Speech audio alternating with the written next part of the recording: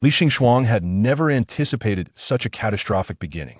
He had traversed realms, finding himself transformed into a renowned elder of the righteous sect, Wang Xuelo.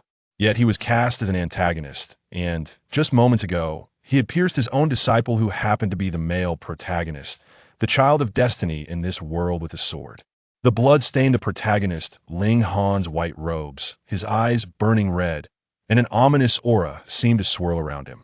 Li Xingxuang understood that this was due to Ling Han bearing half the bloodline of the demon race.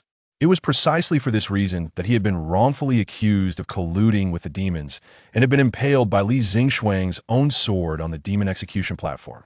According to the original timeline, the protagonist would be killed by Li Xingxuang, but in reality, due to his extraordinary luck, no one could truly bring about his demise. After a few years, he would attain great power and return to slaughter the entire sect. This could not be allowed. This was unacceptable. He is clearly of the demon race. Elder Guiyun, eliminate this demon. A disgrace to the sect. Ling Han gradually clenched his fists, a tempest of hatred gathering within his heart. If he survived, he would ensure that these people enough. Li Xingxuang sheathed his sword, his voice cold and resolute. This strike serves as a lesson henceforth. Let no one speak of this matter again. Ling Han was taken aback.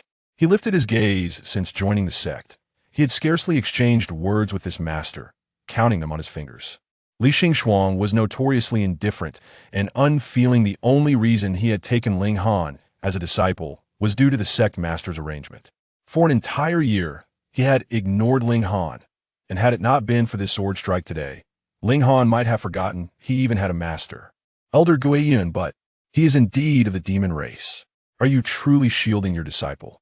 You are causing distress among the disciples. The cacophony of voices caused Ling Han to grit his teeth, yet he continued to gaze at Li Xingxuang, seemingly awaiting his response. Li Xingxuang's tone remained as frigid as ever, akin to ice and snow. This strike merely punishes him for concealing his bloodline.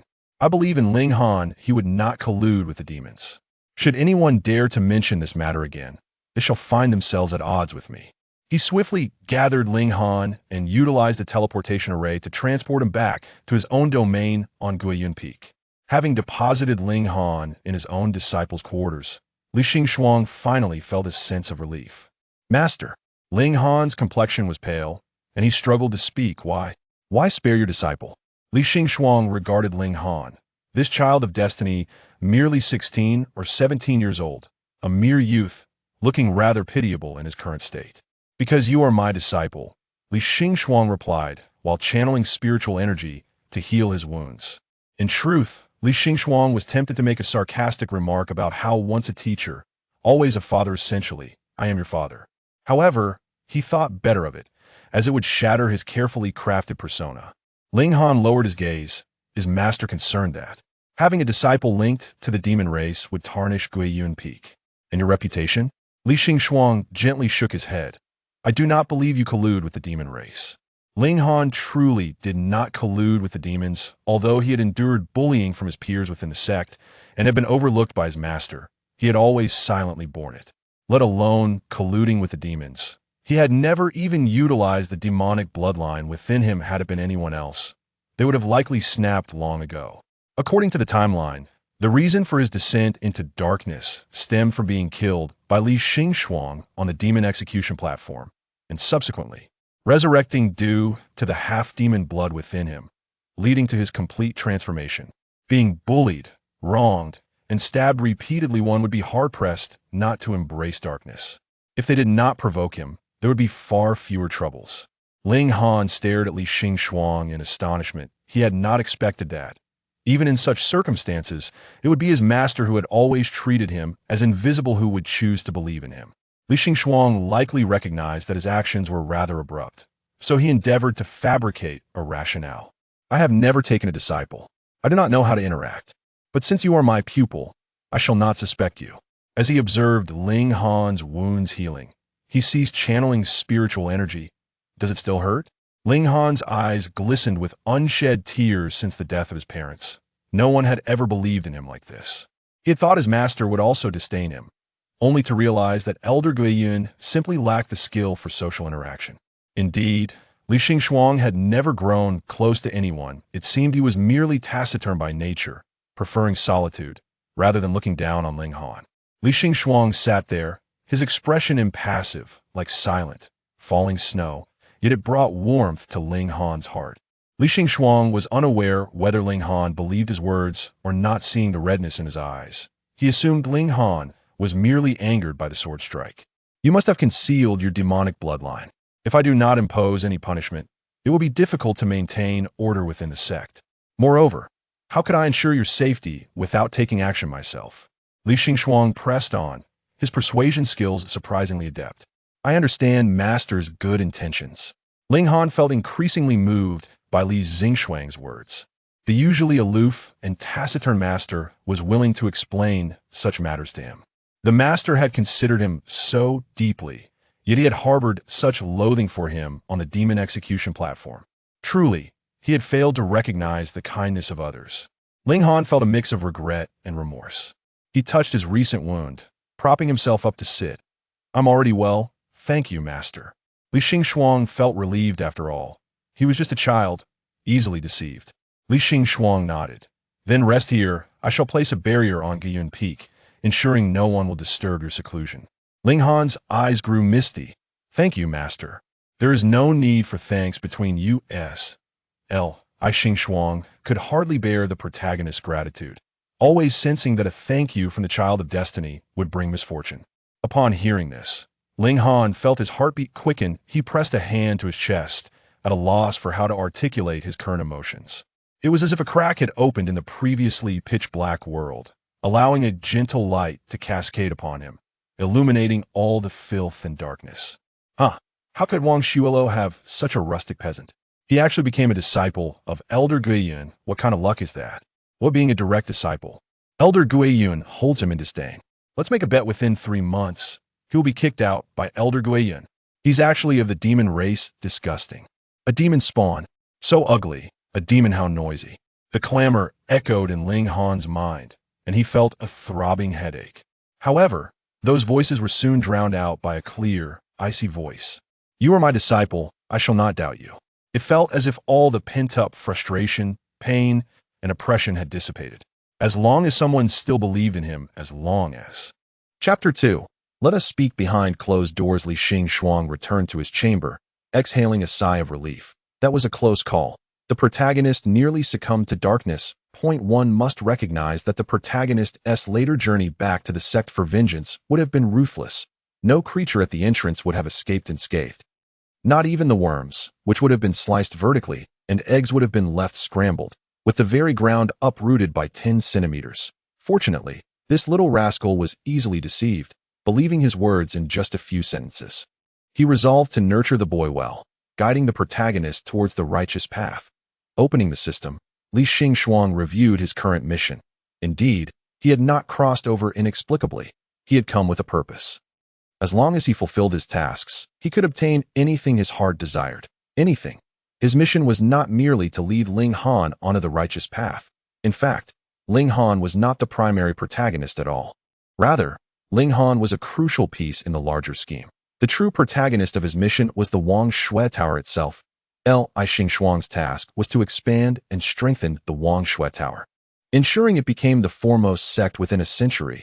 He could not allow Ling Han to bring ruin to this place. Moreover, if he raised the child of destiny well, it was conceivable that Ling Han could elevate the Wang Shui Tower to unprecedented heights. As he perused the system, Li Xingxuang received a mental summons. Dream Cloud Peak's main hall.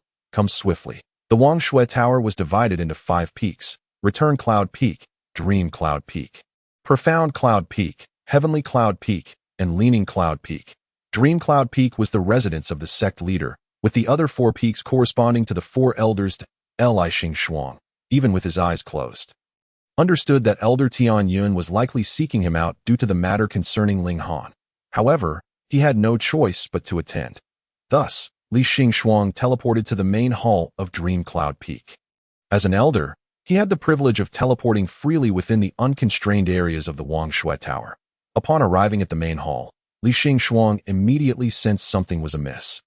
Not only was the sect leader present, But the other three elders had also gathered, and as soon as Elder Tianyun caught sight of him, he sneered, "Li Xingxuang, how does it feel to have nurtured a demonic disciple?"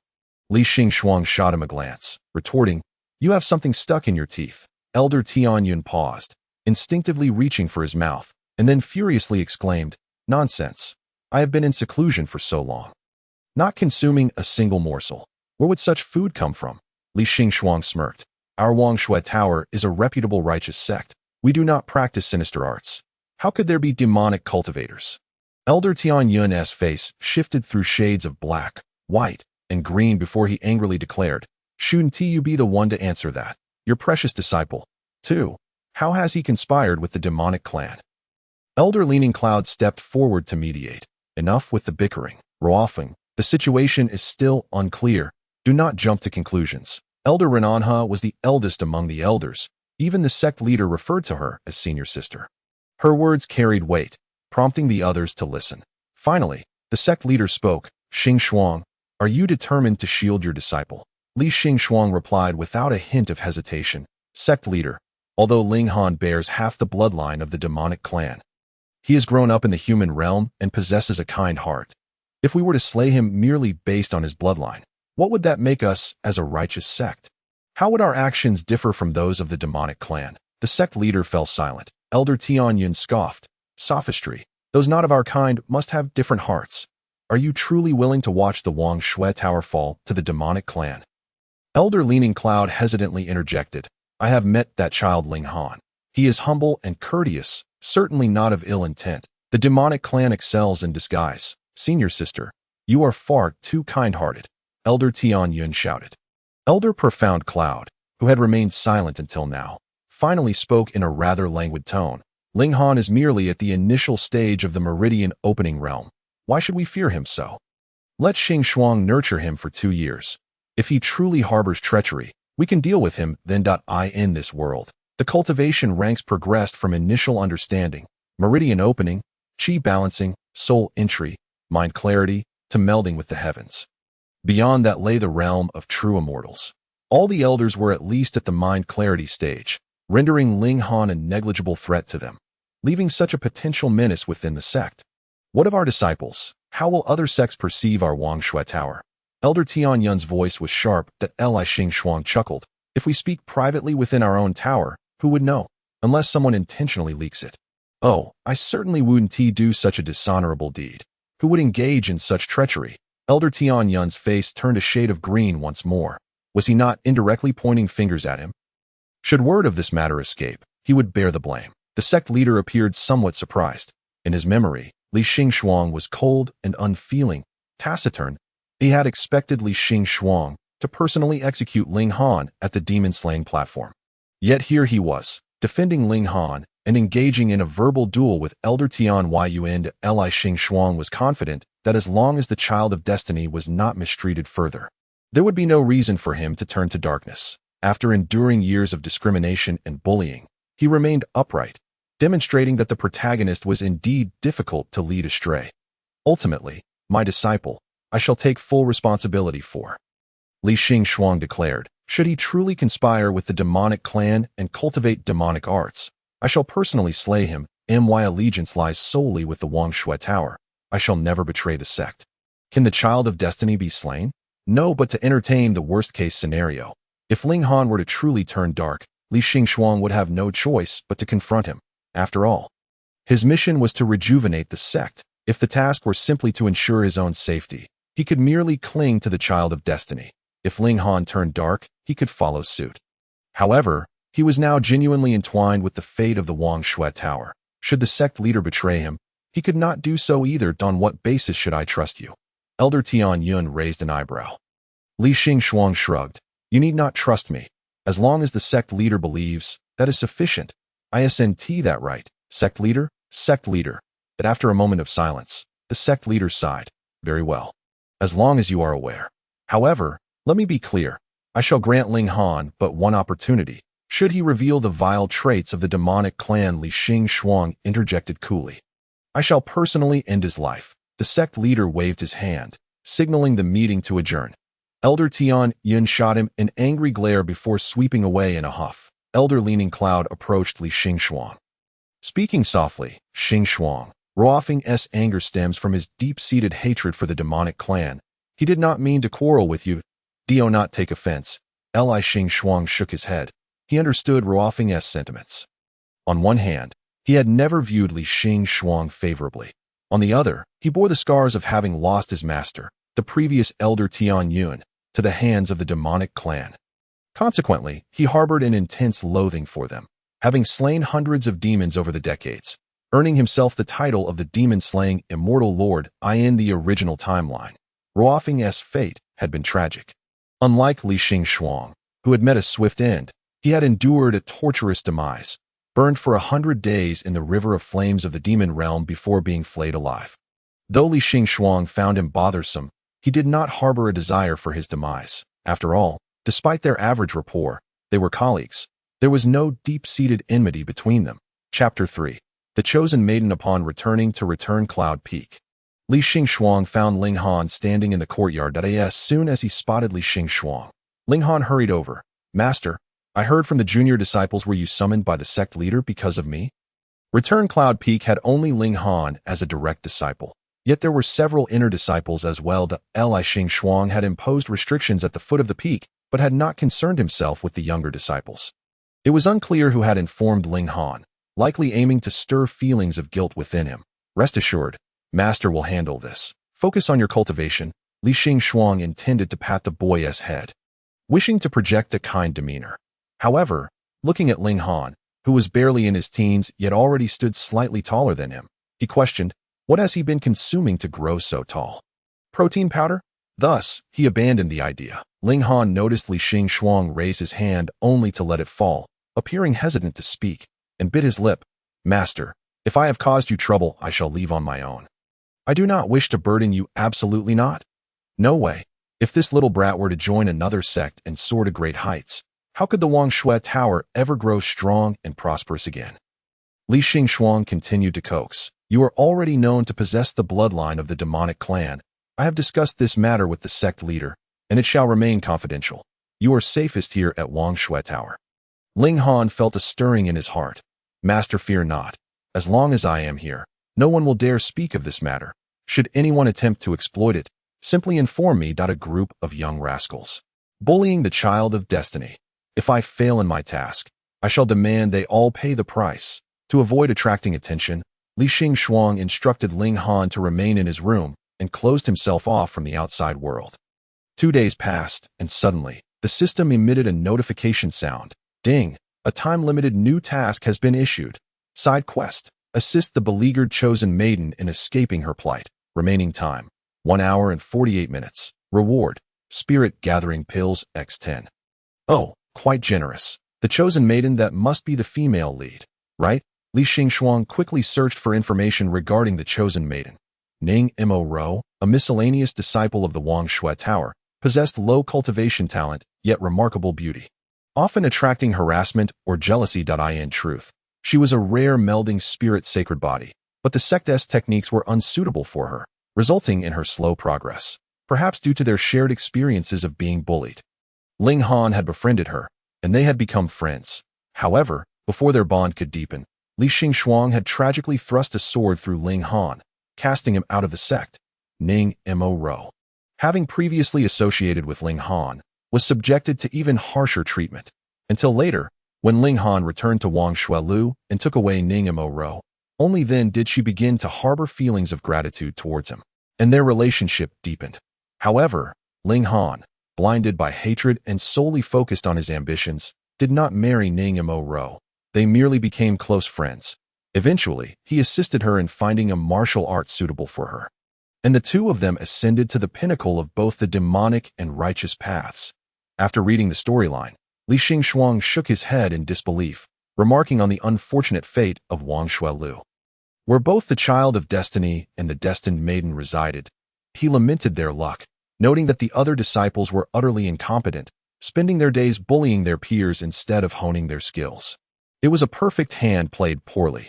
Nevertheless, this time Ling Han did not succumb to darkness. Perhaps he was not so single-mindedly career-driven if he could forge a lasting bond with the female protagonist and join forces. It would be nothing short of splendid. Yet, now was not the time to dwell on such thoughts. Li Shuang hastily made his way to the outer disciples at Yuyun Peak, where he witnessed several outer disciples tormenting an exceptionally beautiful young woman. She often associated with that surname Ling. Who could say if she was not also in league with the demonic clan? Ning Mo Ro's lips were pale. I am not. Ling Han is not of the demonic clan. Still trying to defend him. Are you justifying your beloved? Ha! What a pity. He has been pierced through. And he has only a few days left to live. With her head bowed, Ning Mo Ro's face obscured by her disheveled hair, she appeared dim and forlorn. Not speaking? You wretched harlot. What are you pretending to be noble for? I will beat you to death. The anticipated pain did not come. Ning Mo Ro lifted her head to see a handsome young man in white blocking her from harm, as if a celestial being had descended to earth. Li Shuang coldly surveyed the group of outer disciples. According to the rules of Wang Shuelu, bullying among fellow disciples is strictly prohibited. Will you accept your punishment willingly, or shall I inform Elder Xinyun? Elder Gui Yun. The leader of the disciples' legs weakened, causing him to kneel on the ground. We were just that I have already heard what you said. The matter regarding Ling Han has been adjudicated. Are you questioning my judgment? And no, Li Shuang ceased to elaborate further, simply stating, begone. Watching them scurry away, Li Shuang could not suppress a sigh. How could this wretched sect ever flourish? The disciples spent their days neglecting their cultivation, fixated instead on bullying their peers, completely unaware of the virtue of unity, truly disastrous. He turned to the girl still on the ground and extended his hand to her. Ning Mo Ro paused for a moment, as if caught in a dream, witnessing the ethereal figure reaching out to her. She was soiled and dirty, while he was immaculate. How could she dare to take his hand? Li Shuang sensed he might have overstepped. After all, she was the destined maiden, pure and unsullied. How could he presume to grasp her hand? To avoid any resentment, he quickly withdrew his hand. Can you rise on your own? Ning Mo Ro felt a pang of regret as he retracted his hand, realizing she had missed a chance to touch him. Yet, if she truly had to extend her hand, she would not have dared, fearing the dirt on her hands might offend the elder. Thank you, Elder Gui Yun, for saving me. Ning Mo Ro softly spoke as she stood up. May I ask, how did you come to Yuyun Peak? Li Shuang concocted a plausible excuse for his presence. I wish to investigate whether anyone was speaking ill of Ling Han, and unexpectedly encountered such a vile act of bullying. Ning Mo Ro's eyes flickered. Do you believe Brother Ling Han is innocent? I naturally believe so. Why? Li Shuang stated plainly. He is my disciple. If I do not trust him, who else would? Ning Mo Ro could not help but gaze up at Li Shuang. Though he appeared so indifferent, his words were imbued with such tenderness. Suddenly, she felt a pang of envy, even a hint of jealousy directed at Ling Han. How fortunate he was to have someone who believed in him wholeheartedly. Li Shuang noticed the destined maiden's unwavering gaze upon him and felt a shiver down his spine. What was with that look? Why was she staring at him so intently? Did she perhaps resent him for wounding Ling Han? Heaven forbid. Chapter 4. No way to repay. Fortunately, Ning Mo Ro broke the silence. I am merely a bit surprised that you would believe in Brother Ling Handou. You extend such trust to all your disciples. Li Shuang felt bewildered. Did she mean more than just one disciple? Of course, he replied. Although he felt exasperated by the ineptitude of the inner disciples of Yuyun Peak, there was little else he could do. He had his duties to attend to and had to endure. I understand. Ning Mo Ro lowered her head. He treats his disciples so well, but I am just a worthless being. I could never become his disciple in this lifetime. I must take my leave now. If you are bullied in the future, inform me or Elder Xinyun. Li Shuang concluded his side quest, not wishing to linger any longer. He had considered taking the destined maiden under his wing, but given her poor aptitude, it would inevitably attract gossip. As an elder, it was generally inconsequential whom he accepted as a disciple. Yet with Ling Han's situation currently under scrutiny, many eyes were upon him. Ning Mo Ro watched Li Shuang's retreating figure until he disappeared from view. She had first noticed him 2 days ago at the GMO platform. It was the first time she had seen a different side of him. Previously, this elder Gui Yun seemed devoid of any emotion. Yet on that day, he had defended Ling Han before all. His celestial-like form was etched in her mind, difficult to forget. If one day she found herself ensnared like Ling Han, would someone as steadfast stand by her side? Li Shuang returned to Yuyun Peak. The inner disciples had been surprisingly well-behaved lately. attending classes diligently and conducting themselves properly. This brought an unusual tranquility to Guiyun Peak. Devoid of the usual clamor. How wonderful, if only it could remain this peaceful. Usually, these children would bicker over trivial matters. One moment Zhang Sen tugging at Li Si's hair, the next Wang Wu accusing Zhao Lu of stealing his shorts. Where was the demeanor of a cultivator in that? How could they aspire to elevate the sect? It would be a disgrace. The first rule for building a sect: unity and kindness, forbidding internal strife.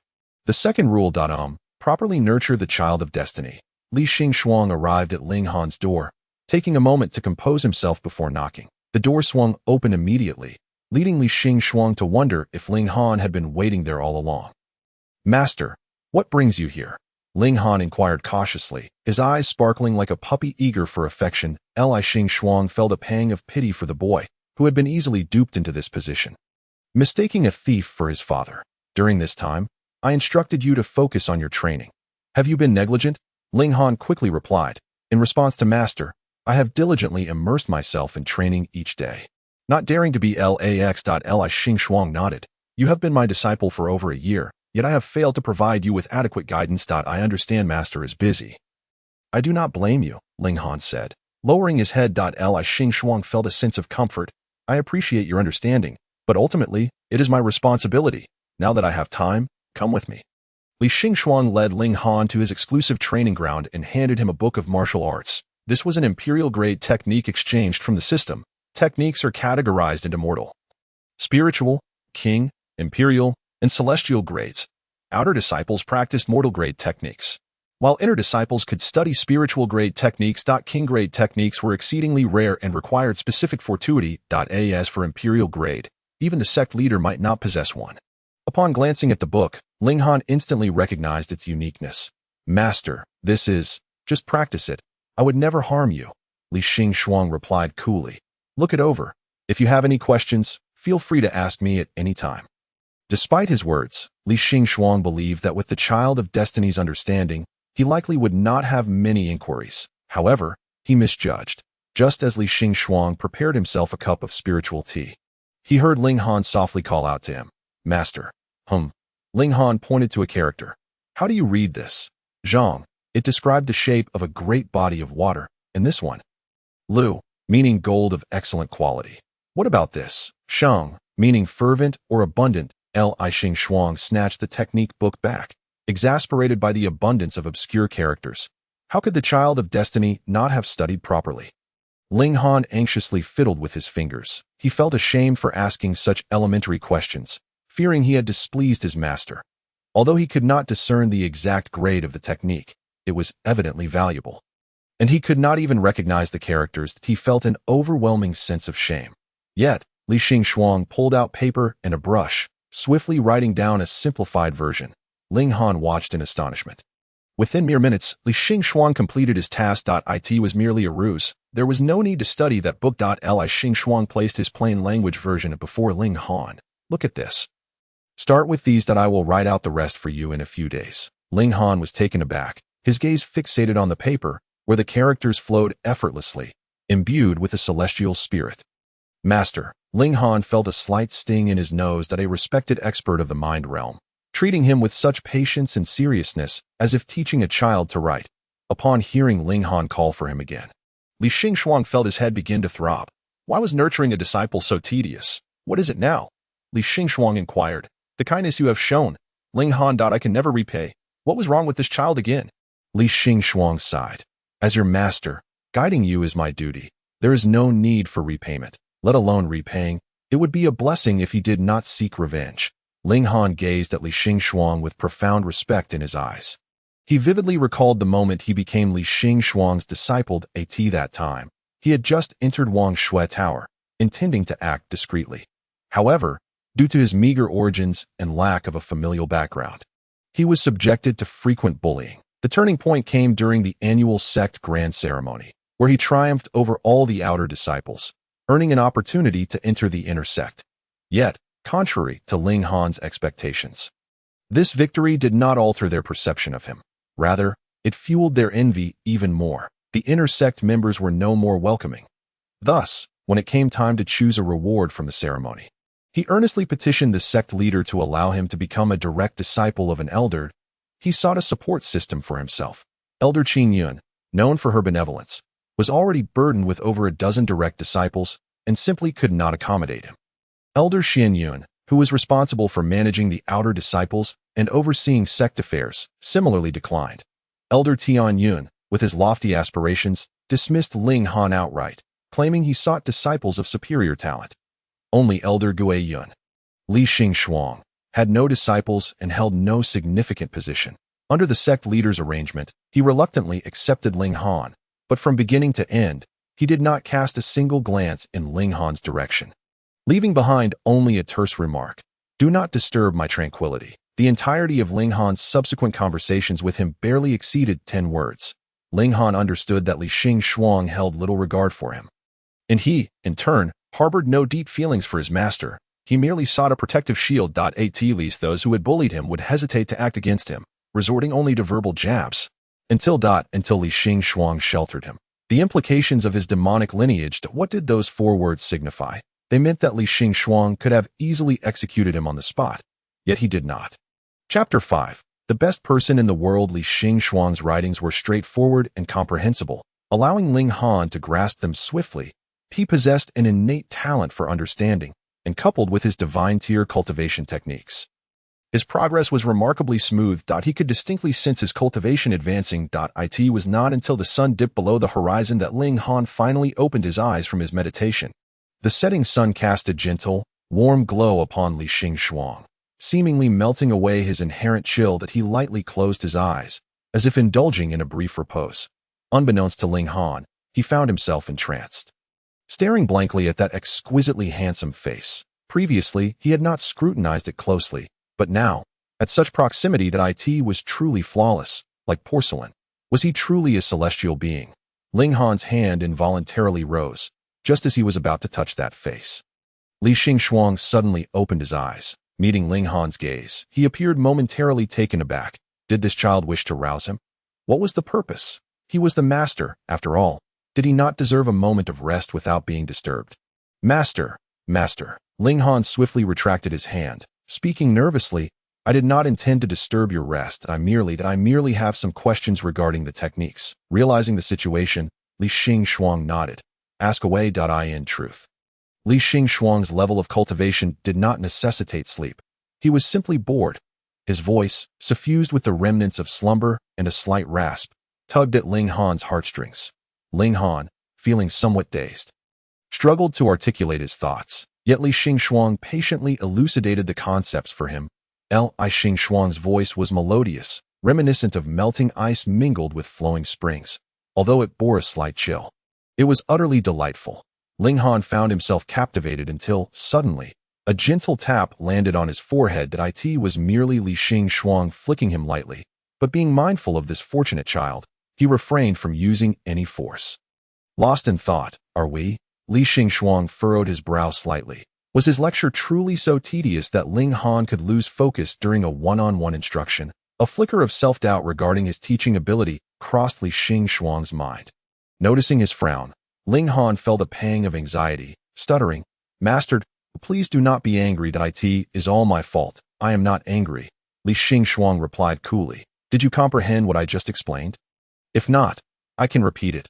How could there be such an extraordinary person? Ling Han felt chagrined for ever harboring prejudice against his master.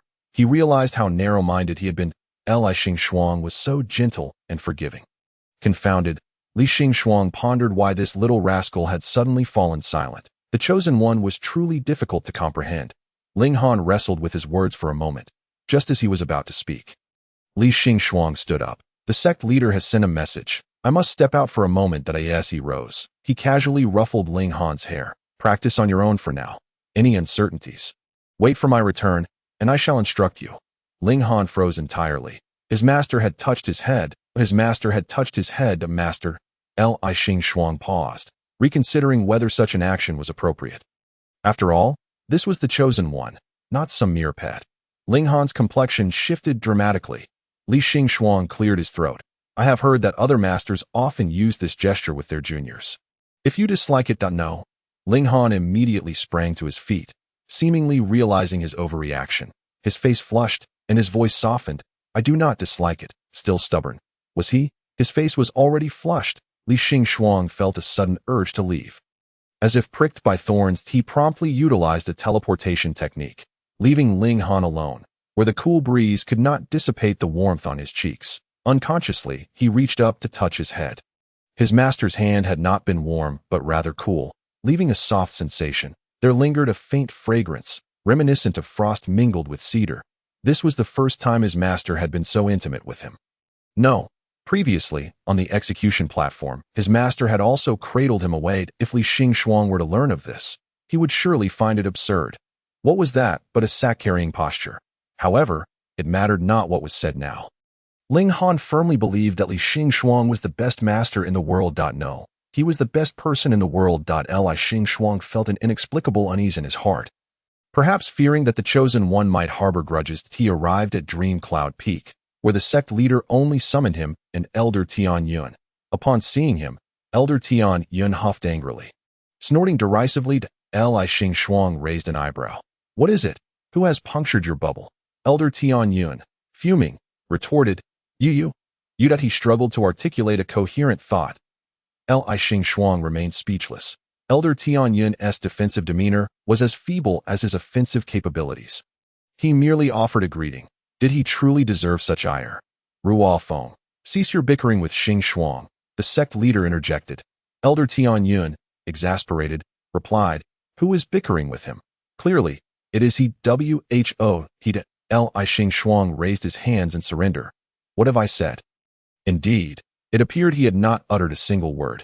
Elder Tian Yun gritted his teeth in frustration. The sect leader sighed, shaking his head. Enough.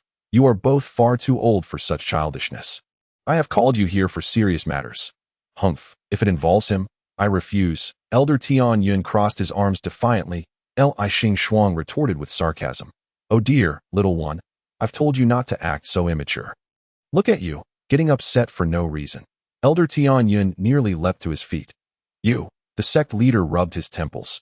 Senior sister and he has other duties.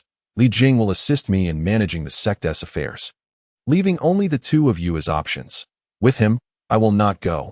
Without me, he cannot. Elder Tian Yun declared fiercely. Li Xingxuang, unfazed, replied, That is acceptable. Then you may go alone. I shall not accompany you. Elder Tian Yun was taken aback by Li Xingxuang's sudden decisiveness. Staring blankly, Li Xingxuang smirked. This is the first time I've encountered someone so eager to take on responsibilities. Farewell, fool. Li Xingxuang, stop right there. Elder Tian Yun shouted in fury, pointing at him. Sect leader, I will go with him. Li Xingxuang. That are you unwell? Chapter 6. You are not Li Xingxuang, the sect leader. Feeling helpless, continued. Recently, the Lan Kingdom has released news of an upcoming auction. Are we required to send 2 people to buy something? Elder Tian Yun scoffed. The sect leader ignored him and pressed on. What they are auctioning is an Imperial Tier's secret realm. Li Xingxuang forced a laugh. Heh, I advise you not to entertain such thoughts. We cannot afford it. Did this old leader possess no sense of self-awareness? Could Imperial Tier items truly be within their sect's financial reach?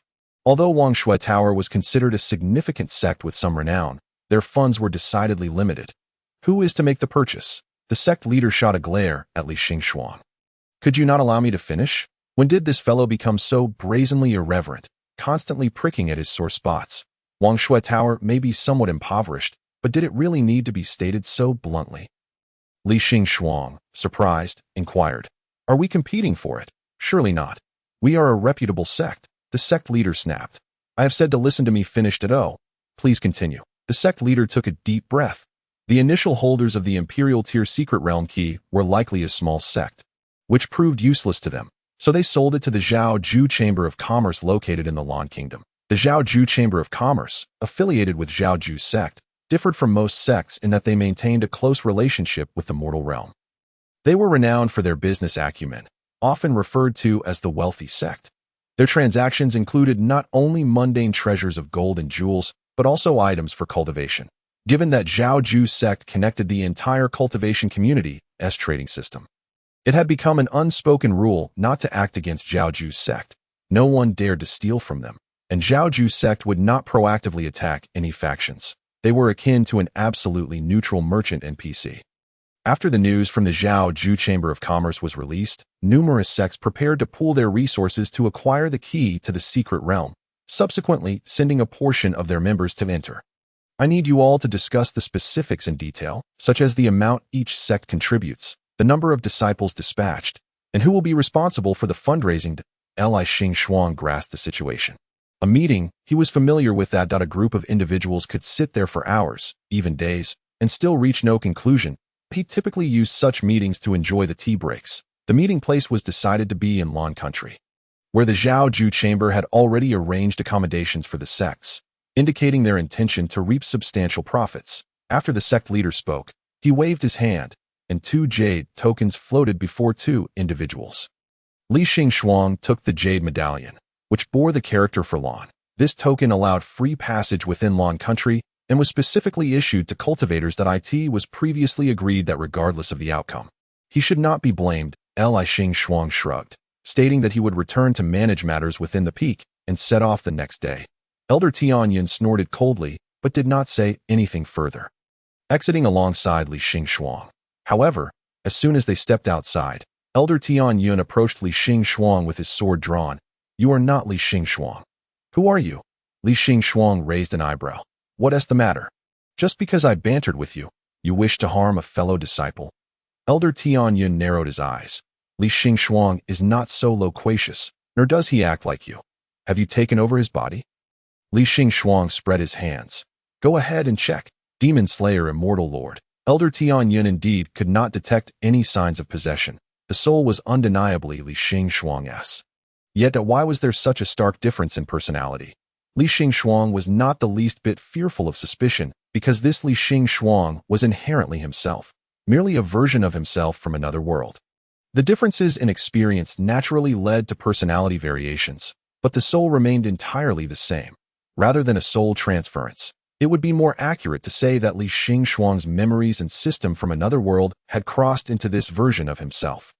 He could not be bothered to clarify the specific mechanics.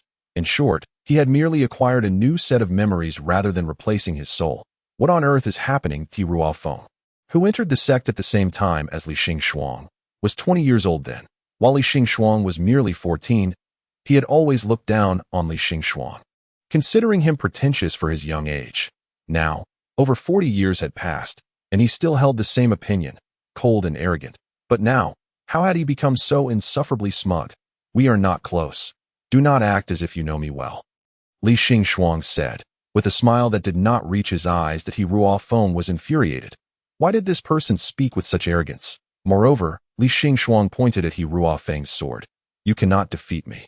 Li Xing Shuang, you scoundrel. I challenge you to a duel. Li Xing Shuang took a step back, smirking. You should use this time to settle your affairs. I mean, the matters you will leave behind.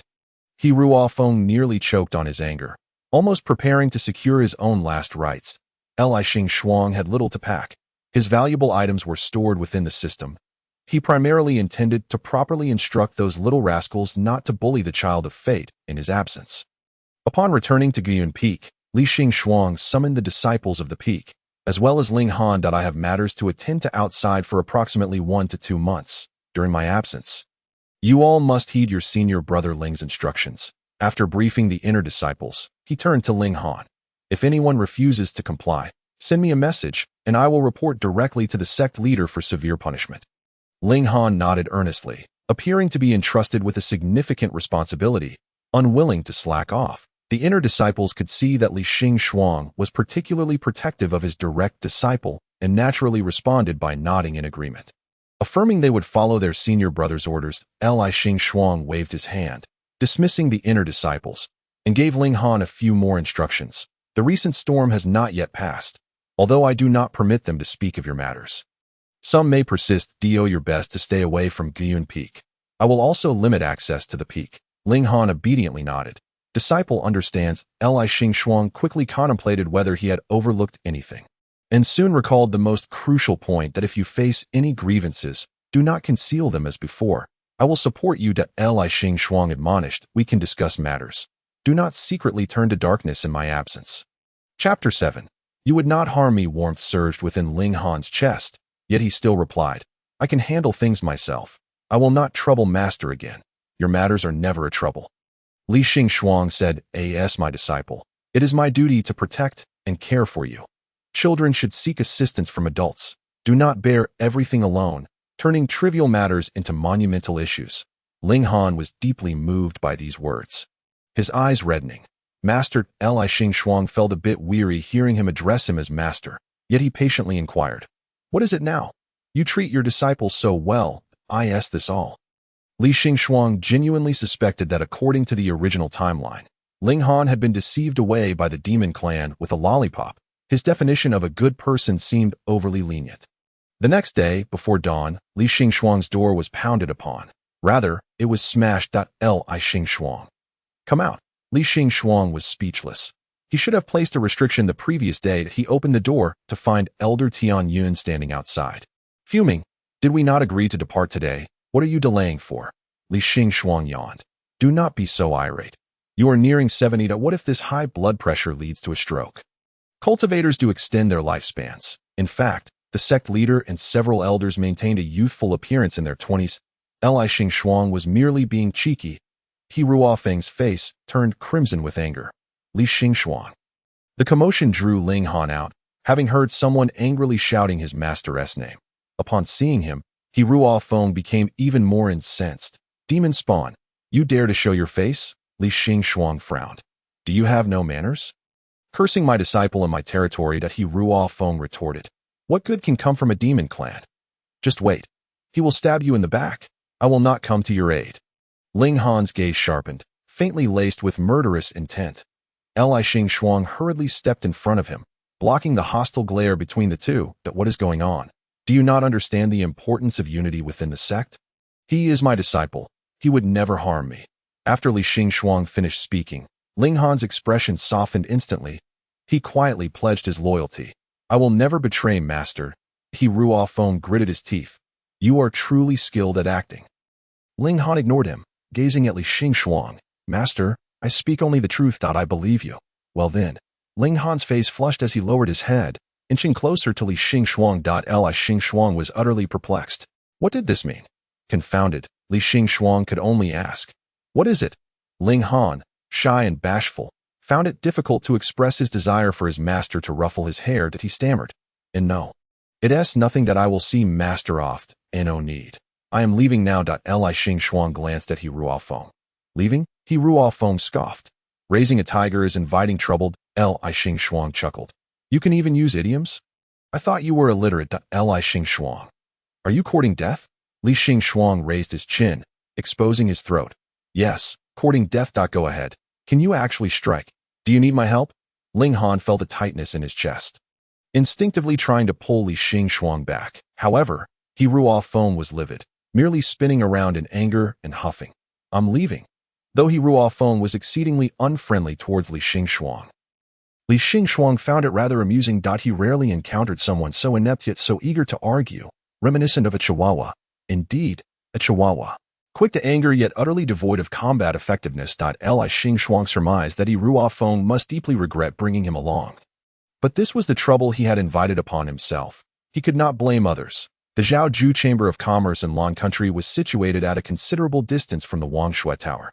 The sect leader had arranged for them to travel in a spirit beast carriage, which would take approximately 5 days. He Ruofeng continued to fume until they settled into the carriage. And Li Xingxuang, wishing to alleviate the awkwardness of their journey, called out in a prolonged tone, Elder Tian Yun. He Ruofeng shot him a glare. What do you want now? Li Xingxuang found genuine amusement in this. Upon being called, He Ruofeng actually responded. It seemed this fellow did not practice cold violence as he had initially thought. He Ruofeng became even more irate. What are you laughing at? I was merely asking if you experience any liver qi stagnation from your constant anger. Li Xingxuang tilted his head. He Ruofeng shot him another glare. No. To answer so earnestly was infuriating. Li Xingxuang found even more joy in the situation, as if he had discovered a new toy. Just as he was about to continue teasing, He Ruofeng huffed. And do not call me that. He did not like being called Elder Tianyun. Li Xingxuang pondered for a moment and understood. Outside of work, he preferred not to be addressed by his title. This fellow, like himself, was merely on a public-funded holiday, so there was no need to constantly remind him of his professional duties. Thus, he contemplated what to call him. He Ruofeng. Ruofeng. Brother He Ruofeng's face abruptly flushed, leaving him momentarily speechless. Li Xingxuang was baffled. He had not been intentionally provocative, so why was his face turning red again? Before he could fathom the reason, He Ruofeng quietly began to speak. Li Xingxuang was momentarily taken aback. What do you mean? He Ruofeng glanced dismissively. Call me whatever you like, just don't bother me. Li Xingxuang settled beside him and playfully poked his face, eager to tease. What has got you all worked up again? He Ruofeng, visibly agitated, swatted his hand away. You. He pointed at Li Xingxuang for what felt like an eternity before turning his back. Sulking in silence, Li Xingxuang found this utterly perplexing. He Ruofeng. Brother He? Ignoring me now? How dull. Just as Li Xingxuang was about to return to his original seat, He Ruofeng seized his arm. Wait. Li Xingxuang, caught off guard by the sudden tug, toppled backward into his embrace. Confused, he turned to look at him. He Ruofeng appeared equally bewildered, frozen in place. Why did you pull me? If you have something to say, just say it. I'm right here in the car. Li Xingxuang leaned back comfortably, finding him surprisingly warm. Serving as a cushion wasn't so bad after all. You. This time, He Ruofeng's face flushed from his ears to his neck, unsure of where to place his hands. Could you not stutter? Couldn't you prepare your words before speaking? Why didn't you brace yourself? Huh. Li Xingxuang hadn't expected him to play the blame game. Why did you pull me? How was I to know that pulling you would make you fall? Why didn't you resist? Li Xingxuang, slightly exasperated, replied. Why would I? Rezi Linghan had not yet clarified the matter when Ning Moru hastily waved her hand, exclaiming, Elder Xianyun, my relationship with Brother Ling is merely that of friends, devoid of any romantic feelings. Linghan nodded vigorously in agreement. Elder Xianyun's smile dimmed slightly, yet remained quite gentle as he remarked, You are still young. It is entirely natural not to harbor such thoughts. Elder Xianyun, we truly. Linghan had yet to finish his sentence when Elder Xianyun waved his hand dismissively and departed. Ning Moru felt a bit awkward, saying, Elder Xianyun, why does he speak so recklessly? Brother, I assure you I have no such intentions. Linghan also felt uneasy, coughing slightly. Perhaps with age comes a tendency to meddle in affairs of the heart. No wonder he is dubbed Old Wang Ba. By the way, Brother Ling Ning Moru's face flushed slightly, which filled Linghan with an ominous premonition, causing him to step back a pace. What is it, junior sister Ning? He inquired warily. Ning Moru, slightly bashful, asked, Has Elder Guiyun mentioned when he will return? Fortunately, it is not a confession that wait. This is serious. It concerns my master. Lingen's sense of crisis intensified, and he stepped back another pace, stating, My master has not mentioned it. Then, will Elder Guiyun attend the sect's grand ceremony in 3 months? My master has not said anything about it. However, he likely does not fancy such occasions. Lingen's expression darkened, for he noticed the twinkling stars in his junior sister's eyes, reflecting a youthful infatuation. This simply could not be. How could she entertain such thoughts about their master? As for why such a celestial being as their master should remain untainted by worldly desires. No, that could not be. Surely, their master would not be interested in her. But what if he were? No, absolutely not. He must protect their master's purity at all costs. Lingen's expression changed dramatically. Junior sister, unless there is nothing else, I shall return to Guiyun Peak. He needed to devise a plan to safeguard his master's reputation. Meanwhile, the elder they both yearned for, having just awakened after a day and night of slumber, finally left the cozy embrace of a human cushion and returned to the soft couch opposite. He Ruofeng felt a hollow emptiness in his embrace and a vague sense of loss. Yet he mockingly remarked, You slept for so long. I thought you had perished. Li Xingxuang yawned, seemingly unfazed by the provocation, or perhaps He Ruofeng's jibes lacked sufficient bite. Li Xingxuang did not perceive them as taunts. How dull, he mused, propping his head up. We have a 5-day carriage ride ahead, and how can one endure without a little rest? Can't you meditate and cultivate here? You are becoming increasingly negligent. Cultivate? I have no desire to do so. Li Xingxuang retrieved snacks from his system and began to munch. I am already an elder. Why must I be so diligent? What are you eating? Potato chips, shrimp flavored. Would you like some? He Ruofeng frowned. What is that? I have never heard of it. That is precisely the issue. You are a joyless individual. Li Xing extended the bag of chips toward him. Care to try? He Ruo Feng shot him an exasperated glare. As a cultivator, how could you indulge in such base appetites? You are increasingly losing your way. Li Xing appeared lethargic. Food is the simplest source of joy. After living for so long, nothing excites me anymore. You are 6 years younger than I. Do not speak with the tone of an ancient being. Li Xing refrained from mentioning that. Indeed, he could be considered quite ancient. The things that stirred his emotions had dwindled significantly, be it joy, sorrow, or anger, except for matters related to this mission. This was his only opportunity, his last chance. After a few bites, he lost interest in the snacks, having derived minimal pleasure from them. He had lived too long to find anything truly satisfying. He returned half a bag of chips to the system and began to tease He Ruo Feng, eager to witness the little dog's ire, clearing his throat and recalling the names that had previously provoked He Ruo Feng. He decided to blend them. Ruo Feng, senior brother. As expected, He Ruo Feng's face flushed instantly. What are you doing? If you have something to say, just say it. Your face is quite red. This is delightful. Li Xing pressed on. Do you truly dislike me? Of course I do. There are even worse facets of me that you are yet unaware of. His surprise, He Ruo Feng, blushing, murmured, well, not entirely. Cough. I do find you somewhat intolerable. But not excessively. So. Li Xing's curiosity was piqued. What is the difference? You are incredibly annoying. Why are there so many questions? He Ruo Feng turned his head away, refusing to answer. Li Xing pondered. Somewhat intolerable, yet not too detestable. What does that mean? Not excessively detestable, mildly intolerable, 40% detestable. He decided to probe further. You mentioned I have changed from before. Which version of me do you find more intolerable? The current one or the past one? He Ruo Feng remained silent for a long moment. Are you truly angry? When you were angry before, at least you would still speak your mind. Now you seem reluctant to say anything. Li Xing felt somewhat disappointed. What was he to do for the next few days? His little dog appeared to be in a state of depression. Li Xing. He Ruo Feng suddenly spoke, and Li Xing looked at him, relieved that he had not continued to sulk. He Ruo Feng seemed to have taken a long time to choose his words, his gaze somewhat obscure. You truly are different from before. Who has changed you? Was it your demonic disciple? Chapter 10. One should not sacrifice wealth for the sake of reputation. No one has changed me. My disciple is not of demonic lineage.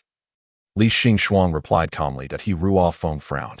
You still defend him? He does indeed possess some demonic blood, but do not forget, he also has human heritage. If you regard him as human, then he is human. If you view him as a demon, he may very well become one. Li Xing attempted to persuade He Ruo Feng, for after all, the child of destiny would not perish if they continued to clash. It would only be the Wangshu Tower that would suffer. He Ruo Feng merely scoffed. Only you would raise a wolf as a puppd. Oh, you truly wish to reform him? I tell you, demons are demons. Their inherent flaws are unchangeable. Li Xing felt a tinge of helplessness. It is difficult to reason with a person intent on self-destruction. Very well. As mere colleagues, he had said enough. The two maintained a relative silence during their journey. Li Xing mostly dozed off or munched on snacks, occasionally teasing He Ruo Feng, but soon lost interest again. Finally, as dusk descended, their carriage entered the borders of Lan country. The meeting was set in Minghan City, the very city they entered upon crossing the border, while the auction would take place in the imperial capital. Once the meeting concluded, they would have to send representatives for the auction. Li Xing had no intention of attending. Stepping down from the carriage, he intended to find a place to stay when a carriage rolled by, its patterns catching He Ruo Feng's eye. People from the Huan sect, he coldly huffed. Oh, you have a grudge against them? Li Xing raised an eyebrow. He Ruo Feng's face twisted in disgust. No, I simply find them repulsive. As the carriage passed by, the curtain was lifted, revealing a young girl who appeared to be merely 11 or 12 years old. Exuding an innocent charm, Li Xing was somewhat taken aback. He Ruo Feng's brow furrowed even deeper. A bunch of beasts. They do not even spare such a young child. The girl spotted Li Xing and cheerfully waved at him. He Ruo Feng turned to Li Xing. Do you know her? Li Xing replied. We met 30 years ago. Not a child?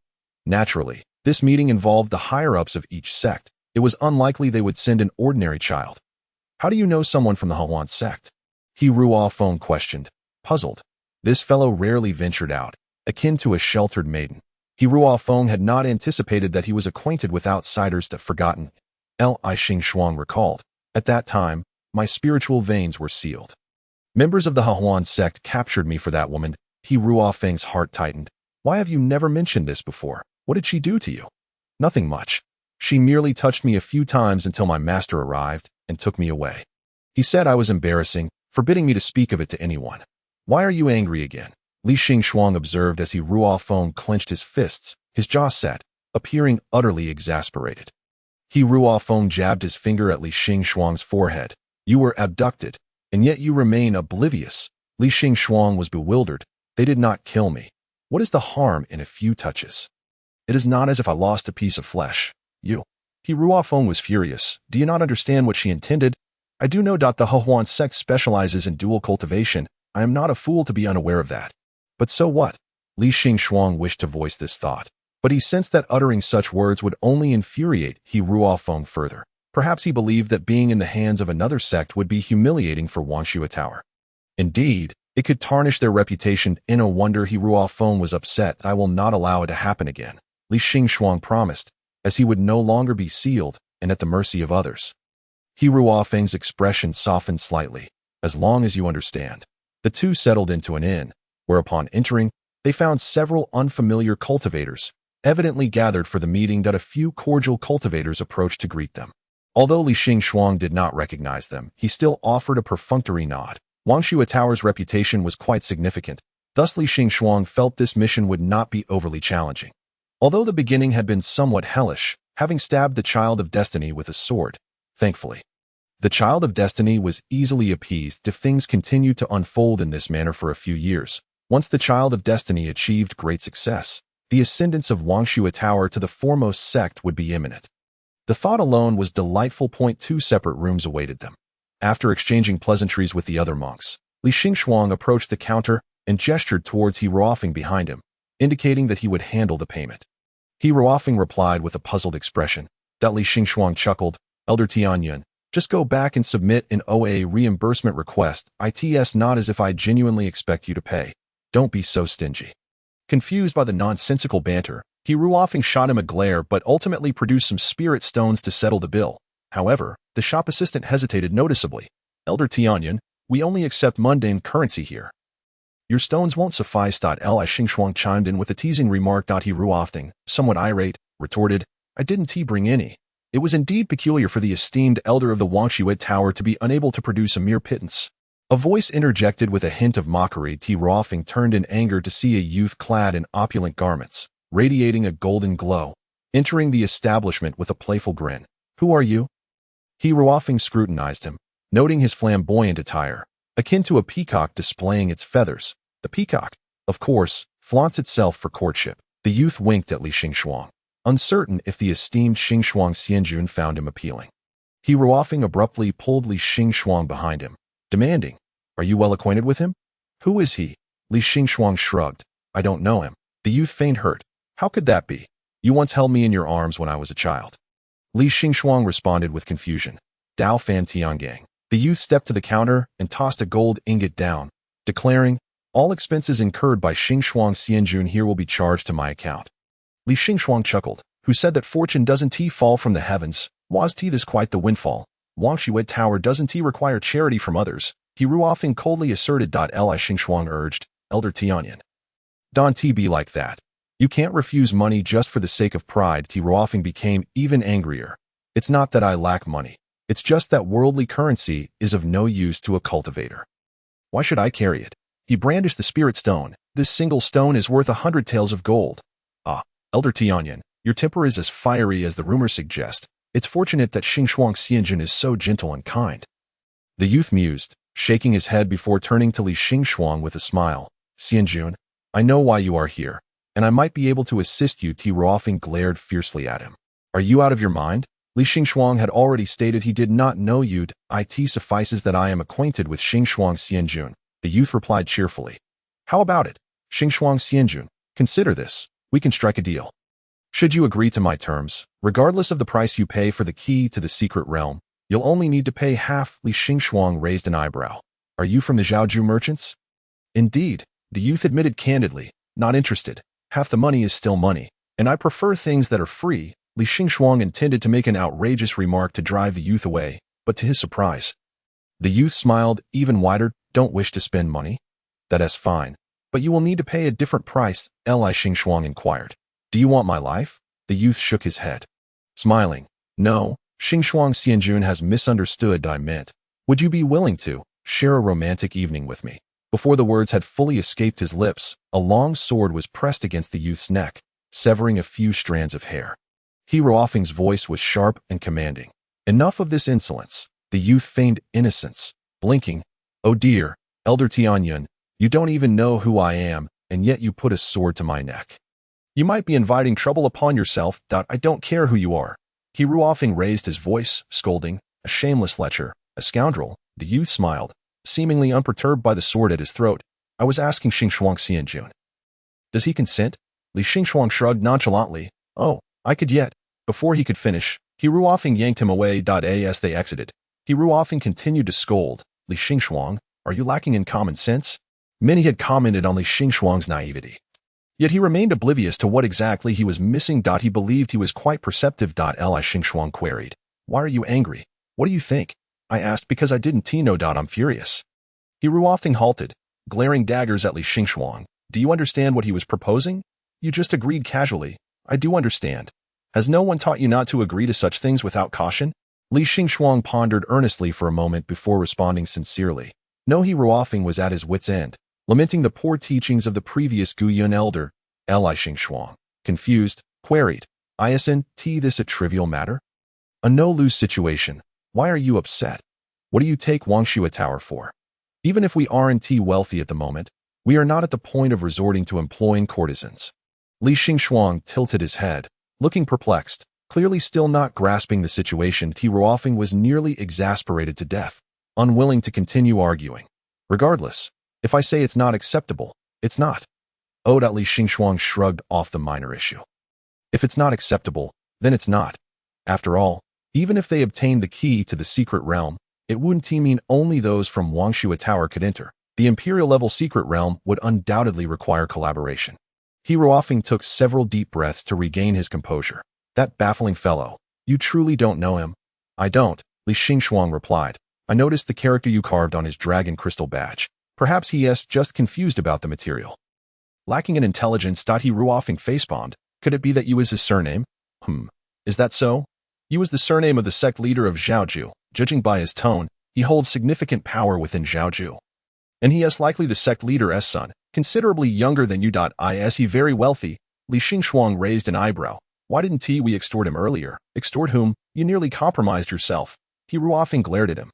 Li Xingxuang was baffled by He Ruofeng's intense anger regarding this matter, but felt it prudent not to inquire further. The two switched to another inn, and to avoid further trouble, Li Xingxuang voluntarily covered the cost. He Ruofeng, irked, asked, if you have money, why didn't you pay earlier? Li Xingxuang replied with utmost seriousness, I prefer spending others' money, as mine is valuable. Let us go. Li Xingxuang jingled the key. Where's my key? He Ruofeng extended his hand. None. I only booked one room. I already stated that my money is valuable. Li Xingxuang smirked. Aren't you the one who doesn't need sleep? Just sit and cultivate. Li Xingxuang. Since leaving the sect, Li Xingxuang had lost count of how many times He Ruofeng had shouted his name. Aside from demonstrating his vocal prowess, it served no other purpose. As night fell, lanterns illuminated the streets. Li Xingxuang stood by the window of their room, gazing quietly outside. Initially intending to meditate, He Ruofeng could not help but inquire. What are you looking at? Li Xingxuang replied flatly. The mundane world.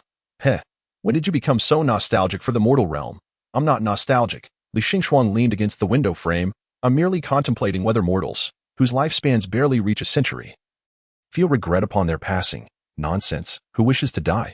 He Ruofeng retorted irritably. Even those cultivators who have lived for hundreds or thousands of years do not desire death. Then how can there be those who seek it? How would I know? He Ruofeng scoffed. Perhaps they are simply tired of living. Li Xingxuang observed the bustling street below, lost in thought. With half a month remaining until the auction, all representatives from the sects intending to participate had gathered. Leading the assembly was the Yuri sect, whose name bore a sense of arrogance, translating to moving the sun and moon. They were indeed the most renowned and powerful faction present among the numerous righteous sects. There were at least several thousand, while the Yiri sect numbered around 50, putting Wangshui Tower beyond the 100 mark. In this meeting, Wangshui Tower held a slightly above average position, although the Yiri sect was formidable.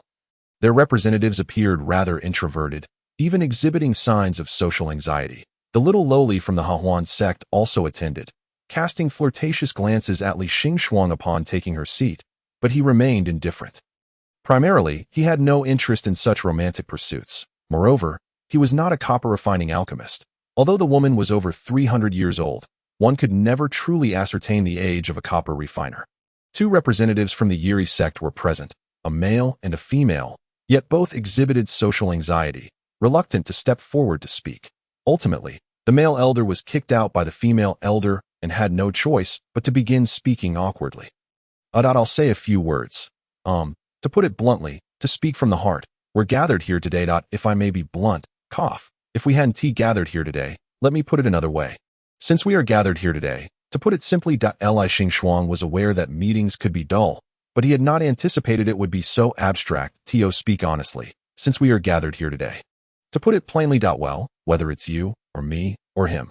After the elder from the Yiri sect concluded his speech, a chorus of applause erupted from the audience. Bravo, bravo, truly profound.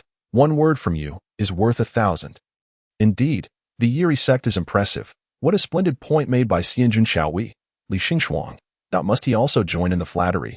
If one were to take a step back, could the Yiri sect perhaps compensate him for his emotional distress? Chapter 12. He is not allowed to go out alone from now on. Following this, representatives from various sects expressed their opinions. Li Xingxuang listened listlessly, nearly succumbing to slumber. It was not until one of the sect representatives inquired, "Might the Wangshui Tower have any sound strategies?" that Li Xingxuang turned to his side, looking at He Ruofeng. He Ruofeng lifted his eyelids slightly, and his expression clearly indicated his annoyance at the tedious meeting. What nonsense is there to discuss? Isn't it just a matter of how much money to contribute and how many people to send? Just report the numbers, reject the outrageous ones and accept the reasonable ones. Is that so difficult? Indeed, it was difficult. Who would willingly spend more money? Who would agree to send fewer people? Who would take on the responsibility of rejecting or approving?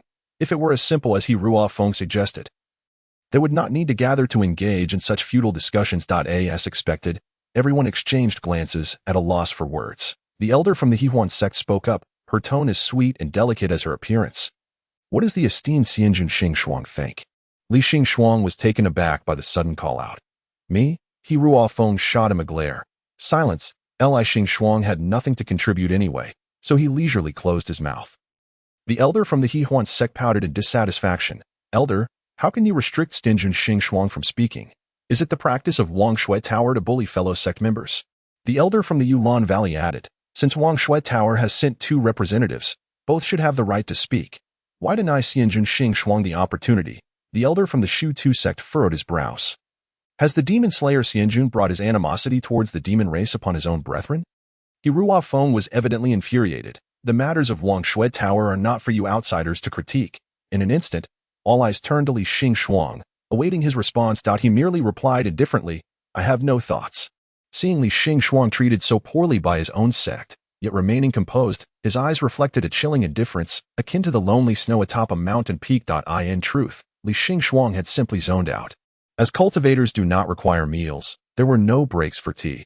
The sole purpose of the meeting felt utterly lost. It was dreadfully tedious. The elder from the Hehuan sect hastily interjected. Xianjun Xingxuang. Do not be upset. Speak your mind. If you do not voice your opinions, others will not either. Li Xingxuang replied. Huh? The elder from the Shu Tu sect frowned. Before so many witnesses, you dare to mistreat Xianjun Xingxuang like this? How do you treat him behind closed doors? Li Xingxuang interjected. Huh? What does this have to do with anything? He Ruofeng's face turned a shade of green with anger, rendered speechless, fearing that this little monster would become more agitated. Li Xingxuang quickly attempted to placate him. He gently tugged at He Ruofeng's sleeve, and immediately, He Ruofeng's expression softened. You are all mistaken. I am simply not good with words. Elder Tian Yun is looking out for me. Concerned that I might falter. Li Xingxuang's voice floated like a gentle mist, yet it had a calming effect on those present. He Ruofeng turned to meet his gaze. Li Xingxuang encouraged him silently. You can hold your ground. This absurd meeting relies on you. He Ruofeng, completely oblivious, simply noted the gentleness and determination in Li Xingxuang's eyes, feeling his heart soften.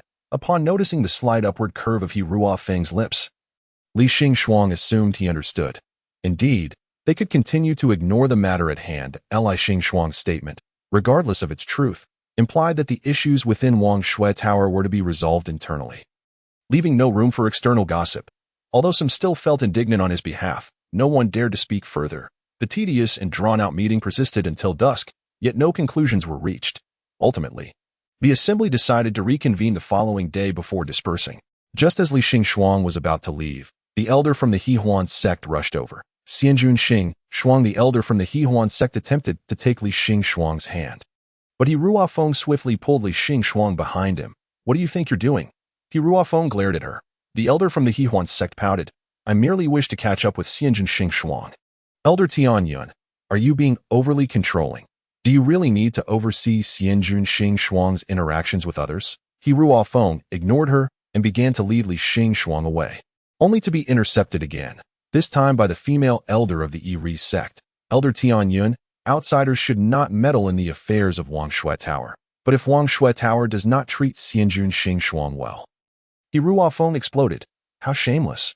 Are you really trying to steal him right in front of me? Do you think I am a ghost?" "Brother Ruofeng has not bullied me," Li Xingxuang interjected calmly. Despite being tugged along by He Ruofeng, Wang Shui Tower is quite good, and Brother Ruofeng is also excellent. In truth, Li Xingxuang was not particularly loyal, as long as he was well fed and well cared for. It made little difference to him where he went. However, his current mission objective was Wang Shui Tower, and he had to remain there regardless of the circumstances, even if Wang Shui Tower treated him poorly. To the point of begging on the streets, he would still have to stay. He Ruofeng's face flushed slightly. "Ahem. All right, you heard that. I did not bully him." He then quickly pulled Li Xingxuang away. Exiting the conference hall, he did not forget to admonish, "Stay away from them in the future. Understood?" Li Xingxuang, unsure of the reason but deeming it not a significant matter, nodded. "Oh." Upon seeing this reaction, He Ruofeng felt a surge of unexplainable anger. "You agree far too quickly. Will you forget again? Can you not be more mindful?" "Oh, not mindful. What kind of mindfulness?" Li Xingxuang snapped back to reality from his daze. He Ruofeng, "I'm infuriated. You absolutely cannot go out alone. What if someone lures you away and then counts the money for you?" Li Xingxuang remarked. "Actually, during the meeting, I had a thought. But I felt you would be angry, so I refrained from sharing that. If you dare to say you want to meet that scoundrel from the Zhao Ju Merchant Association, I will beat you." Li Xingxuang felt a twinge of guilt as he scratched his cheek. He Ruofeng was furious. "Do you genuinely want to find him?" Li Xingxuang retorted. "It's not me." "What do you mean?" Li Xingxuang explained. "He previously expressed a desire to cultivate with me, and isn't the Hehuan sect specifically focused on that? We could recommend the elder from the Hehuan sect to him." He Ruofeng's expression twisted slightly. "What?" Li Xingxuang raised a finger. "Look, the elder from the Hehuan sect wants to cultivate with me, and that person from the Zhao Ju Merchant Association wants to cultivate with me too. Why not let the two of them cultivate together, thus bypassing the middleman?" "Ah, what a brilliant idea," Li Xingxuang mused, marveling at his own cleverness. He Ruofeng facepalmed, utterly exasperated. Li Xingxuang, puzzled, asked, "What is wrong with you?" He Ruofeng took a deep breath. "Is it possible they only want you?" Li Xingxuang was confused. "Why? Is there a difference?" "Oh, I understand," Li Xingxuang said. "You're worried that once the Hehuan sect obtains the key to the secret realm, they might refuse to cooperate, right? That is indeed a concern. It would undoubtedly be best if Wang Shui Tower secured it. We wouldn't. Based on my experience, this meeting will likely drag on for at least 3 to 5 days. Rather than squander my time here, I might as well engage in something more productive." He Ruofeng warned. "What are you planning to do? Are you so distrustful of me?" Li Xingxuang gazed at him, asserting, "I am not a child. I won't cause you any trouble." He Ruofeng scoffed. "Your ignorance of worldly affairs is not much different from that of a child. I am not oblivious to the world." Li Xingxuang countered, shaking his head. "I have said it before. I understand their intentions. I simply do not care." He Ruofeng fell silent, turning his head to look out the window. He had thought Li Xingxuang had changed since childhood. Indeed, he had changed. He was colder now. Unlike before, when he kept others at arm's length, he smiled, spoke, and accepted others' closeness. Yet it seemed he lacked genuine emotions, or perhaps had he ever possessed them. It appeared he had never truly done so. It was merely more apparent in the past, whereas now it was concealed beneath his smile. He was a person devoid of a heart. Had he not be angry? He Ruofing felt someone tugging at his garment. Turning, he found Li Xingxuang gazing at him innocently. He Ruofing was momentarily at a loss for words. He wanted to be angry, but seeing Li Xingxuang like this, he found it impossible to muster any ire. Li Xingxuang had indeed done nothing wrong. He was an adult, fully aware of what those people's invitations entailed, and he had the right to accept. Yet, he Ruofing felt a sense of protectiveness. As if Li Xingxuang were being bullied. Perhaps it was due to that Navi gaze reminiscent of a girl being lured into a trap. He Ruofing sighed. I am not angry with you. Then can I go out tomorrow? No, Li Xingxuang. He could hardly protest. After all, the purpose of this business trip was to attend a meeting. Sneaking out to indulge himself while leaving all the work to his colleagues was indeed inappropriate. But what was the point of this tedious meeting? They had already wasted an entire day on meaningless chatter. Li Xingxuang sat at the table's edge. If they continue this back and forth, it will lead to no resolution. No one is willing to compromise, yet no one dares to offend the others. The total of 34 sects had attended, and it was likely that the Yirizong sought to claim 1 to 2 portions of the resources. The Imperial Realm's secret domain typically accommodated around 600 to 700 individuals at a time. If the Yirizong claimed over 100 spots, there would be little left for the remaining sects. Averaging only a handful of disciples allowed entry. This was the crux of the matter, yet no one dared to raise it in the meeting. Not all sects had the privilege to participate in the collaboration. They all cherished this opportunity, naturally reluctant to withdraw. They were waiting for someone to step forward and negotiate with the Yirizong. He Ruofing disdainfully snorted. In any case, I will not be the one to take that step. Li Xingxuang suddenly inquired, by the way, isn't Qianwei sect coming this time? Qianwei sect was currently the foremost righteous sect, and it was Li Xingxuang's small target for this mission. The Imperial Realm's secret domain was hardly a novelty to Qianwei sect. He Ruofing pondered for a moment, concluding that a public auction was unnecessary for them. Major sects had their own means of resource acquisition, usually at a much lower cost. Sects that had not reached that level were left to spend vast sums to procure materials. Li Xingxuang felt a pang of sympathy. Whether for ordinary people or cultivators, the distinction truly vanished. They could engage in idle chatter for days here, yet it might be overshadowed by a single word from others. No wonder everyone yearned for power. Just then, the long-silent system abruptly emitted a notification sound. Ding. A time-limited new task has been released. Side quest. Proceed to Tianxiang Tower and stay for at least 1 hour. Remaining time. 2 hours 20 minutes. Reward. Random increase in personal and sect reputation. Li Xingxuang leaped onto the windowsill, exclaiming, I'm going out for a bit, before he Ruofing could react. Li Xingxuang had already jumped out of the window. Li Xingxuang. He Ruofing had just intended to follow, but he saw not a trace of him. Anger darkened his expression. Chapter 14. Please choose your faction. Li Xingxuang had initially thought Tianxiang Tower was a sect, but upon following the system's directions, he discovered it was a renowned tavern in the city. He Ruofing sent him numerous messages through mental transmission, and Li Xingxuang repeatedly assured him he would return shortly after some fun. Yet stubbornly refused to disclose his whereabouts. If he were dragged back, the task would remain uncompleted. Before he could even enter the door, Li Xingxuang spotted a familiar figure waiting outside. The young man was adorned in gold, his attire glimmering, exuding an air of affluence. Xingxuang Xianjun. Upon seeing Li Xingxuang, the youth's eyes sparkled with excitement as he hurriedly approached. What brings you here? Li Xingxuang replied. Why can you come, but I cannot? No, I didn't mean that. The youth hastily waved his hands. I'm just happy. I never expected to encounter Xingxuang Xianjun here. What a coincidence. Not a coincidence. The system rarely assigns meaningless tasks. It brought me here for a reason. Likely to introduce me to significant figures or events. It seems this young man is one of those important figures. Xingxuang Xianjun. I apologize for what happened before. The youth's face flushed suddenly, stammering. I shouldn't have said those things. I didn't know what they meant. What? Li Xingxuang was puzzled about which remark he referred to. The youth, blushing furiously, stuttered. I meant to share a spring evening together. I thought it was an invitation to go out with you. It turned out this fellow was the one who was unaware of worldly affairs. How unfortunate for him to have been mistaken by He Ruofing as a rogue. Oh, it's nothing. Li Xingxuang was not particularly concerned about it. You don't think of me as a bad person, do you? The youth asked cautiously. No, but He Ruofing certainly thinks of you as one. The youth sighed in relief, and then looked at him expectantly. Are you going to dine at Tianxiang Tower? I happen to have business there as well. Let me treat you to Li Xingxuang was quite fond of unexpected windfalls, but he recalled He Ruofeng's repeated admonitions to keep away from this strange young man. Well, free offers are often the most expensive. No, thank you. The youth's eyes glistened with unshed tears, on the verge of crying. Are you still upset with me? No. Why would I be angry?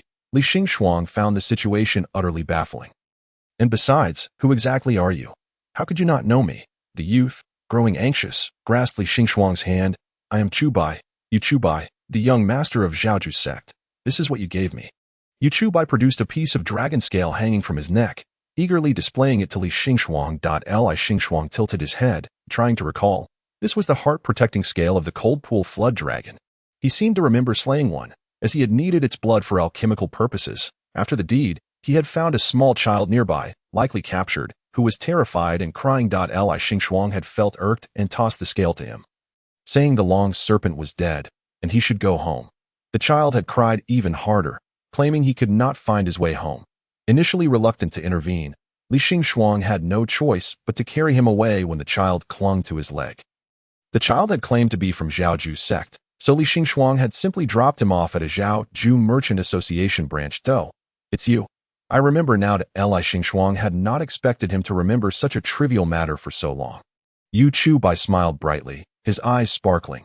To you, it may have been a mere triviality, but to me, you saved my life. Li Xingxuang opened his right hand. If you wish to express your gratitude, just give me some money directly. Why? Yu Chubai looked aggrieved. Xingxuang Xianjun, can our bond truly be measured in monetary terms? Li Xingxuang responded with a perplexed expression. Otherwise, what should our bond be, after all? We have only met 3 times, right? But my mother said that one must repay their life-saving grace with their body. Yu Chubai said pitifully. Shouldn't you marry me? Li Xingxuang, wait, why does this sound like a case of repaying kindness with malice? Saving someone implies giving oneself up, does it? Yu Chubai was unaware that due to his mother's excessive influence from outlandish novels, he had developed a slight misunderstanding regarding the concept of repaying kindness. His mind was filled with stories of benefactors being repaid with marriage, leading to love blossoming and eventually becoming immortal partners. Impossible. Li Xingxuang decisively shattered Yu Chubai's fantasy with 3 words. Yu Chubai's eyes brimmed with tears. Why not? If Xingxuang Xianjun were willing to become my Dao partner, I would gladly give you not just the key to the secret realm, but the entirety of Zhaoju's sect. Li Xingxuang firmly stated, I cannot leave Wangshui Tower. He needed the key to the secret realm and various resources for Wangshui Tower. To abandon it for these items would be utterly counterproductive. Then I could marry you. Li Xingxuang fell silent for a moment before stating, but if you leave Zhaoju's sect, you will no longer be the young master. Implicitly, he meant, you would then lack the resources to offer me. Yu Chubai whimpered. Almost in tears, Li Xingxuang took a step back. I am not bullying you. Don't play the victim. Just as Yu Chubai was about to cry, a gentle female voice interjected. Young master Yu, I didn't expect you to arrive already. Who might this be? Li Xingxuang turned to see a young woman adorned in splendid attire, flanked by 2 maidservants. Yu Chubai quickly composed himself. Assuming a dignified demeanor, the grand princess has arrived. Li Xingxuang cast a fleeting glance at the woman, noting her exquisite attire adorned with golden phoenix embroidery. Her hair was elegantly styled in an intricate updo, embellished with golden hairpins, and she held a round fan, unmistakably indicating her noble status. Could she be the eldest princess? The eldest princess of the Lan Kingdom, perhaps? Generally, cultivators refrain from interfering in the affairs of the mundane world. However, the Zhaoju sect had long been engaged in business with both realms, making it entirely plausible for them to collude with royalty. Perhaps the term collude carries a negative connotation. Cooperate? Yes, cooperate would be more appropriate. Just as Li Xingxuang contemplated checking the system for more information, Yu Chubai grasped his hand. With a pitiful look, Yu Chubai implored, Xingxuang Xianjun, might you reconsider leaving? It is a rare occasion for me to meet you. Remaining in the Tianxiang Tower seemed acceptable to Li Xingxuang, especially since someone else was footing the bill. The eldest princess appeared somewhat hesitant, yet she dared not voice any objections. Consequently, they ascended to the 2nd floor of the Tianxiang Tower. Inside, they found a man clad in a dark robe, seemingly older than the eldest princess, Yiming, Yu Xianjun. The man's gaze fell upon Li Xingxuang, momentarily taken aback by his breathtaking demeanor. while he was aware that cultivators possessed striking appearances. Encountering someone as stunning and ethereal as Li Xingxuang was a first for him.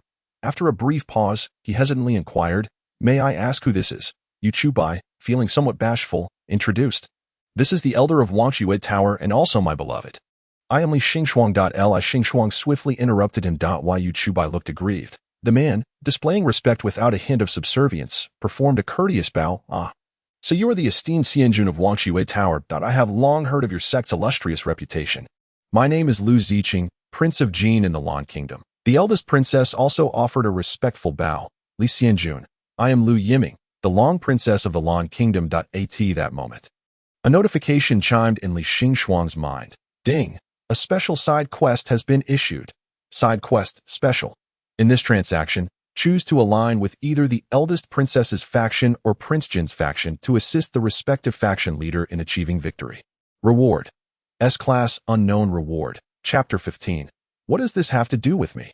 S-Class rewards undoubtedly entail valuable treasures, potentially yielding items of celestial tier. However, Li Xingxuang was reluctant to become embroiled in this murky affair. Interfering in worldly matters incurs karmic consequences, and meddling in court politics is an even greater predicament. Li Xingxuang was not one to invite trouble. Moreover, it was merely a side quest. Nevertheless, he did not mind eavesdropping on the gossip. The eldest princess appeared somewhat apprehensive about Li Xingxuang's presence. Casting a hesitant glance his way, Yu Chubai reassured her, "There is no need for concern. The Xianjun is a trustworthy individual." Li Xingxuang was already indulging in his meal. The purpose of such gatherings was to converse, and they had ordered an extravagant spread of dishes that would likely remain untouched. He had not come to discuss affairs. Rather, he was enjoying his meal leisurely. Prince Jin seemed taken aback. After all, he had always perceived cultivators as beings detached from earthly concerns, and Li Xingxuang's ethereal demeanor and astonishing beauty only reinforced that image. Frankly, he had never anticipated Li Xingxuang would partake in food. It appeared as though he had merely come to partake in the feast. In that case, let us proceed to discuss the matter at hand. The eldest princess withdrew her gaze from Li Xingxuang and spoke. Yu Chubai remarked with a hint of amusement. "So, how have the two esteemed royals deliberated?" The eldest princess responded. "The foundation of the Lan Kingdom lies in agriculture. It is the lifeblood of the populace and the cornerstone of the nation. If, young master, you were to allocate these funds towards agricultural investments, it would undoubtedly garner the goodwill of the Zhao Ju Chamber of Commerce," Prince Jin countered, "given the external threats facing the Lan Kingdom. We ought to bolster our military capabilities, train elite troops, and enhance our city defenses. If we lack sufficient fortifications, how can we ensure the safety of our people, let alone discuss development, without agriculture as a foundation? How will the army be supplied with provisions? How will the people be nourished? Your Majesty, you have never truly understood the plight of the common folk. We must utilize these funds to alleviate the burdens of the impoverished and reduce taxes before engaging in military discussions. Yiming, have you considered that if the kingdom falls, all will be subject to barbarian rule?" As it seemed a quarrel was about to erupt, Li Xingxuang turned to Yu Chubai and inquired, "Has their emperor passed away?" Yu Chubai replied, "He has not passed, but he has been rendered powerless." That explains it. It made sense why the prince and princess were here arguing over investments. Why Yu Chubai tugged at Li Xingxuang's sleeve. Blinking, "Xingxuang Xianjun, whom do you support?" Upon hearing Yu Chubai's question, Prince Jin and the eldest princess ceased their argument and turned their attention to Li Xingxuang. They had not anticipated Yu Chubai would seek the opinion of someone from another sect. Li Xingxuang glanced at the quest and shook his head. Cultivators should refrain from engaging in worldly disputes, as it invites calamity. The same principle applied. The system would not issue meaningless quests, the more enticing the reward, the greater the corresponding difficulty or risk. That he feared that expressing support for either faction would tip the scales in their favor, thereby interfering with the royal family's internal affairs. Li Xingxuang was not afraid of divine retribution. He simply wished to avoid unnecessary trouble. Why Yu Chubai leaned closer. "Does that mean the Xianjun supports no one? Do you believe I should refrain from aiding either of them?" Ding. Special hidden side quest unlocked. Side quest special. In this transaction, choose to align with the eldest princess's faction or Prince Jin's faction, assisting the corresponding faction leader to achieve victory. Hidden faction. Crown Prince Pro-Royalist. Rejecting the eldest princess and Prince Jin will unlock. Li Xingxuang? Is it not permissible to remain neutral? What does this have to do with him? Li Xingxuang turned to Yu Chubai and asked, Which side do you lean towards? Me? Yu Chubai replied with a smile. I could support either side. Regardless of whom I assist, the Lan royal family will grant the Zhao Ju Chamber of Commerce the broadest trading privileges and permissions. Do you understand my meaning? His statement was quite direct. Whoever received the funds would effectively become the ruler. Li Xingxuang was curious about the magnitude of these funds, capable of swaying the balance of power. Or perhaps the various factions had stabilized. And a mere nudge could tip the scales. He casually remarked, if you seek my opinion, I would suggest investing in Wangshui Tower. Yu Chubai chuckled, but said nothing further. The eldest princess rose, stating, Young master you. Your kind nature must surely reflect a benevolent heart, one that seeks to benefit the world. In times of strife, only souls are lost. What the Lan Kingdom needs now is to ensure that its people have enough to eat. Yu Chubai sipped his tea. Please, no need to flatter me, nor lecture me on morality. I am but a merchant. I will invest in whoever offers me the greatest return. The eldest princess turned her gaze toward Li Xingxuang. He was still eating. Li Xingxuang found it perplexing why the system would compel him to interfere with the imperial court. How would this impact Wangshui Tower? Wealth and status in the mundane world held little sway over the realm of cultivation, and material riches were of limited use. This was precisely why Ruofeng did not carry worldly currency when venturing out. He had ceased utilizing such mundane gold and silver, while the Zhaoju sect maintained close ties to the mundane world. It was primarily limited to trade in money and goods. Li Xingxuang, unaware of the underlying intricacies, searched the system for information regarding the Lan Kingdom and found only rudimentary details. The previous emperor had 5 children, with the eldest daughter, Lu Yijing, set to inherit the throne. However, due to her debauchery and incompetence, her siblings had usurped her power, and even her son was plotting against her to oust her from the throne. The emperor's fate was to pass away peacefully. Yet the course of dynastic change was unpredictable. It remained uncertain whether she would die on the throne or in a prison cell. Li Xingxuang felt no concern. He continued to listen to the debate between Prince Jin and the eldest princess, consuming his meal for an hour. Once finished, he set down his chopsticks and prepared to leave. Seeing this, Yu Chubai quickly grasped his sleeve. Xingxuang Xianjun, are you leaving? Li Xingxuang nodded. Let me see you off. Yu Chubai immediately stood. The two royals should reconvene and discuss further. I shall take my leave for today. Both Prince Jin and the eldest princess were somewhat taken aback by Yu Chubai's evident regard for Li Xingxuang. They also recognized that winning over Li Xingxuang was a pivotal aspect of this transaction. As Li Xingxuang departed the Tianxiang Tower, he intended to shake off Yu Chubai, but after a moment's reflection, he inquired, Are you truly collaborating with the royal family solely for trade privileges? This transaction seemed unlikely to yield a return, especially given the substantial amount involved. Yu Chubai shook his head. The Lan royal family dares not interfere with the Zhao Ju Chamber of Commerce's business. However, both of them have promised me that upon successfully seizing power, they will remit 5% of their annual tax revenues to the Zhao Ju Chamber of Commerce. Moreover, Yu Chubai halted. It was Elder Xian Yun who urged me to undertake this course of action. It could be considered a business venture for Wangshui Tower. Chapter 16. A concern for the disciple Elder Xianyan, the old tortoise? Li Xingxuang paused, then recalled a significant detail. Elder Xianyun, Lu Lijing, his surname is Lu. That is the royal surname of the Lan Kingdom. The old tortoise likely wished to prevent his homeland from falling to ruin under the hands of its successors. Did he enlist your assistance as a favor? Li Xingxuang raised an eyebrow. Yu Chubai replied earnestly, This is a transaction, not a favor. What did he promise you? Yu Chubai smiled enigmatically and tugged at Li Xingxuang's hand. Li Xingxuang felt an ominous premonition. Surely Elder Xianyun could not be selling him off? That seemed unlikely. They were both elders, on equal footing. Why would Elder Xianyun have the authority to sell him, with a bit of distance remaining to the inn? Li Xingxuang dismissed Yu Chubai. You may go. I will return on my OWN. Yu Chubai seemed reluctant to part ways, holding onto Li Xingxuang's hand. Will we meet again? Could you come to the Zhao Ju Chamber of Commerce to visit me? Li Xingxuang replied, That would require a different price. With that, he extricated his hand and walked away. Ruofeng was quite displeased with Li Xingxuang's sudden departure, sitting with his eyes closed in silence. Li Xingxuang relished the tranquility. He had initially intended to inquire about the dealings between old Wang Ba and Yu Chubai, but upon reflection, he decided against it, as he did not wish to become embroiled in their affairs. Regardless of old Wang Ba's intentions, as long as they did not disrupt Wangshui Tower, it would suffice. Li Xingxuang reclined on the bed, ready to drift into slumber, when a sudden thought of his disciple crossed his mind, prompting him to show a modicum of concern. At Guiyun Peak. Before departing, Li Xingxuang had meticulously translated the entire volume of cultivation techniques. Ling Han had been immersed in relentless practice day and night. Hoping that his master would praise him upon his return, he would be even more elated if he could receive a gentle pat on the head. Suddenly, he received a message via mental transmission. Has anyone been troubling you recently?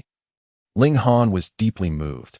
He had not expected his master, amidst a myriad of important affairs, to remember him.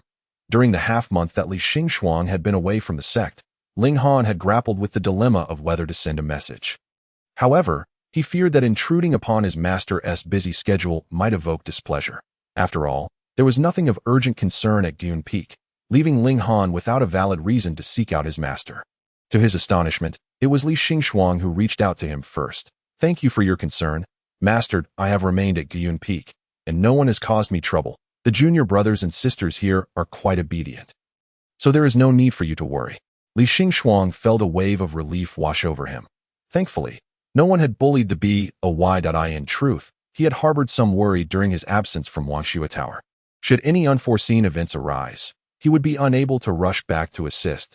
He had not received any messages from Ling Han in recent days, leaving Li Xingxuang uncertain whether the boy had truly encountered no troubles or was simply choosing to endure them silently. If it were the latter, it would spell disaster. That is good. Have you been diligently practicing these days? Upon uttering this, Li Xingxuang felt a twinge of regret, for which child relishes being questioned by their teacher about their studies and homework. What if he inadvertently sparked a rebellious sentiment in the boy? After all, Ling Han was at that impressionable age of defiance. Yet, a powerful wave of emotion surged within Ling Han. His master had consistently shown concern for him. If he were to neglect his practice, how could he justify it to Li Xingxuang? In response to Master, I am acutely aware that diligence can compensate for shortcomings. I practice diligently each day and dare not be lax. Li Xingxuang exhaled in relief. It was fortunate that the child of destiny remained obedient. Nevertheless, he added, but do not overexert yourself. Should you encounter any confusion or troubling matters, do not hesitate to reach out to me. Your happiness is of utmost importance. Li Xingxuang was genuinely apprehensive that something might happen to this child of destiny, or that he might become disheartened, leading to a decline in his fortunes. He was unaware that, at that moment, tears brimmed in Ling Han's eyes. Some envied him, some scorned him.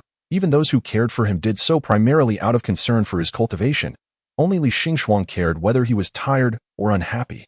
Since he could remember, Ling Han had not shed another tear. No matter how painful, bitter, or exhausting the trials, he had persevered through gritted teeth. Yet now, a single statement from Li Xingxuang had warmed his eyes, and tears cascaded down his cheeks. Was he truly so fragile? Perhaps it was the long-suppressed emotions within him finally finding an outlet. Or perhaps Li Xingxuang's words had struck a chord deep within his soul. Li Xingxuang, noticing Ling Han's delayed response, was uncertain whether the boy was preoccupied or simply disinclined to engage in conversation. Surely he had not said anything inappropriate? Just as he began to think that Ling Han would not reply, a message arrived, consisting of a mere 6 words. Thank you for your concern, Master. As long as he was not angry, Li Xingxuang closed his eyes and succumbed to sleep. That he Ruofeng, observing Li Xingxuang's carefree slumber, felt a surge of irritation. Had he not seen how agitated he had been over Li Xingxuang's indifference? Why did he not come to comfort him? Had he not once tugged at his sleeve to soothe him? Infuriated, extremely infuriated, he Ruofeng approached the bedside, intent on rousing him. However, just as he reached out, Li Xingxuang opened his eyes. Aren't you supposed to be the one who doesn't need sleep? Li Xingxuang lazily raised his eyelids and relented. Shifting to make space on the bed, he Ruofeng was momentarily taken aback. Seeing this, Li Xingxuang remarked, your disdain is of no consequence. There is but one bed here. If you refuse to lie here, you may as well sleep on the floor. In truth, he Ruofeng did not require much sleep. Practitioners could restore their energy through shorter meditative practices, yet he chose to lie down nonetheless, rigid as a corpse. You sleep in all those layers of clothing? Li Xingxuang queried. None of your business. He Ruofeng shot him a glare. Oh, Li Xingxuang replied, closing his eyes again, only to open them once more to ask, would you like a blanket? I can share some. He Ruofeng grumbled softly before pulling half the blanket over himself. Only then did Li Xingxuang finally drift off to sleep. The last time he Ruofeng had shared a bed with someone was during his time at the outer sect. The disciples there slept in large communal quarters, where the sounds of snoring filled the night. making it nearly impossible to find rest. Back then, Li Xingxuang had slept beside him, quiet and curled up in a small ball. Yet he remained ever vigilant. At the slightest disturbance or unusual sound, he would instantly awaken. There were times when he often suspected that he was not truly asleep but merely keeping his eyes closed. He had once asked Li Xingxuang if he was genuinely awake, to which Li Xingxuang had replied, "Light sleep." Why would a child of merely 10 years maintain such vigilance, even in slumber? This wariness seemed to have persisted to the present. The moment he often drew near, Li Xingxuang would immediately open his eyes. Yet now he had tempered his defensiveness. Had it been the Li Xingxuang of his childhood, a knife might have been drawn against He Ruofeng's throat. Indeed, this fellow had kept a blade beneath his pillow even while sleeping at the outer sect. He Ruofeng had teased him about dreaming of murder, to which Li Xingxuang had earnestly replied that he never dreamed at all. It made sense. If one were never truly asleep, how could they dream? Chapter 17. Delusions of grandeur. The mere thought of attending that tedious meeting filled Li Xingxuang with discomfort. Alas, he could not evade it and had to resign himself to fate. The tiresome gathering unfolded over the course of 2 days before a resolution was finally reached. The Yiri sect would serve as the representative, contributing 20% of the funds and dispatching 130 disciples. Wangshuo Tower would provide 7% of the funds and send 60 disciples. The Hehuan sect, Piamiao sect, and Wangyan sect would each contribute 5% and send 33 disciples. The remaining sects would divide the rest evenly, negotiating any fractions among themselves. The auction amount was set at no more than 10 million high-grade spirit stones. Li Xingxuang reported the findings to the sect leader and inquired whether he could return to the sect, as the remaining task merely involved overseeing the Yiri sect's purchasing process. However, the sect leader declined his request, asserting that the purchasing phase was the most perilous step, and he needed to prevent any potential robberies by sinister sects after the acquisition. Li Xingxuang felt further uneased as the auction date approached. Li Xingxuang and He Ruofeng traveled to the imperial city.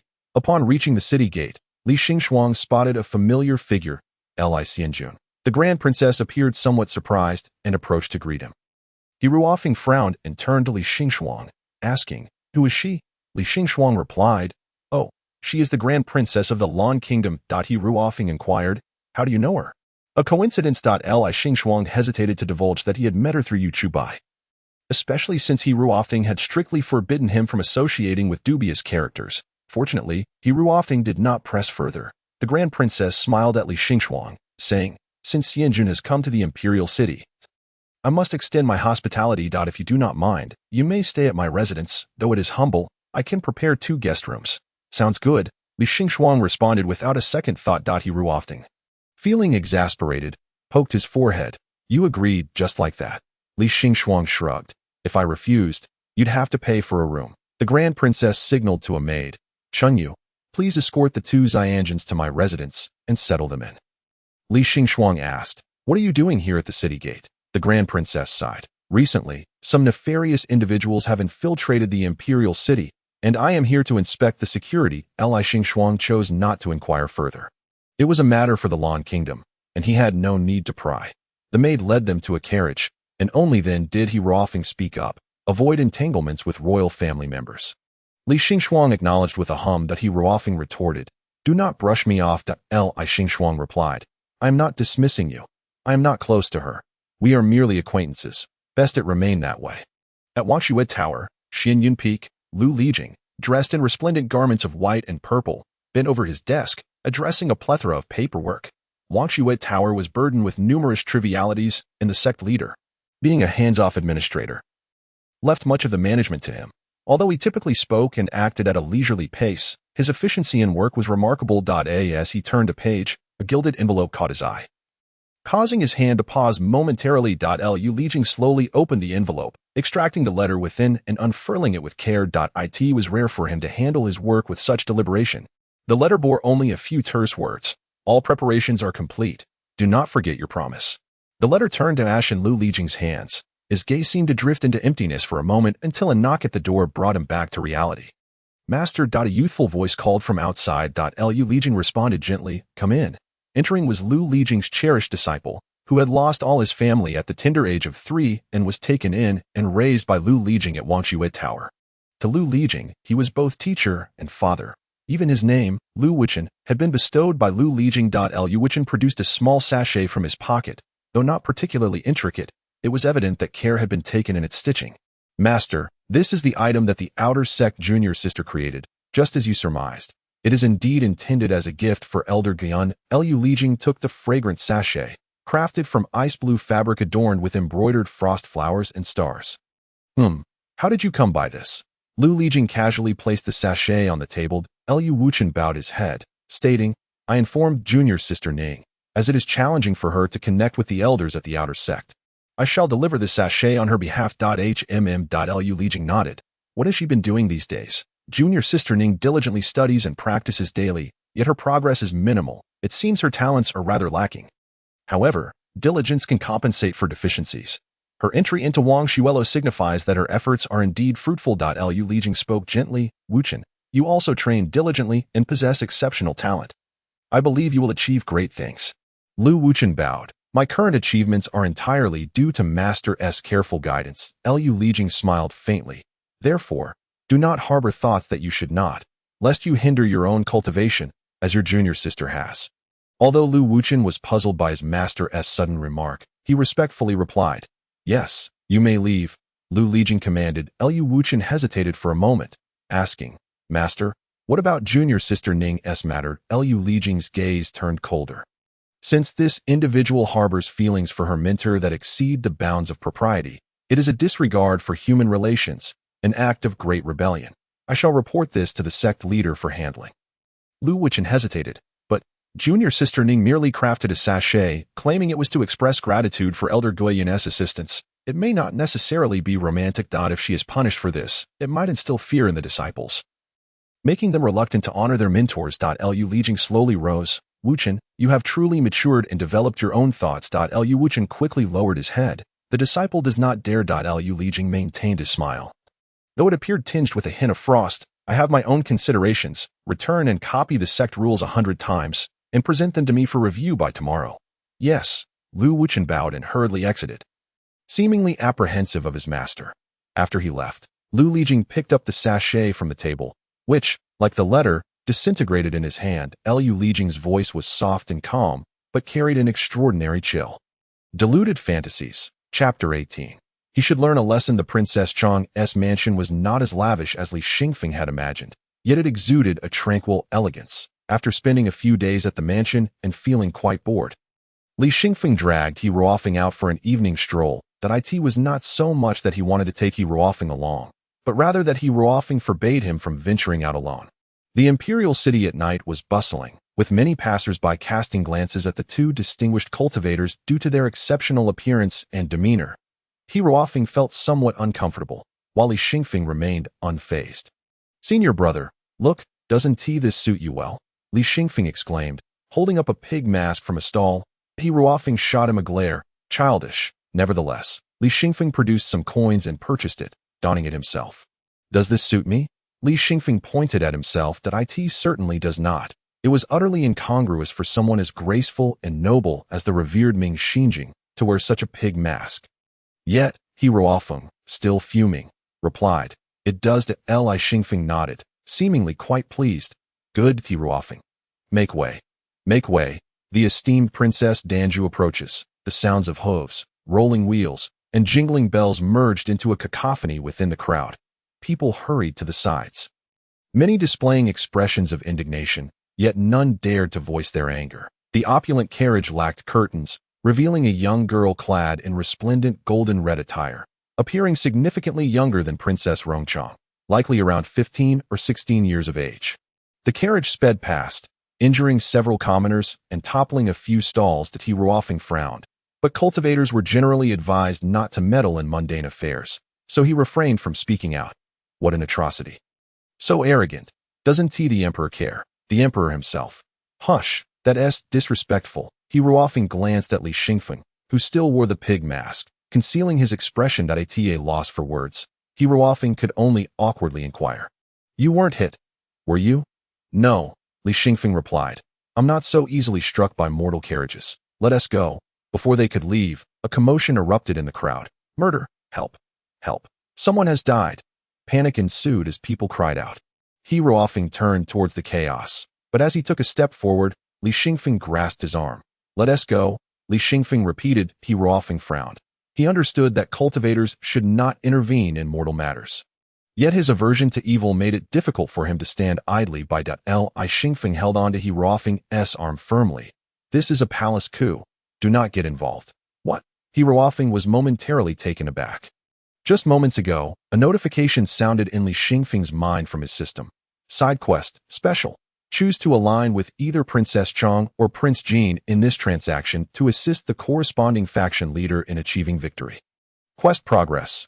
Your cooperation with Princess Chong is at its highest. Your faction choice is determined as Princess Chang's camp. Assist Princess Rongchong in securing her claim to the throne to obtain the ultimate reward. It seemed that choosing a faction and achieving victory were separate conditions. When he was initially asked to choose a faction, it truly was just that. Yuchu Bai's deal was merely a means to enhance the chances of victory. Not the ultimate goal. The real victory was in successfully usurping the throne. This system truly expected him to partake in the upheaval of a dynasty.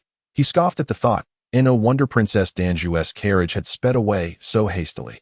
She was fleeing for her life. He wondered how Lu Yiming was faring and hoped she was safe. That if not, there was nothing to be done. Everyone has their own fate. Run, Lu. Mother, no, don't kill me. The cries of despair mingled together as the assassins infiltrating the imperial city began to slaughter indiscriminately. He Ruofeng and Li Xingfeng floated above, observing the once vibrant imperial capital now engulfed in sorrow. Why are innocents being killed during a palace coup? He Ruofeng furrowed his brow. Li Xingfeng lifted his mask. They are not innocents. Those are disguised mercenaries, preparing to assist the imperial city. How do you know? Li Xingfeng pointed to a corpse. That person belonged to Princess Rongchong's estate. I have seen him before. In light of this, He Ruofeng felt it was inappropriate to intervene further. Doing so would disrupt internal affairs. However, witnessing the panic-stricken citizens trampling each other, he felt a pang of sympathy. Li Xingfeng asked, "Can't you bear to watch?" "Only you can bear to watch, I suppose." I indeed have a cold heart." Li Xingfeng replied nonchalantly. He Ruofeng's lips twitched. "Why aren't you cold-hearted towards your demonic disciple?" "I'll say it again.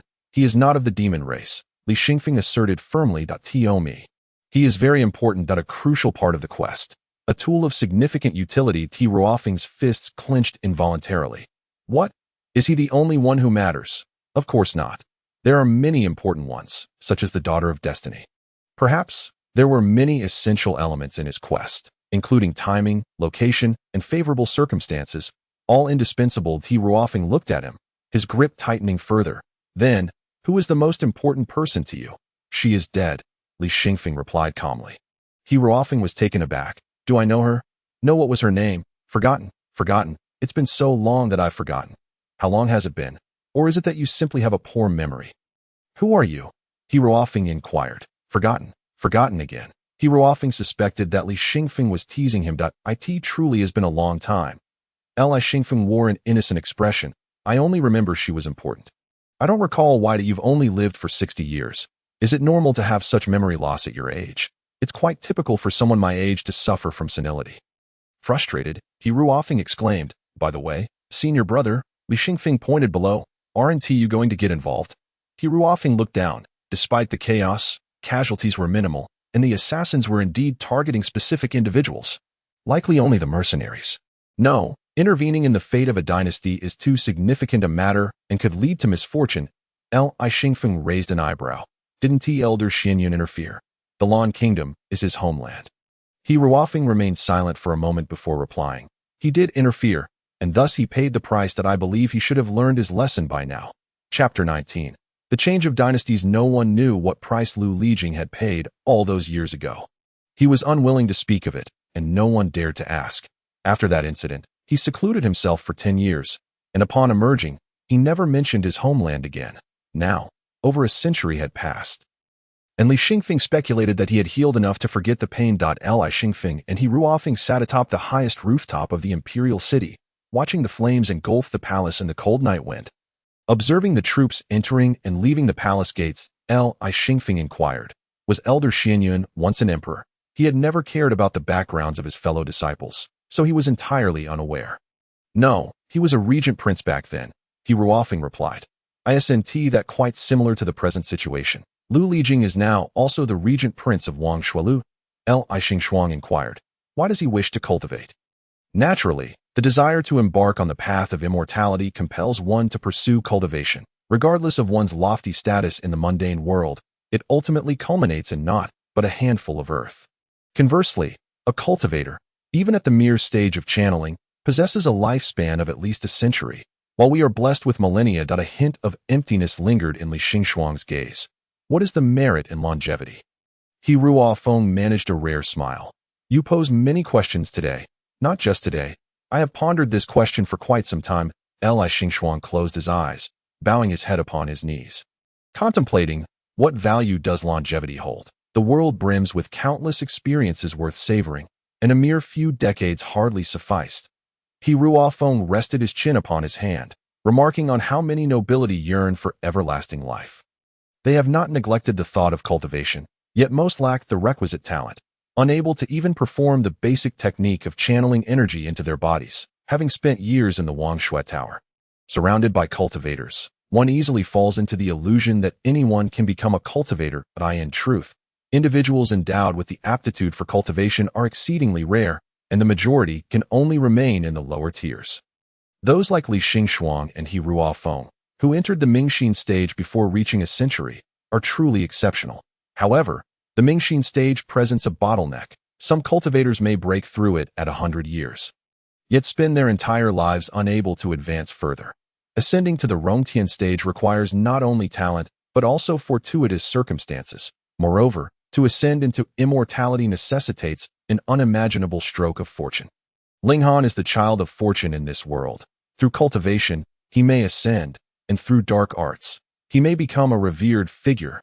If the Wangshui Tower could benefit even slightly from that, it would be free from worries of sustenance. Brother, when can we return to the Wangshui Tower? Li Xingxuang looked towards He Ruofeng. The auction is tomorrow, is it not? It will be soon. Li Xingxuang gestured towards the imperial city. Can they still proceed with the auction in such circumstances? He Ruofeng replied. Zhaoju sect is not a mundane trading house. It should remain unaffected. No matter how chaotic the world becomes, it hardly impacts cultivators. As the flames raged throughout the night, upon witnessing the emperor's corpse being cast out piece by piece, Li Xingxuang realized the history of the Lan Kingdom had been rewritten. Originally, the emperor's fate was to pass away peacefully, not in fragments. The one who murdered her was none other than her own son, the crown prince of the Lan Kingdom. Yet this ruthless prince did not ascend to the throne. The one who ultimately claimed the crown was King Jin. Li Xingxuang's mission had failed, unsurprisingly, as she had no intention of intervening, allowing events to unfold freely. The former emperor was hardly a virtuous figure. But Li Xingxuang felt that King Jin did not appear to be much better. Now the entire Lan Kingdom was aware that he had violently seized power, killing his sister to ascend. Although he did not directly slay the emperor, the populace believed otherwise. Only the wronged know the depths of their injustice. As for the specifics of his ascension, Li Xingxuang was uncertain. She only knew that Yu Chubai had indeed provided funds to King Jin, who likely used them to bribe officials and soldiers. Now that he had usurped the throne, he would probably do as he previously mentioned, begin recruiting soldiers and bolstering the military. Li Xingxuang initially intended to leave immediately, but He Ruofeng found it somewhat impolite, having resided in their home for several days. He wished to inform the servants of the princess's residence. However, upon arriving at the residence of the Grand Princess, they discovered that Lu Yiming had been placed under soft house arrest within the palace. Such indifference towards her own sister was astonishing. He Ruofeng shook his head as he departed. Although the imperial capital had not returned to its former splendor, it had regained stability under the measures taken by the officials and soldiers. The two prepared to find a place to settle. It's tolerable, Li Xingxuang remarked. If it were any harsher, they would have directly cast her sister and nephew into the dungeon, allowing them to perish quietly in a few days. He merely confined them to his own home. That still shows some semblance of kinship. He Ruofeng. It seems that compared to Li Xingxuang, the new emperor is more humanized. Are you not friends with the Grand Princess? He Ruofeng inquired. Thinking Li Xingxuang would feel at least a modicum of regret, Li Xingxuang indeed felt a slight pang of regret, but it was solely due to not obtaining the S-grade reward. No, I have mentioned it before. I merely know her. I also know King Jin. They are both the same. Li Xingxuang's fairness lay in her indifference to everyone. The auction proceeded as scheduled as soon as Li Xingxuang stepped into the Zhaoju trading house. A golden figure approached her. Xingxuang Xianjun, just as Yu Chubai reached out to grasp Li Xingxuang's hand, He Ruofeng swiftly shielded her behind him. "Get away! You lecher!" He Ruofeng reprimanded fiercely. Immediately, a group of Zhaoju sect disciples gathered, prepared to confront the audacious individual who dared to disrespect their young master on their territory. That Yu Chubai raised a hand to halt the Zhaoju sect members. Casting a pitiful glance at Li Xingxuang, "Xingxuang Xianjun, I assure you, I am not a villain." He Ruofeng frowned. "Do not presume that because you are from Zhaoju sect, this venerable one will not move against you. You have so insulted my sect's elder. I have spared you this once out of respect for Zhaoju sect. Do not persist in entangling yourself further." "I have not." Yu Chubai ignored He Ruofeng, his gaze solely on Li Xingxuang. "Xingxuang Xianjun, I merely wish to greet you that I suspect Elder Tianyun may have some misunderstandings regarding me." Li Xingxuang glanced at the furious He Ruofeng and then at the pitiable Yu Chubai. "When were you ever insulted by him?" Li Xingxuang asked in confusion, as it seemed he had never mentioned it. Clearly, Li Xingxuang believed that the elder of Wang Shui Tower being insulted was He Ruofeng. He Ruofeng, more incensed, retorted, "Be quiet. You are so dense." "Brother," Li Xingxuang gently placed her hand upon He Ruofeng's. Speaking softly, "Let us discuss this later." Though she did not fully comprehend why He Ruofeng wished to quarrel with Yu Chubai, it was ill-advised to harbor grievances within the enemy's stronghold. Such matters could be addressed elsewhere. He Ruofeng felt the coolness of her hand upon his back, a blush creeping to his ears, ultimately letting out a soft hum without further comment. Yu Chubai's hand gradually clenched, his expression remaining calm, even carrying a faint smile. "It seems Elder Tianyun and I have cleared up our misunderstanding.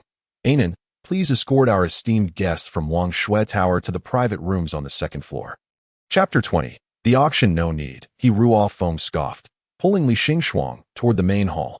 "That would be too much of a burden for Xingxuang Xianjun." Yu Chubai blinked. "If Elder Tianyun does not appreciate my hospitality, I shall accompany Xingxuang Xianjun upstairs." He Ruofeng gritted his teeth, about to curse him, when Li Xingxuang halted him. Li Xingxuang gazed at him. "Brother, although I do not know what enmity exists between you two, you must endure. This is their territory." He Ruofeng, while he still did not fully understand, he grasped that Li Xingxuang was attempting to dissuade him. "Xingxuang Xianjun," another voice chimed in. A sweet, childlike toned He Ruofeng grew more vigilant. Sure enough, it was Elder Lingxi of the Hehuan sect. Li Xingxuang nodded as a form of acknowledgement. She smiled radiantly, stepping forward to embrace Li Xingxuang's arm, only to be intercepted by He Ruofeng. "Elder Lingxi, please conduct yourself appropriately." Yu Chubai added. "This is Zhaoju Trading House, not your Hehuan sect." Elder Lingxi pouted.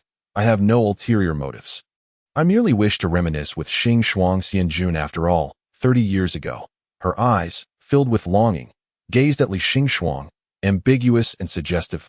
Li Xingxuang was quite certain that 30 years prior, her outer garments had not even been removed. She had merely been touched by this woman a couple of times. In fact, it was only now that Li Xingxuang learned her name was Lingxi. It may not even be her real name. Perhaps it is merely her title. He Ruofeng's face darkened like the bottom of a pot, glaring at Li Xingxuang. "How did you attract so many troublesome admirers?" Lingxi retorted. "Elder Tianyun, your words are quite harsh. Why must you call them troublesome admirers? As fellow sect elders, why should I not express my affection for Xingxuang Xianjun? The Hehuan sect is known for its open-mindedness. Expressing emotions quite frankly, if one has affections for someone, they will openly declare it." He Ruofeng scoffed. "The Hehuan sect's practices are filthy and depraved. How dare you speak of it?" Elder Lingxi crossed her arms, pouting. "Where is the filthiness or depravity? If your parents did not engage in such acts, how would you exist? We pursue cultivation for advancement, while your parents' coupling was merely for pleasure. Who is truly more depraved?" He Ruofeng's face turned a deep shade of red, then pale, caught in a cycle of indignation. "What a sophistry! How can you be so crude? Simply outrageous." Li Xingxuang raised her hand. "Enough. Any further discussion will not pass scrutiny. Moreover, Zhaoju Trading House is not a battleground. If you fight here, you will be liable for damages." He Ruofeng, uncertain of Li Xingxuang's strange words, truly wished to avoid prolonging the topic. With a cold snort, he grasped Li Xingxuang's hand, following the attendant named Anan upstairs to the private room. Li Xingxuang lazily leaned against the window, observing the flow of cultivators below. Li Xingxuang was somewhat surprised to see the emperor had also arrived. He Ruofeng gazed down in astonishment, while Li Xingxuang pointed him out. The one in purple is the new emperor of the Lan Kingdom. The new emperor appeared devoid of the vigor typically associated with a fresh ruler. Instead, he bore a weary countenance. Having just experienced a palace coup days prior, he likely had an abundance of matters to attend to. Why would he attend a cultivator's auction? He hardly needed these items.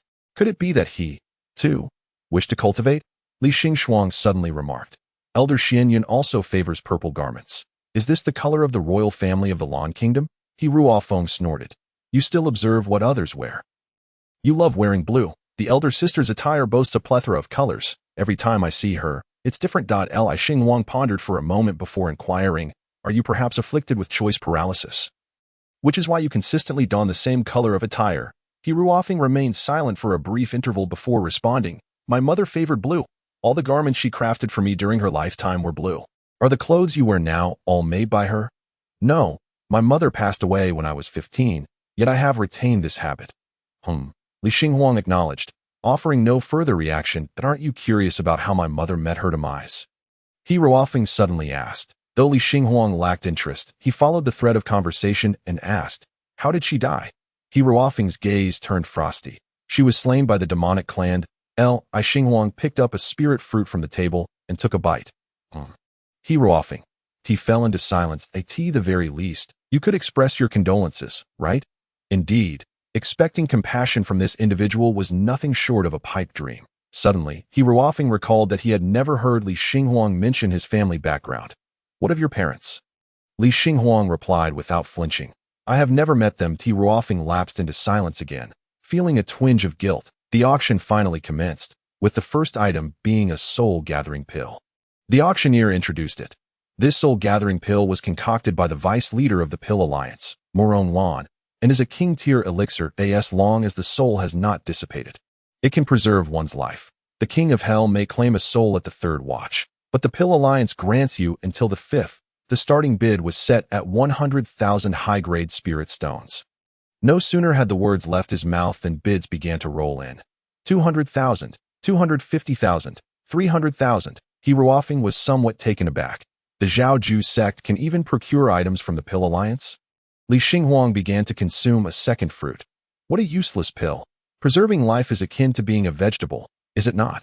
He Ruofeng explained, as long as one is alive, there is always a way out. But if the soul is completely dispersed, then there is no hope left. Li Xinghuang still held this pill in contempt.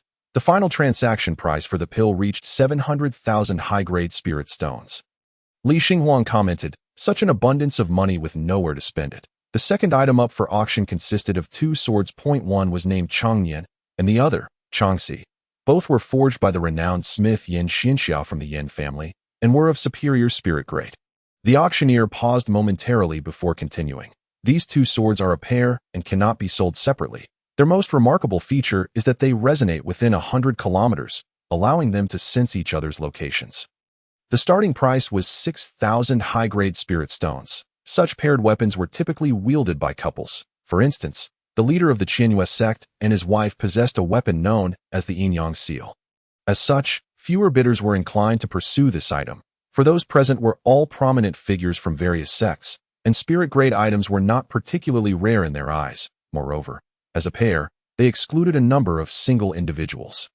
10,000, 11,000, 12,000. Suddenly, Li Xinghuang raised his bidding paddle. 15,000. He Ruofeng looked at him in astonishment, completely unprepared for him to bid on the paired swords. Who do you intend to use them with? Chapter 21. Changxi and Changnian. Li Xinghuang received a side quest from the dog system. Temporary side quest. Acquire the Changxi or Changnian sword during the auction. Reward: 1 imperial grade artifact. As an elder of a sect, Li Xinghuang had a modest amount of savings, sufficient to acquire a spirit-grade artifact. Moreover, he was effectively purchasing an imperial-grade artifact at the price of a spirit-grade one. Such a fortunate occurrence, He Ruofeng could not help but ask, who do you intend to use them with? With no one. I will use them myself. Li Xinghuang replied casually. 1 in my left hand. 1 in my right. Is that not permissible? He Ruofing, that regardless of his absurd actions, they somehow appeared less outlandish. 30,000 high-grade spirit stones. Soon, a private box raised its paddle. The bid doubled, prompting surprise among the attendees. Li Xinghuang raised an eyebrow and bid 40,000. 80,000 Li Xinghuang. At this point, he was certain that this individual was bidding intentionally. 100,000 Li Xinghuang raised his paddle once more. He Ruofing wore an expression of disbelief. Have you lost your mind? That is merely a spirit-grade artifact. 200,000 as expected. A calm voice emerged from the private box. Li Xinghuang hesitated briefly before raising his paddle. 200,000 and 100. He Ruofing. 400,000 Li Xinghuang conceded. He Ruofing taunted. Have you finally regained your composure? No, I only have 200,000 and 100. He Ruofing. That you reckless lad. Are you depleting your entire fortune? He Ruofing rubbed his forehead. I can lend you 300,000. This was the first time he had seen Li Xinghuang so eager for something. Although he believed Li Xinghuang's judgment was somewhat questionable, he resolved to assist him as best as he could. Li Xinghuang raised his paddle. 500,000 and 100. He Ruofing. The voice from the box did not hesitate. 1 million. Li Xinghuang lowered his paddle. Brother, do we at the Wangshua Tower appear that impoverished? He Ruofing. That not at all. Clearly, the other party is simply out of their mind. Li Xinghuang gazed toward the private box, where a curtain had been drawn, obscuring the figures inside. The voice was unfamiliar. If it were someone he knew, they would either have disguised themselves or instructed a servant to bid. Are they not merely 2 broken swords? I could easily have that smith forge 2 more for you. That He Ruofing snorted softly. Li Xinghuang calmly remarked, Brother, we are an esteemed and righteous sect. Come over and have him forge 2 for you. He Ruofing amended his statement. No need. I desire that one. Li Xinghuang shook his head. I do not require a substitute. No need for a substitute. The nature of things and of people, is it not the same? He had previously mentioned that the most important person. He Ruofing fell into a reverie. Li Xinghuang had not given it much thought. He spoke of the impossibility of a substitute purely for the sake of the task rewards imperial-grade artifact. Not for those 2 swords. The actual value of the swords capped out at around 20 to 30,000. That fool was prepared to spend 1 million just to counter him, which was truly impressive. 1 million once. 1 million twice. 5 million. A voice resonated from another private room. Li Xinghuang's eyebrows twitched. An even more formidable individual had appeared. That sum represented half of the budget for over 30 sects to procure an imperial-grade secret realm. As expected, the system would not issue such a simple task. He Ruofing was left dumbfounded. Have they lost their minds? Li Xinghuang nodded in agreement. Is it possible that these 2 swords are some rare treasure? Even if they are, we cannot afford them. The entire auction house fell silent for a moment. Even the seasoned auctioneer appeared momentarily stunned. Yet, he still maintained his professionalism and brought down the gavel. 5 million once. 10 million. The voice remained flat. Once again doubling the price. Li Xinghuang remarked. How ridiculous, He Ruofing inquired. What does that mean? Li Xinghuang took another spirit fruit and fell silent. 20 million. The auction house remained utterly still. The auctioneer's hand trembled. Then, the individual who initially bid against Li Xinghuang spoke. Are you intent on claiming what belongs to another? The subsequent bidder replied without hesitation. Are you not as well? He fell silent. The auctioneer took a deep breath. 20 million once. 20 million twice. 20 million. 3 times. Congratulations to the esteemed guest of Box Six.as. He struck the final blow. The dust finally settled. Li Xinghuang turned to He Ruofing. Brother, if you have something you desire, do not get carried away. Remain composed. You still have the face to lecture me? He Ruofing was momentarily speechless. You have already depleted your entire fortune. Before the next item could be presented, a knock sounded at the door of the private box. Just as He Ruofing was about to rise to open it, Li Xinghuang stopped him. It could be someone seeking revenge. Li Xinghuang said. That person was likely offended by me without my knowledge during our earlier exchange. Moreover, he did not manage to secure the bid, so he must be even more enraged. No1 dares to act against the Zhao Ju Chamber of Commerce. He Ruofing remarked. Someone who can easily produce 10 million to bid for a spirit-grade artifact may not necessarily fear the Zhao Ju Chamber of Commerce. Li Xinghuang rose, declaring, if there are grievances, let them be addressed. I shall face them first. Li Xinghuang did not recall having any enemies. but it would be better to resolve matters sooner than later. That he Ruofeng, infuriated, pulled him back. Are you mad? Li Xinghuang was somewhat puzzled. What are you angry about now? If you do not allow me to go to my demise, will you go instead? I will not. The door was knocked upon once more. 3 gentle taps, indicating a polite visitor. They did not seem like someone seeking revenge. Otherwise, they would have kicked the door down. Li Xinghuang stroked his chin. He Ruofeng, uninterested in deliberating further, stepped forward and opened the door. Standing outside was a small child, around 10 years old, holding a sword box. I have met Elder Tianyun and Elder Guiyun. The child bowed respectfully. Li Xinghuang was taken aback. Who are you? The child approached with reverence. Presenting the sword box with both hands. Elder Guiyun, this is the Changnian sword, a gift from young Master Yu. Please do not be angered by the earlier incident. Should you find anything else of interest later, feel free to bid. All will be charged to young Master S account. A.S. Li Xinghuang retrieved the Changnian sword from the box. A system notification chimed. Acquired Changnian sword. Temporary side quest completed. Congratulations, you have received the Imperial Grade artifact, the Chenchkin. So it was Yu Chubai. No wonder he could call out any price. After all, it was merely a transfer from one hand to the other.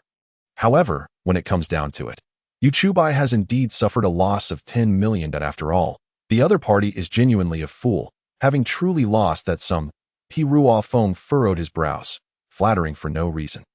Li Xinghuang had completed his task and had no intention of incurring the debt of 10 million. Although he relished free things, he was no longer alone. In the past, when he was solitary, he could afford to be shameless, but now he was an elder of the Wang Shui Tower, representing it. When he ventured forth, he could not afford to refuse the favor, as it would reflect upon the entire Wang Shui Tower.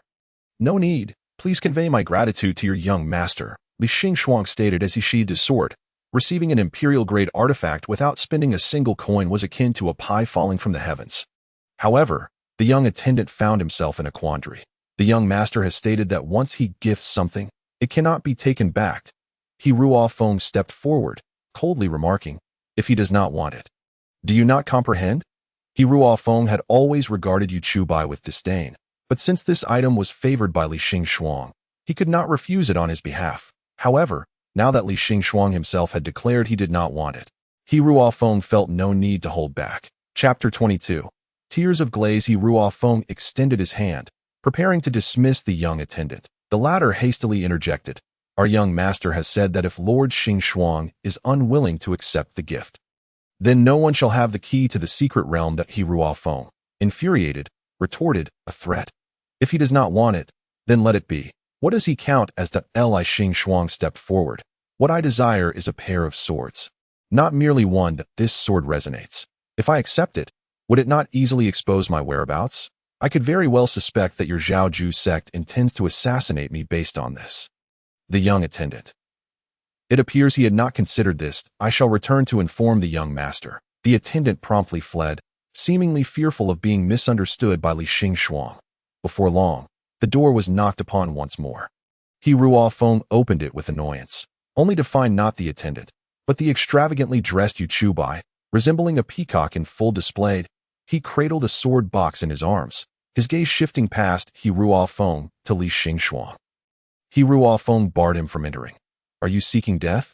Yu Chubai replied innocently. I have come to present a gift to Lord Xinghuang.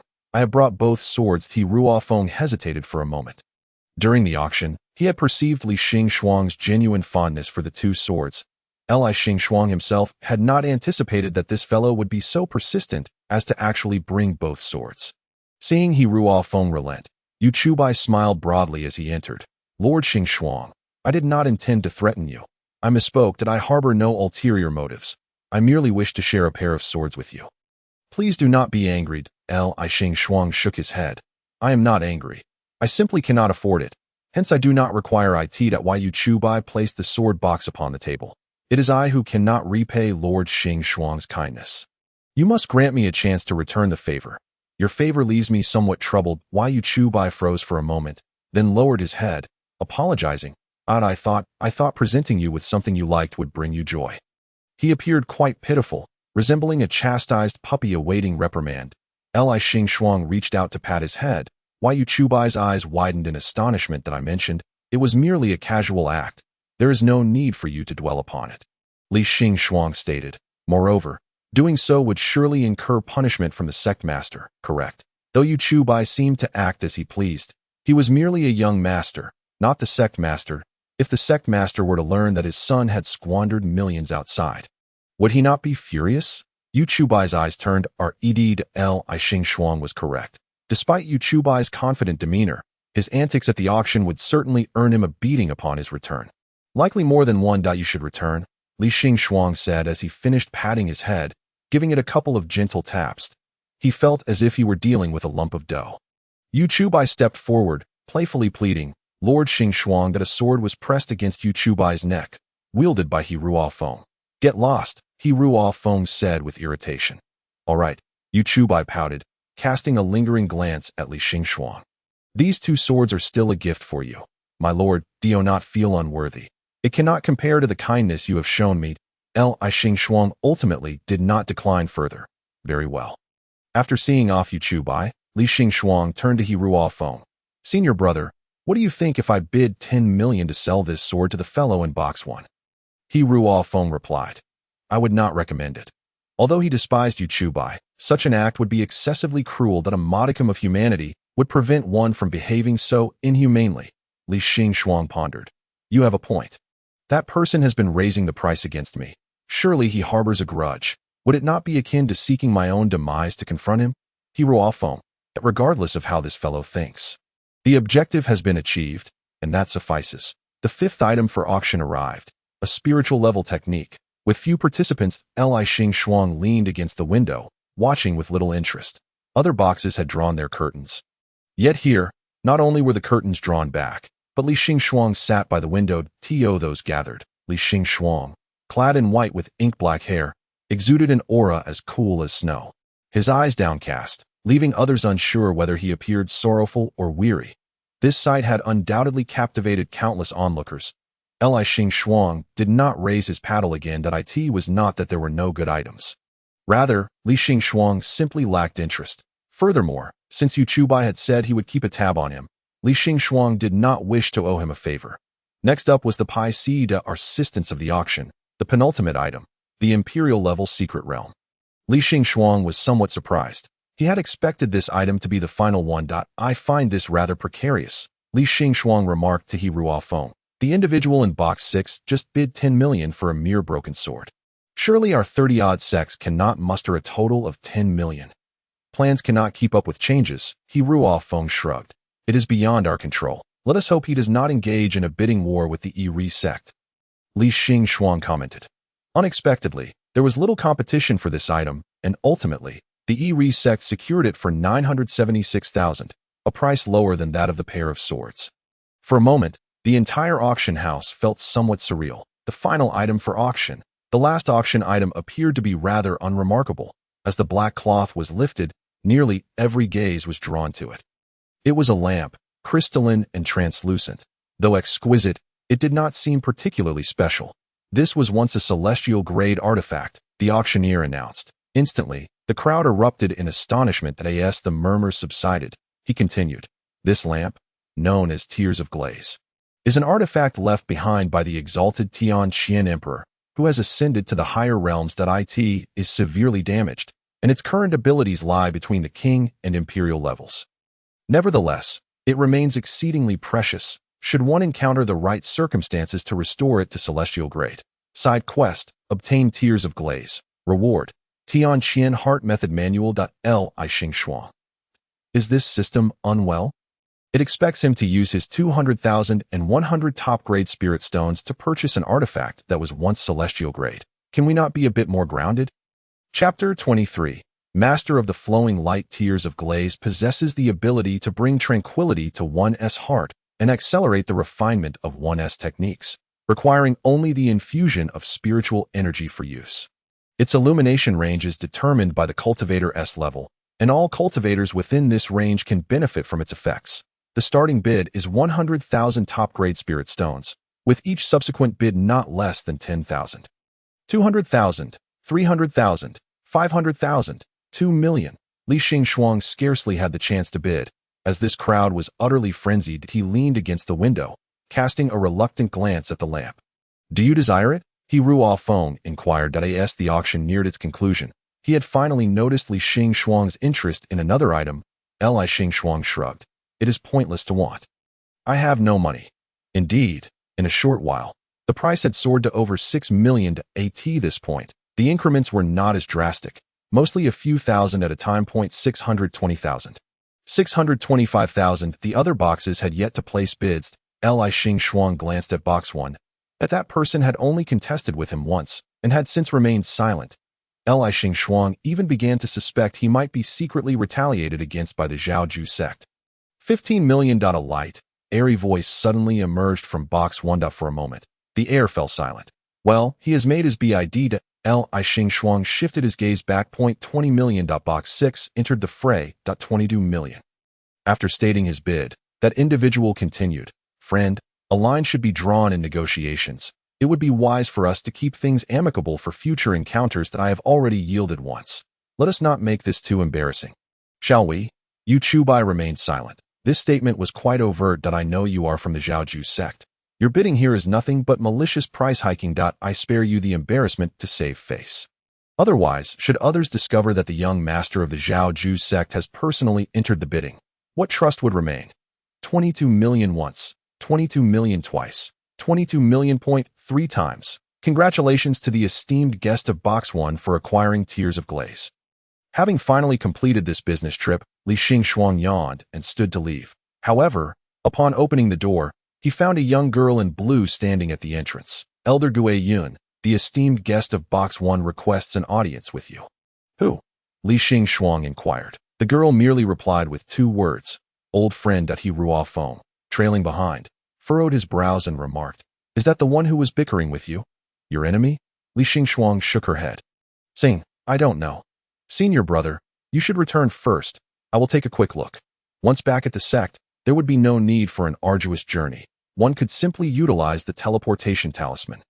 In simpler terms, it is akin to a city return ticket, capable of transporting one directly back to the sect. He Ruo Feng furrowed his brow. What if you truly have an enemy? Li Xingxuang reassured him. I will be cautious, and besides, no one would dare make a move at the Zhaoju Merchant Association. Nothing will happen. You should return to report your work. He Ruo Feng sighed. All right then. Li Xingxuang followed the young girl to box 1. Who would deliberately raise the price against someone they knew? Yet, Li Xingxuang was not well acquainted with many people. Upon entering, he noticed a soft couch draped with layers of gauze, obscuring the view, allowing only a frail silhouette to be seen. A pale, almost translucent hand emerged, gently parting the layers of fabric. From that hand, it was evident that the person was exceedingly thin. Xingxuang. It has been a long time. She spoke in an exceptionally gentle tone. She was a woman with a head of white hair, yet her visage retained youthful beauty. Her appearance was stunning, yet her form had grown emaciated, and her complexion was extremely pallid. Beautiful indeed, but lacking a certain vitality. Li Xingxuang recognized her instantly. The last time he had seen her, her hair had been a vibrant black. Now, it appeared starkly white. Master Luo, Li Xingxuang nodded. It has been a while. She was Luo Seeing. The master of the Liuguang Hall, an orphan. Li Xingxuang had wandered alone in his youth, and the Liuguang Hall had taken pity on him, allowing him to stay for a time. However, the hall only accepted female disciples, and its teachings were unsuitable for male practitioners. Consequently, when Li Xingxuang turned 14, the hall master entrusted him to Wang Xuelo. Luo Xing was the only daughter of the previous master of Liuguang Hall, a year older than Li Xingxuang, and she had often looked after him during his childhood. However, the people of Liuguang Hall were reclusive, and Li Xingxuang had little desire to venture out after he moved to Wang Xuelo. Their paths rarely crossed. Luo Xing smiled faintly, her tone gentle yet tinged with weakness. Xingxuang, why do you no longer call me sister? Though Li Xingxuang did not understand Luo Xing's fixation on the term, he nevertheless complied. Seeing sistered, he had always referred to her that way in his youth. Luo Xing smiled softly, though tears seemed to hang on the verge of falling. In her youth, she had been oblivious to those hazy feelings.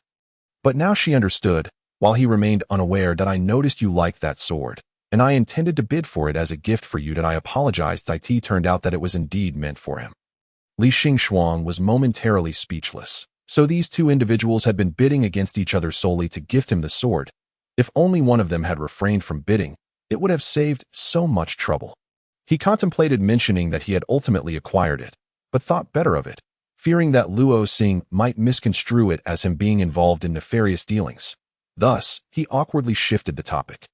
Why do you appear so frail? The young girl in blue furrowed her brows. Yet Luo Xing merely smiled softly. It is not unrelated to the events of a decade past. She began to cough. And as Li Xingxuang reached out to pat her back, he was stopped by the young girl. Luo Xing raised her hand to halt him. Huaishi, do not be disrespectful. The girl named Huaishi hesitated. Master, did you not forbid men from approaching? Luo Xing turned to Li Xingxuang. Her tone gentle. Xingxuang is different. Huaishi was taken aback. Li Xingxuang was also somewhat puzzled.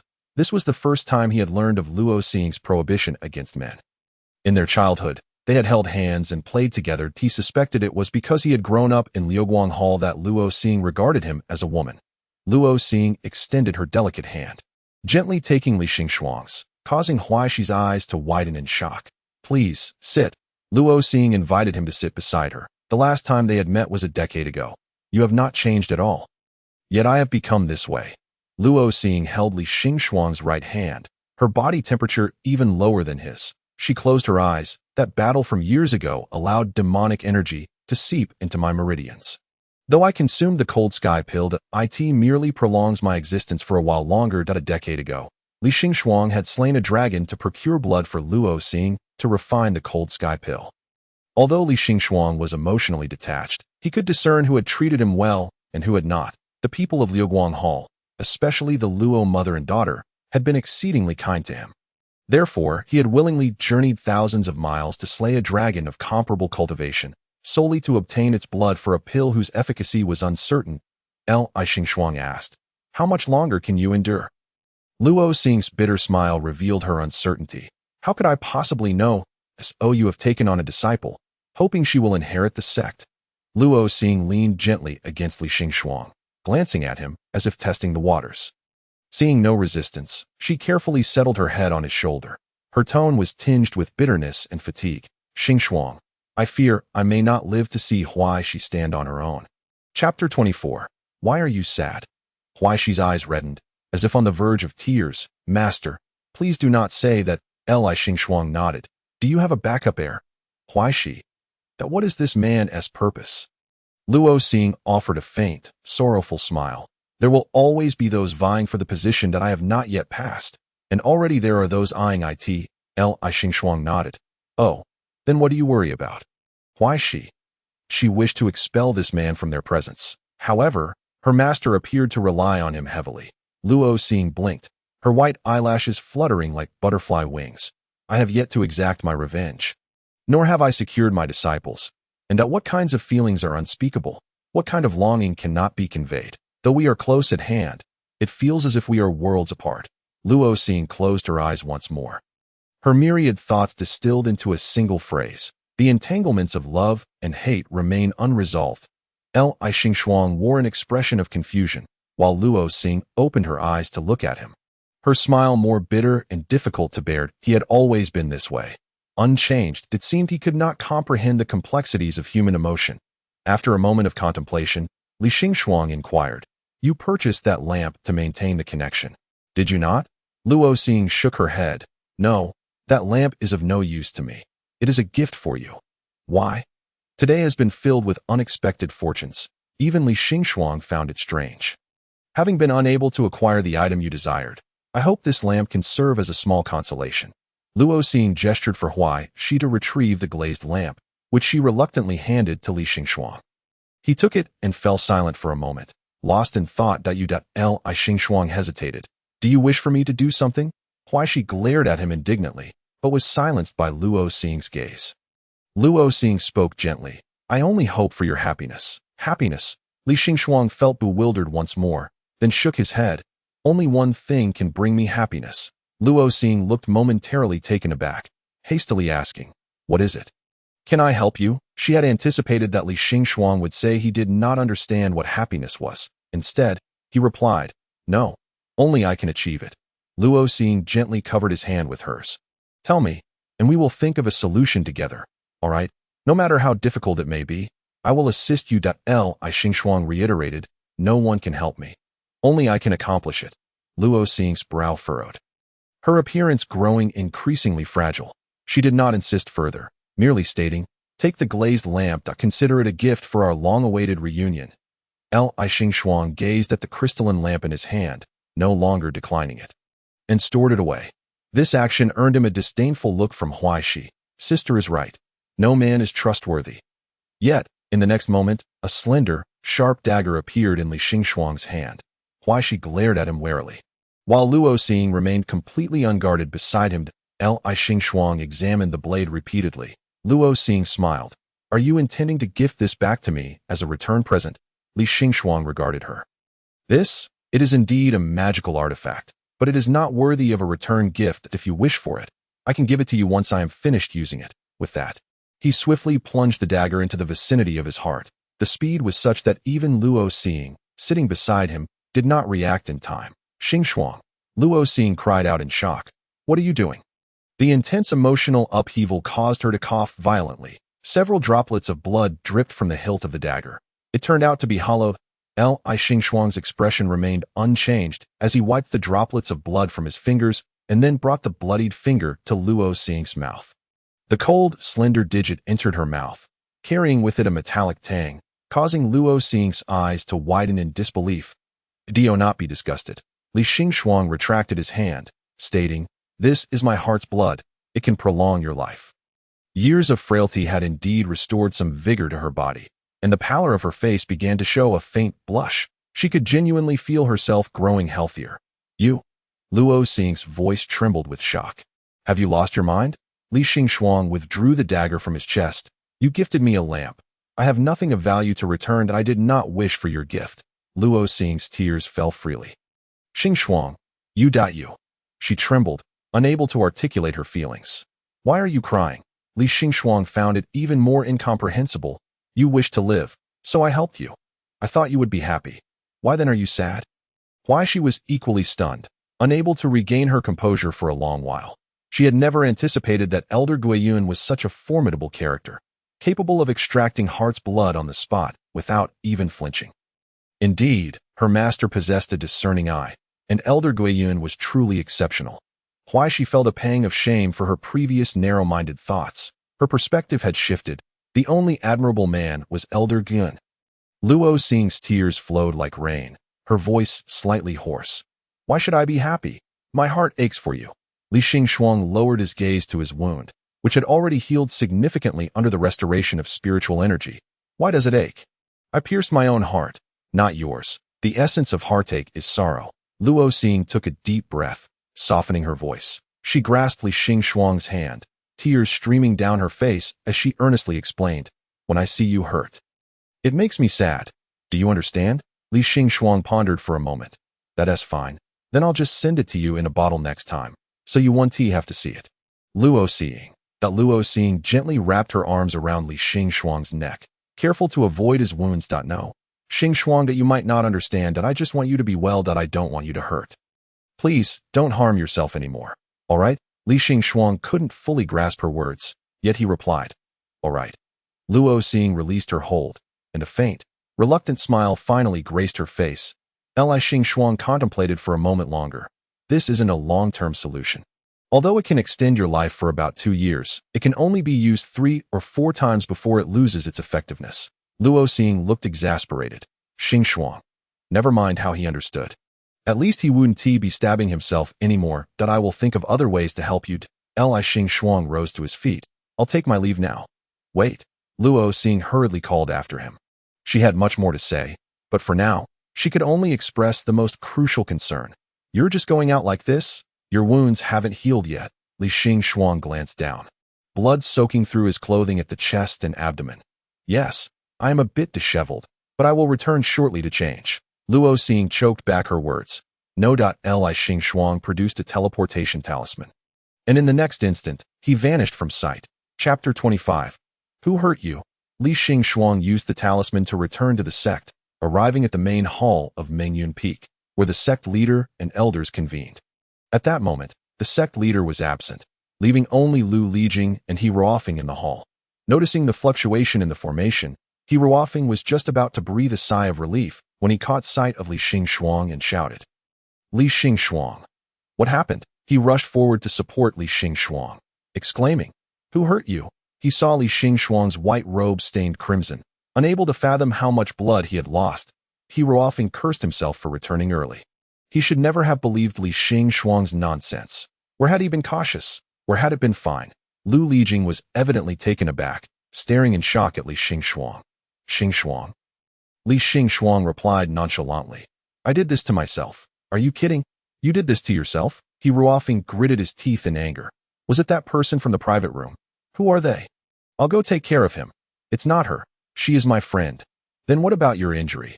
He Ruofing urgently sought to uncover the identity of the assailant. Lu Lijing interjected, his tone still slow.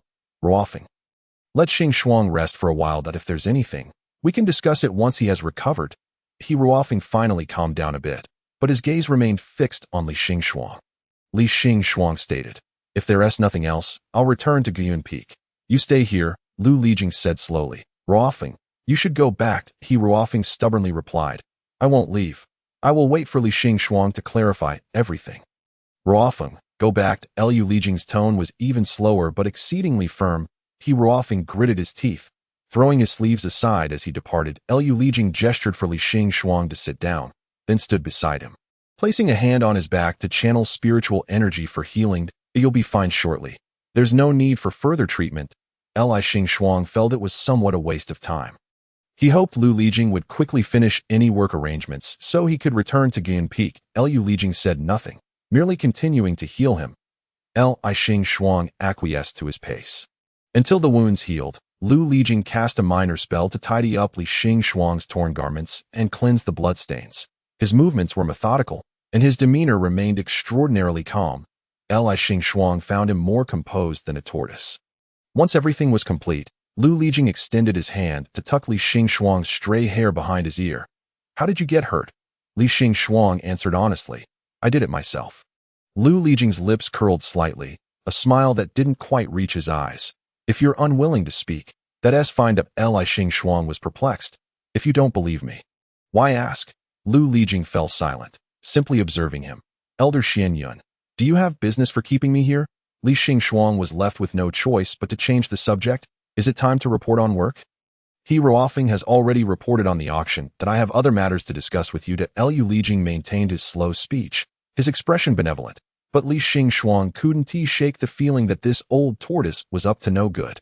Yet, he had no recourse. Although both were elders, Lu Lijing held a significant position, essentially serving as a vice manager. Li Xingxuang said, "Go ahead." Lu Lijing smiled. "I noticed that your disciple Ling Han has been quite well behaved lately.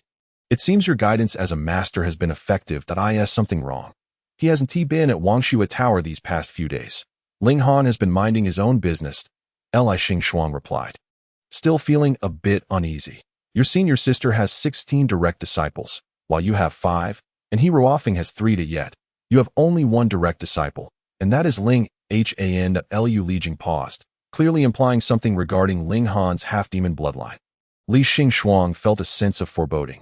"Elder Xianyun, if you have something to say, please do." "A young master from a family of cultivators admires you greatly and wishes to join your sect." Li Xingxuang felt relieved. He thought it was yet another issue concerning Ling Han. Or perhaps Lu Lijing was dissatisfied with his performance and intended to dismiss him. It turned out to be merely a matter of introducing connections.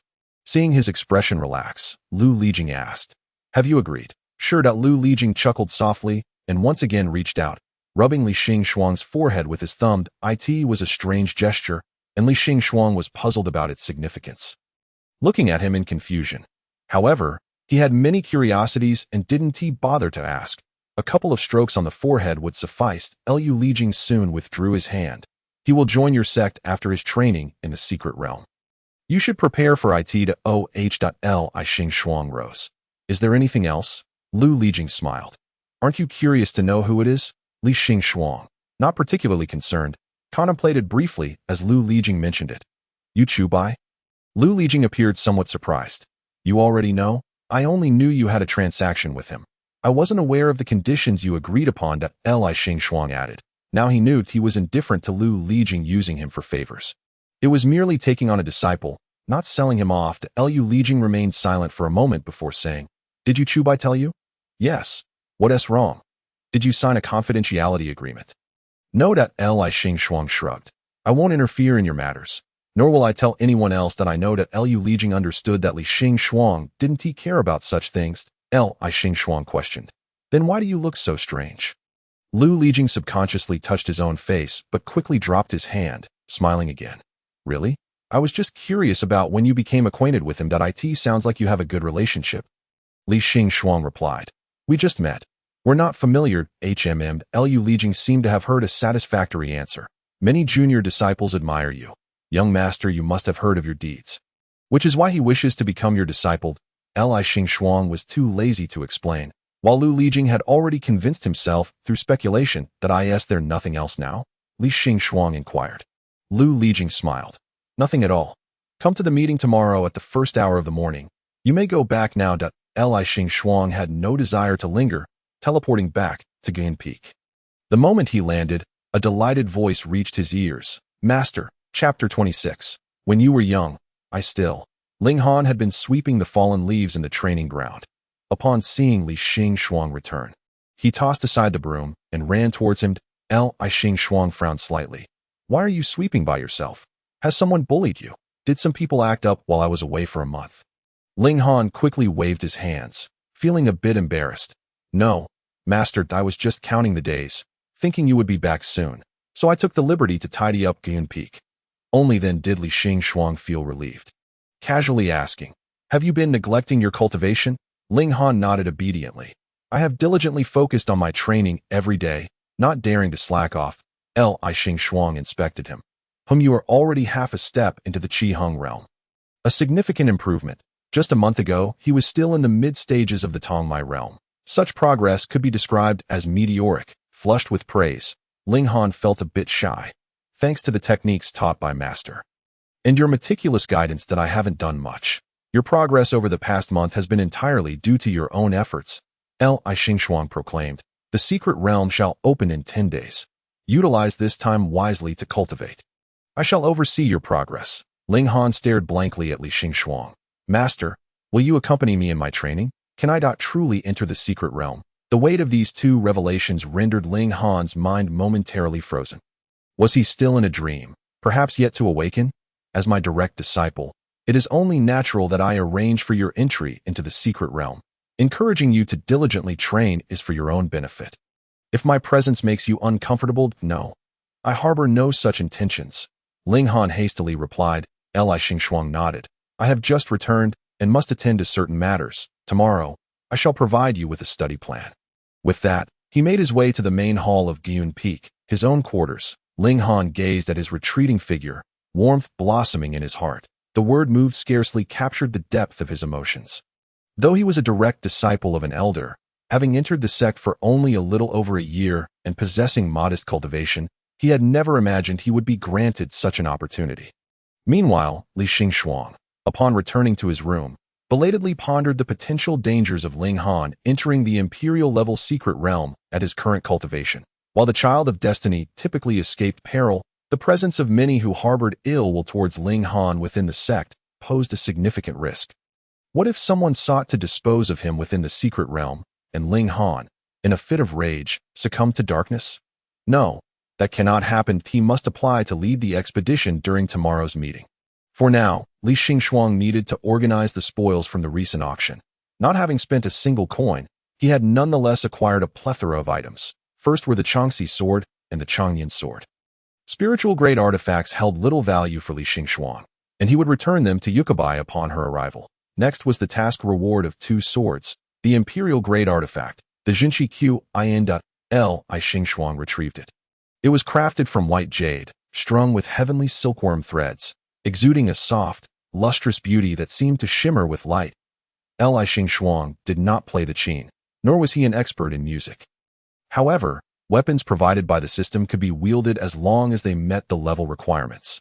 Although the Jinshi qin appeared flawless and innocent, it had the capacity to influence the mind, bestowing either positive or negative states. An auxiliary weapon. Indeed, Li Xingxuang then produced a translucent lamp, exquisitely carved and breathtakingly beautiful. When he cautiously infused it with spiritual energy, it immediately emanated a soft blue glow. Though cool in hue, it imparted a sense of tranquility and warmth that it seemed these two items belonged to the same category. Lastly, he discovered the Tianqian mind method secret record, a profound technique left by Emperor Tianqian. Categorized as a high-level celestial skill, yet currently inaccessible to Li Xingxuang, that he surmised he might never utilize it in his lifetime, but the Child of Destiny would surely benefit from it. He would keep it for him. After organizing his belongings, Li Xingxuang felt it was time to contemplate how to progress with his tasks. However, as an ordinary elder, relegated to a position of leisure, enacting meaningful changes within the sect seemed daunting. He could only begin with reforms at Guiyun Peak.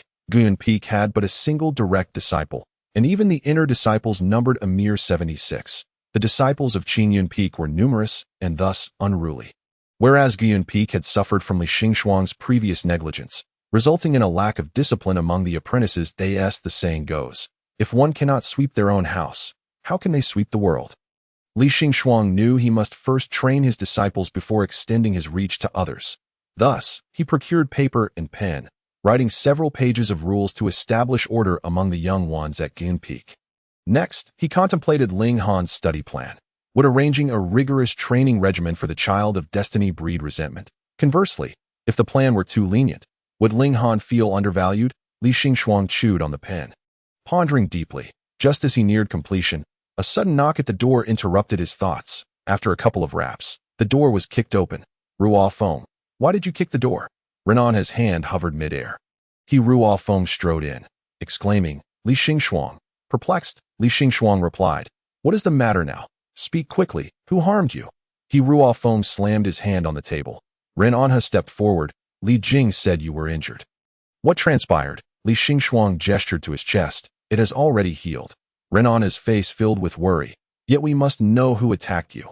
What if they strike again? She approached Li Xingxuang, gently stroking his head with an expression full of concern. Dear child, good child, do not shoulder everything alone. Your senior sister is here for you. Ruo Feng's expression soured, yet he cleared his throat, and your senior brother. Although Li Xingxuang had no memories of a mother, he felt a maternal warmth emanating from Renan. Truly, she was the mother of the entire sect. I inflicted this injury upon myself, and it is already healed. You may check if you wish. Li Xingxuang said, attempting to unfasten his garment. However, Ruo Feng immediately grasped his hand. Stammering, Ruo Feng insisted, why you that your senior sister is still here? We must maintain decorum. Renan had disagreed. What is there to avoid? Xingxuang, do not be shy. I bathed you when you were younger. Ruo Feng. Though Li Xingxuang was still young upon entering the sect, he is 14 now. Senior sister, please be more aware. Ruo Feng exclaimed. Although all disciples regarded her as a mother, she could not treat him as if he were still a child. Li Xingxuang, not recalling the incident, took a moment to reflect. It seemed there had indeed been one occasion when he was 15. Cast into a horde of magical beasts by his master, returning to the sect battered and bloodied, only to encounter Renan. Her eyes had turned red, as if she might weep at any moment. And without a word, she had taken him to the Qingyun Peak. There was a Baiyu hot spring there, known for its healing properties. His clothes had become a tangle of flesh and blood. And when he attempted to remove them, Renan's heart had ached, prompting her to stop him. She had fetched scissors, cleaning the wounds while carefully removing the tattered fabric. Li Xingxuang, emotionally blunt and having spent years among women in the Liuguang Hall, possessed no concept of propriety. Meanwhile, Renan, confronted with a teenage boy, displayed an abundance of maternal instinct. The entire situation, while not particularly outrageous, seemed peculiar when recounted. Chapter 27. Equal treatment, I assure you. I am perfectly fine. Li Xingxuang said mildly. You may return now. Ruo Feng seized a nearby chair and sat down. I will not leave until you clarify the situation. Li Xingxuang contemplated that explaining everything would be quite complex. Detailing the sequence of events could take an eternity. Senior sister. Li Xingxuang turned to Renan. I prefer not to discuss this matter. Seeing Li Xingxuang gaze innocently at her, Renan's heart melted. Though he merely shifted his gaze, she had already imagined a narrative of vulnerability and helplessness. All right, if you do not wish to speak, then do not. When you are ready to share, please tell your senior sister. Will you? No matter what happens, I will protect you. Ruo Feng. Is he truly being let off the hook like this? Renan urged. Let it go, Ruo Feng.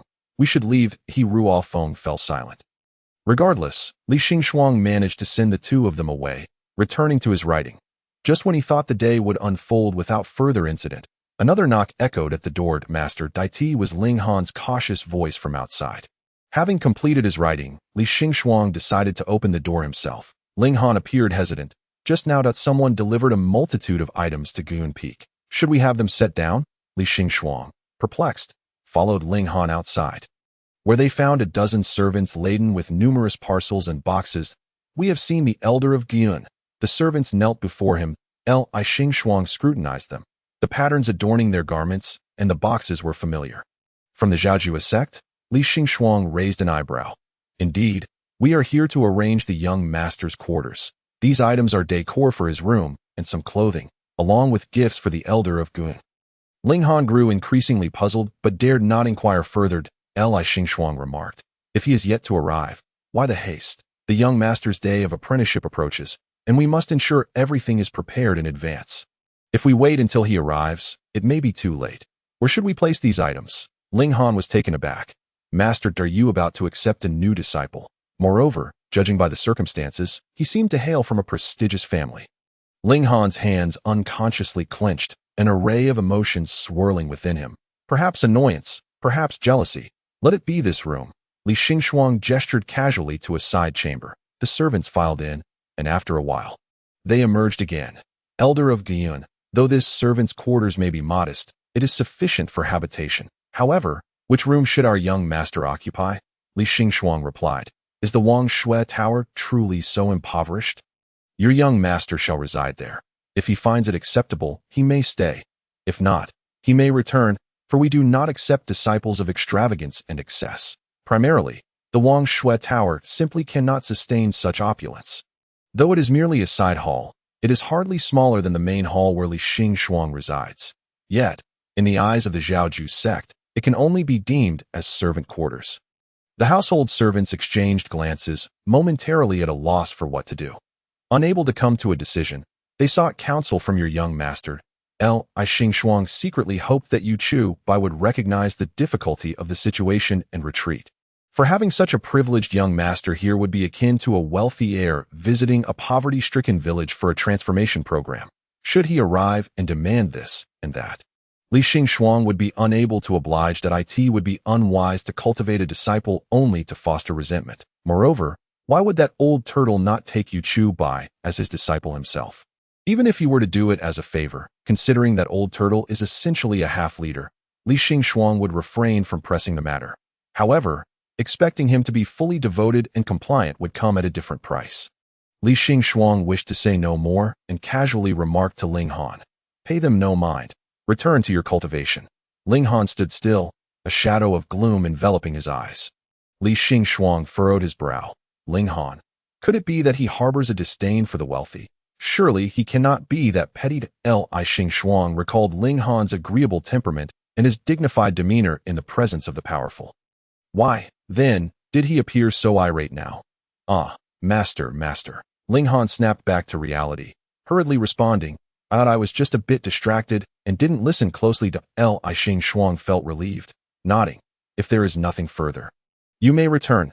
Yes, master. Ling Han bowed before taking his leave. Li Xingxuang turned his attention back to the Yu family servants.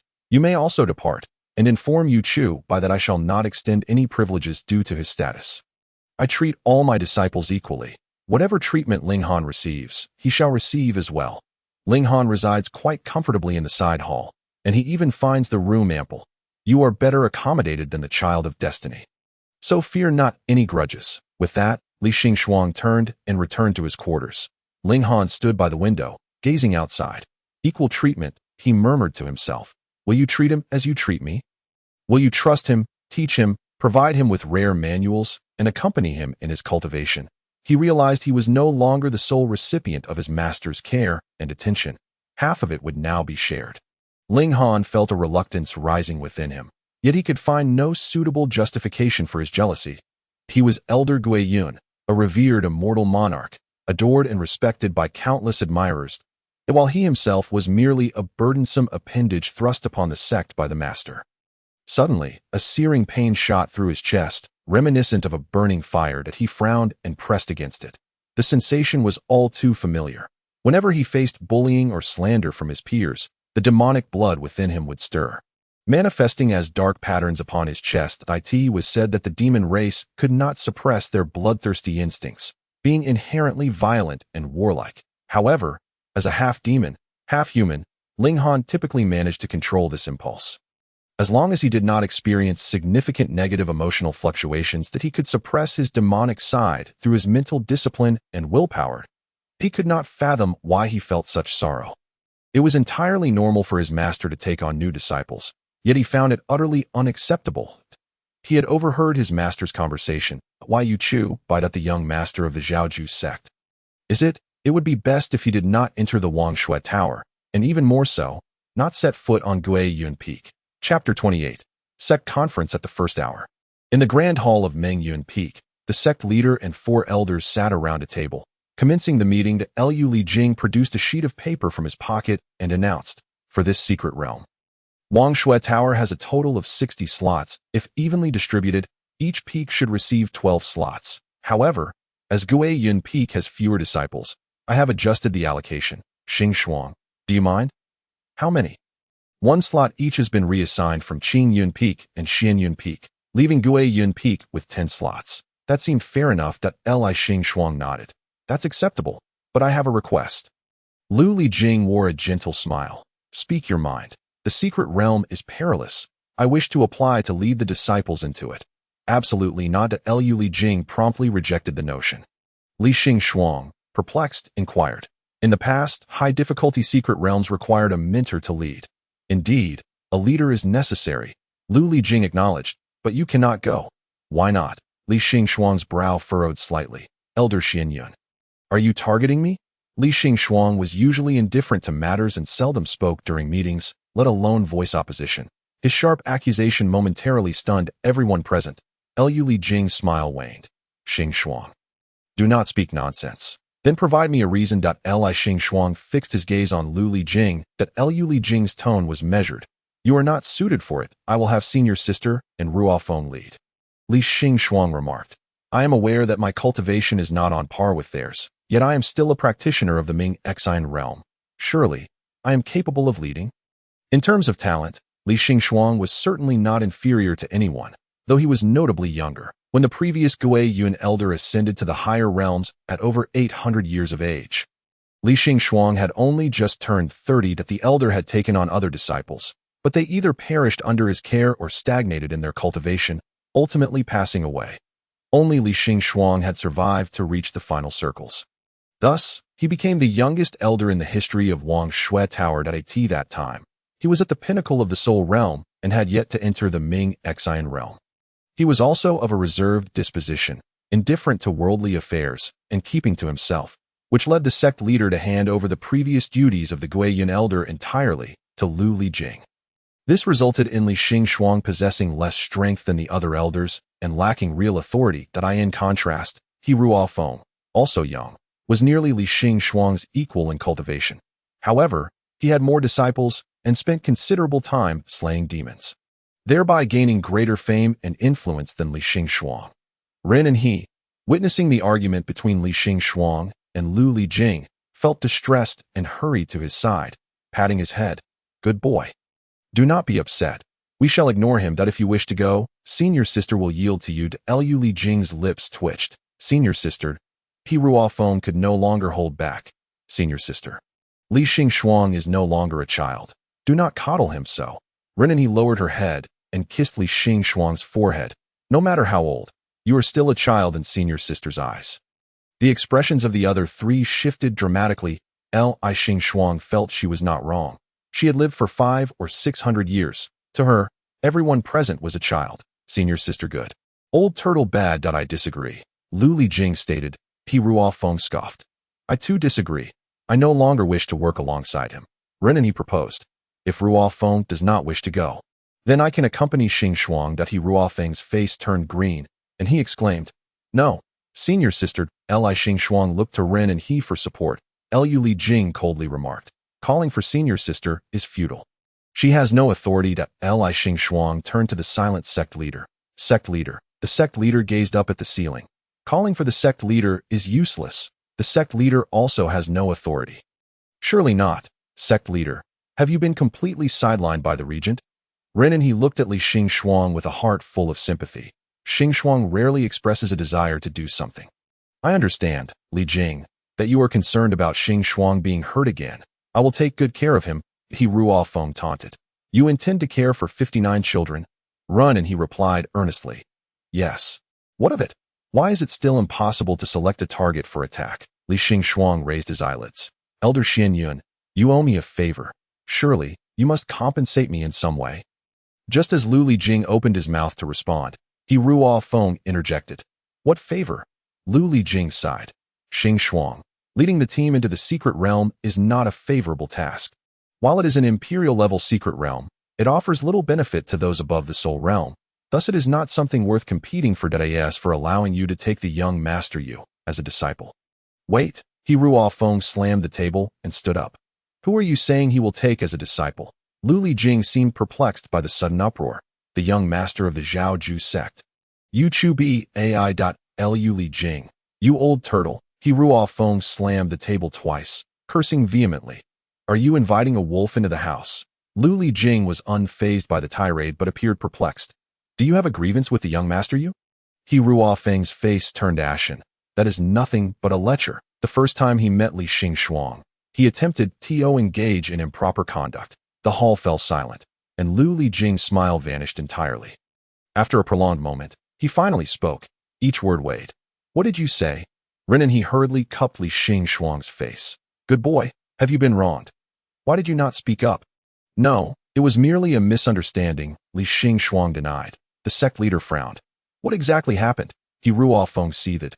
What do you mean no? That scoundrel openly made advances on Li Xingxuang, speaking of wanting to share a night of passion that he Ruofeng reached this point. His face flushed, half from embarrassment and half from anger. The temperature in the hall seemed to drop. That so? Lu Lijing's voice remained calm, showing no signs of emotional disturbance. Understood. I will address this. The sect leader reproached He Ruofeng. Why did you not mention this earlier? He Ruofeng felt a twinge of guilt, but immediately turned to blame Lu Lijing. You did not even bother to ascertain who he was. Yet you unilaterally decided to let Li Xingxuang accept a disciple. Lu Lijing offered no explanation. Indeed, it was an oversight on my part. My apologies, Xingxuang, regarding the Zhaoju sect. I will. Before he could finish, a knock sounded at the hall door, followed by the voice of the sect leader's eldest disciple from outside. Master, esteemed elders, the head of Zhaoju sect and the young master have come to pay their respects. Chapter 29. I can offer a defense. The head of Zhaoju sect and the young master. Aside from Li Xingxuang, the expressions of the others shifted dramatically, with He Ruofeng's reaction being the most pronounced. He unsheathed his sword, exclaiming, How dare they come here? Renan he swiftly intervened. Ruofeng, calm down. This is a matter of sect diplomacy. The sect leader slammed his hand on the table, declaring, Let them in. I shall seek justice for Xingxuang today. Lu Lijing remained silent, gesturing with his hand as the palace door opened slowly. Bathed in sunlight, the golden figures of Zhaoju sect nearly blinded the onlookers. Chi sect leader. It's been a while. Yu sect leader entered with a cheerful demeanor, clasping his hands in greeting. I didn't expect all the elders to be present today. Could it be to welcome me? You? 5 individuals sat in silence, their expressions impassive as they regarded him. Yu sect leader, puzzled by the atmosphere, awkwardly inquired, Dear elders, what seems to be the matter? Am I interrupting your discussions? He Ruofeng scoffed. It's good that you know. Yu sect leader responded with confusion. What do you mean? Lu Lijing coldly interjected. What brings you here? Yu sect leader sensed an odd tension in the air and chuckled nervously. Well, it's just that my son is about to become a disciple under Elder Gui Yun. Suddenly, the palace doors slammed shut, and Lu Lijing wore a slight, enigmatic smile as he regarded the Yu father and son. Yu sect leader felt an ominous premonition creeping in. What does Wang Shuelu intend? Are they truly unwelcome? Despite his outward bravado, Yu sect leader took a step back, ready to flee at any moment. Zhaoju sect may be affluent, but their focus on commerce had left their cultivation lacking. Yu sect leader himself was merely at the mid-stage of the soul entering realm, while these 5 were all at the mind enlightenment realm. He could not afford to fail before he had even begun. Ren and he furrowed her brow, a rare display of anger on her face. You sect leader, we wish to inquire why you allow your son to mistreat our sect elder. You sect leader, perplexed, turned to Yu Chu Bai. What did this wretched boy do? Yu Chu Bai's face flushed crimson. I didn't tea. Last time it was a misunderstanding. Li Xing Shuang nodded. Indeed, it was a misunderstanding. I have clarified everything with my master, Li Xing Shuang asserted. It has been made clear that he Ruo Feng, growing agitated, slammed his hand on the table. What do you mean made clear? Did you meet again later? Li Xing Shuang averted his gaze. Liu Li Jing maintained a faint smile, though it carried a hint of chill. I'm afraid, based on our sect's internal discussions, we deem that Yu Xiaozhu is unsuitable for apprenticeship under Gui Yun Peak. Yu Chu Bai grew anxious. Why? This is not what we agreed upon. Liu Li Jing rose. The issue is that Yu Xiaozhu failed to mention how he had previously insulted our elder Gui Yun. Until Yu Xiaozhu officially becomes a disciple, kindly refrain from addressing him as such. Just as Yu Chu Bai was about to explain, Yu sect leader slapped him on the back of the head. You imbecile. I instructed you to be courteous and civil while away from home. What exactly did you do to elderly? Yu Chu Bai muttered. I wanted to invite my master out for fun. But I miscommunicated. I thought sharing a spring night meant going out for fun. I asked my master if why Yu sect leader finally understood, delivering another slap to his son's head, his face turning a shade of green with fury. You learn a few phrases and misuse them. Where did you acquire such indecent expressions? Apologize to Elder Li at once. Go. Yu Chu Bai obediently approached Li Xing Shuang, but barely took 2 steps before being halted by He Ruo Feng. When did you meet Li Xing Shuang alone? Is his injury connected to you? Yu Chu Bai's eyes widened. Master was injured? What master? You haven't even become a disciple yet. He Ruo Feng snapped. He was injured right after the auction. What happened? Yu Chu Bai shook his head vigorously. That's impossible. If someone caused trouble at Zhao Ju Chamber of Commerce, I would have certainly noticed. Yu sect leader nearly choked. He was injured at Zhao Ju Chamber of Commerce. He rushed forward and began to beat Yu Chu Bai furiously. I told you not to stir up trouble. Not to stir up trouble. Father, it wasn't me. I truly didn't know. Yu Chu Bai shielded his head. Zhao Shuelu's sect leader, Qi Jing Yuan, could no longer endure the chaos and held his forehead. Enough. Xing Shuang, please clarify the situation. Huh? Li Xing Shuang asked, confused. Clarify what? Qi Jing Yuan sighed. While they quarreled, Li Xing Shuang appeared lost in thought. Truly, he was something. Liu Li Jing summarized the issues. Did Yu Xiaozhu bully you at all? And were you injured at Zhao Ju Chamber of Commerce? Oh, he didn't bully me. The injury was self-inflicted and had nothing to do with Zhao Ju Chamber of Commerce. He Ruo Feng inquired. Then what did you two discuss during your private meeting? Li Xing Shuang replied honestly. He said he wanted to become my Dao partner and asked me to marry him. As soon as the words left his mouth, a wail erupted in the hall. Father, stop hitting me. I can defend myself. No, father, I can explain. Ren and he grasped Li Xing Shuang's hand. Worry etched on her face. You didn't agree to him, did you? No, Li Xing Shuang replied. Ren and he exhaled in relief. That's good. Xing Shuang, you are still young. The outside world is filled with bad people. Don't let them deceive you. Li Xing Shuang fell silent for a moment. I am over 60. I am not 16. Junior sister, quickly kneel before elderly. Yu sect leader exclaimed in exasperation, pushing Yu Chu Bai aside. How did he raise such a frivolous and wayward scion? Yu Chu Bai stumbled and then obediently knelt before Li Xing Shuang. Master, I was wrong. Li Xing Shuang replied. I am not yet your master. The once obedient Yu Chu Bai's eyes turned red. Master, I truly know I was wrong. Please don't abandon me. Before Li Xing Shuang could respond, Lu Li Jing interjected. Although I have agreed to allow you to apprentice under Gui Yun Peak, you must first relinquish any misguided affections and remember that once a master, forever a father. You must regard your master as a paternal figure and not develop feelings that exceed those of propriety. Otherwise, it would be a blatant disregard for ethical norms, a corruption of morals, and a loss of humanity. Yu Chu Bai lowered his head, suppressing his discontent. Disciple understands. He Ruo Feng remained unconvinced. Are you still going to have him apprentice under Li Xing Shuang? You pushing Li Xing Shuang into a fire pit? I wouldn't be so foolish as to be harmed by someone like Li Xing Shuang assessed Yu Chu Bai, a child at the initial comprehension stage.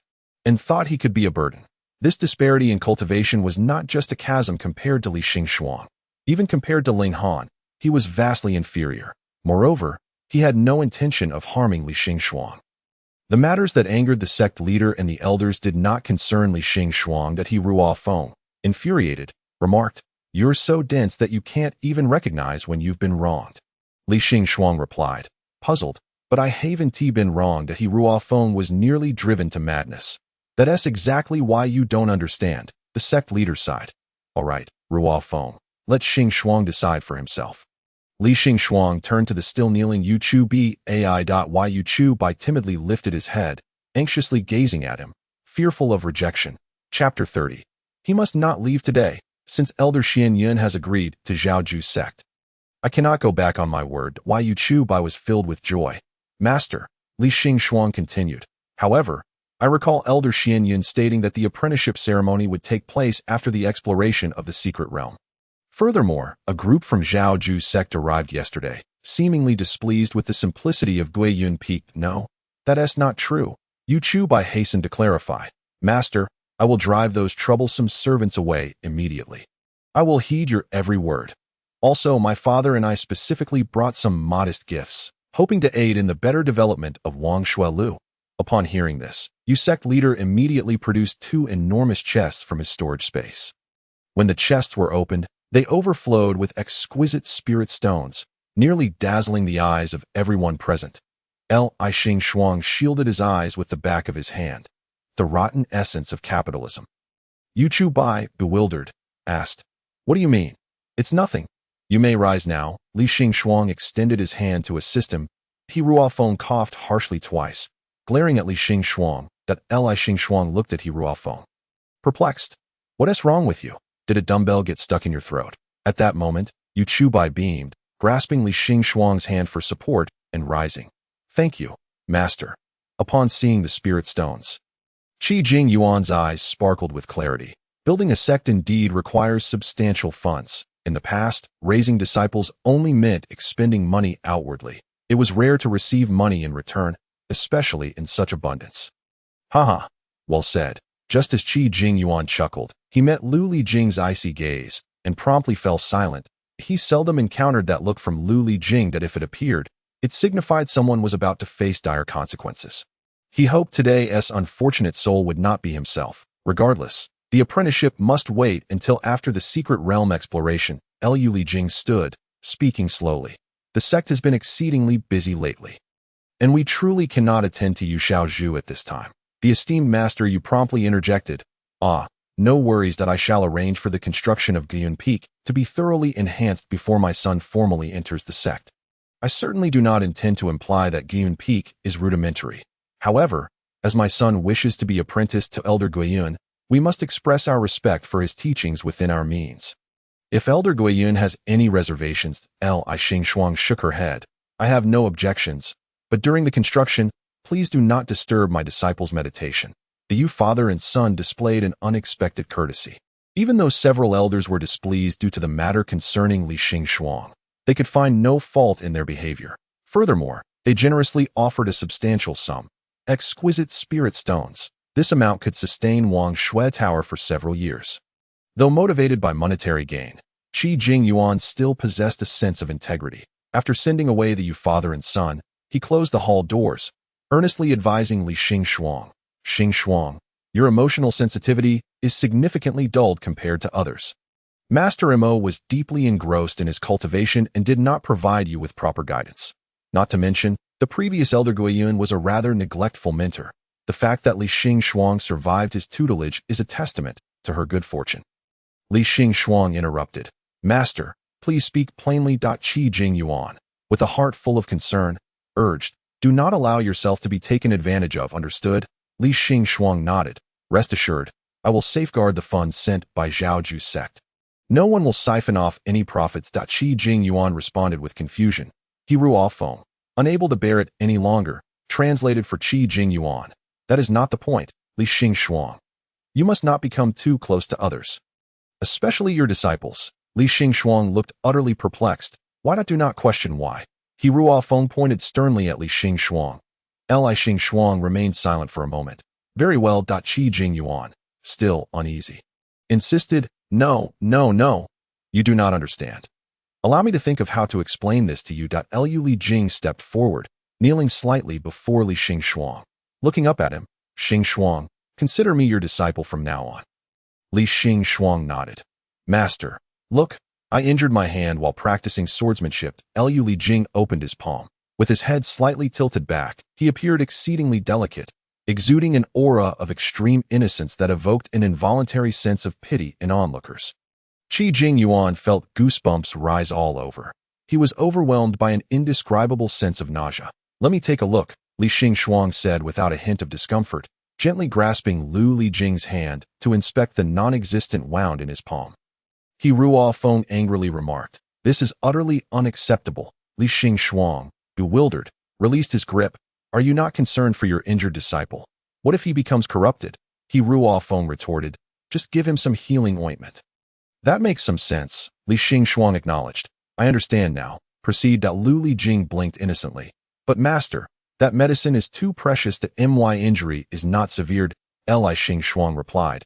"If I give it to you, then use it. I cannot bear to. It pains my heart to use it." Li Xing frowned. "Then what should we do?" Lu Li Jing pointed to himself, continuing to blink. "If you kiss me, I will be fine." Li Xing pondered for a moment. "That is not scientific. Clearly, this would not facilitate the healing of wounds, even in the realm of cultivation." He Ruofeng sighed. "This fellow is speaking nonsense again. But at least he is starting to think more critically. Master, if you just give him a kiss, I assure you he will feel no more pain. You are the best to me, are you not?" Lu Li Jing coaxed, sounding like a devil's temptation. Li Xing contemplated once more. Given the repeated insistence, perhaps this was indeed a method to engage with his disciple. If it proved effective, it would indeed conserve the use of medicine. Thus, he leaned down and kissed Lu Li Jing's forehead. "Does it still hurt?" The forehead felt slightly cool yet soft. Lu Li Jing's expression darkened, yet he maintained a gentle and tranquil demeanor. Rising slowly, he stated, "It appears you are lacking, Xing. You will require some time for training." The crowd. That why does even the old tortoise's coquetry seem effective? Previously, Li Xing had little interaction with others. Thus they had not realized the extent of his vet that a few gentle words could lead him astray. The master covered his face with both hands, taking a deep breath. "I only knew he was somewhat slow, but I did not expect him to be this obtuse." Li Xing asked, "What is the meaning of this?" Suddenly, he was criticized. Ren and he stroked Li Xing's head, hesitating momentarily before shaking his head. He Ruofeng pounded the table, visibly agitated. "Training. He must be trained. We cannot let him leave until he has been properly educated." Chapter 31. "Why are you competing with me?" In an effort to prevent Li Xing from being taken advantage of, the master and the other 3 elders took turns educating him. It was not until evening that this session of common sense education concluded, leading into a mock examination. Ren and he gazed at the paper in his hands. "Elder Guiyun, I find your demeanor extraordinary and wish to befriend you. Might you join me in my quarters this evening for a discussion?" Li Xing replied earnestly. "I will not go." Ren and he nodded in satisfaction. Qi Jing Yuan also lowered his head to recite his lines. "Master, I feel frightened sleeping alone at night. Could you accompany me?" Li Xing replied nonchalantly. "There is no need for my cultivation to require sleep. If you are afraid, seek out your fellow disciples." Qi Jing Yuan appeared equally satisfied, reaching out to stroke Li Xing's head. Li Xing swatted his hand away. "Do not touch me." Qi Jing Yuan responded. "Very well, they have taught you well." At least something has been absorbed. Yet, why do I feel somewhat discontented? Clearing his throat, Qi Jing Yuan said, "Ahem, Xing, we are teaching you to treat others this way. But you need not be so guarded with me." Mastered, Lu Li Jing spoke slowly from behind Qi Jing Yuan. "If you instruct Xing in this manner, what will happen if others treat him the same way?" I am not that foolish," Li Xing replied indifferently. "I know who I should be cautious of." The 4 exchanged dubious glances. Qi Jing Yuan asked, "Hurt? Do you consider me someone to be wary of?" "Xing, I am your senior." Li Xing looked confused. "I thought we were still in a mock examination." Seeing this, Li Xing reiterated, "I truly understand your intentions. It is not that I do not comprehend what you are saying. I simply do not care. However, if it concerns you, I shall refrain from such behavior in the future." The hall fell silent for a moment until Lu Lijing slightly nodded and spoke. I believe in you. You have always been very perceptive. Li Xing, still fixated on his objective, insisted, now that I have made a concession, it is only fair you reciprocate. Allow me access to the secret realm. Lu Lijing, with a resigned expression, fell silent for 2 seconds. Very well. He Ruofeng immediately protested. No, I do not agree. Lu Lijing ignored him, turning to Li Xing and stating, I will accompany you inside. Qi Jing Yuan, now anxious, interjected, No, I do not consent. Who will fill the role of the caretaker we are missing at Wangshui Tower? Lu Lijing, aware of Qi Jing Yuan's concerns, spoke calmly. The time flow in the secret realm differs from the outside world. We shall return in just 2 or 3 days. Only then did Qi Jing Yuan reluctantly relent. Then take good care of Xing Shuang. Although both were at the same cultivation level, Lu Lijing was at the peak of the enlightenment realm. On the verge of entering the melding heaven realm. Coupled with his meticulous nature, Qi Jing Yuan felt reassured that he could manage alone. Though Li Xing believed he did not require supervision. He was too lazy to argue. He cared only for one thing. Is there anything else? If not, I shall return. Having wasted half a day on meaningless matters, Li Xing was eager to leave. Qi Jing Yuan finally waved his hand, signaling the meeting to adjourn to Tian Peak. Li Xing had just returned when he found himself bewildered by the towering halls and pavilions that had seemingly arisen from thin air. No, he had not teleported to the wrong place. Had he? Master. Just as he was about to approach the structures, Yu Chu Bai, who had been gesturing animatedly beside the constructions, hurried over with a beaming smile. Are you satisfied? Li Xing looked at the craftsman using spiritual energy to support the materials and couldn't help but marvel. Even civil engineering required cultivation in this day and age. The structures were still only frames, but by the time his master returned from the secret realm, they would likely be nearing completion. Yu Chu Bai reached out to tug at Li Xing sleeve playfully. But he discreetly evaded, as her fingertips brushed the fabric. Yu Chu Bai felt a pang of emptiness but did not show it. Maintaining her cheerful demeanor, by the way, Master, my room has yet to be completed. May I sleep with you tonight?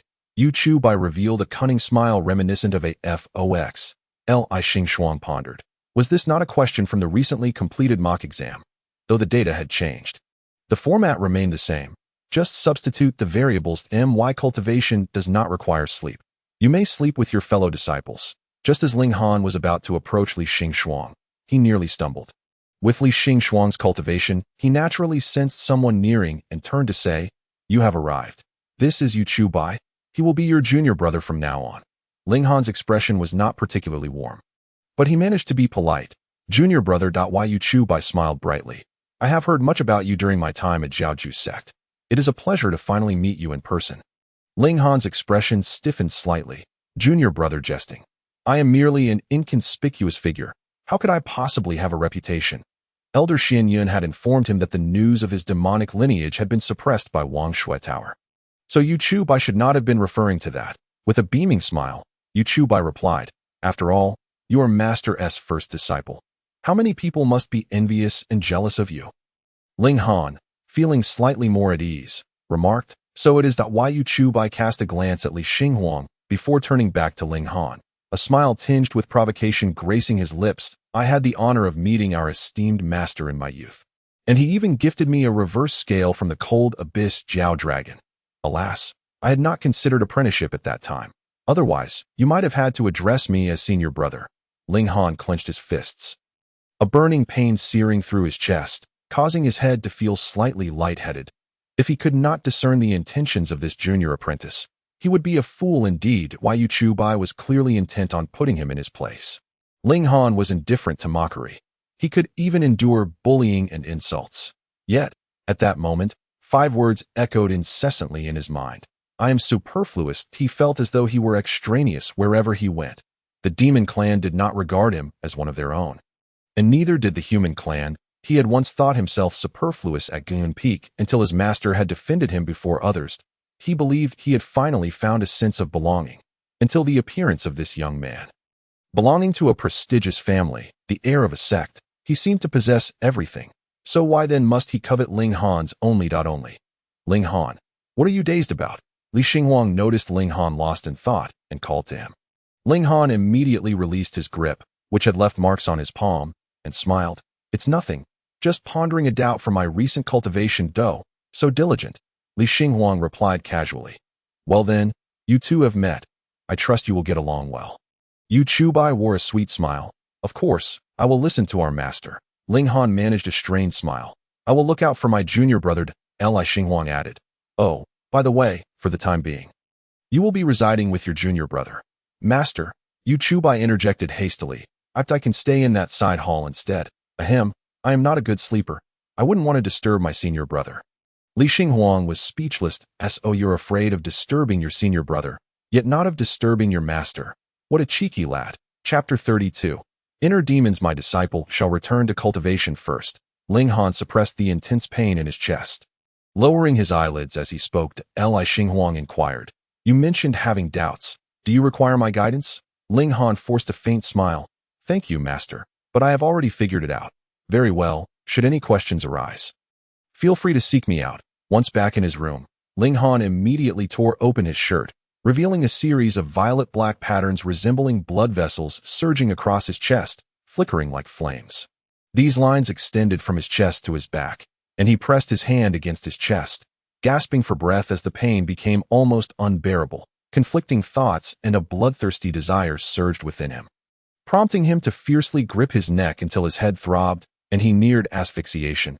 Only then did he weakly release his hold, when he could not suppress the demon clan's bloodlust and brutality. He would vent those emotions upon himself. Previously, he had endured for the sake of patience and to bear humiliation. Now, he did not wish to harm others or disappoint his master. His master trusted him so deeply. And Ling Han did not want to reveal such a loath. The plants had all withered, shriveled and blackened, crumbling at a mere touch. The grass was dark, the sky a deep purple, a truly vibrant scene. Or so it seemed. How curious it was that this secret realm was imbued with such heavy malevolence. Could it possibly be a demon-slaying dungeon? No wonder they initially sent the Chihuahua. If it were to enter this dungeon, it would likely gain a fury buff. Before Li Xinghuang could take a step, several grotesque, shadowy figures emerged from the ground. Shadow demons, that a lower-tier demonic race, lacking in intelligence, yet their presence often indicated the existence of higher-tier demons nearby. Li Xinghuang wielded a sword named Frostfall, a royal-grade artifact capable of inflicting a chilling state upon adversaries. That he raised his hand, and Frostfall flew forth, swiftly piercing through the body of a shadow demon, tracing an icy blue arc before returning to his grasp. They were truly weak. Li Xinghuang advanced, and wherever his feet tread, the withered grass turned to ash, melding into the soil. Yet, after only a few steps, the surrounding darkness began to fade. The flora revived, and the sky brightened once more. Xinghuang, a voice called from behind him. Li Xinghuang turned to see a figure in the distance waving at him. Although he could not discern the person's features, an overwhelming sense of familiarity washed over him, compelling him to walk toward that direction. Xinghuang. The figure opened its arms wide. It has been so long since we last met. Li Xinghuang murmured. Is it you? Indeed, it has been far too long. Do you miss me? As he approached, Li Xinghuang replied, I miss you dearly. Despite the obscured visage, he knew exactly who it was. Xinghuang. Do you wish to be with me forever? The figure extended a hand toward Li Xinghuang. Yet, in the next heartbeat, he was pierced through by the Frostfall sword. Simultaneously, the sky and ground returned to their somber, gloomy state. The Frostfall sword rejoined Li Xinghuang's grip. Countless times he had envisioned reducing this figure to ashes, yet with the passage of time, all emotions had gradually faded, leaving even the person's visage and voice a mere blur. Hatred or longing. Li Xinghuang had let it all go. At least, he believed he had. The body that had been pierced rose from the ground, transforming into a mist, its voice a cacophony of genders and ages merging together, desireless, loveless, without hatred, without sorrow, without joy. He chuckled. This is the first time I have encountered someone who breaks the formation so swiftly. The illusion demon, capable of morphing into figures from human memory, possessed the ability to manipulate minds and amplify emotions to an extraordinary degree. Compared to ordinary demons, they lacked significant aggression but delighted in ensnaring individuals within illusions. Your skills require improvement. Li Xinghuang calmly conversed with the illusion demon, asserting that it should not employ the guise of his enemy to manipulate him. The illusion demon circled around Li Xingxuang, perplexed.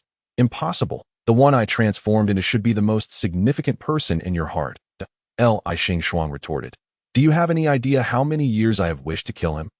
Of course, he holds importance. The illusion demon fell silent. Li Xingxuang observed the mist dissipate into the air, contemplating how fragile this creature was, retreating into solitude upon failing to ensnare him. Li Xingxuang continued onward, encountering numerous lower-tier demons along the way, which required little effort to defeat. Merely casting Frostfall was sufficient. After an unknown duration of walking, Li Xingxuang finally spotted a person, though he did not recognize them. Dressed as a disciple of the Sunward sect, they were entangled in combat with a grotesque demon covered in tumors, towering at about 3 to 4 meters tall. The disciple, wielding a sword, struggled to hold their ground, their body marred with injuries, appearing rather unfortunate. Upon noticing Li Xingxuang, a glimmer of joy appeared on their face. Elder Guan, save me. Li Xingxuang initially intended to ignore them, thinking that misfortune had now befallen someone else. However, since they called out to him, he could no longer disregard them, but he raised his sword, leaping into the air to sever the tumor demon's head. Thank you, Elder Guan, for your rescue. The disciple from the Sunward sect quickly bowed to Li Xingxuang. Introducing themselves as Yan Hai, the third disciple of Elder Lu from the Sunward sect, promising to Elder Guan, they stammered. But you're such a large figure. Li Xingxuang fled swiftly. He had no desire to carry a burden. If it were someone from the Wanshua Tower, he might have obliged, but he had no intention of involving himself with other sections. He had always preferred to avoid unnecessary complications. Yet, mere kilometers into his escape, he encountered another familiar face, Lu Lijing, standing dazed, his eyes hollow and devoid of life, clearly ensnared in an illusion as well. Li Xingxuang reached out to tug at his face, but after several attempts, there was still no response. Thus, he resorted to a more direct approach, delivering a kick to Lu Lijing's backside, knocking him down. Lu Lijing fell to the ground, remaining unresponsive, appearing lifeless. Li Xingxuang crouched beside him, preparing to take out the Zinchkin for an impromptu performance when a wisp of black mist dissipated from Lu Lijing. A flicker of light returned to Lu Lijing's eyes.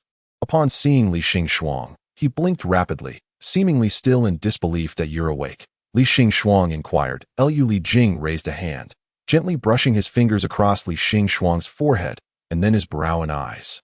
The touch sent a ticklish sensation through Li Xingxuang, leaving him utterly bewildered. Lu Lijing's eyes brimmed with affection and longing, tears welling up as he murmured, Yin Qing, that I had a dream. Chapter 34. You resemble him. Li Xingxuang, without hesitation, delivered a couple of sharp slaps to Lu Lijing's face. Are you awake now? Lu Lijing. That silently, Lu Lijing rose, wordlessly smoothing out the wrinkles in his clothing and casting a spell to remove the dust from his attire. The two colleagues, having collaborated on multiple assignments, were starkly contrasting in personality.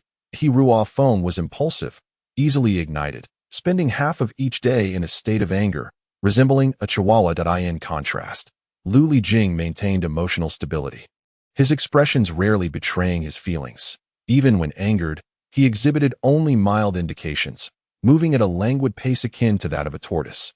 Yet, despite the subtlety of his demeanor, Li Xingxuang could discern that Lu Lijing was decidedly displeased. Don't be upset. It was just a couple of hits. After all, that I wouldn't have struck you if you hadn't been sleeping so soundly in the illusion. Li Xingxuang thought Lu Lijing was rather petty. I am not angry. Lu Lijing lowered his gaze, an apologetic tone escaping him. I'd mistook you for someone else. Had he not mentioned it, Li Xingxuang would have remained oblivious. It's nothing. Perhaps I just have a common face. Lu Lijing. That if Li Xingxuang had a common face, then such commonality was exceedingly high in attractiveness. Lu Lijing walked in silence alongside Li Xingxuang, and after about 10 minutes, he finally spoke again. Yin Qing is my younger brother.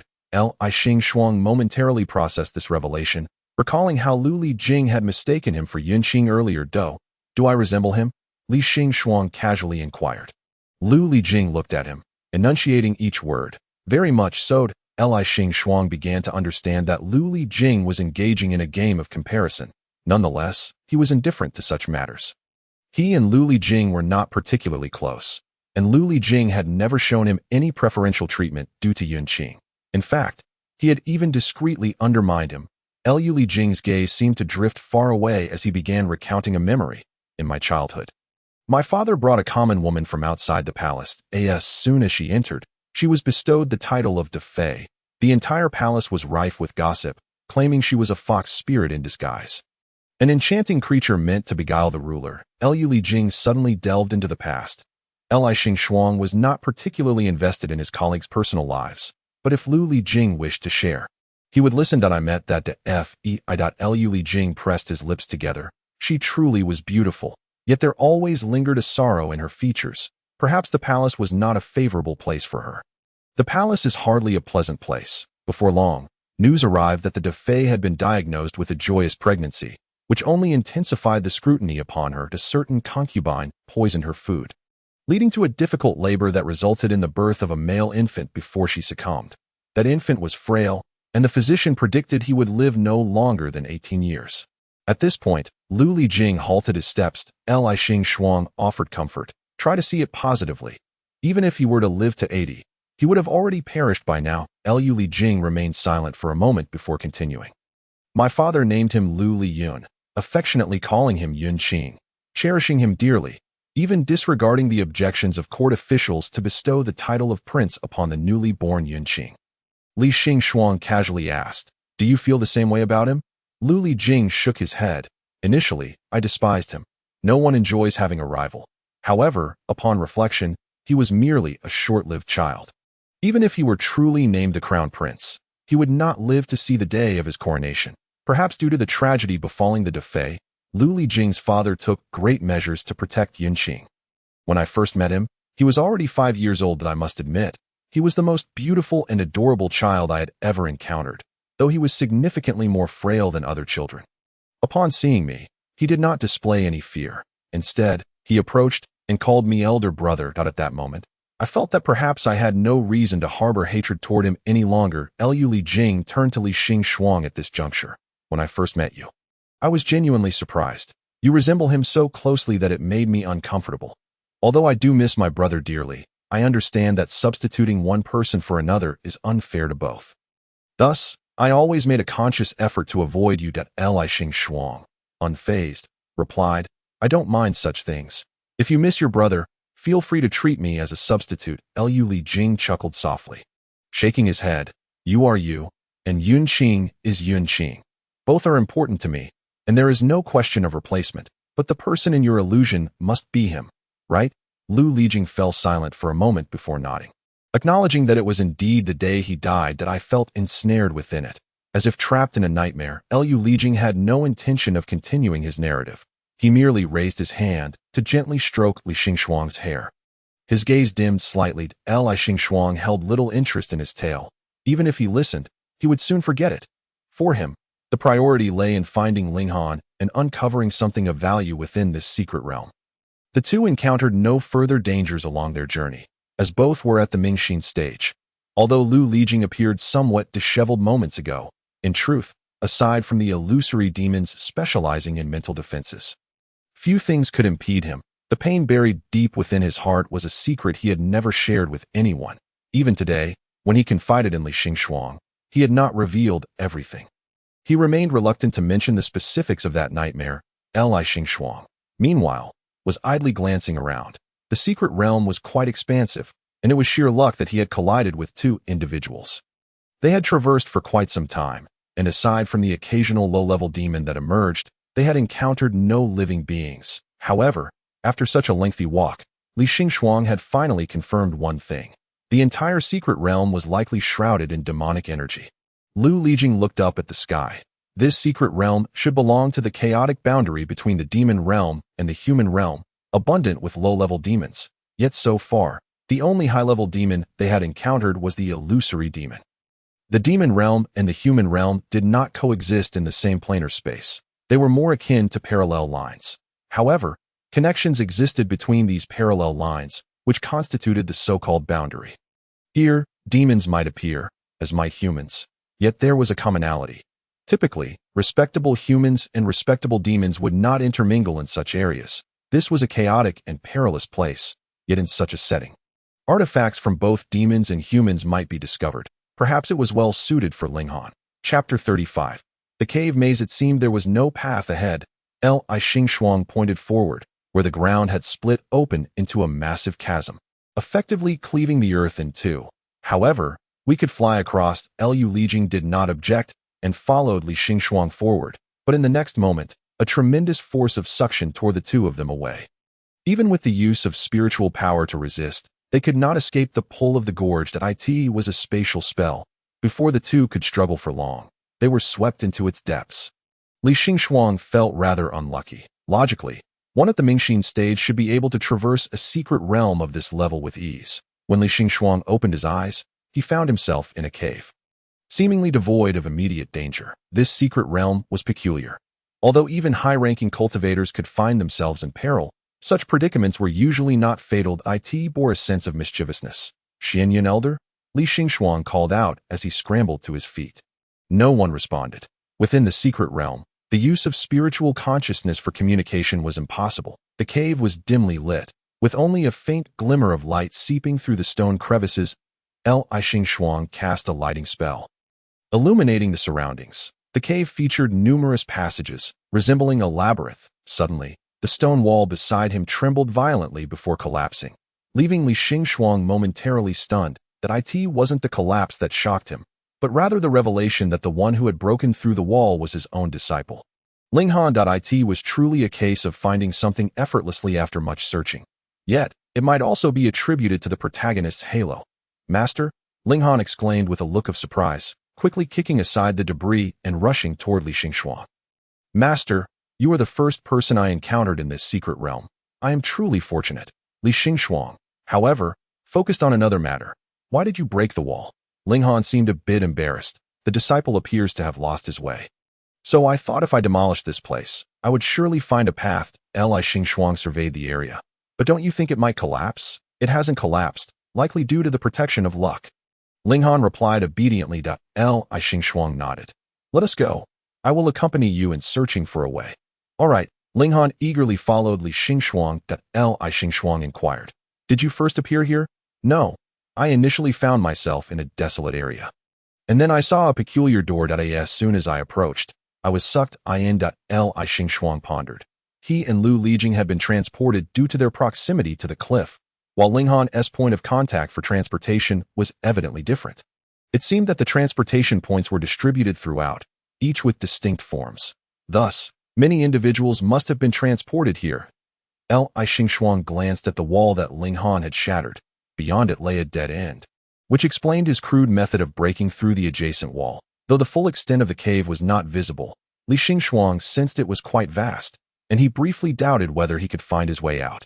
Surely, he wouldn't be lost here for 15 days. Would he?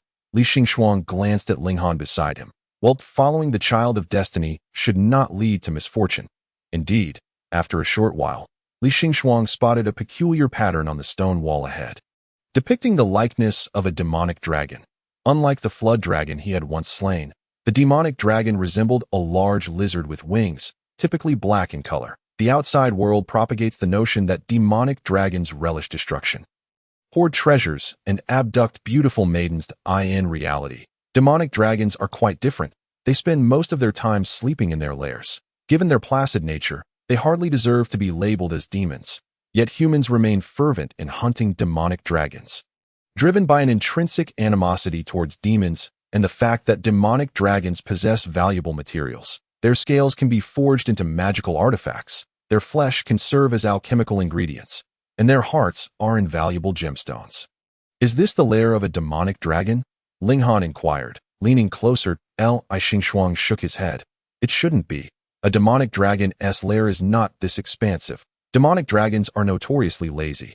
They generally seek out any cave to burrow into rather than selecting a convoluted maze like this. Before the stone wall adorned with the demonic dragon pattern, two paths diverged. Li Xingxuang said to Linghan, "You choose one. I will follow you." Linghan was somewhat astonished. "Me choose?" Li Xingxuang affirmed. "I trust you." He held great faith in Linghan's luck. Linghan hesitated. "What if I choose incorrectly? With me here, even if we encounter danger, nothing will happen." Moved. Ling Han led Li Xingxuang down the left path. The end of the path revealed a door. It seemed they had chosen correctly. Ling Han approached to examine the door, pondering how to open it. Li Xingxuang also stepped forward, noticing a large circular disc on the door, adorned with a ring of strange symbols. Potentially letters. Perhaps this was the key to unlocking it. Li Xingxuang attempted to use his system to identify it, but the system did not support his underhanded behavior and ignored him. Thus, Li Xingxuang resorted to turning the disc manually. However, as soon as he began to turn it, a powerful force repelled him. Master, Ling Han rushed forward to assist Li Xingxuang, but Li Xingxuang stood firm, merely taking 2 steps back without falling. Master, are you all right? Ling Han asked, concern etched on his face. Li Xingxuang shook his head. Ling Han frowned at the door, extending his hand to try it himself, yet he was not repelled. Li Xingxuang mused. Could it be that only those bearing demonic bloodlines can turn the door's ring? This instance truly seemed tailored for the protagonist. Li Xingxuang felt somewhat speechless. Could the game mechanics be a bit more subtle? It was as if they were afraid others wouldn't notice the favoring of the child of destiny. Ling Han, turning the disc haphazardly, actually managed to unlock it as the door slowly opened. A wave of stale, dusty air wafted out, revealing an even darker inner chamber devoid of light. Li Xingxuang conjured a light spell to illuminate the room, which appeared to have been vacant for quite some time, thick with dust, and littered with numerous human skeletons, an unsettling sight indeed. Master, Ling Han stood frozen, staring at the scattered bones on the ground. Noticing his reaction, Li Xingxuang approached and grasped his hand. With me here, you need not fear. Ling Han paused, then tightly gripped that cold hand, finding some solace in its chill. He did not disclose to Li Xingxuang that his immobility stemmed not from fear, but from exhilaration. The demonic blood within him stirred with excitement at the sight of human skulls. This was wrong. This was wrong. Ling Han knew this, hence he was unable to take a step forward. Chapter 36. The Cursed Jade Talisman. Seeing Ling Han remain motionless, Li Xingxuang thought to himself that this child was peculiarly timid.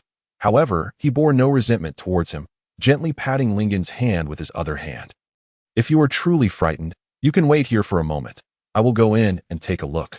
With that, he attempted to withdraw his hand, but was firmly grasped by Ling Han. I will go in with you, master. Yet soon, he seemed to feel it was improper and, blushing, reluctantly released his grip. Being close to his master always brought him a sense of stability, yet Ling Han feared offending him and causing displeasure.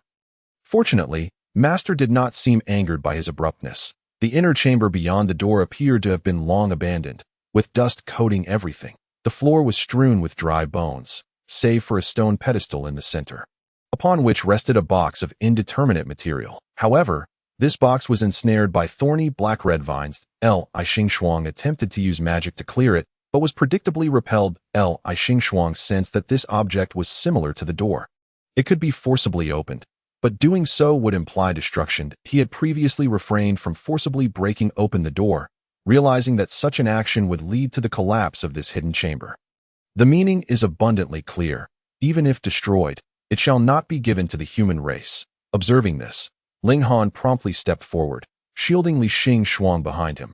Master, perhaps the activation requires the bloodline of the demon race. Allow me to attempt it. Ling Han extended his hand, yet the vines showed no intention of retreating. He channeled his spiritual power, only to be repelled, his arm vibrating with numbness. After a moment of contemplation, Li Xingxuang remarked, perhaps it requires demonic energy. Although you possess the bloodline of the demon race, you are not a demon cultivator, thus unable to activate it. We should take our leave. Ling Han felt a twinge of regret and was about to depart with Li Xingxuang when the ground suddenly trembled. The door slammed shut, and the flames of the candles on the stone walls ignited in a flickering green light. Casting an eerie glow, the skeletons on the ground began to tremble, slowly reassembling and rising. The sound of clattering bones echoed ominously. There were about 10 skeletons, each at the mid-stage of the Qi harmonization realm. Ling Han was merely at the meridian opening stage. Although he was on the verge of a breakthrough and could fight above his level, it was utterly impossible for him to contend with so many foes. However, Li Xingxuang swiftly hurled the Frostfall sword, piercing through the skeletons with remarkable speed. Why set such a simple trap? She pondered. Ling Han replied, clearly, it is because, Master, you are far too powerful. Is it possible that this place is not intended for the cultivation of Mingxin realm practitioners at all? Ling Han silently grumbled to himself, scanning the surroundings for other dangers, when he suddenly noticed that the thorns on the box atop the stone platform had shifted aside. Master, you should come and see. Ling Han extended his hand, intending to open the box, but the thorns suddenly surged up, piercing his hand. Blood immediately gushed forth, and Ling Han grimaced but remained silent. It was merely a flesh wound. Nothing of great consequence. The thorns, now stained with blood, began to recede once more, this time genuinely fading away. Just as Ling Han was about to attempt opening the box again, Li Xingxuang produced a vial of healing medicine and offered it to him. Tend to it. Ling Han hastily waved his hand. Thank you, master, but this is merely a minor injury. There is no need for such precious medicine. Please, take it. Thank you, master. Ling Han blushed slightly as he accepted the vial. Li Xingxuang felt a sense of familiarity in this exchange, reminiscent of the mock problems posed by Lu Lijing. However, Ling Han did not utter anything absurd like a kiss to make it hurt less. Indeed, it was clear that Lu Lijing's thoughts were rather outlandish. His disciple was perfectly normal, after all. Truly, one should not judge another's intentions hastily. After consuming the medicine, Ling Han's wound healed swiftly, and he reached out again to open the box. Inside lay a jade talisman pulsating with dark energy. Ling Han found it rather peculiar. Examining it closely, yet he could not discern its purpose. Li Xingxuang extended her hand, and Ling Han obediently placed it into her grasp. This jade exuded a heavy aura of death. Li Xingxuang toyed with it, captivated. This is intriguing. May I play with it for a few days? Ling Han paused, failing to respond immediately. Li Xingxuang, puzzled, wondered why he remained silent. Was a refusal forthcoming? She looked at Ling Han and returned the jade to him, stating, "Then I shall give it back to you." Ling Han was momentarily taken aback. Questioning, "Master, are you asking me? Are there others here?" Li Xingxuang retorted, baffled. Ling Han blinked for a moment. "But, isn't this your possession, master? You are the one who took it out." That Li Xingxuang had no intention of robbing Ling Han of his opportunity. She merely found the jade talisman interesting and wished to play with it for a short while. Ling Han murmured, "But, it was you who brought me to explore the secret realm. Everything here should belong to you." Li Xingxuang fell silent. This child is rather honest. I wonder if he will face any hardships upon returning. What you obtain is yours. Moreover, most of the items here are of no use to me. Ling Han inclined his head slightly, attempting to curry favor by edging closer to Li Xingxuang. Since master rarely finds something she likes, it should rightfully belong to you. Li Xingxuang ceased to decline further. Indeed, this item was rather fascinating, worthy of being a magical artifact only accessible to the demon race. She held the jade talisman in one hand, while the other rose to infuse it with a trace of spiritual power, intending to recognize it as her own. However, at the moment she infused her power, an unexpected resistance surged forth, causing Li Xingxuang to tumble to the ground. It seems this opportunity truly belongs to Ling Han. She mused. "Master," Ling Han exclaimed in alarm. Li Xingxuang waved her hand, intending to reassure him that it was nothing more than a fall, but suddenly sensed something was amiss. Her physique had diminished. Her clothing hung loosely upon her, and as she rose, she nearly stumbled once again due to the ill-fitting attire. Channeling her spiritual power, she found her cultivation unchanged. Ling Han knelt before Li Xingxuang. Panic etched across his features. "Master, how could this happen?" "This is..." Li Xingxuang replied calmly. "It must be a curse associated with that jade talisman. It is peculiar, as it exudes a heavy aura of death. Even with a curse, it should typically drain a person's essence, aging them. Perhaps it is related to my constitution." Ling Han, though partially comprehending, furrowed his brow tightly upon hearing the word curse. "A curse? Then what shall we do? How can it be lifted?" "Master, it is all my fault. If only I got enough with the useless chattered." Li Xingxuang picked up the jade talisman from the ground, realizing it was likely usable only by the demon race. "Yet too perilous to keep. I will study it further once we return. Master, at such a time, do not concern yourself with these external possessions. The most important thing now is you." Li Xingxuang, indifferent, cast a spell to resize her clothing to fit properly, then stated, "As long as my cultivation remains unaffected, the curse can wait until we are outside. This place is unsafe. Let us go." I will lead you out. Li Xing extended her hand to Ling Han. Yet, in his youthful form, the gesture resembled that of a child attempting to appear mature, causing Ling Han's face to flush as he felt shy to look directly at her. Ahem. Very well, Master. Chapter 37. You seem to have misunderstood. Ling Han held Li Xing's hand, walking slowly, glancing down at his diminutive master. Li Xing urged him. Hurry along. I can keep pace. Ling Han whispered. But just now, Master almost fell. As he quickened his pace, Li Xing jogged to keep up, nearly tripping over her loosened garments. With unwavering confidence, Li Xing assured, that was merely because my clothing had yet to be adjusted. Now it fits perfectly, and I won't trip. Ling Han hesitated but continued walking slowly, no longer stopping. As he observed his master in the guise of a 5 or 6-year-old child, he felt an overwhelming sense of guilt. Along with an almost uncontrollable urge to pinch her cheeks, he exerted every ounce of self-control to refrain from lifting this adorable, doll-like master into his arms. Li Xing, with her smaller hands, could only grasp Ling Han's fingers. Though he yearned to fully hold her hand, he felt it would be highly inappropriate, as it would be akin to treating his master like a mere child. Yet, the sight of his master in a smaller form was undeniably endearing. Despite her expression remaining largely unchanged, the softness of her youthful visage dispelled any aura of aloofness that typically surrounded her. Perhaps it remained, but others no longer perceived it. As Ling Han guided Li Xing to the previously engraved path adorned with a demon dragon motif, they chose another route. This path twisted and turned. And after navigating several forks, Li Xing finally spotted Lu Lijing, the one she had become separated from. Truly, following the child of destiny brings good fortune. The three collided unexpectedly, Lu Lijing gazing intently at the childlike form of Li Xing. After a moment, he glanced at Ling Han, then back at Li Xing, clearly bewildered by the current situation. Master Xianyun. Ling Han called out. Feeling somewhat guilty, Lu Lijing stepped forward, wordlessly scooping Li Xing into his arms. Despite her diminutive size, he was certain of her identity. Indeed, for Li Xing, being carried as a child was a long-forgotten experience, almost akin to a novel encounter. Are you hurt? Lu Lijing inquired.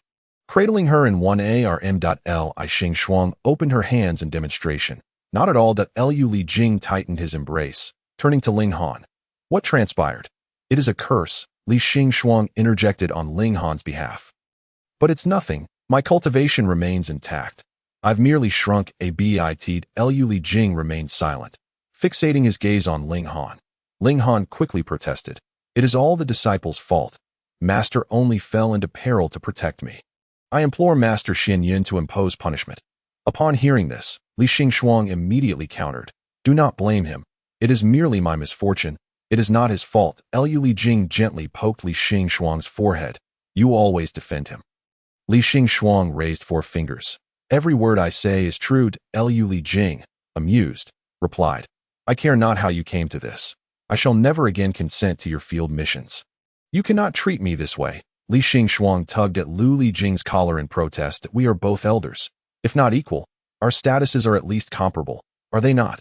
Lu Lijing smiled, enunciating each word. I am quite capable of doing so. Li Xing. That you scoundrel. Noting Li Xing's silence, Lu Lijing finally cast a glance at Ling Han. Your master requested entry into the secret realm for your sake. Now she has ended up like this. Ling Han lowered his head, filled with self-reproach. Li Xing pinched Lu Lijing's mouth. Kind words build good relations. Harsh words wound the heart. Lu Lijing. Ling Han. We are members of a prestigious sect. We do not engage in PUA tactics with our disciples. Li Xing continued, stating, I entered willingly, and the dangers I faced were due to my own limitations. Not related to Ling Han. Ling Han's eyes reddened. Master Lu Lijing gently removed his hand, a hint of helplessness in his demeanor. I do not blame him. I simply wish to remind him to remember your kindness and to honor you well in the future. Li Xing shook his head. My kindness towards him does not require repayment. He is my disciple. Caring for him, protecting him, and educating him are my responsibilities.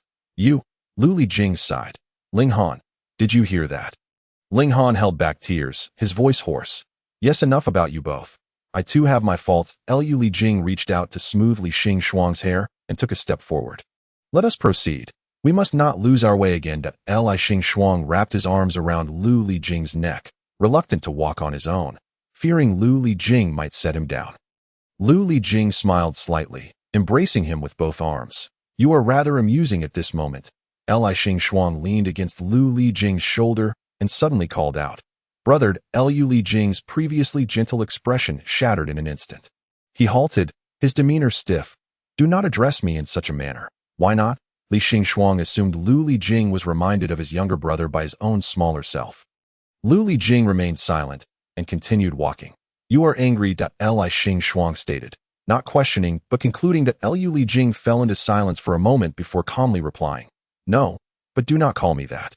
Li Xing ceased his inquiries. It seemed Lu Lijing detested comparisons between himself and his brother. With one arm around Li Xing and the other supporting his back, Lu Lijing reflected on how many years ago he had held a child in such a manner.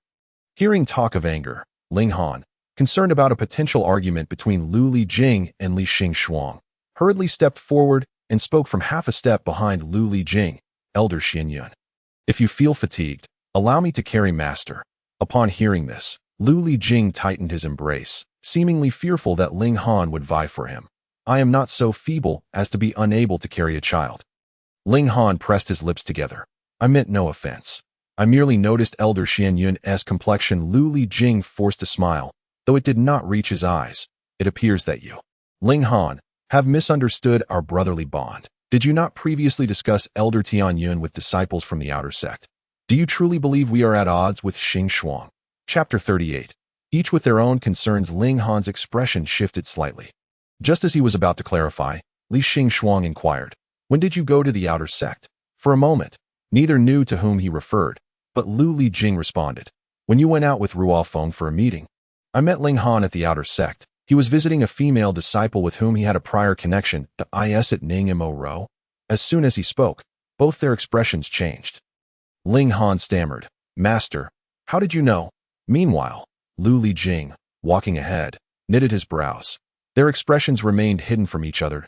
Li Xing nodded. Clearly, the uncorrupted Ling Han had indeed progressed further with the destined daughter. How delightful. This was joyous news. I have met her. I hear she is a good friend of yours from the outer sect, Li Xing remarked, resting his head on Lu Lijing's shoulder. She is a fine girl, with a good character and beauty to match. Li Xing enthusiastically recommended her to Ling Han, hoping to facilitate a union. It was not that he enjoyed playing matchmaker. Rather, he wished for these two fated individuals to join forces and elevate Wang Shuelu. However, Ling Han's expression grew increasingly grim.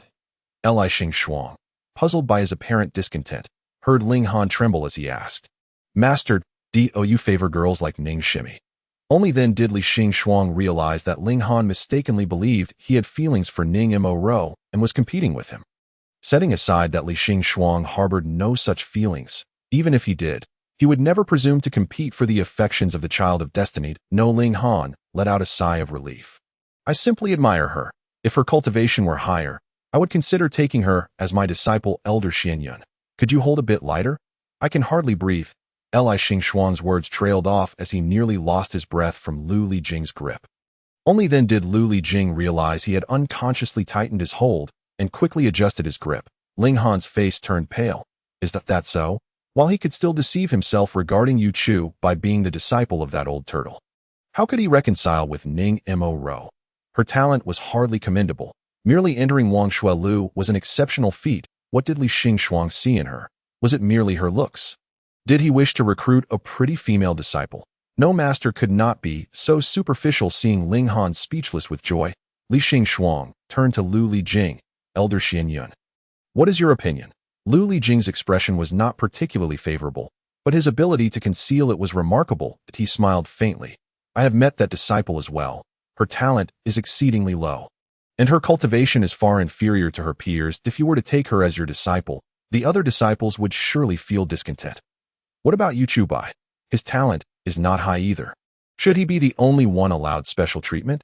Li Xing was dissatisfied with Lu Lijing's double standards. Though Yu Chubai's talent was not the highest, it was also not as lacking as that female disciple's. Besides, he was the young master of a sect. His status warranted consideration. Upon reaching this point, Lu Lijing glanced at Li Xingxuang for a moment before smiling slightly. Isn't he yet to officially become a disciple? If you truly dislike him, I could convey your sentiments to Zhao Ju's sect. Ling Han's eyes lit up with hope. He had not anticipated that the old turtle would show such understanding. Li Xingxuang waved his hand. Forget it.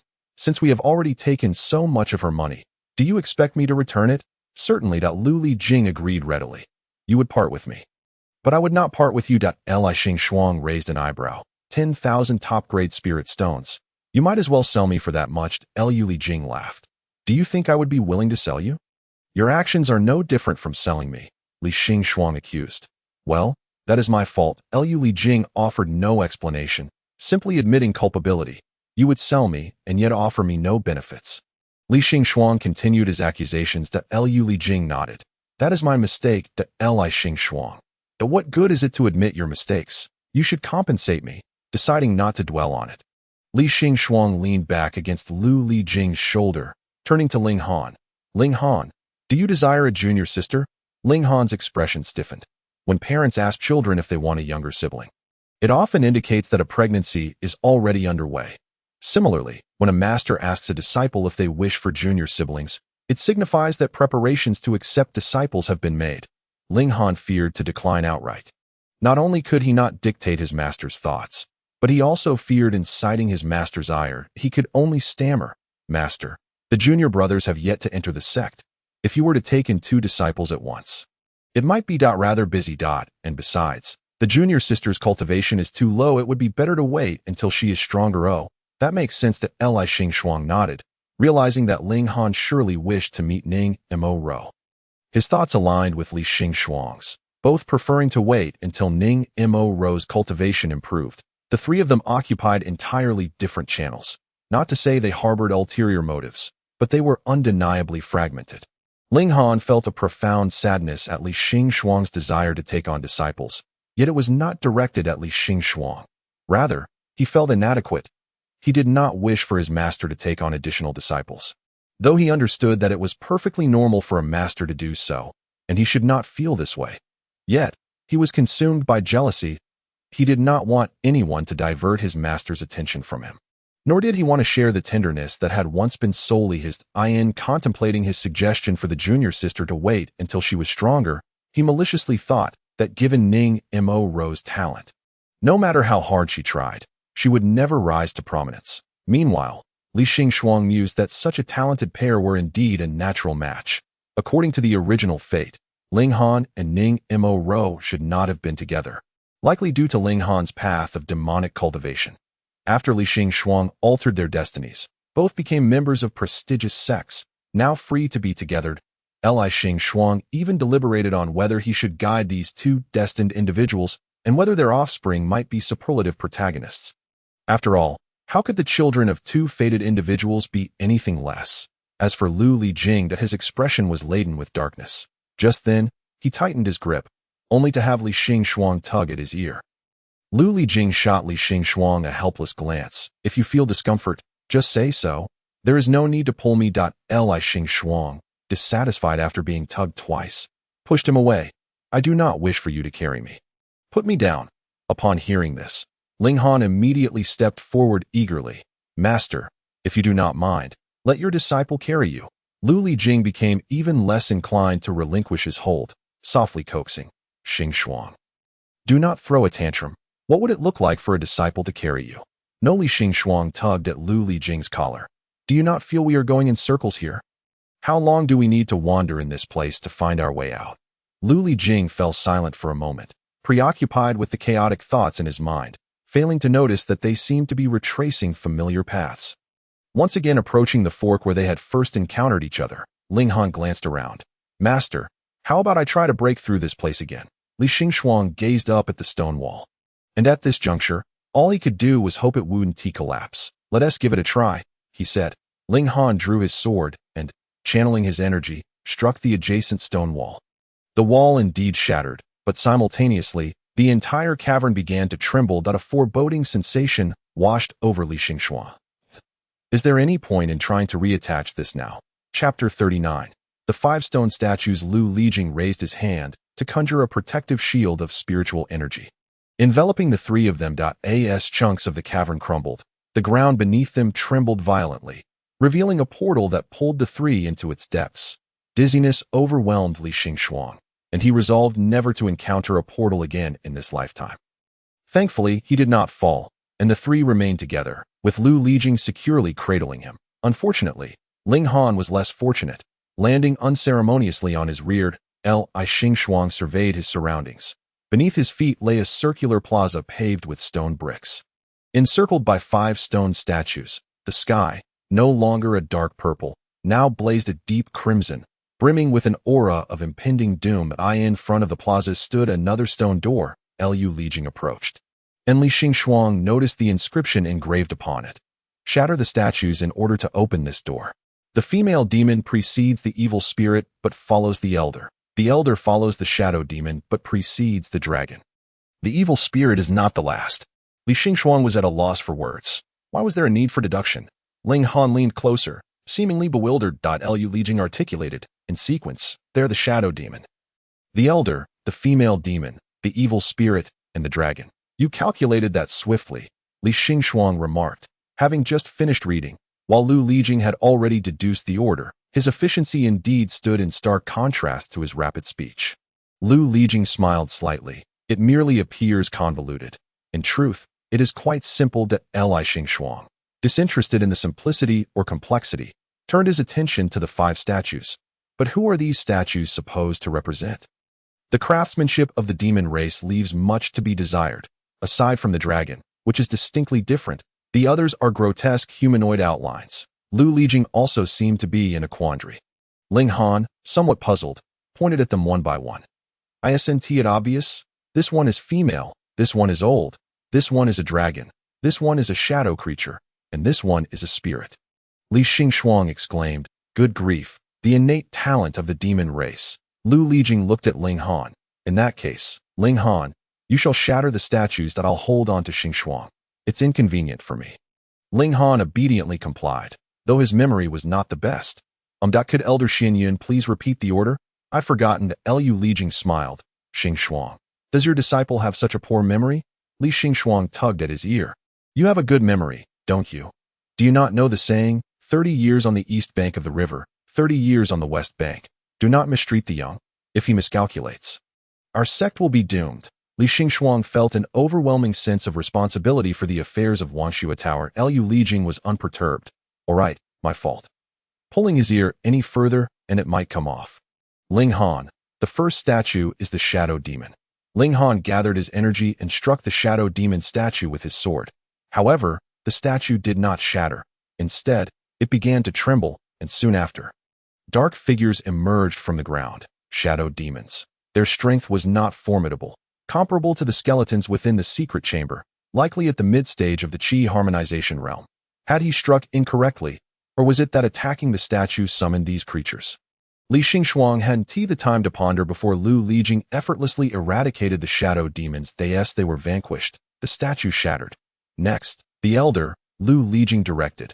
Ling Han swung at another statue, and from the ground emerged a wrinkled, grotesque old man with a prominent mole on his face. Although only one appeared, he was a high-tier demon, his cultivation far surpassing that of the previous shadow demons, probably at the half-step soul formation realm. High-tier demons bore a striking resemblance to humans, lacking reproductive isolation, hence the existence of hybrids like Ling Han. Yet this old man was so hideously deformed that it was difficult to discern any human likeness without close examination. Just as Lu Lijing was about to strike, the old demon spoke. Wait. Both Lu Lijing and Li Xingxuang raised their eyebrows. An ancient saying in the human realm states that those who recognize the times are the true talents. The old demon burrowed back into the earth, exclaiming, I surrender. Do not pursue a cornered foe. The trio stood in silence for a moment, taken aback by the unexpected surrender. Finally, Lu Lijing turned to Ling Han. Next, the female demon. This time, 2 scantily clad female demons emerged, their forms and features resembling human women, but with deep blue skin and black horns sprouting from their heads. Technically, demons belong to the demon race, while they belong to the Yaozu, yet humans often categorize them together. The 2 female demons were roughly equivalent to the early stage of the soul formation realm. indicating a progressive increase in the strength of these creatures. However, for Lu Lijing and Li Xingxuang, they posed no significant threat. After dispatching the female demons, the next adversaries were the evil spirits. Their strength was comparable to that of the female demons, but they were numerous. Numbering over a dozen to at last, Lu Lijing set Li Xingxuang down, having held him throughout, reluctant to release him. Now, faced with a slight challenge, it was best for him to maintain his focus. He placed Li Xingxuang on the ground and advanced with his sword. Ling Han immediately crouched beside his master, attempting to draw closer. Li Xingxuang extended his hand, gently grasping Ling Han's fingers. "Do not fear. Your master will protect you." He mistakenly assumed Ling Han was anxious about being caught in the fray.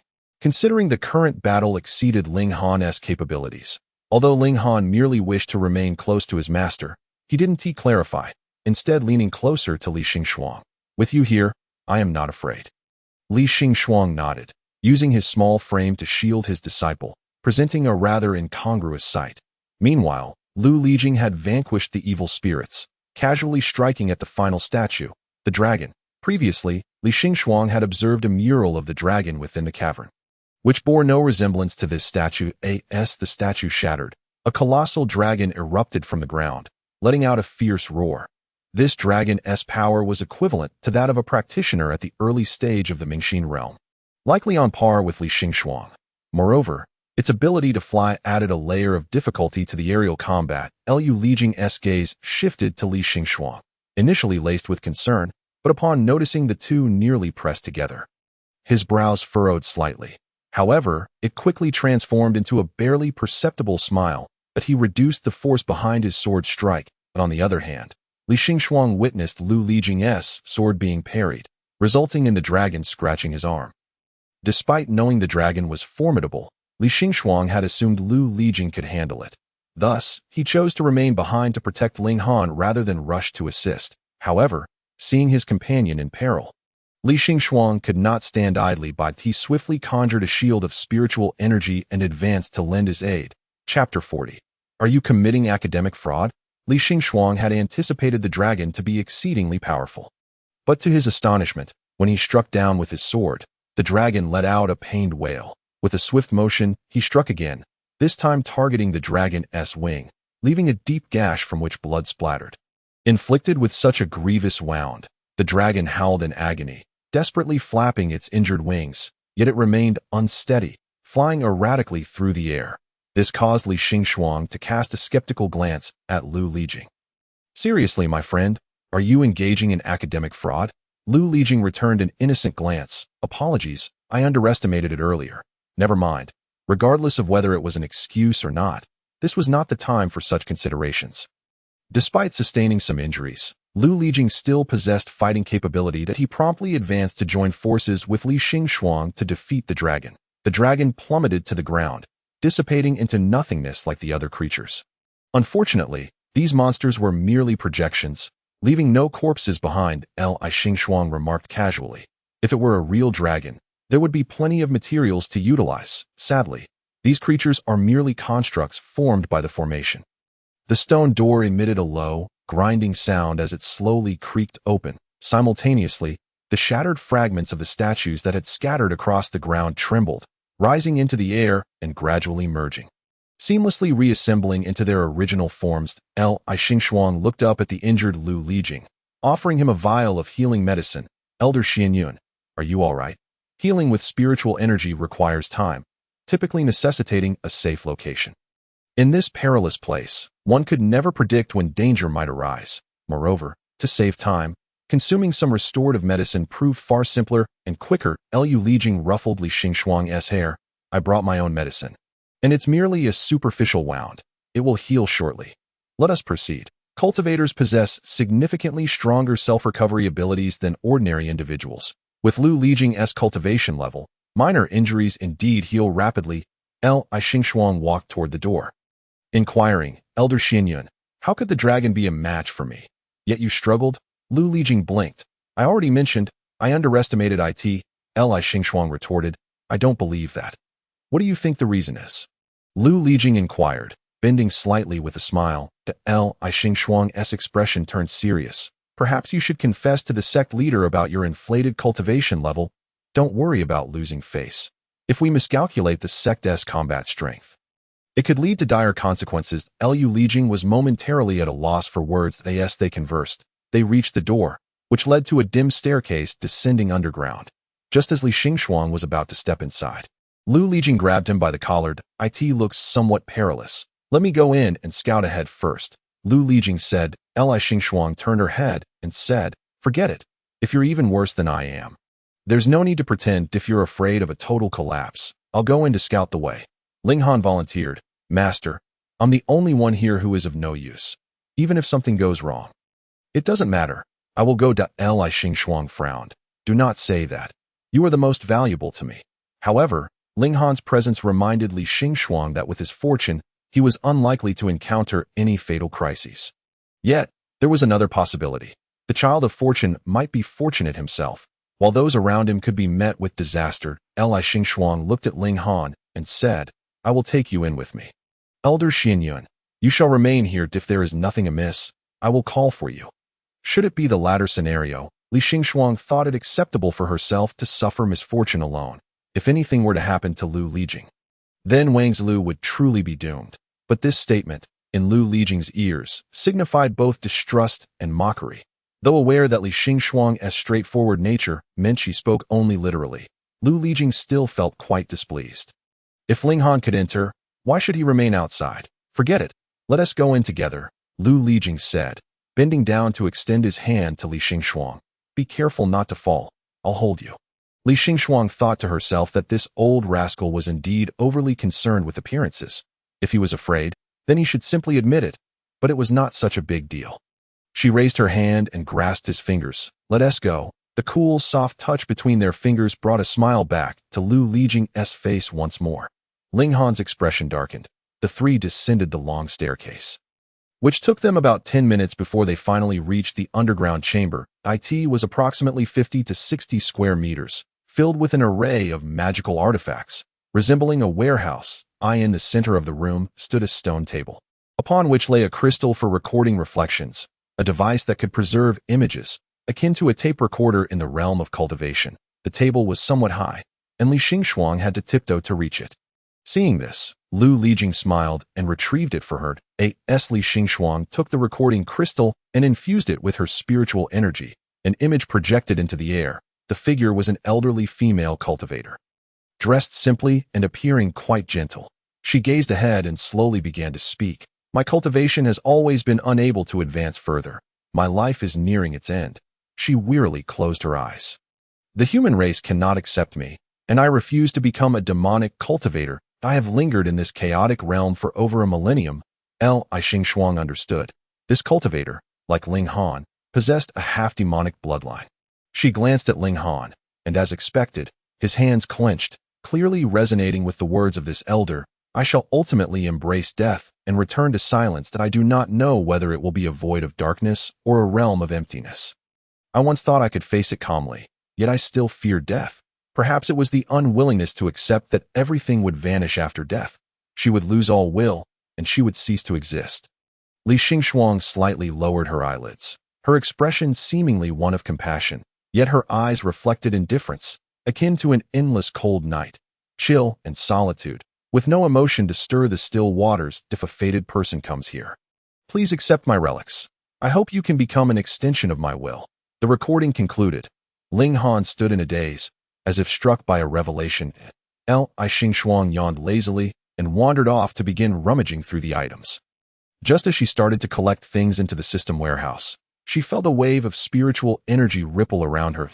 Li Xingxuang paused slightly, glancing at Ling Han, who stood motionless, eyes tightly shut. Resembling a meditating monk, around him, wisps of spiritual energy gathered as if summoned, gradually being absorbed into his body. Clearly, he was on the verge of a significant breakthrough. For a moment, Li Xingxuang halted her actions. Is this what it means to be a child of fortune? Even during a cut scene, one can gain insights. Chapter 41. Memories resurfaced seeing Ling Han's sudden breakthrough. Both Li Xingxuang and Lu Lijing were somewhat astonished. Yet they remained silent, not wishing to disturb him. This was a rare opportunity, and as elders, their role was to safeguard him from the sidelines. After approximately 15 minutes, Ling Han opened his eyes, having already advanced to the Qi balance stage. Noticing the two elders staring at him, Ling Han felt a bit embarrassed. Master, Elder Xianyun, I apologize for the delay. I had a moment of insight. Lu Lijing smiled lightly. It is a good thing for you youngsters to make progress. We are delighted for you. How could we blame you for that? Li Xingxuang nodded. I agree with my master, Lu Lijing continued. Indeed, nephew Ling Han, you are truly gifted, able to achieve a breakthrough under such circumstances. This is quite rare. Li Xingxuang nodded in agreement. I concurred. If all disciples of Wang Zilu could be as perceptive as nephew Ling Han, then we elders could rest assured about the future of Wang Zilu. Li Xingxuang nodded again. Elder Xianyun, you are overthinking it. My disciple is indeed exceptional. Please, do you think children of fortune are as common as cabbages? Our sect is fortunate to have two. Thank you very much. Ling Han felt even more bashful. Master, you flatter me. I am merely dull-witted, only grasping a semblance of understanding from the words of that elder, relying on the wisdom of those before me. Li Xingxuang stopped her commercial flattery and pointed at the pile of magical artifacts. Is there anything you desire? Ling Han obediently replied. I have done nothing to deserve any rewards. Besides, I am already quite content with the improvement in my cultivation. Li Xingxuang looked at Lu Lijing. Elder Xianyun, how shall we distribute these? Lu Lijing said. Take what you like for yourself, and return the rest to the sect. That I don't need anything. Just take it all back. Li Xingxuang continued to collect items for the system.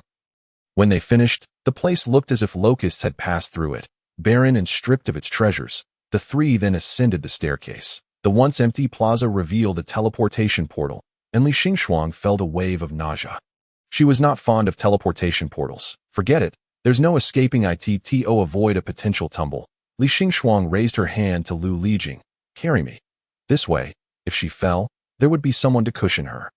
But what if she ended up being the cushion? Lu Lijing chuckled and lifted her up. So clingy? Or are you afraid? Li Xingxuang ignored him, finding Lu Lijing's remarks quite bothersome.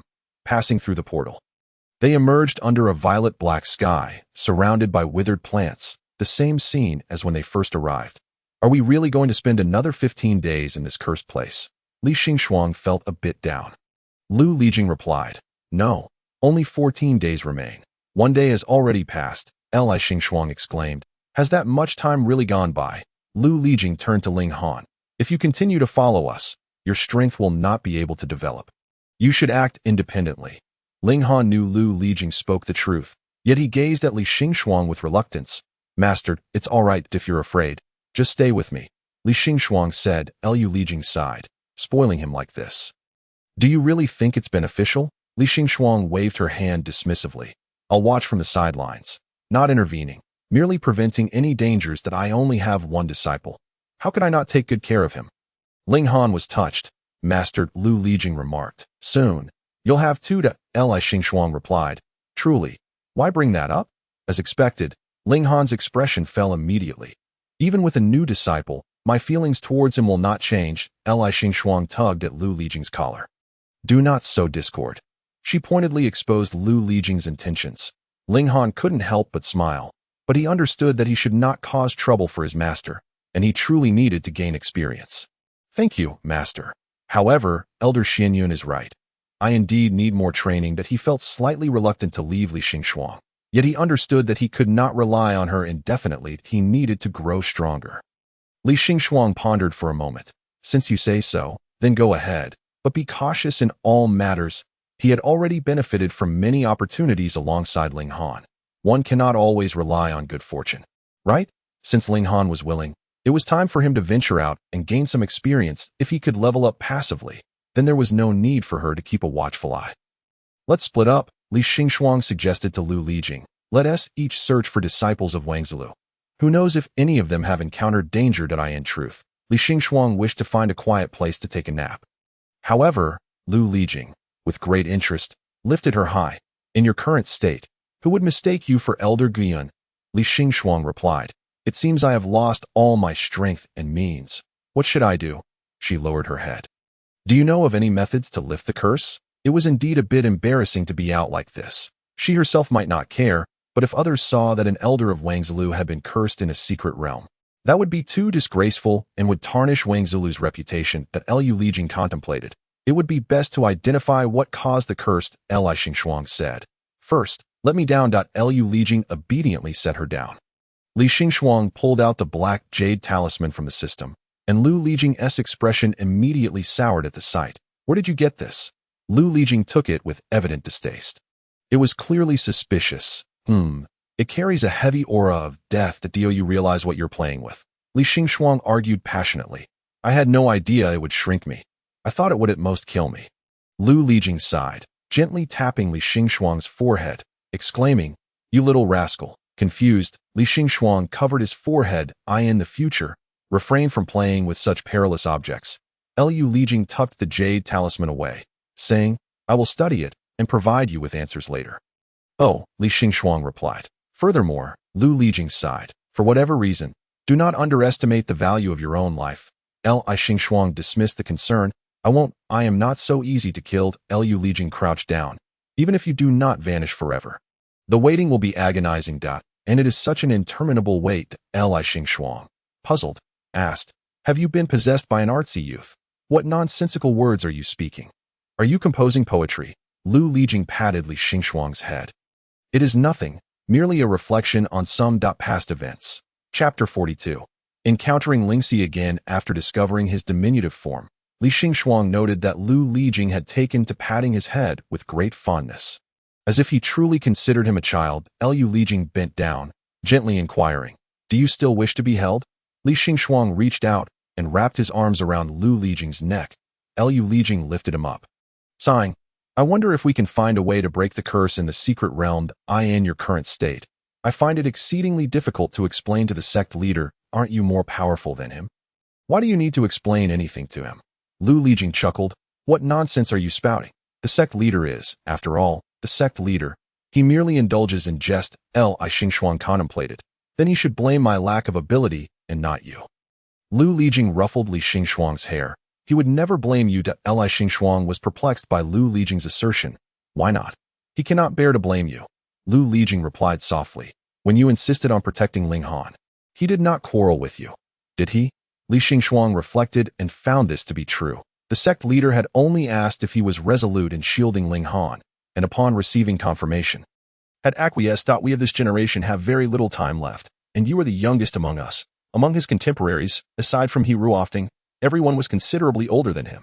Perhaps this was why his senior brothers and sisters tended to favor him. Ren Anha, without a doubt, was kind-hearted and treated Li Xingxuang with utmost gentleness, almost indulgently. Although He Ruofting seemed at odds with Li Xingxuang, their exchanges were merely playful banter, never escalating to actual conflict.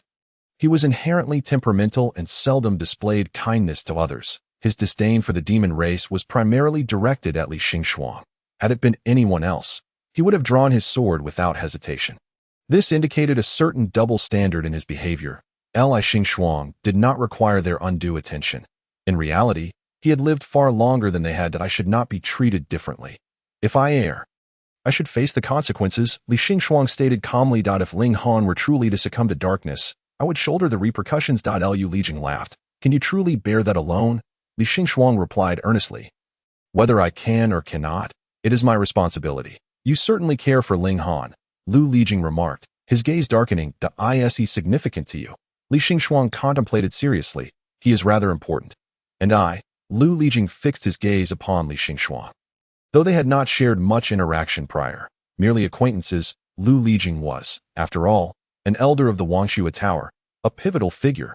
You are important as well. Lu Lijing smiled gently, but remained silent. The two fell into a comfortable silence, prompting Li Xingxuang to lean against Lu Lijing's shoulder and drift off to sleep. Li Xingxuang awoke to the sound of conversation. The nearby ruins appeared to be remnants of a collapsed structure, where a girl of approximately 13 or 14 stood wielding a large hammer, surrounded by numerous demon corpses. Elder Lingxi, Li Xingxuang recognized her. Lingxi beamed. Ah, it is Elder Xianyun. And this child is Li Xingxuang met Lingxi's gaze, and she observed his familiar yet shrunken visage, her eyes widening in surprise. Could this be the child of Xingxuang Xianjun? Lu Lijing mischievously winked at Li Xingxuang. Li Xingxuang found himself at a loss for words.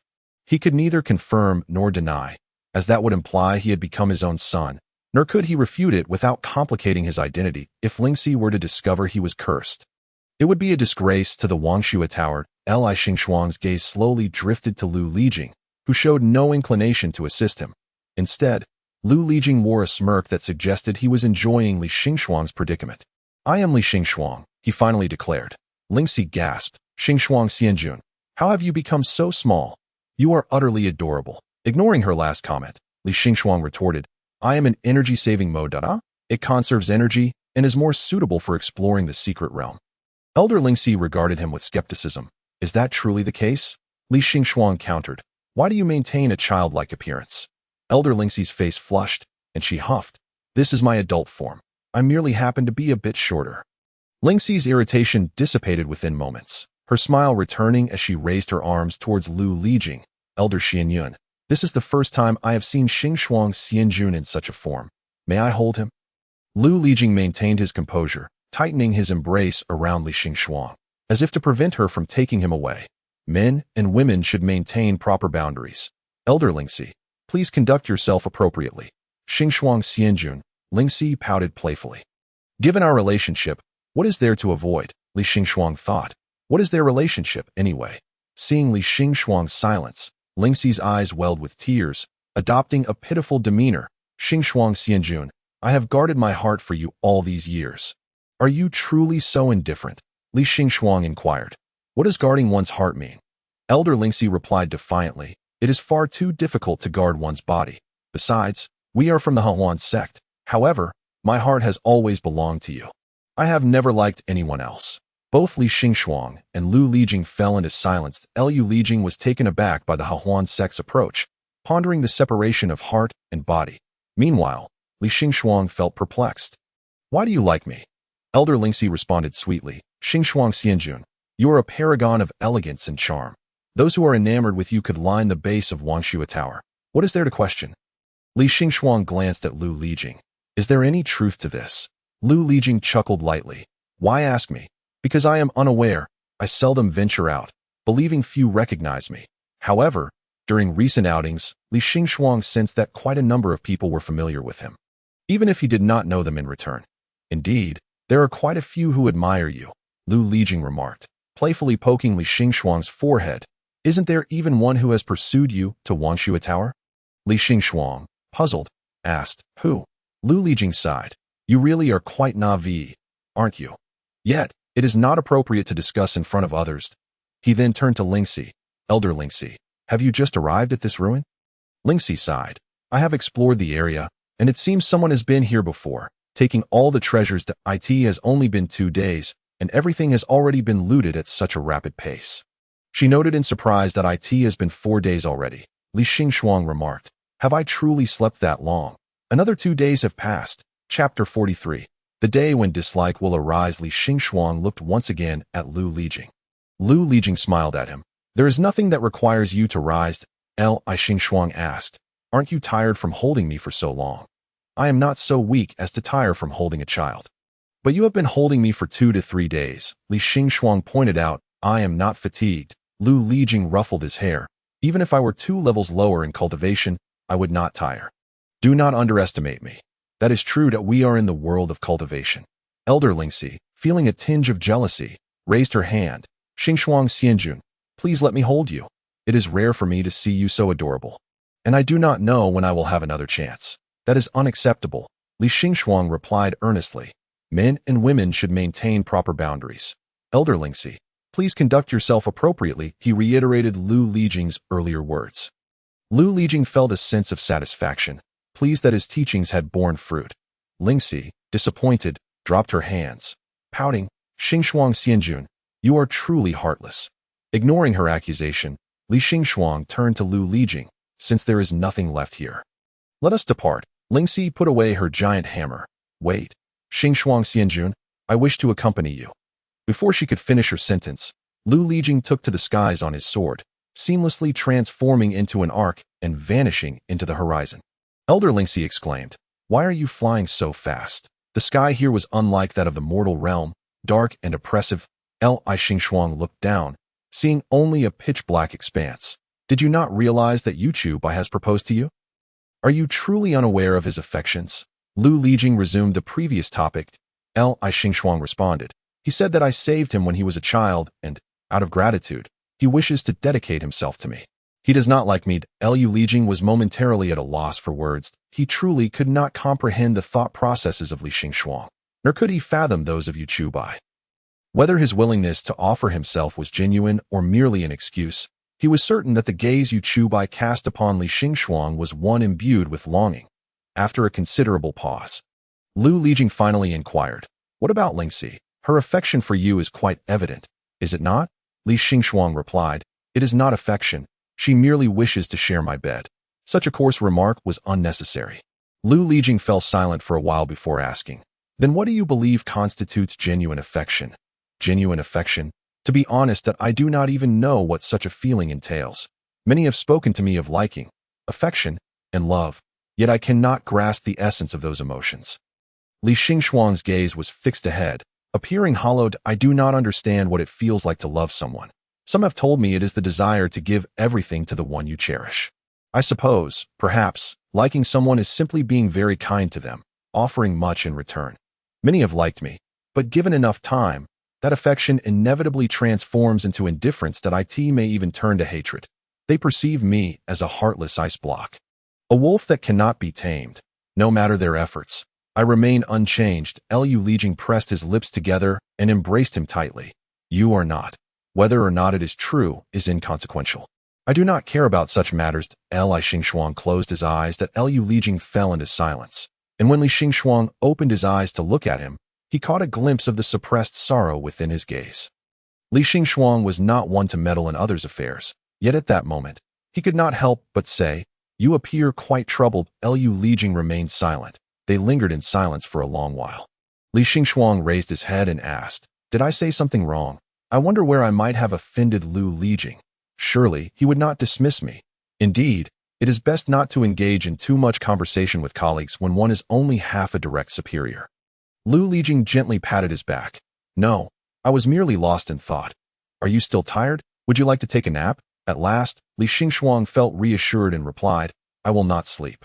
Lu Lijing descended slightly on his sword, flying at a closer altitude, affording a clear view of the surrounding scenery to determine whether to pause. His speed of flight was neither fast nor slow. His hair and sleeves were blown back, creating an ethereal appearance, reminiscent of an otherworldly being. "Oh, you have anything on your mind at present?" Lu Lijing suddenly inquired. Li Xingxuang responded, "Yes. What is it?" "To lead the Wangzilu to greater heights and achieve brilliance once more." For a moment, Lu Lijing thought Li Xingxuang was being dismissive, but upon glancing down, he noticed the utmost seriousness etched upon Li Xingxuang's face. Lu Lijing asked, "Is this your most important concern?" Li Xingxuang nodded. "What else?" "Nothing more." Another silence ensued. As they traversed the path, they occasionally encountered some demons, which Lu Lijing could not be bothered to address unless they approached with hostility. Typically, Li Xingxuang would effortlessly handle such encounters. The two maintained their silence until they stumbled upon two female disciples, one from the Yirazong and the other from the Wanglu, who appeared to have temporarily collaborated after encountering one another in the secret realm. Both were gravely injured, leaning against a tree to recuperate. Upon hearing the commotion, they immediately heightened their vigilance, but upon recognizing the newcomers, they exhaled in relief. The disciple from Wanglu was particularly agitated, struggling to rise and bow. "Master." "Lu Wuyin, there is no need to rise." Lu Lijing raised a hand to gesture. Recalling that she had brought healing medicine before entering the secret realm, Lu Wuyin's expression turned apologetic. "Disciple, the my cultivation is insufficient, and I have faced numerous tribulations in the secret realm. The medicine I brought has already been exhausted." Lu Lijing retrieved a vial from his storage space and handed it to Lu Wuyin. "You and this young lady should first tend to your injuries." "Thank you, Master." Lu Wuyin respectfully accepted it, and both she and the disciple from Yirazong each took a pill. The healing elixirs were quite costly, yet direct disciples and elders could afford them. After consuming the healing medicine, they continued to circulate their spiritual energy to recuperate. During this time, Lu Wuyin curiously glanced at the child in Lu Lijing's arms. Lu Lijing frowned slightly, prompting Lu Wuyin to immediately avert her gaze. Not daring to look or inquire further, There were no disciples so young among those entering the secret realm. However, Li Xingxuang suddenly spoke up. Is the secret realm truly so perilous? It seems rather easy. Lu Wuyin's throat constricted.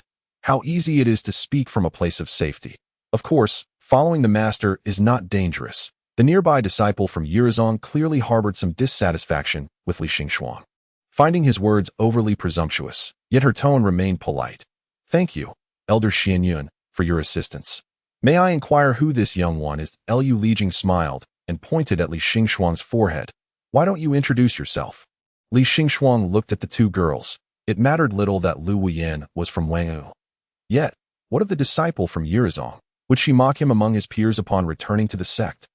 He had just claimed that the difficulty of this instance was not high, and now he would have to confess that he had been cursed in the secret realm.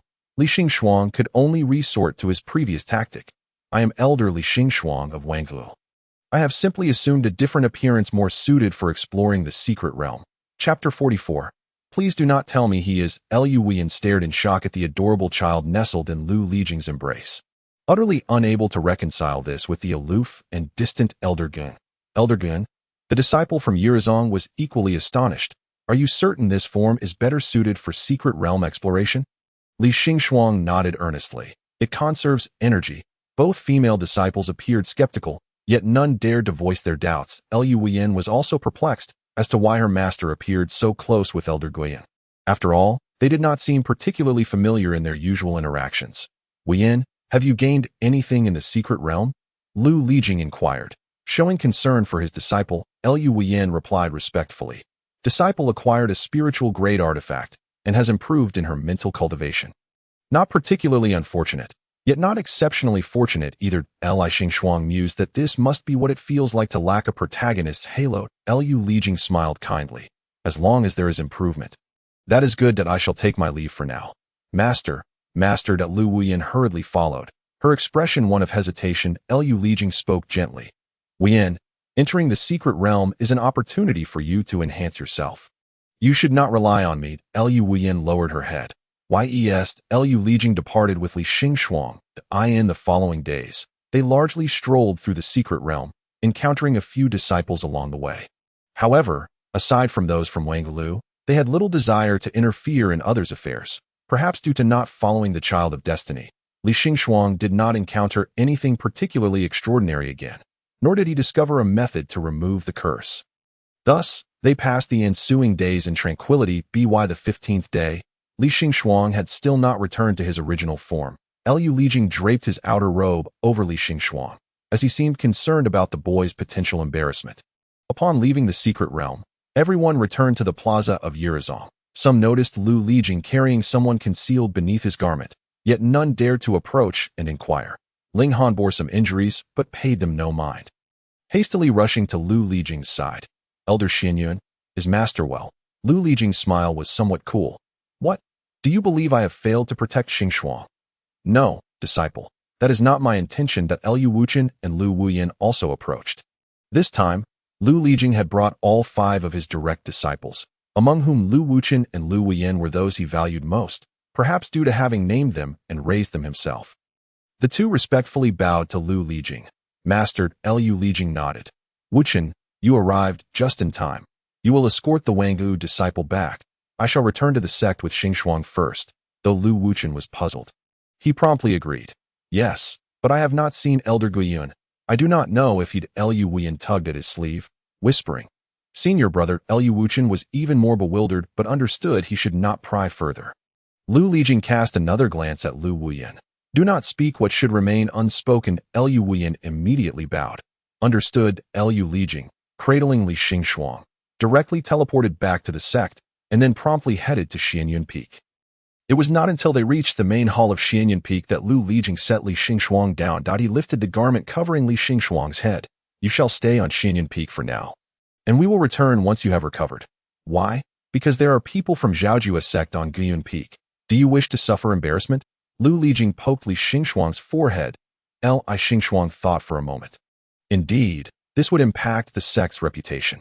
However, I previously stated that upon my return, Yu Chubai would pay his respects to me as a master. If I hide now, would he not think me untrustworthy? Lu Lijing replied. I will inform him that you are injured and will perform the master-disciple ceremony once you have healed. What about the sect master and the other elders? Lu Lijing ruffled Li Xingxuang's hair. Smiling. With them, I can only go and admit my faults that I have already stated that it was my own doing. It has nothing to do with you. Lu Lijing merely smiled in response. Before long, sect master Qi Jingyuan learned of Lu Lijing and Li Xingxuang's early return. Lu Lijing had a valid reason for returning early, given his numerous responsibilities. Yet why had Li Xingxuang also returned prematurely? Qi Jingyuan promptly convened a meeting, intending not only to discuss work reports, but also to criticize the irresponsible behavior of two individuals who had abandoned their disciple. However, upon seeing Li Xingxuang, he fell silent. Not only him, but Elder Qin Yun, Renanhe, and Elder Tian Yun, He Ruofeng, were equally taken aback. Li Xingxuang entered hand-in-hand with Lu Lijing, resembling a small, glutinous rice dumpling. Qi Jingyuan's expression twisted slightly. Lijing. Please don't tell me this. Lu Lijing nodded in affirmation. Renanhe was the first to rush forward, lifting Li Xingxuang into her arms with a worried expression. Xingxuang, what has happened to you? She cradled him tightly, her fingers gently ruffling his hair. My little darling, what is going on? But you look so adorable like this. He Ruofeng, however, was infuriated, exclaiming, You old turtle. This is how you care for someone? Lu Lijing did not refute, merely nodding. It is my fault. Renanhe glanced at Lu Lijing, concern etched on her face. Lijing, you have always been reliable. How could this happen this time? Li Xingxuang interjected. It's not his fault. He wasn't present at the time. He Ruofeng retorted angrily. Does that mean he bears no blame? Li Xingxuang paused for a moment before speaking up. Point one cannot disregard the facts. Qi Jingyuan sighed, rubbing his forehead. Enough. This is not the time for accusations. Senior sister, please hand Xingxuang to me. He Ruofeng quickly interjected. Just give him to me. Renanhe, radiating maternal warmth, hesitated to let go. Let me hold him. You aren't accustomed to carrying children. What if he gets hurt? She had never seen Li Xingxuang at such a young age. When he entered Wangelu, he was already 14, still youthful but no longer a child. Now, in this soft, cherubic form, he was irresistibly adorable, prompting anyone to pinch his cheeks. Renanhe's maternal instincts surged, and with this particular child being Li Xingxuang, she was even more reluctant to part with him. He Ruofeng huffed in annoyance. As if I can't hold a child. Qi Jingyuan cleared his throat. Senior sister, there are differences between genders. Although Xingxuang appears small, it does not mean he is truly a child. Lu Lijing nodded in agreement, attempting to take Li Xingxuang from her embrace. Renanhe, reluctant yet respectful of Li Xingxuang's own wishes, asked, Xingxuang, whom would you prefer to hold you? Li Xingxuang replied, I don't want to be held. Just set me down. Previously, in the secret realm, he was too lazy to walk, but now that he had no need for assistance, why should he be carried? Chapter 45. Why should this be so? Renanhe reluctantly placed Li Xingxuang down, but could not resist giving his small face a few affectionate squeezes. Lu Lijing recounted the events leading up to this moment, and once he finished, a solemn atmosphere enveloped the group. Everyone's expressions grew grave, except for Li Xingxuang, who appeared lost in thought. The sect leader furrowed his brow in silence for a moment before beckoning Li Xingxuang over. Xingxuang, come here. Li Xingxuang approached, puzzled, as Qi Jingyuan touched his face. If this is indeed a curse, that perhaps Elder Yi might have a solution. Which Elder Yi? Li Xingxuang inquired, sensing a certain protagonist-like quality to the surname. Elder Yi Ling from Xinyamen, Qi Jingyuan replied, pinching Li Xingxuang's cheeks as he spoke. Xinyamen specializes in curses, and Elder Yi is particularly adept at this. I shall invite her to examine the situation. Wouldn't that be too embarrassing? Li Xingxuang asked. Qi Jingyuan lifted him onto his lap. Who would dare say you are embarrassing? Elder Xian Yun, Li Xingxuang muttered, while he himself did not mind the loss of face. He remembered Lu Lijing's words about how his current state reflected poorly on Wangyu. Qi Jingyuan looked at Lu Lijing in shock. Before he could speak, He Ruofeng interjected sharply. You are indeed embarrassing. And isn't that because you failed to manage things properly? Lu Lijing did not argue. It is indeed my fault. This admission made it difficult for anyone to lay blame elsewhere. Qi Jingyuan continued to playfully squeeze Li Xingxuang's cheeks. There's nothing embarrassing about it. You are quite endearing. If anyone mocks you, just tell your brother. Xingxuang, you are simply delightful. Stay at Mingyun Peak and keep me company. No, the other three chimed in unison. Renanhe expressed her concerns. Jingyuan. You are not suited to care for children. Do not spoil Xingxuang. Give him to me, Lu Lijing spoke gently. Senior sister, Xingxuang is not truly a child. The propriety of gender dictates that I should care for him. He Ruofing snorted in disdain. What gives you the right to say that? If it weren't for you, Li Xingxuang would not be in this state. Lu Lijing smiled without warmth. Can you care for him adequately? Do not forget, you were with Xingxuang when he returned injured. Enough, enough. You all sound ridiculous. Qi Jingyuan frowned, continuing to play with Li Xingxuang's face. Xingxuang will stay at Mingyun Peak. I will look after him properly. You all may return now. Very well. Lu Lijing lowered her gaze, refraining from further insistence. Regarding the circumstances in the secret realm, I will compile a report after the disciples return in a few days. Upon hearing the word report, Qi Jingyuan felt a headache coming on and waved his hand. All right, let's disperse. Renanha cast a lingering glance back, for it was her first encounter with such an adorable little one. She felt a twinge of regret, wishing Li Xingxuang had arrived at Wangzula sooner so she could have enjoyed more moments of playfulness with him. When Li Xingxuang first arrived, he had already exuded a cold and distant demeanor. Once the elders departed, Qi Jingyuan lifted Li Xingxuang into his arms. However, he was not particularly adept at holding children, and Li Xingxuang had to clutch his neck to avoid falling. Qi Jingyuan found this amusing. I almost don't want to lift the curse anymore. Li Xingxuang. He began to wonder if there was some personal grudge harbored by the sect leader against him. Surely, they had no prior enmity, right? All right. I will send a message to sect leader Yi. Oh, I almost forgot. Xingxuang. While you were away, Liuguang Palace sent a message for you. Li Xingxuang looked at Qi Jingyuan, puzzled. Is it from Palace Master Luo? Why didn't she send a sound transmission directly? Qi Jingyuan replied. No, it's from Palace Master's disciple. I believe her name is something like Shi. Huaishi? Ah yes, Luo Huaishi. Qi Jingyuan produced a letter. I assure you, I did not peek inside, but external messages are always routed through Mingyun Peak first. Li Xingxuang took the letter, noticing it was addressed to Elder Guiyun. Without hesitation, he tore it open in front of Qi Jingyuan. To Elder Guiyun. It has been a long time since we last communicated. And I hope this letter finds you in good health. I am grateful for your kindness. My master is gradually recovering, and thus I take the liberty of writing to express my thanks. However, I am deeply concerned, as I overheard that this method can only extend one's life for a few years, causing me great anxiety. My master previously mentioned searching for other means of assistance. Yet I have not heard any updates from him. I wonder if you have devised a good plan now. I am well aware that this injury is difficult to heal, but my thoughts of my master keep me awake at night. And unable to eat or rest, I had no choice but to write this letter. With sincere feelings, I hope to hear from you soon.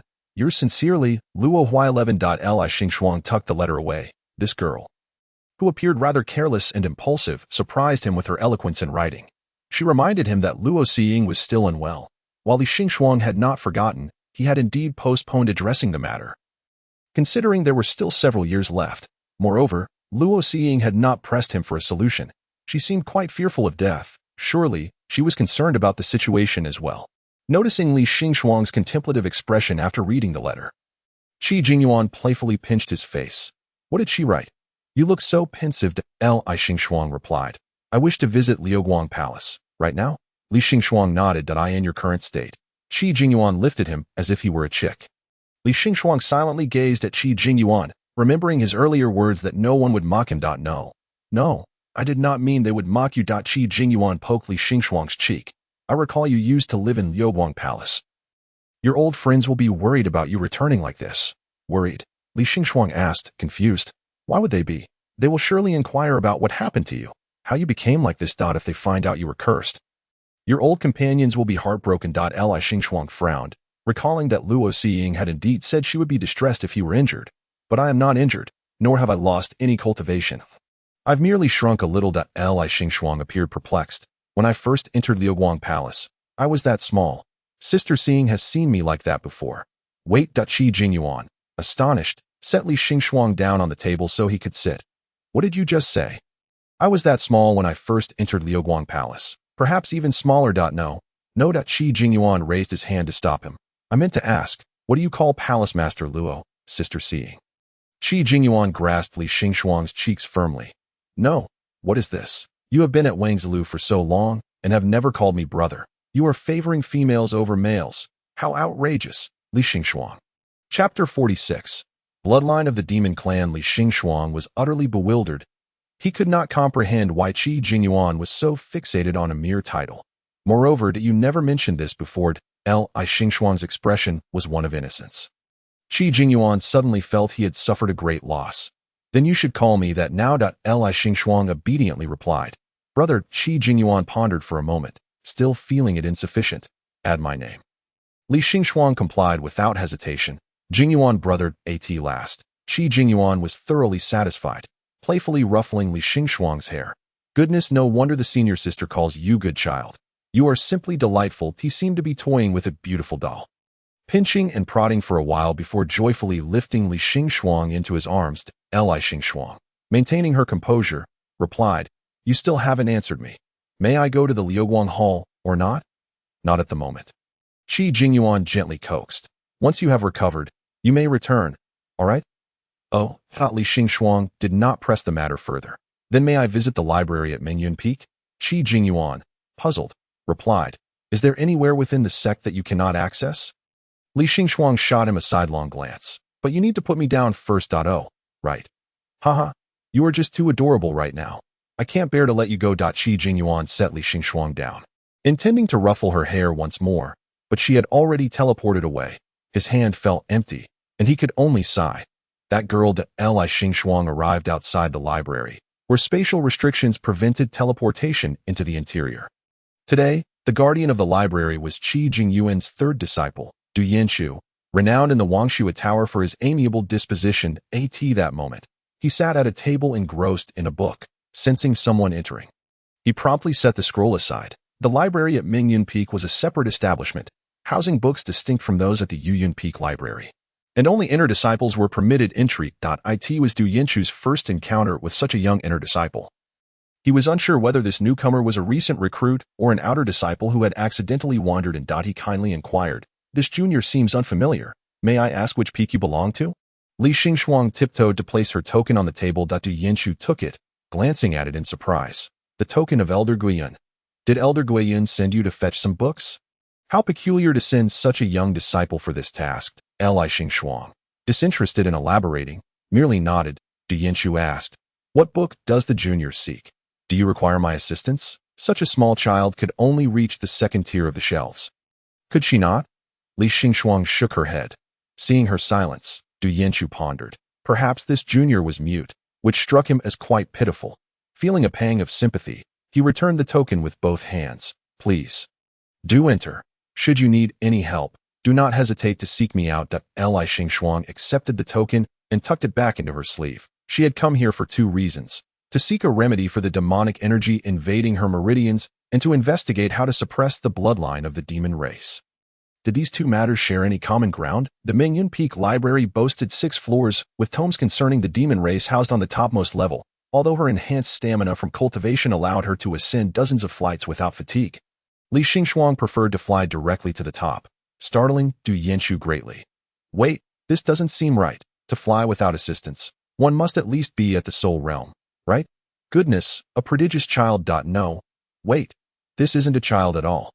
He immediately relayed a message to Qi Jingyuan, expressing his alarm that an extraordinary child had arrived, bearing Elder Guiyun's token, but Qi Jingyuan calmly responded, Ah, it's nothing. That one is Elder Guiyun. He has recently taken to masquerading as a youth. Du Yanchu was left bewildered. Wait, did he just refer to Elder Guiyun as a junior? Elder Guiyun, you could have mentioned that.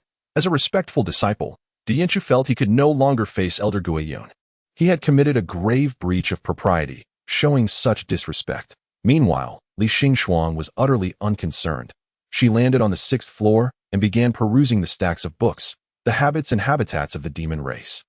Not useful. Chronicles of the Holy Demon War, a historical account, also of no use. Demon Cuisine. Why on earth is there such a thing? Ah, finally, The Bloodline of Sin. It sounded rather kitsch, yet it was indeed the information Li Xingxuang sought. This book discussed the bloodlines of the demon race, including the offspring born of unions between demons and humans. According to the records, when a demon woman and a human man procreate, they bear daughters, while a demon man and a human woman produce sons. Thus, it follows that Ling Han's mother was human and his father was a demon. Typically, half-demon hybrids would lean more towards their maternal lineage. Therefore, a half-demon daughter would find it easier to cultivate demonic paths, while a son would lean towards humanity, regardless of their inclination. However, the mere presence of demon blood would inevitably imbue them with the inherent flaws of their lineage, brutality, and a penchant for slaughter. Li Xingxuang suddenly recalled her earlier conversation with Lu Lijing in the secret realm 4 days ago. Feeling exceedingly bored, she had casually asked Lu Lijing, "Elder Xianyan, I have a question for you." Lu Lijing, cradling her, replied gently, "Ask away. You work so much. Does the sect leader pay you well?" Lu Lijing smiled. "I oversee the finances. The subsidies for each peak and the stipends for the elders all pass through my hands." Li Xingxuang thought that was a question better left unasked. Lu Lijing tilted his head. "Don't you have anything else to inquire?" Li Xingxuang pondered. "He Ruo Feng called you an old turtle before. Did you not feel anger?" Lu Lijing, caught off guard by her question, chuckled. "Many refer to me thus behind my back. It's merely a nickname. I have no reason to take offense. So you are aware of it all." Lu Lijing smiled. "Is there anything in Wangshua Tower that I do not know?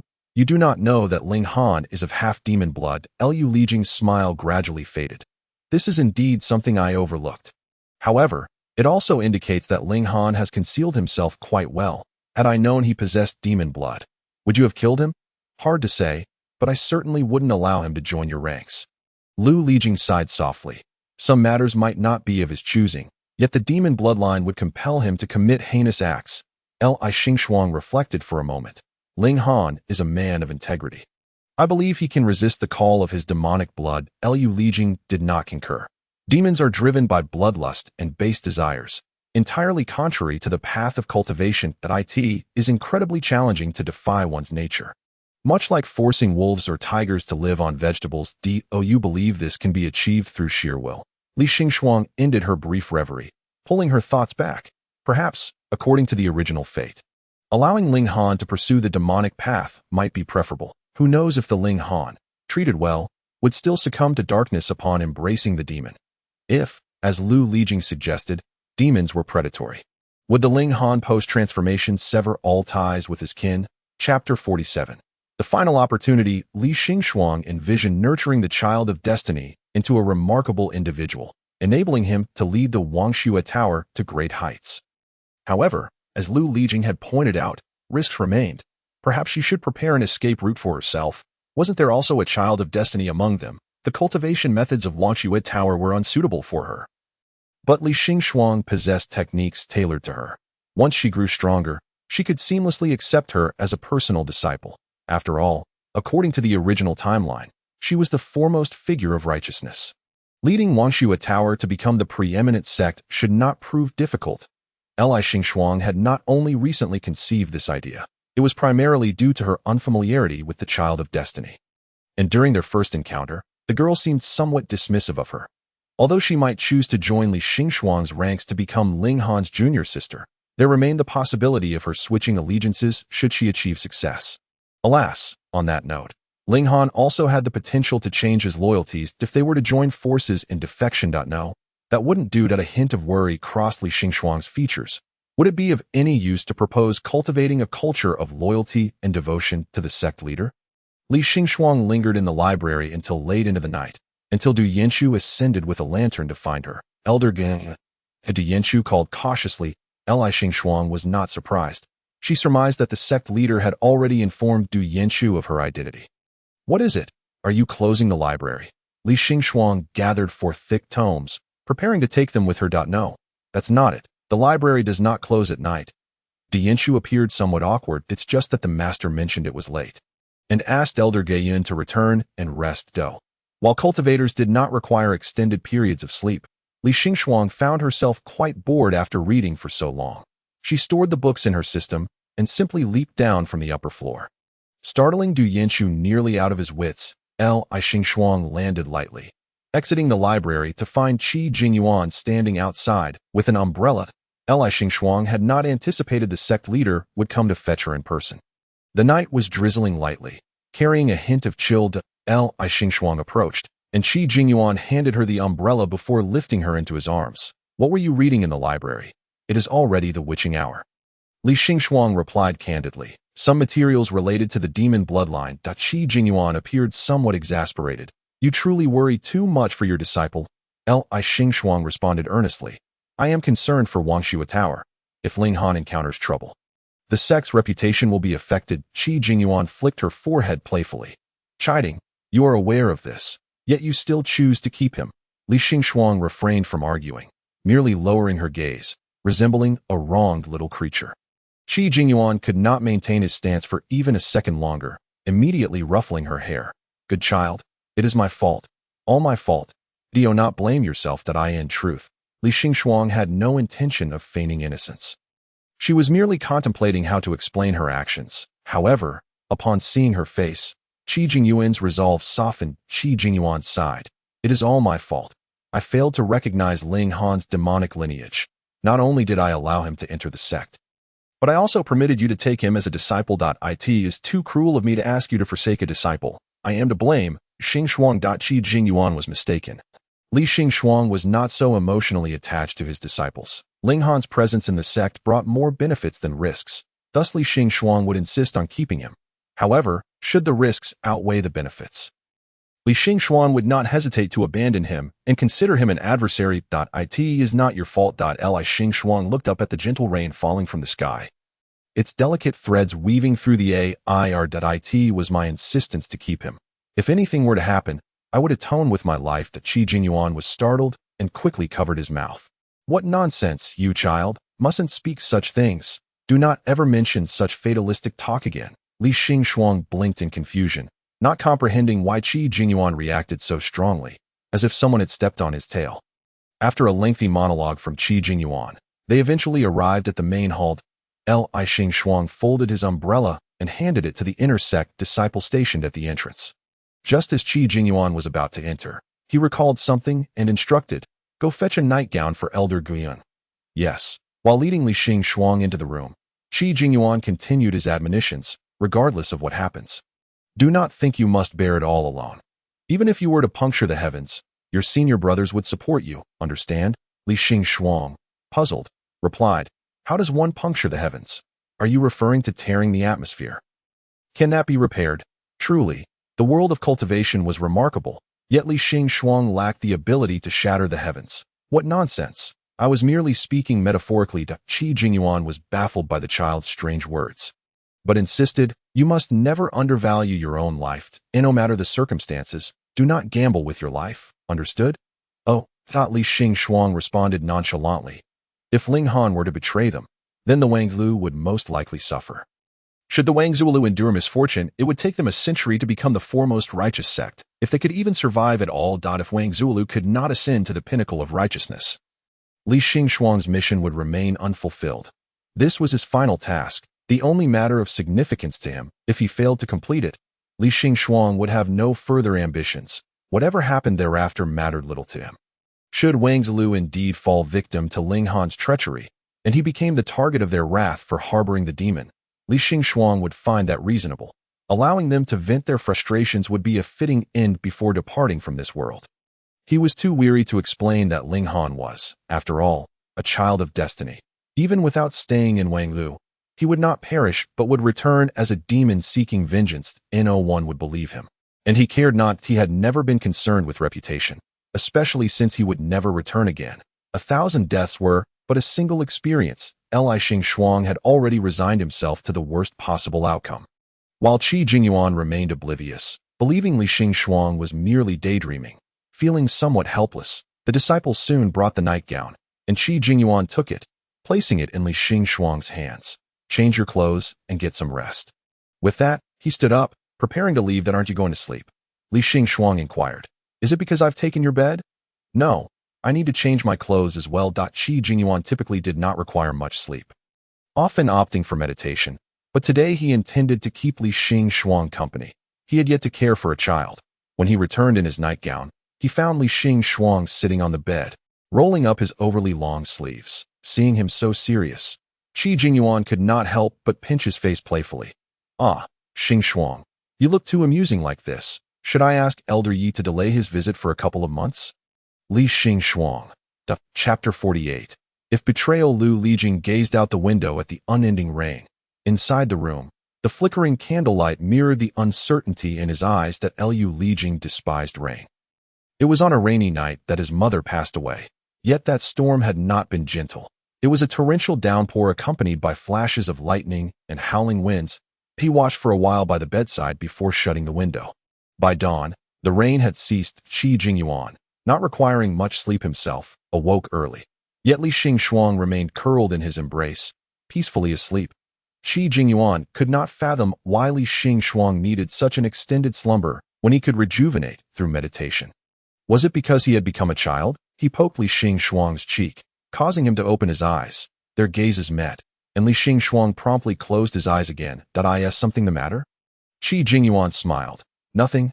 I just found you amusing. Go back to sleep. Li Xingxuang sat up. I'm done sleeping. I want to go to the library. Are you truly that diligent? Qi Jingyuan sat up, jesting. If all the disciples of Wangzi were as studious as you, becoming the foremost sect would be just around the corner. Li Xingxuang paused for a moment. Is that so? Then let us have early reading sessions at the crack of dawn for the entire sect. Studying the heart methods and scriptures. I will assess the results in a month. Qi Jingyuan. Not hearing his response, Li Xingxuang turned his head. Oh, I apologize. I forgot you are the sect leader. What do you think of my proposal? Should I submit it for OA approval? Qi Jingyuan. That although his presence was indeed not substantial, one could hardly forget he was the sect leader. Moreover, what peculiar notions was this child spouting? He had merely made a light-hearted comment. Qi Jingyuan ruffled Li Xingxuang's hair. The disciples already have morning exercises, lessons, and night practices, which is exhausting enough. Adding an early class would be too much for them. I didn't mean the disciples, Li Xingxuang replied. The entire sect, including us, should not have double standards. Qi Jingyuan. That this child's rebellious phase seems to have arrived a bit late. He promptly rejected Li Xingxuang's suggestion. That won't do. Li Xingxuang, undeterred, said, I see. You cannot make the decision. I will seek Elder Xian Yun instead. Qi Jingyuan. What? Before he could finish, Li Xingxuang vanished from sight. Qi Jingyuan shivered, convinced that the old tortoise would genuinely agree to such a nefarious idea. Why had he been so reckless with his words early in the morning? Defeated, he slumped back onto the edge of the bed. Ever since his master passed away, his life had been carefree, unrestrained, wild, and lawless. He vowed never to engage in academic pursuits again. Sighing, he consoled himself, reflecting that there was indeed a time for everything. One could not force what was not meant to be. He reassured himself that recalling his youthful days was quite pleasant. Besides, he was not so prone to oversleeping anymore, merely intending to read a bit in the morning. After all, it had only been 0.5 or 6.10 years since he last read. Forget it. Change clothes. Wait.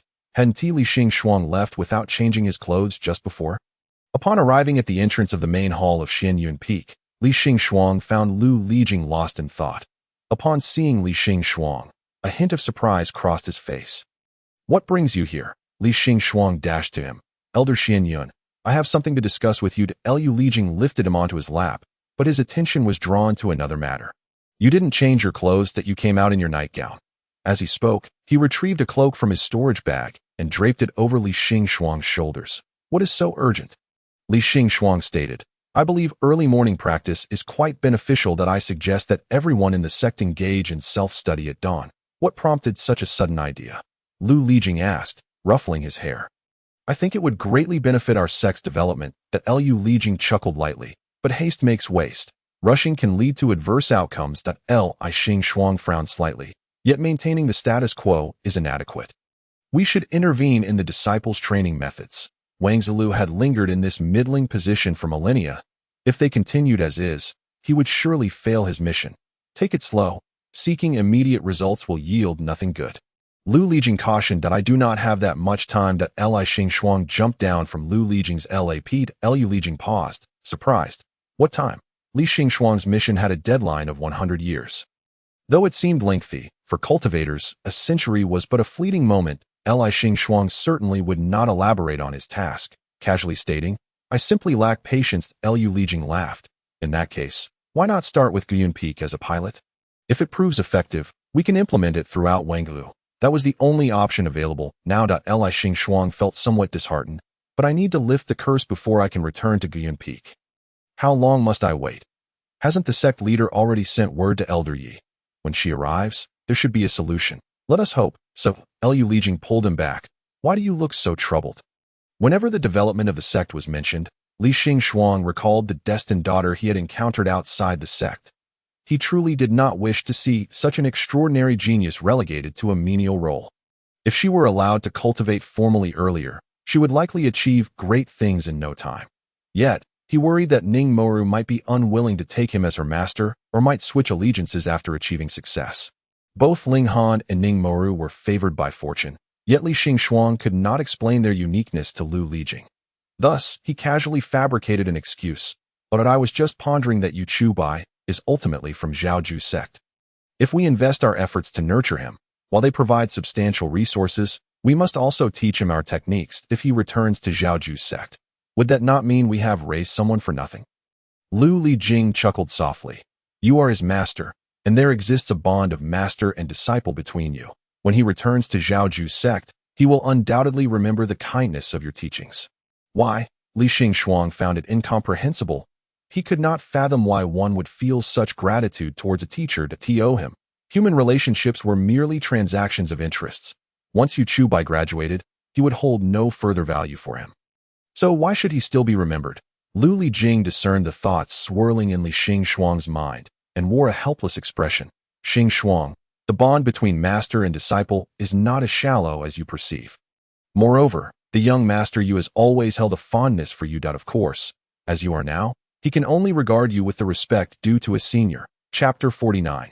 The male protagonist's head is not to be touched. Li Xingxuang harbored a misunderstanding regarding the relationship between masters and disciples. It was profoundly deep, especially within the realm of cultivation. The number of disciples under various elders clearly indicated that taking on a disciple was not a trivial matter. Lu Lijing had 5 disciples, which seemed considerable, yet he was already over 170 years old. When he took on his first disciple, he was not yet 100, meaning that in the past 70 to 80 years, he had only accepted 4 disciples. On average, he had not taken on a disciple even once every 10 years. Most disciples began their apprenticeship as children or adolescents, spending the ensuing decades within their master's sect, living alongside their master and fellow disciples for decades, if not centuries. Although there was no blood relation, the ties often surpassed those of family. Thus, betraying one's master was an unforgivable crime, akin to patricide or matricide, a manifestation of utter madness. However, for Li Xingxuang, even with a blood connection, he felt no emotional attachment. Perhaps it was due to his lack of familial bonds. Nonetheless, Lu Lijing's words had some effect. At the very least, Li Xingxuang understood that disciples were not so easily swayed to betrayal. Upon reflection, according to the original timeline, Ling Han had suffered humiliation and wrongful accusations from his peers, ultimately leading to his master piercing his heart with a sword and casting him into a mass grave, where, driven by hatred and tainted by demonic blood, he had completely succumbed to darkness. Had any part of that sequence faltered, he would not have fallen into madness. Li Xingxuang contemplated that perhaps he had been overly cautious. He had bestowed upon Ling Han the imperial-level heart technique. Even if he were ungrateful, he would not turn against him. As for Ning Mo, being a close friend of Ling Han, and knowing Ling Han to be quite upright, she likely would not harbor ill intentions either. Li Xingxuang, having nearly reached a conclusion, nodded. Very well, I have made my decision. Lu Lijing was momentarily taken aback, unable to follow Li Xingxuang's train of thought. Decide what? I still wish to take on a disciple. Lu Lijing was left bewildered.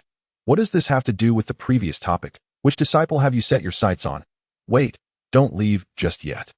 With quick reflexes, Lu Lijing pulled back Li Xingxuang. At the very least, change into another garment. Do not wander about in such scant attire. Lu Lijing escorted Li Xingxuang back to his room, retrieved a piece of clothing from the wardrobe, and resized it to fit him before dressing him. Watching him skillfully don the clothes and tie the belt, Li Xingxuang remarked, You truly live up to your experience of raising 2 children. Lu Lijing paused momentarily but quickly understood, responding with a smile. Are you referring to Wu Chun and Wu Yin? They indeed entered my tutelage at a young age, but I employed a wet nurse to care for them. So I wasn't solely responsible for their daily needs. You certainly seem adept at handling children. Lu Lijing merely smiled, raising his hand to gently rub Li Xingxuang's forehead. Li Xingxuang had no intention of engaging in idle chatter. I must take my leave. Lu Lijing did not attempt to stop him again, silently watching as he departed. Li Xing initially planned to head to the outer sect, but upon reflection, deemed his appearance unsuitable, thus returning to Meng Yun Peak instead. He proceeded to the library, where Du Yanchu was still on duty. Upon seeing Li Xing, Du Yanchu promptly rose to pay his respects. Disciple greets Elder Gui Yun. Li Xing nodded slightly and flew upstairs once more. He resumed his perusal of the book he had not finished the previous day. However, before nightfall, someone came to seek him out. It was unexpectedly Ling Han. It seemed the disciples who had entered the secret realm had returned safely. Upon seeing Li Xing, Ling Han immediately breathed a sigh of relief. Li Xing, puzzled, asked, "What troubles you?" Ling Han appeared somewhat uneasy. "Disciple has disturbed Master. I merely heard that Master was injured and was concerned." "Injured?" Li Xing pondered for a moment, recalling what Lu Lijing had mentioned earlier about fabricating a story of his injury to deter Yu Chu Bai from seeking him out. Previously, the disciples had not yet returned, and Yu Chu Bai had assumed that the two leading elders were also absent. However, now that Ling Han had returned, Li Xing had not, which would surely raise suspicions. "I am not injured. It is merely an unsuitable appearance to meet others," Li Xing replied. "Why Yu Chu Bai is an outsider, and I do not wish for him to witness my folly." Ling Han's lips involuntarily curved into a smile. It appeared that Master did not regard this individual as one of his OW, and no matter how arrogant he was, he remained merely an outsider. "Then will Master wait until you recover before returning?" Ling Han inquired softly, half kneeling on the ground. Li Xing nodded. "Should you encounter any confusion during your cultivation, feel free to come to Meng Yun Peak to seek me out. Alternatively, you may join me here to study. Many tomes here will benefit you greatly." Ling Han's face brightened. "May I stay with Master?" Li Xing pushed aside a book, cleared a space, and gently patted it. "Sit." Ling Han hurriedly sat down, feeling a weight in his hands as Li Xing presented him with a tome as thick as a city wall. This book records the characteristics of various bloodlines. "I have been searching for information related to your bloodline these past few days." Ling Han was deeply moved. "Thank you, Master. You need not be so attentive to your disciple. You and I." Master and disciple need not exchange thanks. Li Xing extended his hand, intending to pat Ling Han's head, but Ling Han's face turned slightly red, and he instinctively lowered his head. Master was finally going to pat his head. However, Li Xing's motion halted. Wait a moment, he should not treat Ling Han like a child. The last time he had done so, Ling Han had been upset. The male protagonist's head is not to be touched. He quickly withdrew his hand. That was close. Having been patted on the head and pinched by a group of people these days, he personally did not mind, but he could not treat Ling Han that way. Ling Han waited eagerly for a long while, yet the anticipated pat on his head never came. When he looked up, he saw that Li Xing's hand had returned to the book. It turned out he had been overly sentimental. Ling Han felt a pang of disappointment within. It seemed he needed to work even harder to earn Master's recognition. Chapter 50. Nothing is more important than you during these past 2 days. I have been reading literature. Your previous loss of control may have been due to the demonic patterns. Li Xing, unaware of Ling Han's thoughts, merely spoke of his research findings when he had witnessed Ling Han being tormented by his inner demons. The dark red veins had crawled up from his neck to his face, appearing quite terrifying. Every demon-born possesses demonic patterns, which drive them to kill and give rise to their malevolent thoughts. As Li Xing spoke, he reached out to tug at Ling Han's clothing. Ling Han's face flushed immediately, gripping his collar tightly. Master, Li Xing halted his action. "I merely wish to see where your demonic pattern is located. Generally, it is found around the chest area, though a few may be on the back." Ling Han's ears turned crimson. "Master, my demonic pattern is on my chest. It is not convenient here. Perhaps later." Li Xing could not comprehend why Ling Han was so bashful. Had he been too forward? Although he did not understand, Li Xing retracted his hand and offered an apology to no. "There is nothing to apologize for." Ling Han hurriedly waved his hands, assuring that he harbored no resentment towards his master. He was simply a bit shy. After all, no one had ever tugged at his clothing like that. Moreover, this person was his master. Li Xing paid little mind to this minor episode, oblivious to Ling Han's thoughts, and continued, "At present, I have yet to find a means to eliminate the demonic pattern, but suppression is possible." Ling Han obediently nodded. "The lamp I gave you earlier is still with you." Correct? Li Xing Shuang inquired. Ling Han promptly replied. Disciple fears losing it, so it is kept in my room. From now on, carry it with you. This item is called the elixir, and it has the effect of calming the mind. Should you feel unsettled, take it out and infuse it with spiritual energy to use. Yes, master, Ling Han replied, though a hint of hesitation crossed his face. But this artifact must be quite precious. What if I accidentally damage it? Once given, it is yours. You may use it as you wish. Ling Han was taken aback. Is it that a gift for me? Li Xing Shuang found it strange. What else could it be? Ling Han had initially thought that this lamp was merely lent to him by Li Xing Shuang, for which he had already been immensely grateful. He never expected it to be a gift. Master, this is too valuable. I cannot accept. Though I do not know the exact value of the elixir, it is certainly above royal level. Since I have no use for it, it is fitting to give it to you. Li Xing Shuang reflected for a moment and recalled something. Oh, right. This lamp is already in a damaged state. Should you have the opportunity to repair it, it may reveal other uses. Damaged? Ling Han had not noticed. Li Xing Shuang nodded. I have heard that this lamp was used by the great Emperor Tianqian. It was once a celestial level artifact, but after being damaged, it now hovers between royal and imperial levels. Li Xing Shuang lacked the ability to repair it, yet Ling Han, under the protection of fortune, might be the one destined for it. Ling Han was stunned. He knew it was precious, but never imagined it to be so valuable. Master, this item is far too precious. I truly cannot accept. I have already said, it is yours to keep. Li Xing Shuang did not wish to engage in further disputes with him, a slight frown adorning her brow. Upon observing her furrowed expression, Ling Han refrained from speaking. Hastily bowing his head, fearful of incurring his master's displeasure, Li Xing Shuang was acutely aware of the adage that a teacher is akin to a father for life, combined with the earlier words of Lu Lijing. It was evident that the bond between teacher and student was profoundly deep, resembling that of a father and son, although oblivious to the true nature of the affection shared between biological parents. Li Xing Shuang was nonetheless cognizant of matters concerning the distribution of wealth. Thus, he remarked, in any case, when I pass, all these possessions shall be yours. Ling Han grasped Li Xing Shuang's hand tightly, his eyes glistening with unshed tears as he gazed at him. This unexpected gesture interrupted Li Xing Shuang's intended words, leaving him perplexed. What is it? Master, please refrain from speaking in such a manner. Ling Han implored softly. You shall surely enjoy a long and prosperous life. The mere thought of Li Xing Shuang's demise was unbearable for him, having finally found someone he could trust and respect. The one person who treated him with such kindness, he could not even bear to contemplate such a possibility. The lifespan of cultivators was immensely long. He still had countless years to spend with his master. He would never leave him. Li Xing Shuang cast a glance at Ling Han, silently closing the book in his hands. I shall inevitably depart before you, he stated. Why? Ling Han exclaimed. Master is so young and has already attained the Mingxin realm. Surely, you will ascend to become a true immortal and enjoy a lifespan on par with the heavens. Ling Han's excitement was palpable. You will not perish, setting aside the question of whether longevity is a blessing. Li Xing Shuang was resolute that he would not linger in this realm for long. Regardless of the success or failure of his mission, he would depart and never return. Leaving everything to you is not a misfortune. Is it? Li Xing Shuang inquired. When I pass, master. Ling Han's voice trembled with a hint of sobbing.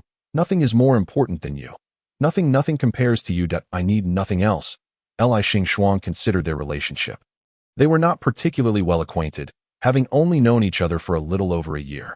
Moreover, prior to that fateful sword thrust, they had been almost strangers. After much contemplation, he surmised that Ling Han, having often been bullied in the past, had finally developed a dependence now that his master was protecting him. You shall grow stronger in the future. Once you are sufficiently powerful, you will no longer need me. Li Xing Shuang attempted to console Ling Han, gently placing a hand on his back. Perhaps, in a decade or so, Ling Han would achieve his current level of prowess. Yet, Ling Han wept even more fiercely, trembling in despair. Master, his cries resembled those of a helpless young beast, terrified of being abandoned. Chapter 51. An incomprehensible conversation. Ling Han had never met his father, from the moment he could remember. He had only his mother who raised him alone. When Ling Han was 7, his mother passed away, leaping from a cliff before his very eyes. She could have said nothing, could have deceived him. Yet she chose to reveal the truth.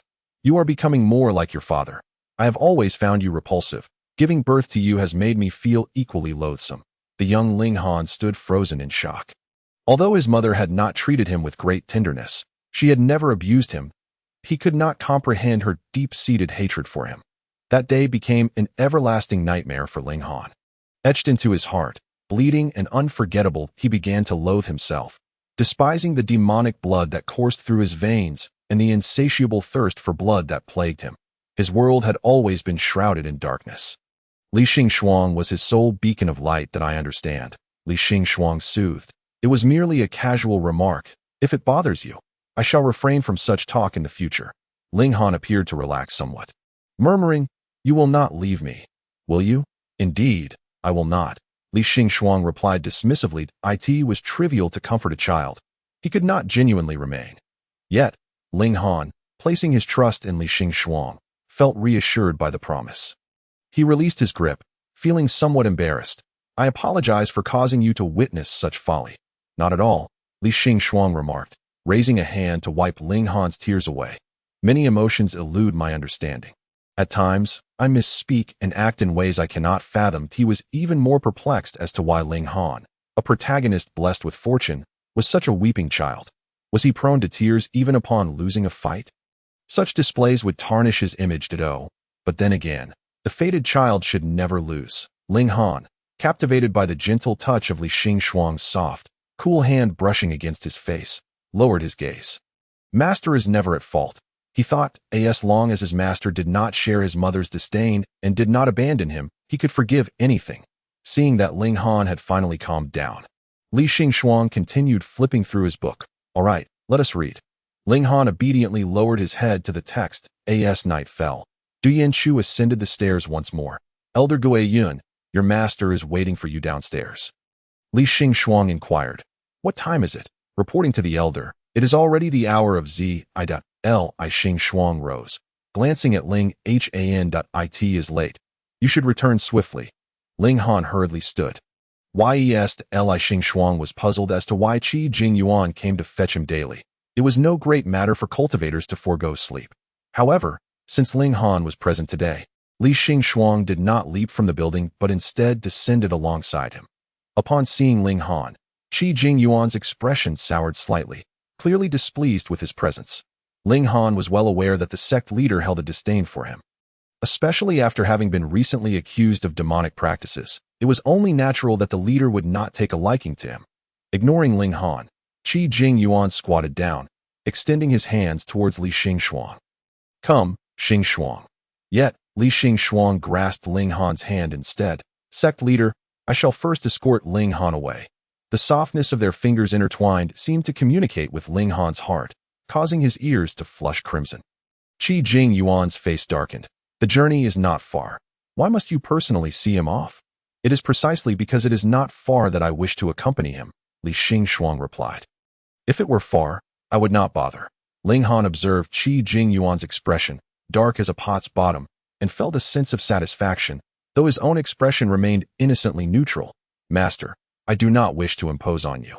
If the sect leader disapproves of your escorting me, what does his disapproval matter?"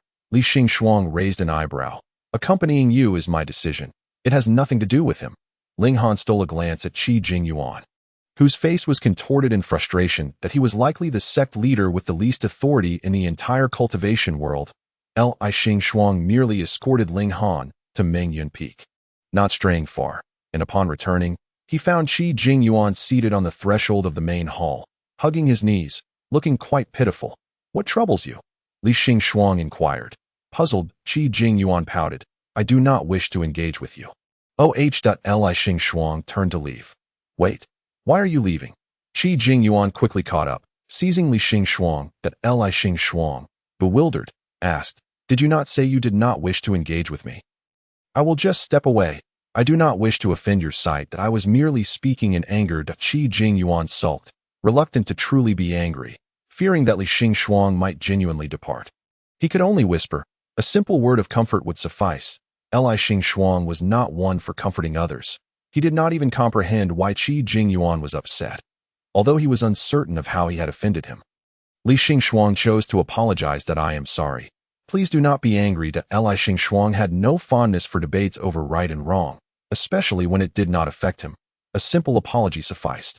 One must bow their head beneath the eaves. He had grown accustomed to it. Coughed that I have forgiven you. Qi Jingyuan was not genuinely angry. He merely sought a bit of mischief. Yet, Li Xingxuang's demeanor made Qi Jingyuan feel as though he were bullying him. He ushered Li Xingxuang into the room. By the way, Elder Yi has replied to me, stating he will arrive in a couple of days. Li Xingxuang replied absently that in truth, the curse did not significantly impact Li Xingxuang. It did not affect his cultivation or intellect. The only difference was that upon recovery, he could return to Guiyun Peak and commence the first round of reforms. However, the results were uncertain. And perhaps, as Lu Lijing had stated, it could very well backfire. He could visit Lu Guang Hall, yet he still had no means to cure Luo Xiaoying. Going there would be futile. At this point, he found himself quite helpless. What are you pondering? Qi Jingyuan, noticing Li Xingxuang lost in thought, could not resist poking his cheek. Li Xingxuang burrowed beneath the covers. It is something you cannot comprehend.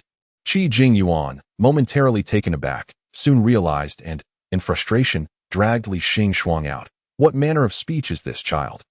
How can you speak to your senior brother in such a way? Li Xingxuang frowned. I truly cannot explain. Then speak slowly. Qi Jingyuan gently flicked his forehead. Li Xingxuang fixed his gaze on Qi Jingyuan, remaining silent for a moment, and no matter how much I say. It is futile. You will not understand. No one can comprehend it. Chapter 52. The undying Li Xingxuang had no intention of baring his heart to others. On one hand, he felt he had little to offer. On the other, the explanation was indeed quite complex. Although this world was genuinely existent, for Li Xingxuang, it was merely a task to be completed, and those around him were but ordinary NPCs. Even Ling Han and Ning Mo Ro, as fated individuals, could only be considered special NPCs at best. There was no need for Li Xingxuang to share his past, his mission, or his objectives with NPCs. He had indeed grown excessively cold, yet had he not done so, he feared he would have already succumbed to madness. In the ensuing 2 days, Ling Han arrived early each morning to seek out Li Xingxuang, accompanying him in reading until the late hours of the night. Yu Chubai had also come, but he was driven away by Qi Jingyuan with various excuses, to the point that he was so furious he could have ground his teeth to dust. On the 3rd day, Elder Yiling finally arrived, and the cloud carriage of Jinyan sect reached Wangshua Tower early in the morning. That a young woman clad in a pale blue dress descended from the carriage, followed by a boy and a girl, both appearing around 11 or 12 years of age, presumably her disciples. Elder Yi, Qi Jingyuan, and Lu Lijing awaited her at the entrance of Mengyun Peak. Greeting her with a respectful gesture upon her arrival, Wei Ling exuded an icy demeanor, imbued with a subtle sense of detachment. Even when addressed by the sect leader, she merely inclined her head slightly in acknowledgement. It was only upon noticing the small heads peeking out from behind the 2 men that a faint smile graced her lips. Elder Guiyun, how have you fallen to such a state? She bent down, lowering her gaze. Li Xingxuang stepped forward, looking up at Qi Jingyuan. Didn't you say she wouldn't mock me? Just as Qi Jingyuan was about to respond, Yi Ling interjected softly.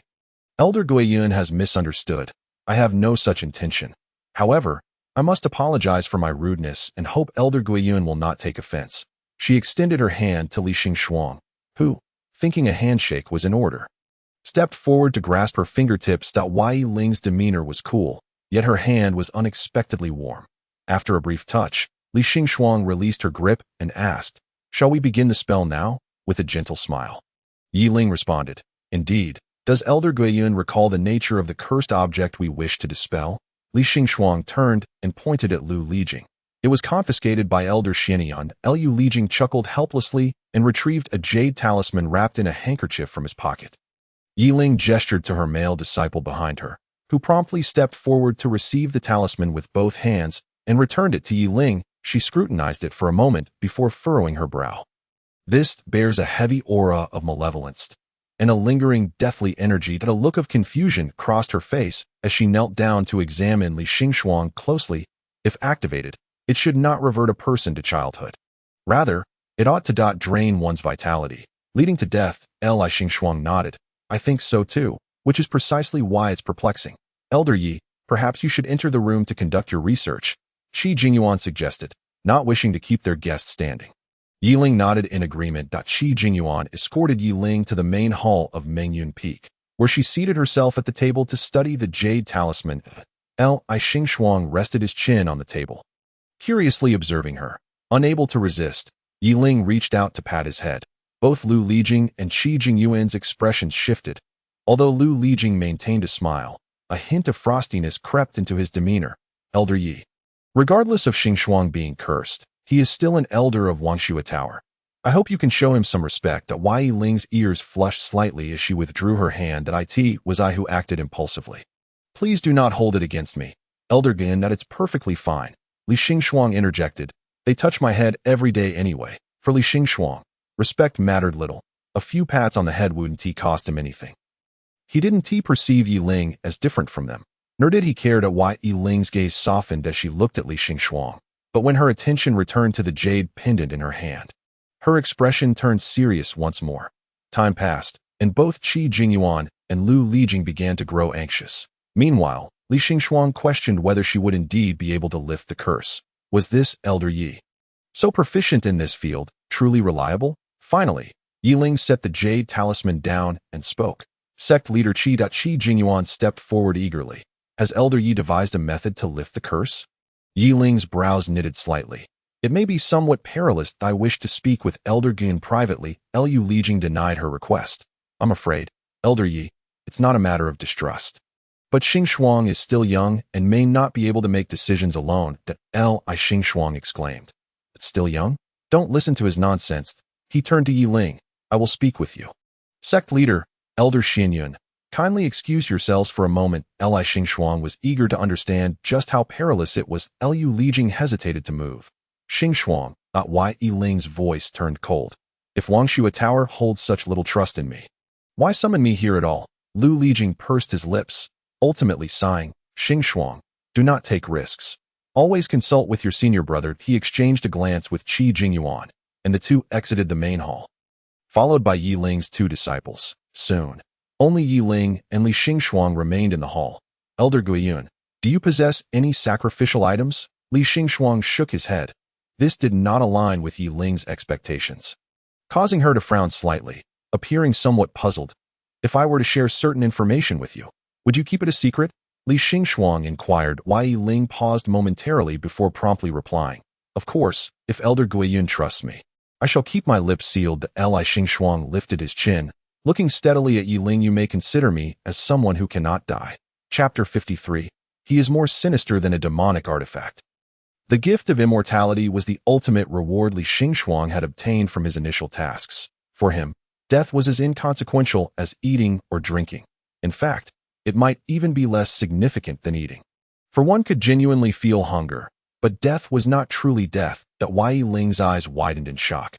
She had anticipated that Li Xingxuang's assertion would be hard for her to believe, as even practitioners regarded immortality as a far-fetched notion. To convince her, Li Xingxuang posed a daring question. Would you like to try and kill me? Yiling gasped in astonishment. What nonsense are you speaking? Unable to explain the concept of tasks and rewards, he opted for a more palatable explanation. A fortuitous event from years past allows me to evade most fatal injuries. Complete immortality, he thought, would be too much for her to accept. She might deem him insane. Although Li Xingxuang had encountered such skepticism before, Yiling's expression softened slightly. She glanced at the jade talisman, then lowered her gaze to scrutinize Li Xingxuang's features. So it is, this talisman can siphon the vitality from others, causing their decline and demise. But perhaps it is precisely this fortuitous event that has led to the talisman's adverse effects. Is there a way to revert this? Li Xingxuang was only concerned with the outcome. Yiling hesitated. There is a method, but it carries some risk. Li Xingxuang replied. In any case, I am not one to perish so easily. Let us give it a try. Yiling handed the jade talisman to Li Xingxuang. Then, activate it once more. Li Xingxuang grasped the talisman again, channeling his spiritual energy into it. This time, the talisman glowed and grew warm, yet it did not eject him. After a moment, it successfully recognized its master. Yiling was taken aback by this unexpected outcome. As Li Xingxuang manipulated the talisman, he could more distinctly sense the malevolent and deathly energies within it. However, no matter how he handled it, his form did not revert. I can't discern its utility. Yi Ling reached out to touch the talisman, but quickly recoiled as if pricked by a needle, her face reflecting trepidation. Elder Gun, please attempt to infuse your spiritual power into it. Li Xingxuang complied. Yet within 2 seconds, Yi Ling called for him to stop. The reason was clear.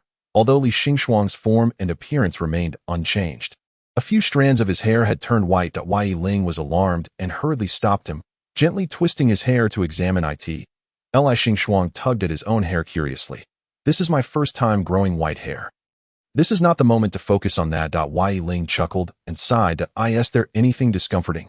Li Xingxuang responded.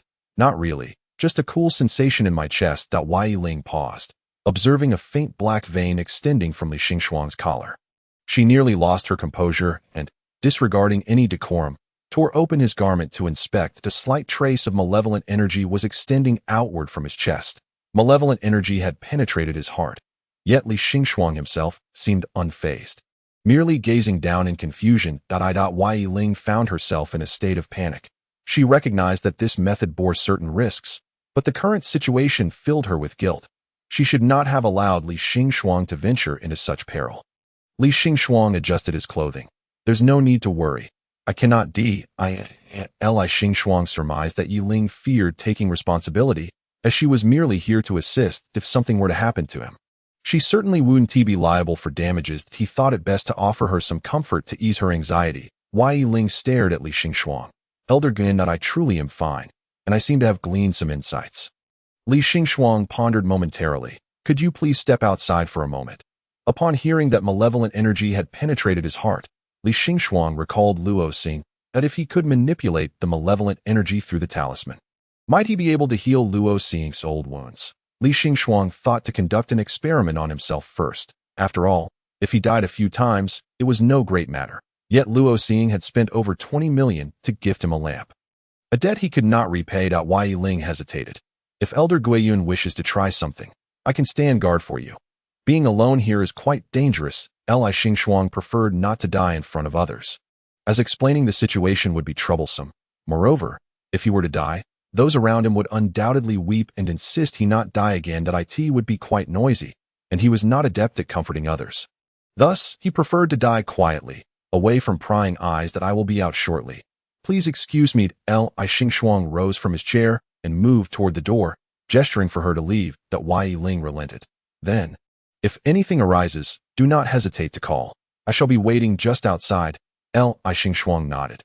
After expelling Yi Ling, Li Xingxuang grasped the jade talisman and continued to channel its power. Strands of his hair turned white, and a sharp pain radiated from his heart.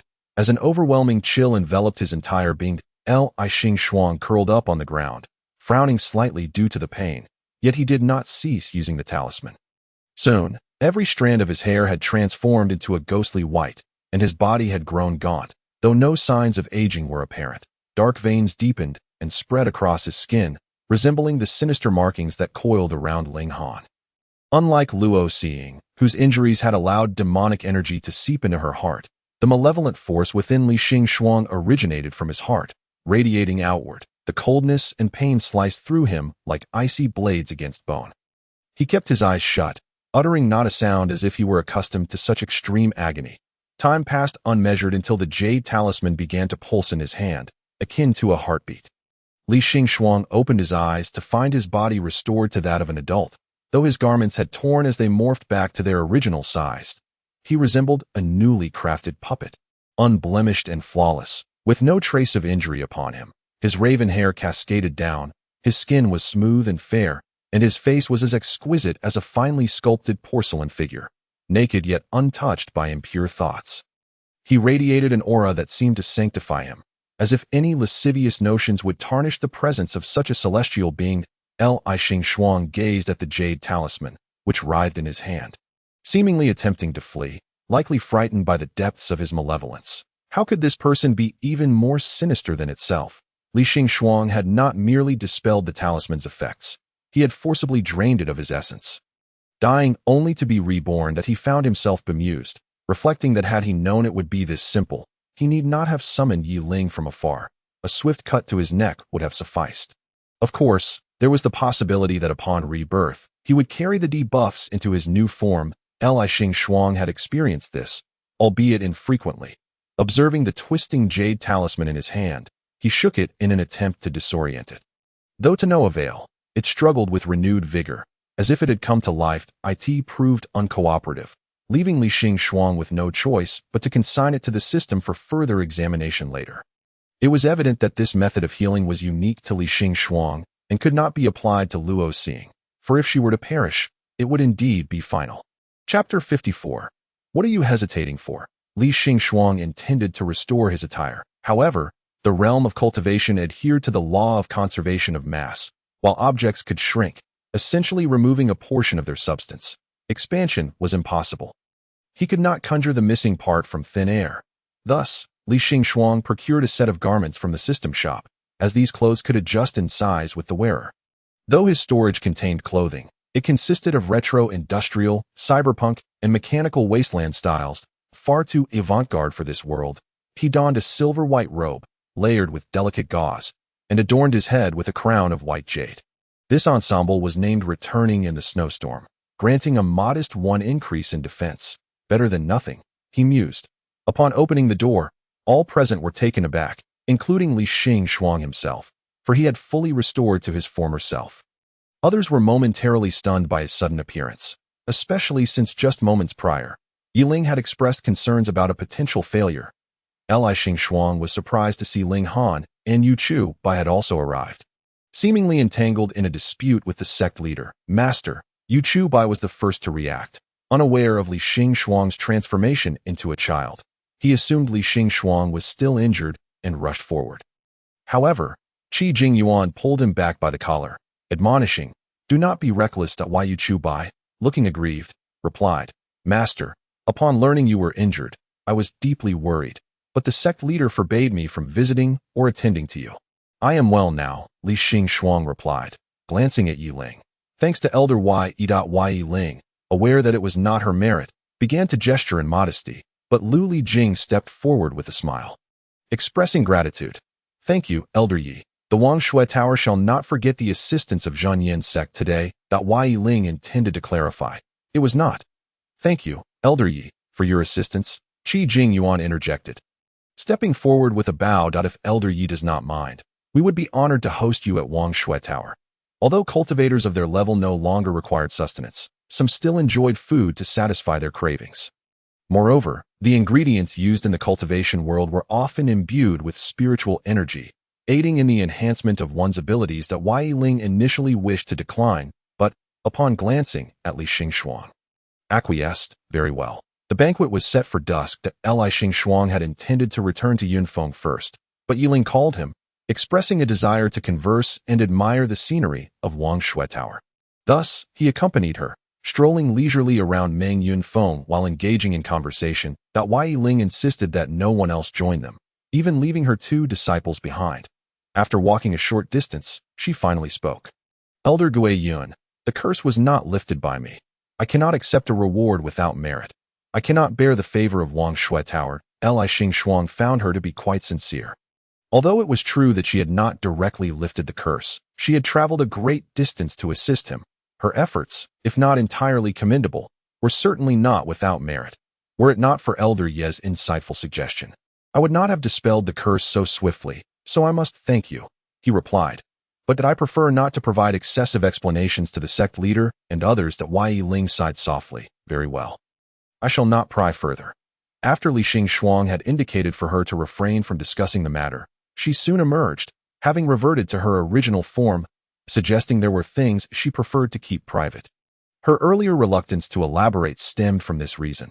While the specifics remained unclear, she exhibited a keen sense of propriety. If Li Shuang chose not to speak on it, she would not press the issue. Both Yiling and Li Shuang were not particularly loquacious. Once the necessary words were exchanged, the conversation dwindled. Before long, they returned to the entrance of the main hall, where the sect leader and Elder Xianyun had already departed, leaving their respective disciples waiting. Upon seeing Li Shuang, Yu Chu Bai rushed over eagerly. "Master, you have returned. Are you tired? Would you like to see the new palace I built for you? I wonder if you will like it." In contrast to the chattering Yu Chu Bai, Ling Han stood quietly to the side, observing Li Xing with a forlorn expression, despite uttering not a word. Noticing his unusual demeanor, Li Xing approached and inquired, "Ling Han, you seem a bit unwell." Yu Chu Bai's voice faltered, and his gaze turned fiercely towards Ling Han. Ling Han shot him a triumphant glance, albeit one that was concealed from Li Xing's view. Li Xing remained oblivious to their rivalry. He merely noticed Ling Han lowering his head, appearing pitiable. "Master, I feel a bit unwell." Li Xing assumed it was a manifestation of his inner demons and grasped his arm. "Let us return." In an instant, he transported Ling Han away. Yu Chu Bai was left fuming, feigning innocence. Shameless. Wait, so master is actually susceptible to this? He began to contemplate a similar approach. Li Xing brought Ling Han back to Guiyun Peak. Upon landing, he was nearly dazzled by the opulent architecture. He knew Zhaoju's sect was affluent, but there was no need for such ostentatious display. Nonetheless, he escorted Ling Han back to his original main hall. As soon as they entered, Li Xing nonchalantly said, "Undress." Ling Han's face flushed crimson in an instant, stumbling over his words. "And master, this is not appropriate." It was not that he was unwilling, nor could he deny any request from his master. But Ling Han's face grew hotter. Li Xing, perplexed, furrowed his brow and asked, "What impropriety? How can I assess your demonic markings if you do not remove your clothing?" Previously in the library, Li Xing had been somewhat understanding. But now that they were in the room, he found Ling Han's bashfulness perplexing. Chapter 55. If it hurts, go find a doctor. Ling Han's face turned even redder. I am fine." Realizing he had overthought the situation, he fumbled to unfasten his clothing. However, due to his nervousness, he struggled for ages without success. Li Xing sighed in exasperation and stepped forward to assist him. The familiar scent wafted through the air.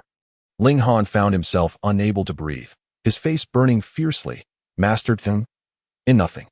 Ling Han was at a loss for words, simply unable to resist the urge to call out to his master. Although Li Xing found it odd, he chose not to probe further. Despite being slender, Ling Han, as a cultivator, possessed some muscle. His body bore several faint scars, likely remnants of past bullying. Notably, one scar near his chest was the very one Li Xing had inflicted with his blade. Although he had healed it immediately, a scar remained. Even though cultivators possessed strong healing abilities, some marks were indelible. Li Xing reached out to touch the scar, causing Ling Han to tense up. Gripping his sleeves tightly, suppressing the urge to flinch at a master, what is it? Li Xing had not touched the area of the demonic markings. Li Xing withdrew his hand and lowered his gaze. "The wound from the sword I inflicted upon you, it must have hurt greatly." Ling Han finally comprehended that Li Xing was referring to the previous sword wound. He hastily replied, "It does not hurt at all." "Not in the slightest. How could it not hurt?" The blade that pierced his body was frigid, blood dripping from the sword's edge, while the ridicule from the sect members pierced his heart, inflicting a pain far greater than the wound itself. The pain was excruciating, an agony that would linger in his memory for a lifetime. That it was akin to the words of resentment his mother had uttered before her demise, each syllable echoing in his mind, suffocating him with its intensity. Yet, his master proclaimed that this sword was not a punishment for his kinship with the demonic clan, but rather a consequence of his own deceit. The master, expressing belief in him, insisted it was a necessary measure to provide accountability to the sect. He brought him back, channeling his spiritual energy to heal his wounds. Though blood continued to drip, Ling Han felt a strange numbness to the pain. He realized that as long as someone remained by his side to protect and accompany him, no amount of suffering could truly hurt him. Pain could be articulated. Li Xing's gaze traversed the scars of the past. There was no need for Ling Han to endure silently. Ling Han's eyes reddened once more as warm tears cascaded onto his hand. "Master, doesn't hurt.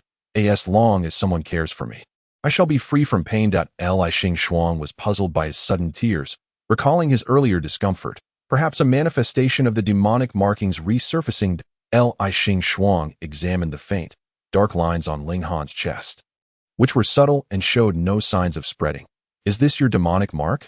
Ling Han lowered his head, pressing against the sigil on his chest. It's quite unsightly. Embarrassed, he adjusted his clothing, wishing to shield himself from further scrutiny that he feared that Li Xing might glimpse the demonic side of him, provoking disdain. Like a forsaken creature that had been rescued once more, He felt an intensified attachment to his new guardian, yet also a growing anxiety. Fearful of loss, Li Xing refrained from stopping him from covering up. Having already seen the demonic mark, he likely understood the situation, since Ling Han was so reluctant. He decided to refrain from pushing him further. Let us bring forth the Lioli tears. Though the demonic markings appeared calm, Ling Han's tear-streaked face conveyed his sorrow, leading Li Xing to attribute it to the torment of his inner demons. Ling Han had kept the Lioli tears close. As per Li Xing's earlier advice, he cautiously retrieved the tears from his storage space, and Li Xing lit a lamp, placing it nearby. "Do you feel any better?" Li Xing inquired. "Are you still uncomfortable?" The lamp's efficacy remained uncertain, but Ling Han stole a glance at Li Xing, the crisp scent of melting snow providing him with immense comfort. "Yes, master, I feel much improved." Noticing Ling Han's continued fragility, Li Xing contemplated and produced the qinchangji. "If you still feel unwell, I shall play the qin for you." Ling Han had never witnessed Li Xing play the qin, and he was taken aback. "Master can play the qin?" Realizing his words were somewhat inappropriate, he quickly added, "I do not doubt your abilities, master. I am merely surprised." Li Xing, of course, could not play. But to him, the qinchangji was merely an instrument, one he could utilize effortlessly. He plucked the strings with the grace of someone who had practiced countless times. The gentle melody flowed like a clear spring, reminiscent of the sound of jade shattering, fragrant orchids weeping dew.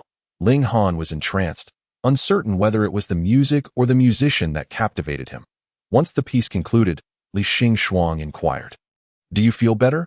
Ling Han nodded vigorously. "That if you wish to hear the qin again, do not hesitate to inform me." Li Xing stored the qinchangji, adding, "If you feel troubled or angry, you must tell me." Ling Han's eyes brimmed with unshed tears. "Yes, and if you are injured, you must also inform me," Li Xing observed, scrutinizing Ling Han. Ling Han obediently nodded. "Since you are feeling well, you may return to your own quarters." Li Xing intended to conduct some experiments with the jade talisman. Ling Han rose slowly, hesitant to depart, and after a long moment, summoned his courage, his voice barely a whisper. "Master, may I cultivate here with you? I hope you can guide me." "Ah, that is acceptable." Though Li Xing wished to experiment, he recognized the value of the child's desire to learn. Thus, he sat with Ling Han in the hall. But scarcely had a few moments passed when a knock echoed at the door. "Master, master." Predictably, it was Yu Chuba. Li Xing felt a throbbing in his ears, somewhat annoyed by the interruption. Ling Han stood. "Master, I shall take a look." Li Xing waved him off. "Continue your cultivation. I will see who it is." He opened the door to find the elegantly dressed youth peering at him with a pitiful expression. "What is it?" Li Xing asked. Why Yu Chubai blinked. "Master, I feel unwell." Unwell? Li Xing was perplexed. Lacking demonic markings, why would he suddenly feel ill? What seems to be the problem? Yu Chubai pointed to his chest. "I feel tightness and shortness of breath. My body feels unwell." "Master, I truly feel unwell." Li Xing was left bewildered. "Then go find a doctor. I am not a healer." Why Yu Chubai? This is not how I expected it to unfold. Chapter 56. Sit beside me. What further infuriated Yu Chubai was the sight of Ling Han in the room, looking self-satisfied. "Master," Why Yu Chubai tugged at Li Xing's sleeve. "If you keep me company, I will feel better." Li Xing found the statement eerily familiar. As someone trained by the elders, he decisively withdrew his sleeve from Yu Chubai's grasp. "Eddie, oh, not be foolish." That seemed the appropriate response. Yu Chubai pouted, on the verge of tears. Why does Ling Han get to? He begrudgingly refrained from calling him senior brother, indignantly complaining. Li Xing was momentarily at a loss for words, then replied, "All right, Ling Han, you too may return." Ling Han. Was misfortune befalling him? Yu Chubai brightened at this. Though he had not achieved his goal, neither would Ling Han emerge unscathed. Ling Han clenched his sleeves, though his demeanor remained docile. "Yes, master." As Li Xing was about to dismiss them, Ling Han smiled. "Thank you, master, for your comfort and guidance, and for accompanying me in my cultivation for such a long time." Was it that long? Li Xing pondered, feeling puzzled as Ling Han had scarcely been there for half an hour. Meanwhile, Yu Chubai gritted his teeth, looking as if he wished to eliminate Ling Han entirely. Regardless, Li Xing sent the two children away together. He then retrieved the jade talisman. It was no longer moving erratically. and Li Xingxuang attempted to activate it, as expected. A chill and sharp pain surged through his chest once more. He experimented for an extended period until the sect leader summoned him for a banquet, at which point he stored the talisman away. Upon exiting, he remembered Ling Han had yet to break his fast, and thought to bring him along for a meal, considering he likely had not had a decent one at the cafeteria. Hence, he called for Ling Han, who cheerfully followed him, just as Li Xingxuang was about to leave. He noticed Yu Chubai's forlorn expression. Though he suspected Yu Chubai would not care for the meager fare at Wangshui Tower, Li Xingxuang still inquired, "Would you like to join us?" After all, he was still his disciple, and he could not show overt favoritism. Upon hearing this, Yu Chubai's face lit up with joy as he eagerly followed, grasping Li Xingxuang's sleeve. Ling Han, not to be outdone, gently tugged at the other's sleeve. The two boys, flanking Li Xingxuang, glared intensely at each other. Li Xingxuang maintained an impassive expression, his gaze contemplative, as though pondering something of great significance. He wondered if there would be any pig knuckles at the banquet. If so, could he request one for himself?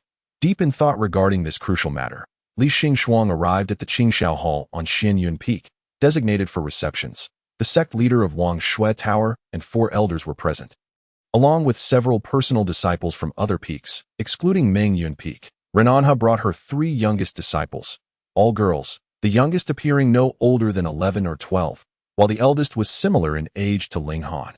Elder Xianyun brought along Lu Wuchen and Lu Wuyan, whom he had raised since childhood. They were his oldest and youngest disciples, respectively. Although Lu Wuchen was a junior, he was actually 2 or 3 decades older than Li Xingxuang. Naturally, Li Xingxuang's cultivation far surpassed Lu Wuchen's. It was not that Lu Wuchen lacked talent. Rather, Li Xingxuang's aptitude was exceptional, earning him the attention of the previous elder, who took him under his wing. He Ruofeng had brought all 3 of his disciples, each of whom harbored a profound disdain for the demonic clan, glaring fiercely at Ling Han as if they longed to strike him down. Ling Han had always been unfazed by such glares, but at this moment he gently tugged at Li Xingxuang's sleeve, his voice soft. "Master, do those senior brothers and sisters dislike me?" His feigned vulnerability nearly caused Yu Chubai to retch. Li Xingxuang glanced at He Ruofeng's disciples, softly advising, "Do not mind them. You shall sit beside me shortly." The elders were seated at the high table, while the disciples were placed further away. Li Xingxuang intended for Ling Han to sit beside him, a privilege typically reserved for the youngest and most cherished juniors. His rationale was simple, with Ling Han by his side. The 4 little dogs from Tianyun Peak would not dare to approach him. Ling Han was taken aback, while Yu Chubai's eyes brimmed with tears. "Master," why Yu Chubai clutched Li Xingxuang's sleeve, gazing at him with pleading eyes. "I also want to sit with you." Li Xingxuang firmly denied him. No, what if there were not enough dishes for 3 at the table? Moreover, no one would bully Yu Chubai. He was, after all, a benefactor of fortune. Why Yu Chubai did not protest, but lowered his gaze, dejectedly taking his seat among the disciples. His eyes fixed intently on Ling Hans. Li Xingxuang settled down with Ling Han. All eyes in the Qingxiao Hall turned toward them. He Ruofeng was the first to object, standing up to accuse. "Li Xingxuang, is it the custom of Gyun Peak to display such a lack of decorum? In this setting, a disciple dares to sit alongside an elder?" Li Xingxuang cast a fleeting glance at him. "Indeed, I was raised without a father and taught by no mother, and my master seldom disciplines me. Thus, my manners are not as refined as those of others. Must Elder Tianyun hold me, a person of such humble background, to the same standards?" Ruofeng's face contorted in anger. His lips trembled for a while, but not a word escaped him, and he silently sat down. Li Xingxuang felt a warm touch brush against the back of his hand, and turned to see Ling Han gazing at him with concern. Thinking Ling Han feared Ruofeng, he reassured, "It's nothing. He merely speaks out of turn. He won't seek revenge against me." Li Xingxuang was unafraid of Ruofeng's underhanded schemes. The little rascal was too straightforward to resort to such treachery. At most, there would be some quarreling, but he would not prevail in that either. "Master, you need not argue on behalf of your disciple. And please refrain from such self-deprecating remarks." Upon hearing Li Xingxuang's words, Ling Han felt a mix of gratitude for his defense and profound sympathy. Being an orphan himself, he understood the pangs of loneliness and abandonment. He had not expected that his master, too, had lost his parents at a young age. As for the ancestral master, Ling Han knew little. He had assumed the ancestral master treated his master well, but it turned out that the ancestral master had shown little concern for him. To voice his own plight, Li Xingxuang not only publicly confronted Elder Tianyun, but also laid bare his past. While Li Xingxuang seemed indifferent, Ling Han felt a pang of pain for him. Chapter 57. Heartless and ungrateful. Although there was a minor incident before the banquet commenced, it did not hinder the festivities. Li Xingxuang surveyed the dishes laid before him. The culinary offerings of the cultivation world emphasized the essence of the ingredients, preserving their spiritual energy, thus appearing rather plain. He had a craving for braised pork knuckles that eye in Ling Han's eyes. However, the dishes were made from spiritual plants, fruits, and beast meats, and despite lacking elaborate preparation and various seasonings, they were exceptionally delicious. He had never tasted such exquisite food. Not only was the flavor delightful, but he also felt his spiritual energy replenished. Yet, noticing that Li Xingxuang seldom touched his chopsticks, he hesitated to indulge further. Li Xingxuang displayed little interest in the food on the table, but drank cup after cup of wine. The wine was of fine quality, rich and fragrant. It had been a long time since he had last indulged. Li Xingxuang sensed Ling Han glancing at him from time to time and assumed he too wished to drink. So he remarked, "You are still young. You cannot partake in alcohol." Just as Ling Han was about to explain, Li Xingxuang picked up a fresh pair of chopsticks, dipped them in the wine, and offered them to Ling Han's lips. "If you are truly curious, you may have a taste." Ling Han froze, taking the chopsticks into his mouth. That a hint of sweetness met him, immediately followed by an overwhelming spiciness that made him turn away. Coughing several times into his sleeve, Li Xingxuang, however, chuckled, appearing to delight in the moment. After a few coughs, Ling Han turned to apologize for his lapse, but was struck dumb. It seemed he was witnessing his master smile for the first time. Was it joy? In Ling Han's memory, this was the first time he had seen Li Xingxuang smile. Realizing Ling Han was staring at him, Li Xingxuang quickly composed himself, adopting a serious demeanor. "I did not intend to mock you." Though it was indeed mockery, it was not something Li Xingxuang could confess. Ling Han murmured, "As long as master is happy." Despite the multitude of eyes fixated on them, both Ling Han and Li Xingxuang remained unperturbed. Li Xingxuang was inherently indifferent. He assumed that he, Ruo Feng, and his disciples were merely glaring at him due to Ling Han's demonic lineage. Ling Han, on the other hand, focused solely on Li Xingxuang, caring little for anything else. At that moment, Qi Jingyuan, sensing the atmosphere was amiss, stiffly raised his glass. Today's banquet is to honor Elder Yi, who has traveled from afar, and to express gratitude for her assistance to Xingxuang. I would like to propose a toast to Elder Yi. Yi Ling politely lifted her glass and drank, yet her gaze remained fixed on Li Xingxuang. Qi Jingyuan cleared his throat. "Xingxuang, you ought to toast Elder Yi as well. After all, she has done you a great service and deserves proper acknowledgement." Though Li Xingxuang was not well versed in social graces, he was obedient and picked up a full glass. "Elder Yi, I toast to you." A faint smile graced Yi Ling's face as she rose to reciprocate the gesture. Just then, a disciple rushed in hastily, and upon seeing the assembly of elders and leaders, stumbled over his words. "Greetings, Elder Yi." Disciple Lu Wuchen quickly pulled the disciple aside. The others dismissed it as a thoughtless disciple who had wandered in by mistake. However, it was not long before Lu Lijing's brow furrowed. It seemed someone had sent him a telepathic message. Li Xingxuang set down his glass. Given Lu Lijing's grave expression, could it be that something significant had occurred at Wangshui Tower? Yet the sect leader appeared to be blissfully unaware, still smiling. While this fellow lacked decision-making power, surely he could not be completely oblivious to the situation. Shortly thereafter, Lu Lijing also stood, clasping his hands. "Elder Yi, sect leader, I have some personal matters to attend to and must take my leave. That I hope you will not take offense." Yi Ling nodded, and Qi Jingyuan waved his hand, indicating he could depart. Before leaving, Lu Lijing exchanged a glance with Yu Chu Bai, who raised an eyebrow and followed him out. Li Xingxuang stood as well. "Sect leader, I too have matters to attend to and will step out." Qi Jingyuan was taken aback. What matters could you possibly have? Li Xingxuang had not yet concocted a plausible excuse. Seeing Lu Lijing leave so casually, he had assumed the sect leader would not question him. With no other option, he fabricated on the spot. "I drank too much and need some fresh air." Qi Jingyuan, could you not come up with a more credible excuse? You, a dignified figure at the Bright Heart realm, have barely touched your wine. And you claim to be drunk? Your face isn't flushed, nor are you breathless. How could you say you are intoxicated? Ling Han genuinely worried. Master, are you all right?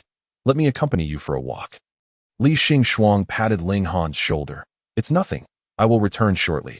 Hearing that Li Xingxuang would return, Qi Jing Yuan's expression softened a bit. And he nagged a few times. Xingxuang, be careful not to stay out in the wind too long after drinking. You wouldn't want a headache. Just a breath of fresh air and return. Don't wander too far. Li Xingxuang nodded dismissively and quickly exited. Lu Lijing had not gone far and made no effort to conceal his presence. Li Xingxuang soon sensed their location. As he approached, he heard Yu Chu Bai's cold laughter. Disciples have not violated their contracts. Even Elder Xian Yun cannot punish a disciple on a whim. Yu Chu Bai was devoid of his usual flirtatious demeanor, exuding a chilling air, his face adorned with a hint of scorn. Lu Lijing merely smiled. I do not recall the terms of the agreement being so. Young Master Yu, I am genuinely curious. What advantage do you gain from toppling the Lan Kingdom? Yu Chu Bai scoffed. It's amusing, detestable, or perhaps they deserve it. Any reason suffices that I do not recall any grievances between Zhaoju's sect and the Lan Kingdom. There are many things that Prince Yuan does not know. After all, a person as heartless and ungrateful as you could hardly cared. Li Xingxuang found the conversation tedious. It seemed to revolve around the previous turmoil in the Lan Kingdom, which he assumed had no bearing on him. As he prepared to leave, Lu Lijing suddenly turned towards his direction, where he had been eavesdropping. It could hardly be termed eavesdropping. Li Xingxuang had not actively concealed himself, merely refraining from drawing closer. With Lu Lijing's cultivation level, he had undoubtedly sensed him long ago, while Yu Chu Bai, with his back to Li Xingxuang and significantly lower cultivation, remained unaware of his presence. Xingxuang. Lu Lijing called out Li Xingxuang's name with a smile, and as Yu Chu Bai turned in shock, he continued slowly. Since you are here, why not come closer? Chapter 58. You should help her. Li Xingxuang could not pretend not to hear, and thus approached. Yu Chu Bai's face displayed panic, and he forced a flattering smile, stepping forward to grasp Li Xingxuang's sleeve. Master, why have you come? Li Xingxuang did not look at him, but addressed Lu Lijing. I was merely listening casually. I have no intention of intervening. Lu Lijing replied. Since you have listened, why not hear the whole story? I instructed young Master Yu to deliver a sum of worldly currency to the royal family of the Lan Kingdom to replenish their treasury deficit. However, young Master Yu instead gave this money to the ambitious Prince Jin, aiding him in raising personal troops for rebellion. Is this not a betrayal on his part? Li Xingxuang was reluctant to comment. Primarily because it did not concern him, he was puzzled as to why Lu Lijing felt the need to disclose this to him. Yu Chu Bai, growing anxious, shook Li Xingxuang's sleeve. Master, I did not intend to harm the royal family of the Lan Kingdom. Elder Xian Yun instructed me to provide funds to the royal family, but I thought it reasonable to allocate the money to the prince and princess as well.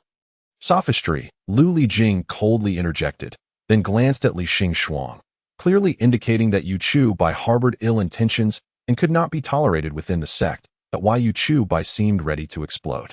Speaking indiscriminately, who is truly the one with ulterior motives? You can kill your own mother. Who knows what you might do? Lu Lijing's expression darkened, and for a moment, the air felt as though it had solidified. Yu Chu Bai, realizing he had misspoken, chose not to explain. Instead, he glared defiantly at Lu Lijing. The overwhelming pressure from the peak of the Bright Heart realm bore down on Yu Chu Bai, forcing him to his knees, pain radiating through his knees as he struggled to maintain his posture. Even though this pressure avoided Li Xingxuang, and despite being at the same realm, Li Xingxuang could sense the fury interwoven within. Yu Chu Bai, with all his might, could not straighten his back, whether Li Xingxuang cast a glance at him. After all, this individual was the young master of the Zhaoju sect. What if he went back in tears to complain later? Although the sect leader of Zhaoju was rather cowardly, that was only in situations concerning himself. The Zhaoju sect wielded immense power, and for both sect and personal reasons, Li Xingxuang had no desire to offend them. Elder Xian Yun. Li Xingxuang raised his hand to counter the oppressive aura emanating from Lu Lijing. Lu Lijing was momentarily taken aback, but showed no intention of resisting, silently retracting his pressure. Li Xingxuang extended his hand towards Yu Chu Bai. Master. Yu Chu Bai was momentarily stunned as he was helped to his feet, his eyes reddening once more. I am not your master, Li Xingxuang replied coolly. Since the master-disciple rite has not been completed, you should not address me as such. Li Xingxuang spoke literally. Yet tears immediately welled up in Yu Chubai's eyes. Master, please, allow me to explain. Disciple, I am truly not a bad person. Please do not abandon me, he sobbed, grasping Li Xingxuang's hand and refusing to let go. Lu Lijing, with a stern expression, remarked, Xingxuang, do you truly believe such a duplicitous person, who speaks sweetly yet harbors malice, can be trusted? Yu Chubai retreated behind Li Xingxuang, defiantly countering, are you not the same? A two-faced old schemer. I even suspect you might one day kill my master. Li Xingxuang raised an eyebrow. Well, that would be quite good. The two fell into silence. Li Xingxuang returned to the subject at hand. Wasn't that matter settled a month or two ago? Why bring it up today? Yu Chubai whispered. Princess Rongchang has arrived, Lu Lijing added. She wishes to join the Wangshua Tower. It seemed the disciple who had rushed to report earlier was doing so regarding this matter. Regardless, she was still Lu Lijing's relative, albeit distantly. Li Xingxuang inquired. Has she been unable to remain in the Lan Kingdom? Lu Lijing nodded. After the palace coup, the emperor eliminated dissenters. Remaining in the Lan Kingdom poses a constant threat to her life. The best choice is to leave the mundane world. However, lacking any talent for cultivation, even if she sought me out, I could only place her in the outer sect as a menial disciple. Yu Chubai, reveling in her misfortune, remarked, I wonder if the esteemed princess can endure this hardship.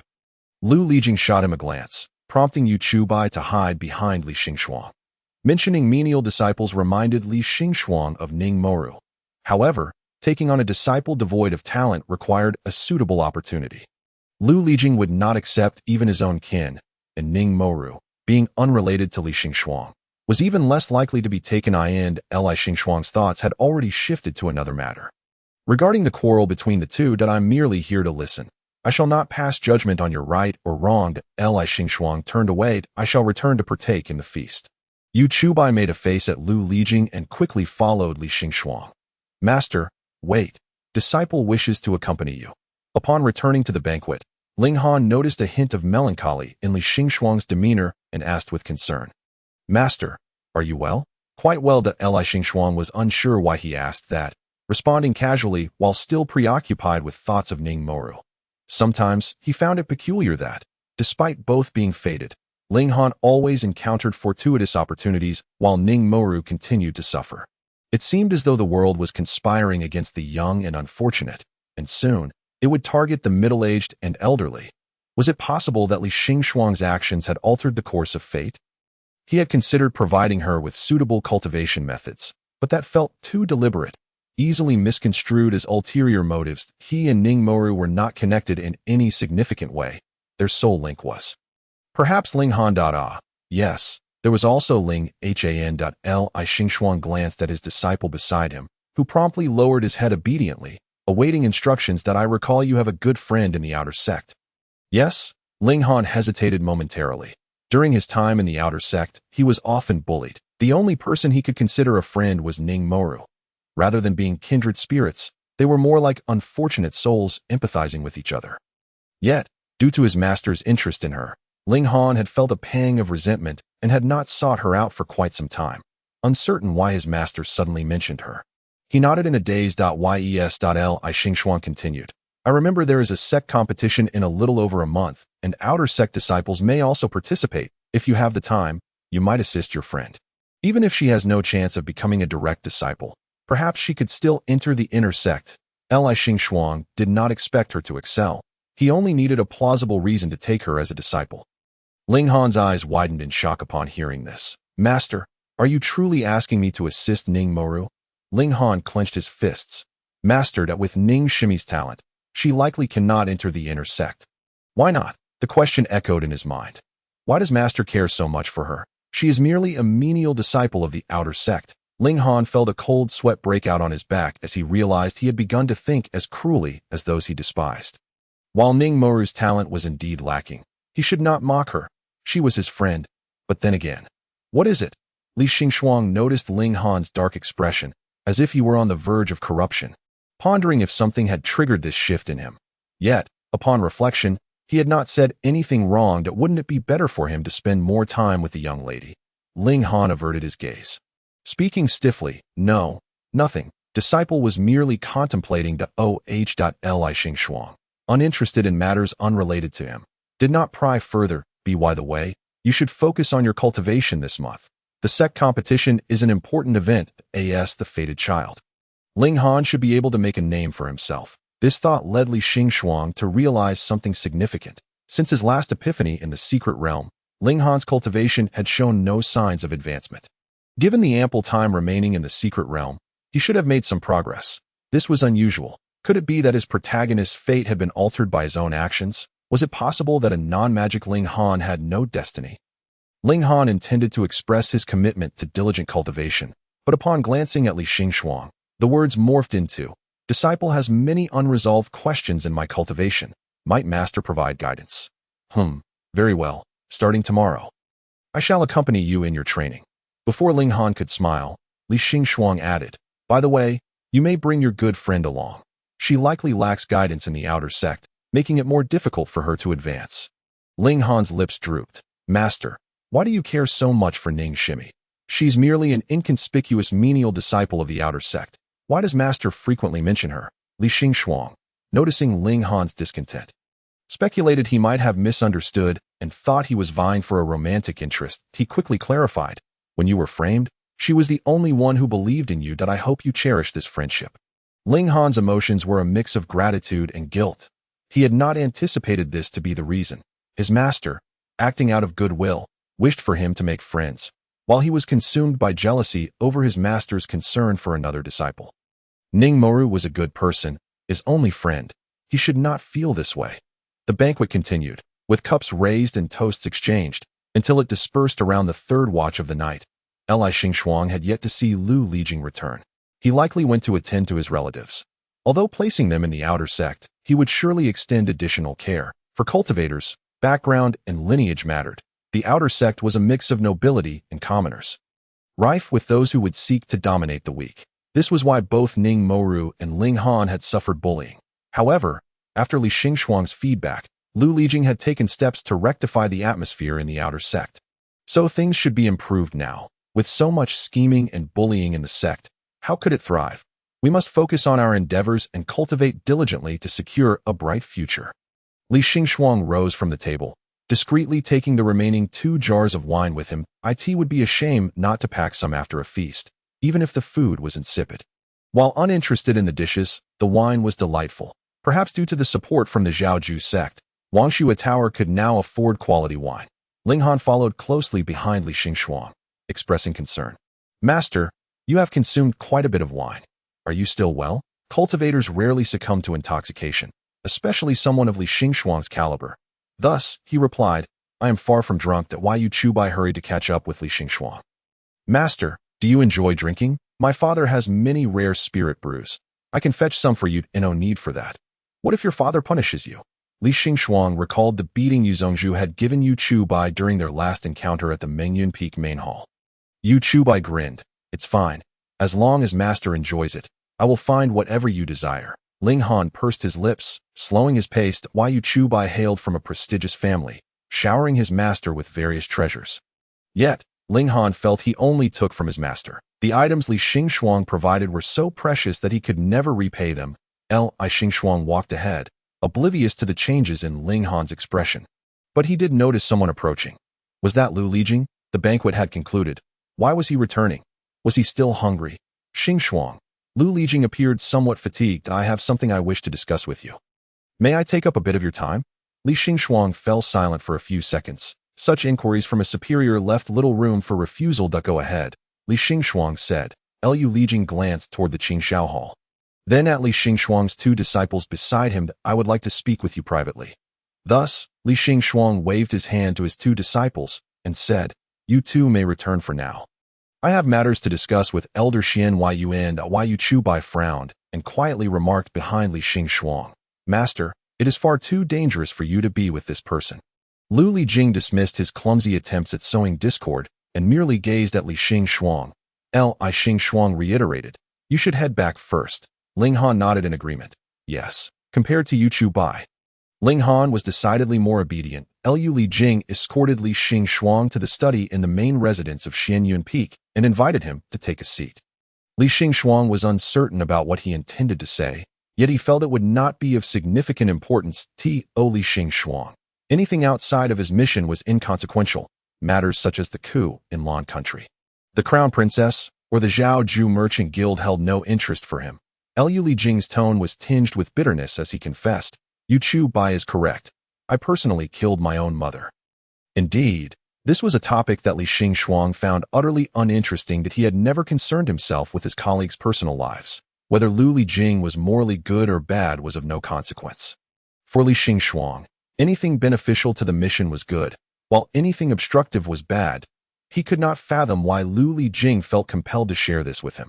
Did he see him as some sort of emotional confidant? However, Liu Lijing's next words caused Li Xingxuang to lift his gaze. "Xingxuang, it was only then that I realized, immortality is not always a blessing, but can sometimes be a curse." Chapter 60. Nightmare. Liu Lijing closed his eyes, and it was evident that he was in great pain. "After entering the Wang Shui Tower for cultivation, I accidentally obtained a life-prolonging elixir, which I gave to my ailing mother. It indeed allowed her to survive, but she had become too old, deaf, blind, and frail, unable even to speak. As time passed, her body began to decay, exposing her bones, yet she still clung to life. Like a walking corpse, neither able to live nor to die, that I could not bear to watch her struggle, so I ended her life with a single stroke of my sword. She should have died long ago. It was I who interfered with the mortal realm. It was I who provided her with the elixir of life, and thus the consequences must be borne solely by me." Liu Lijing bowed his head, supporting his forehead with his hand, barely managing to hold himself upright. "I am indeed a sinner, far too self-righteous, stubbornly committing irreversible mistakes and unforgivable sins." Li Xingxuang pondered briefly. "In any case, you killed her. That could be seen as atonement." Liu Lijing once more closed his eyes. "Yes, I have atoned in a most wicked manner. I will never forget that day that I exited the Ci Ning Palace, blood sliding from my sword, instantly mingling with the torrential rain as it wound into the water. The eunuchs and palace maids around me were paralyzed with fear, some attempting to crawl away, barely daring to scream. That I did not move, allowing the rain to drench me completely. I felt the sword in my hand was heavier than it had ever been. When the royal guards arrived, they beheld a calm young man standing before the palace. The emperor, surrounded and protected by her attendants, arrived with terror in her eyes, and upon seeing him, she was momentarily stunned. "Your brother?" she exclaimed. She had aged, while he remained youthful. Everyone was shocked by the emperor's address. These soldiers and guards were young and had never seen Liu Lijing before. Only a few knew that the emperor had an elder brother, the Yuan prince, who had governed in her youth before ascending to immortality. "Brother." The emperor's eyes reddened, the longing for her brother surging within her heart. She wished to rush forward, but her attendants immediately shielded her. She regained some clarity. Her once gentle and kind brother now held a sword. Standing before the Ci Ning Palace in a pool of crimson blood, he finally spoke, uttering 6 brief words. "The Empress Dowager has passed away." The emperor nearly collapsed, barely supported by her maidservants to remain standing. She could not comprehend. They were siblings born of the same mother. That was her mother, as well as his. How could he have killed his own mother? "You scoundrel! You wretched beast!" The emperor roared, having never lost her composure in over a decade of reigning. "Have him killed. Kill him." He could enter the palace silently, and naturally, he could leave just as quietly. He could have departed as if he had never come, yet in the end, he glanced at his sister. "I owe you. It is my fault." He never sought to justify his own mistakes, regardless of the reasons behind them. Liu Lijing's thoughts seemed to drift back to that nightmare until a hand rested on his shoulder. "Do not be troubled," Li Xingxuang comforted. "At the very least, she has been released. If you truly cared for her, you should be happy for her. I simply do not wish for my mother to depart from me as Yunqing did. When Yunqing was gravely ill, I was but a mortal, unable to save him. Later, when I possessed the means to prolong life, it resulted in this outcome." "Xingxuang, do you think my mother would hate me?" Li Xingxuang nodded sincerely. "If I were her, I would certainly harbor hatred towards you." Li Xingxuang continued. "However, in the end, you did make amends. Perhaps she would forgive you, whether my mother and the emperor forgive me or not." "I cannot forgive myself." Liu Lijing raised his gaze to Li Xingxuang. "I am indeed the sort of person Yu Shaozhu spoke of, that heartless and ungrateful." "Xingxuang, are you afraid of me?" He gazed into Li Xingxuang's eyes. Li Xingxuang found this question puzzling. No matter what kind of person Lu Lijing was, it had nothing to do with him. Yet he answered honestly, I am not afraid. No matter what kind of person you are, I will not be afraid. Li Xingxuang was not frightened by the thought of Lu Lijing stabbing him twice. It was not that he believed Lu Lijing would never commit such an act, but rather that being stabbed twice mattered little. After all, he could not die. The only thing he truly needed to worry about was Lu Lijing absconding with all of Wang Shui Tower's assets in the dead of night. Yet Li Xingxuang felt this possibility was less likely than Lu Lijing's desire to kill him. On one hand, Lu Lijing, as the regent assisting the sect master in managing Wang Shui Tower, was diligent and earnest, surely aiming for long-term development, and would not jeopardize that for short-sighted gains. On the other hand, Wang Shui Tower was not particularly wealthy. It was true that Zhaoju's sect had provided substantial funding to Wang Shui Tower. But this financial support was extended due to Li Xingxuang's influence, and the authority over those spirit stones lay with him. Lu Lijing smiled faintly upon hearing Li Xingxuang's words. Thank you, Xingxuang, that you have not changed at all over the years. Was he referring to Li Xingxuang's disinterest in his colleagues for decades? That was indeed the case. Li Xingxuang inquired. Is this all you wanted to discuss? Lu Lijing softly affirmed. You need not worry about Yu Chu by trying to sow discord. He is merely a child, and I do not mind his words.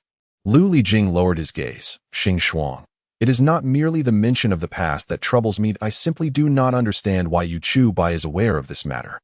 This incident had long been buried within Lu Lijing's heart. As for the mundane world, the emperor had suppressed the news, stating only that the empress dowager had died of sudden illness.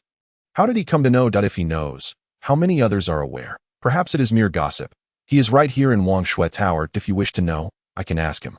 Li Xingxuang dismissed the notion with indifference. Chapter 61. Formal apprenticeship rather than conjecture. Li Xingxuang preferred to inquire directly. Thus, upon returning to Guiyun Peak, he approached Yu Chu Bai, who was waiting in the main residence, and asked outright, how do you know about Elder Xian Yun's past? Yu Chu Bai had not anticipated that Li Xingxuang's first question would be this, and he pouted slightly, looking somewhat aggrieved. The crown princess told me, such royal secrets are known only to those of the royal family. Then what is your reason for undermining Lan country? I did not undermine them. I am closer to Lu Ziqing. So I supported him in becoming emperor. He spoke earnestly, blinking innocently. Besides, I asked you whom you wanted to support, and did you not say I could follow my own heart? Li Xingxuang discerned that Yu Chu Bai was not as simple as he appeared. While he acted coy and innocent before Li Xingxuang, resembling a foolish young lord, his true intentions remained unclear. It seemed he did not intend to harm Wang Shui Tower, which was sufficient for Li Xingxuang. He did not wish to continue probing. The affairs of Lan country were irrelevant to Wang Shui Tower and were merely personal matters of Lu Lijing. He shifted the topic. Now that I have returned, if you still wish to join Guiyun Peak, we shall hold the apprenticeship ceremony tomorrow. Why Yu Chu Bai's eyes lit up. Really? I will prepare right away. Prepare for what? Li Xingxuang was somewhat puzzled but decided not to concern himself with it. As he was about to return to his room, he noticed Ling Han peeking out from the door of the side hall. Looking at him timidly, Li Xingxuang approached him. Aren't you going to sleep? Ling Han stepped out, lowering his head and speaking softly. Are you really going to formally accept him as a disciple? Li Xingxuang replied, slightly confused. Wasn't that already arranged? Then, that, Ling Han hesitated, appearing as if he wanted to say something but was unsure. If you have something to say, just speak. Ling Han cautiously asked, if you accept him as a disciple, then, will it mean you will treat Yu Chu Bai better? Will you neglect him? Will you? Li Xingxuang, observing his expression, had a guess. Ling Han was likely worried that if he took in Yu Chu Bai, it would result in someone competing for his resources. This is merely an overreaction. Why Yu Chu Bai will only bring resources here without spending any money from Wang Xuelo. Moreover, Yu Chu Bai is not an important figure. Li Xinghuang will not pay him much. Of course, he will fulfill his responsibilities as a master. Since he aims to improve Wang Xuelo, he naturally must serve as a model elder. However, what is of utmost importance now is to soothe Ling Han. Li Xinghuang patted his shoulder and said, do not worry. You will always be the disciple I value the most. Ling Han felt a gentle tug at his heart, his eyes slightly reddening. Regardless of the truth behind those words, even if they were merely said to comfort him, it was enough to move him deeply. Li Xinghuang had grown accustomed to Ling Han's tendency to cry at the slightest provocation. "All right, stop crying," he said, somewhat helplessly, unsure of what else to say, and waved his hand, instructing Ling Han to return and rest, with plans to rise early for cultivation the next day. "Yes," Ling Han replied obediently. Bowing slightly, Li Xinghuang also returned to his room for a brief rest, but he awoke in the early hours, intending to inform the sect leader of his official decision to take on a disciple. The records of direct disciples are maintained, and a sect token must be issued. It is not merely a matter of declaring one's intention to accept a disciple. Upon opening the door, Li Xinghuang encountered Yu Chubai, who seemed to have been waiting for a long time. Upon seeing him, Yu Chubai's eyes instantly brightened. "Master, you are awake. Today is the day I formally become your disciple. And I am fully prepared." Yu Chubai had finally changed out of his ostentatious golden attire and donned the disciple robes of Wang Shualu. Li Xinghuang was unsure what preparations were necessary for the disciple acceptance ceremony. But he quickly discovered the answer. "What is that scent on you?" "To formally take a disciple, one must burn incense, bathe, and change clothes," Yu Chubai replied, holding out his sleeve. "This is sandalwood incense. Do you like it?" "Master?" Li Xinghuang turned his face away and sneezed at why Yu Chubai grew anxious. "Master, do you not like it?" "It's fine, just a bit overwhelming," Li Xinghuang said, rubbing his nose. "Please keep your distance." Why Yu Chubai quickly took 2 steps back. "I will wash away this scent immediately." "No need." Li Xinghuang waved his hand. "Come, follow me to Mengyun Peak."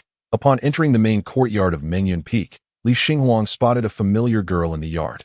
He recognized her as Tao Yu, the direct disciple of Qi Jingyuan. Upon seeing Li Xinghuang's arrival, Tao Yu hurriedly called out for Qi Jingyuan and then bounced along behind him. "Master, Master, Elder Guiyun has brought young Master Yu. Is he about to formally become a disciple?" She had heard early on about Yu Chubai's intention to join Wang Shuelo and was quite curious. Although in terms of overall strength, the disciples and elders of Wang Shuelo did indeed surpass those of Zhaoju's sect. The internal cultivation methods, mental disciplines, and sword techniques were undeniably more powerful than many other sections. However, Zhaoju's sect was fabulously wealthy, able to acquire any resources they desired with their vast riches. Naturally, those who pursued pure cultivation would prefer other sections. After all, every disciple of Zhaoju's sect was required to assist in the sect's business dealings, becoming too entangled with the mundane world, which could waste much time and hinder cultivation. Yet, Yu Chubai was the young master of Zhaoju's sect. If he wished to devote himself to cultivation, no one would blame him, even if he needed guidance. He could easily seek out a more powerful sect. Why, then, did he choose to become a disciple at Wang Shuelo? Li Xinghuang acknowledged Tao Yu's speculation. "Yes, I intend for him to formally take on the role of my disciple today." "Have you made up your mind to accept him as your disciple?" Although having clarified the misunderstanding previously, Qi Jingyuan still held some bias against Yu Chubai. Li Xinghuang nodded. "Yes, that we have accepted payment." "So what further dissatisfaction do you have?" Qi Jingyuan sighed. "Very well, let us proceed to the main hall and have this child offer you a cup of tea. That will suffice as a formal acceptance." "Master, I believe this is inappropriate," Yu Chubai suddenly interjected. "The ceremony of accepting a disciple demonstrates the disciple's respect for the master. Proper attire, cleansing rituals, the offering of 6 gifts, presenting tea at an auspicious time, and receiving the master's teachings. None can be omitted." Li Xinghuang exclaimed. "What? This process will take half a day, and what teachings does he need to impart, forgetting the past and looking forward to the future? As long as everyone is well, isn't that sufficient?" Chapter 62. Where is my female protagonist? In any case, Li Xinghuang was still dragged through the tedious acceptance ceremony. Thankfully, he could sit through it. And in the end, he only needed to drink some tea and exchange a few words. After what felt like an eternity, he eagerly returned to Gayan Peak, but as soon as he landed, Ling Han rushed over. "Master, may I take a trip down the mountain?" Seeing Ling Han's anxious expression, Li Xinghuang quickly inquired, "What is the matter?" Ling Han frowned, worry etched on his face. "I just wanted to find Ning Shimi. But I heard from an outer sect disciple that she has been expelled from Wang Shuelo." Ling Han was both anxious and filled with self-recrimination that it was all his fault. Had he not acted petulantly towards Ning Moru earlier, he would not have delayed visiting her. Ning Moru was his only friend in Wang Shuelo, yet he was unaware that she had been expelled from the sect. After all, Ning Moru was merely a servant disciple. It was not a significant matter to send her away, unlike inner sect disciples and directly accepted disciples, who could only be expelled for serious offenses. What? Li Xinghuang was genuinely alarmed. No, it cannot be. After the timeline shifted, has she turned into the destined female protagonist? Why must one of you turn dark? Did you ask where she went? I shall go find her. Though Ling Han was equally anxious. He could tell that Li Xinghuang was behaving unusually. Li Xinghuang was typically aloof, but now he appeared genuinely panicked. Ling Han felt an indescribable sense of strangeness. Why was Master so concerned about Ning Moru? They should not have had much interaction. According to Ning Moru, they had only met once, when Master had saved her, and there was no other relationship. For some reason, Ling Han suddenly calmed down. There is no need to trouble Master. I can go by myself. I am merely concerned about Ning Shimi's situation, and I do not intend to seek her return. Li Xinghuang was momentarily taken aback. Why? Do you not wish for her to come back? This plot development seemed quite off. Ling Han lowered his head. Ning Shimi. No. Since Ning Gunyang has already left the sect, there must be a reason, whether due to insufficient talent or having committed an offense. She should not be allowed to return. Li Xinghuang was at a loss for words. Isn't this a bit too righteous? However, Ning Gunyang is indeed a friend of mine, but I do not wish to cause you any trouble or have others criticize you for favoritism. I merely wish to go down the mountain to see her and ensure she is safe. Li Xinghuang thought to himself. You have articulated every possible argument. The area around Wangshuelo is not safe. I am worried about you, so I will accompany you. Li Xinghuang feigned concern for Ling Han, inwardly hoping he would stop being so polite and take the initiative to suggest going together, so they could quickly find the destined female protagonist. Ling Han paused, seeming somewhat embarrassed. Master need not worry. Li Xinghuang abruptly pulled him along. Let us go. It was one thing to lose the female protagonist. What if he inadvertently lost the male protagonist too? According to Ling Han's information, Ning Moru had left the sect half a month ago, so she likely had not gone fard. Li Xinghuang took Ling Han down the mountain. And the closest town to Wangshuelo was called Jishui Town, a place primarily inhabited by cultivators who had not joined any sect. Some were too lacking in talent to be accepted by any sect, while others preferred the freedom of a solitary life.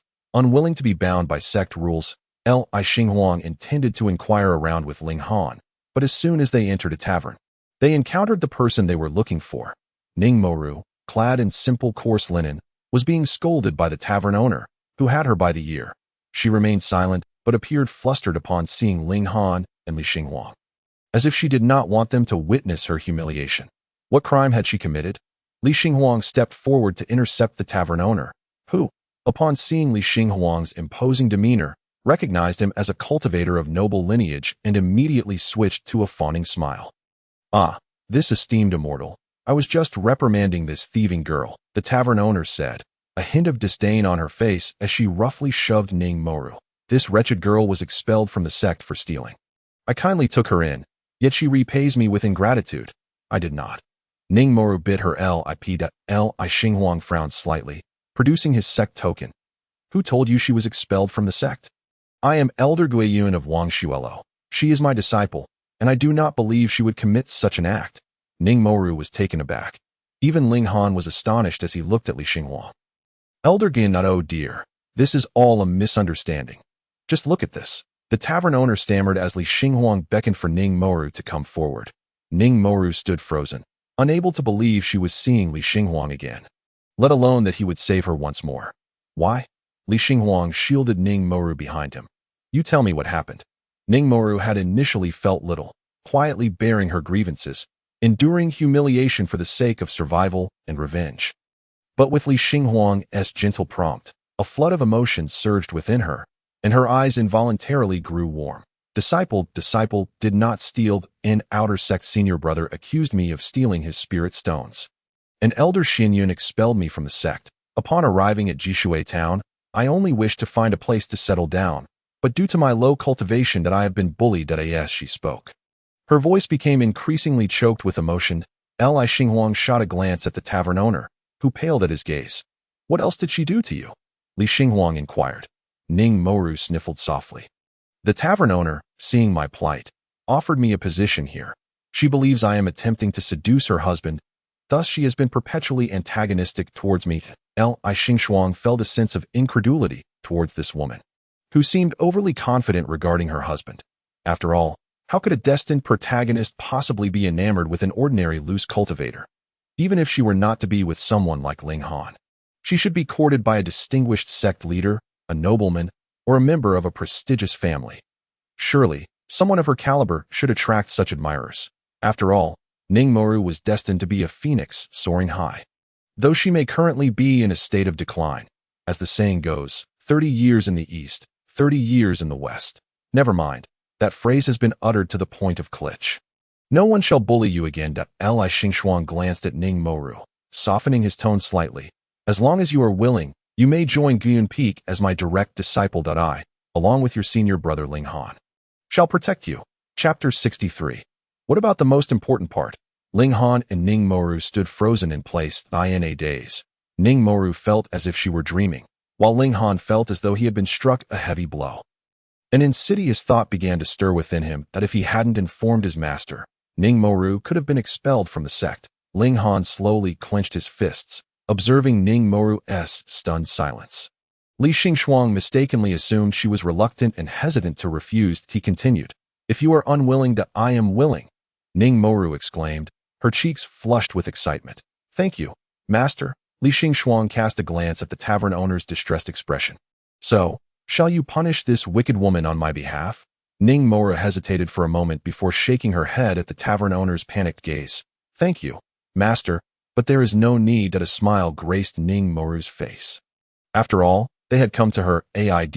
Li Xingxuang nodded, recognizing her kindness, hoping she could also forgive the bullying from Wang Shuelu. However, Ling Han's expression was dark, likely agitated by Ning Moru's mistreatment.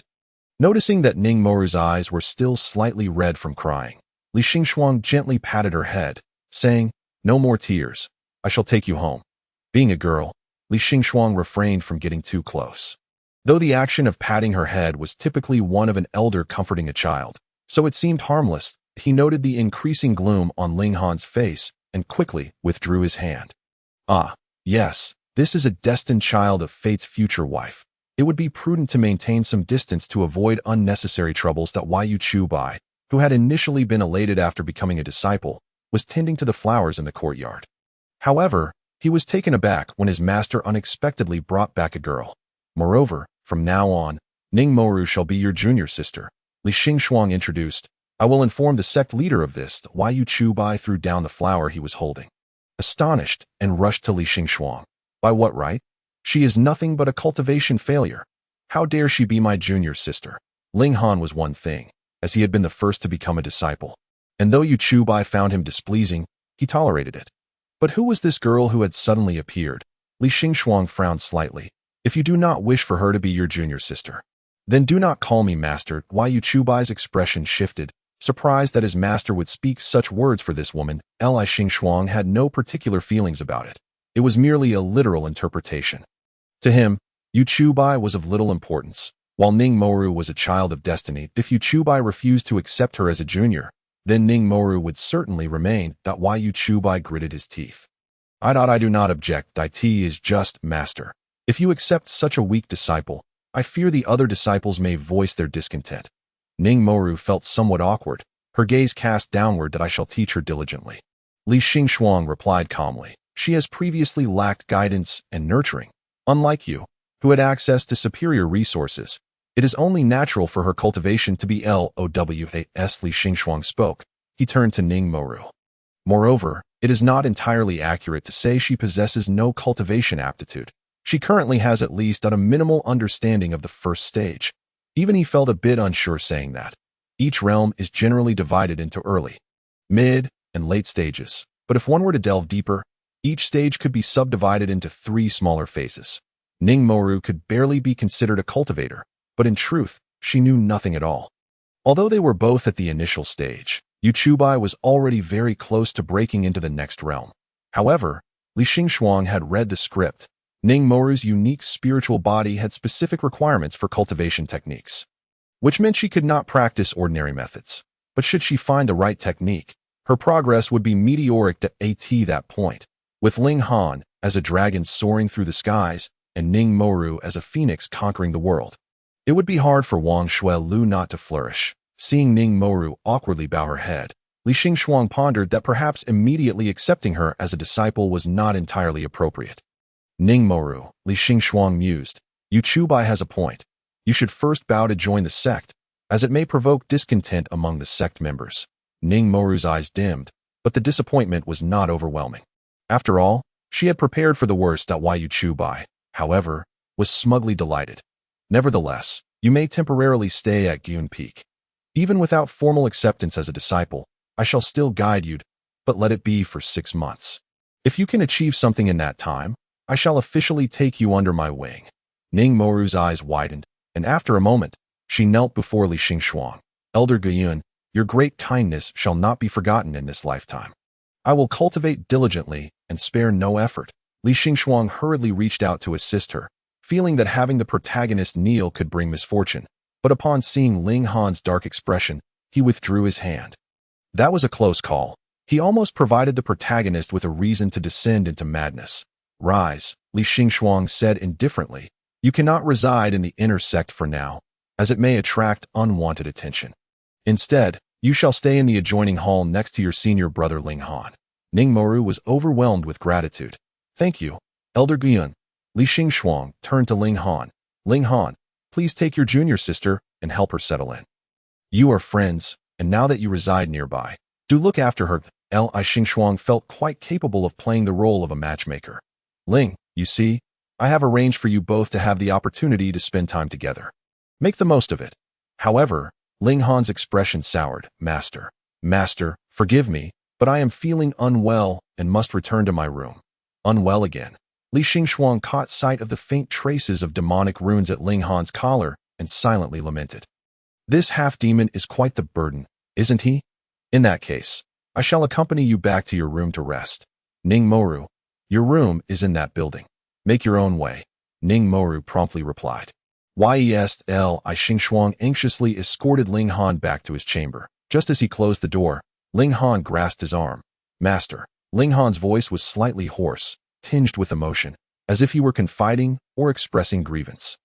Li Xingxuang was perplexed, assuming it was due to the demonic runes that is it painful.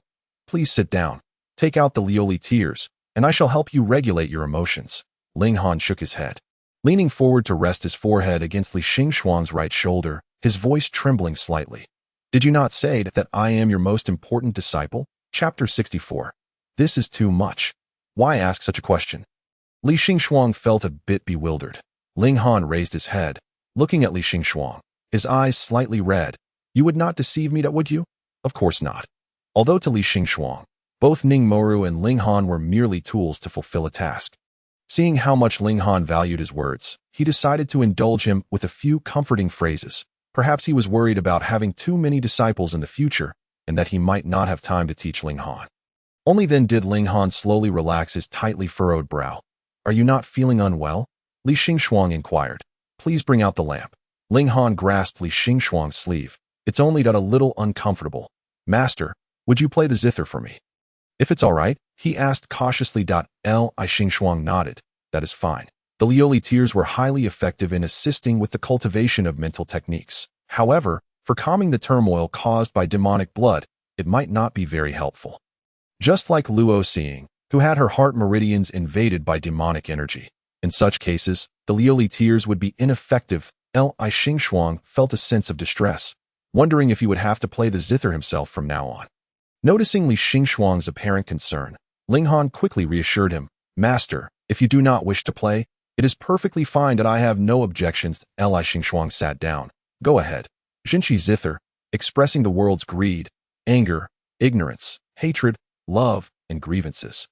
Yet the sound fell upon Li Xingxuang's ears without stirring a single ripple. Indifferent, devoid of desire, love, hate, sorrow, or joy. No, it could not be said to be entirely devoid of desire. There were still tasks, just one last task. Ling Han sat quietly beside him, gazing at Li Xingxuang with admiration, silently watching him play.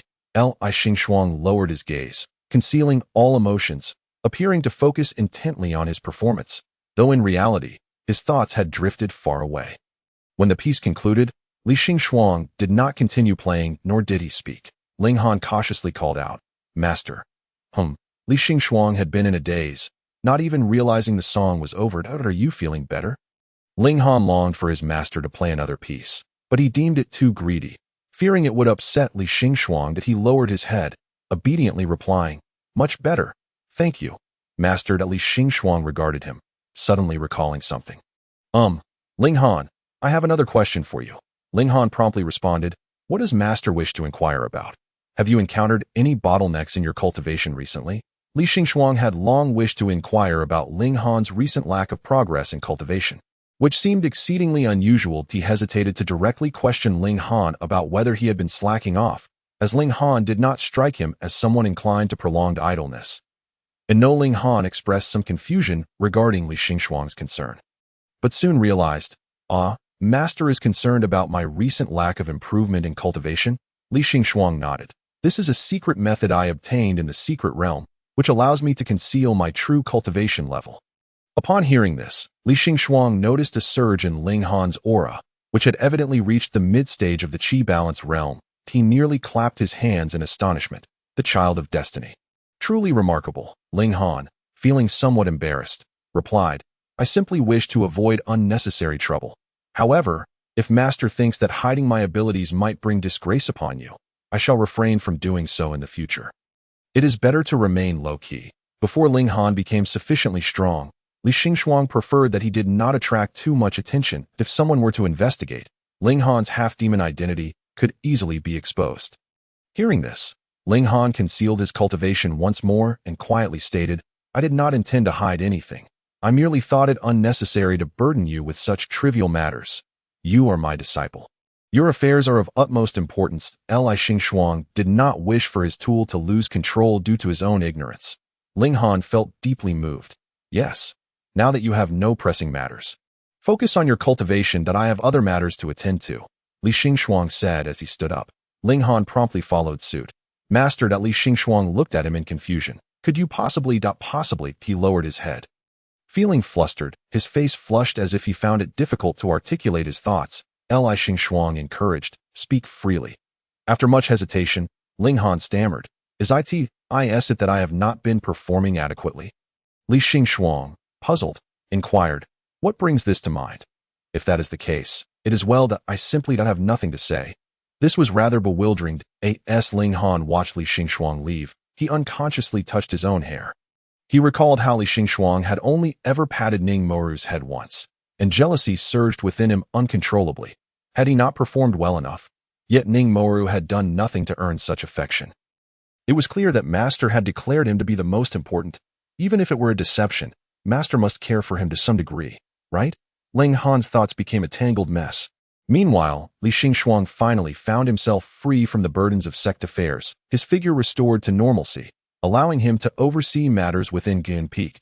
He retrieved the previously established sect rules and made his way to the Yuya building, where the internal disciples of Guyun Peak held their lessons. However, upon entering, he was momentarily taken aback. The instructor responsible for teaching at Guyun Peak was named Chen Zhong, who was technically a generation older than Li Xingxuang.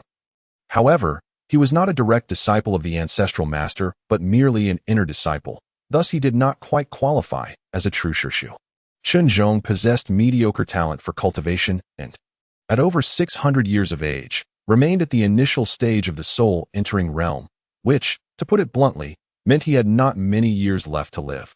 Unlike several of the elders, his hair and beard were completely white. That moment, the old man was slowly reciting from his textbook, while the disciples below engaged in their own activities. The front row slumbered, the left side flirted, the right side chatted, and in the back row, a group was indulging in snacks, which was acceptable. But how could they be boiling hot pot? This was too excessive. Chapter 65. It seems everyone loves learning upon noticing someone enter. Chen Zhong halted his monotonous teaching and turned to the door, momentarily surprised. Elder, he had forgotten the last time he had seen Li Xingxuang, possibly 3 or 4 years prior, although they all resided at Guyun Peak. Li Xingxuang seldom concerned himself with the inner disciples' affairs, which was why he rarely crossed paths with Chen Zhong. The mere utterance of elder roused the sleeping students, silenced the chatting ones, halted the flirting, and caused the diners to drop their chopsticks. Everyone turned in unison to the entrance, staring in astonishment at Li Xingxuang. The true self did not know that you all behave this way during class. A voice, cold and authoritative, echoed as Li Xingxuang approached the podium and took the book from Chunzhong's hands. Chunzhong quickly rose to bow. Elder, forgive me. It is my failing to adequately discipline the disciples. Li Xingxuang's gaze swept across the hall. Not only were the students attending class engaged in their own pursuits, but it was also evident that not all were present. Even if Guiyun Peak had a small population, there should not be merely 4 or 5 dozen disciples. Li Xingxuang narrowed his eyes and shot a glance at Chunzhong. Starting tomorrow, I will personally teach the class. Chunzhong was stunned. The inner disciples were equally shocked. Had they misheard, the Guiyun elder would personally conduct lessons. Li Xingxuang's voice was cold as he stated, if I am to teach personally and you maintain this attitude, then there is no need for you to remain in the inner sect. His voice was not loud, yet it seemed to carry an overwhelming pressure, sending a jolt through their hearts. Li Xingxuang felt akin to a tyrannical headmaster. However, there was no alternative. The first step in revitalizing the sect was to properly educate its future. He wondered whether all inner disciples were of this temperament, or if it was a particular laziness of Guiyun Peak. Regardless, Li Xingxuang knew he must begin reforming Guiyun Peak. The following day, indeed, more disciples attended class. Not a single inner disciple was absent. Yet, Li Xingxuang did not anticipate the overwhelming turnout. Why were disciples from other peaks gathering here for class? Did they not have their own lessons to attend? In addition to the inner disciples, there were numerous direct disciples present, and most astonishingly, the 3 little pups from Tianyun Peak had also arrived. He could only wonder how the big pup would react upon discovering this. Moreover, why had even the senior sister come?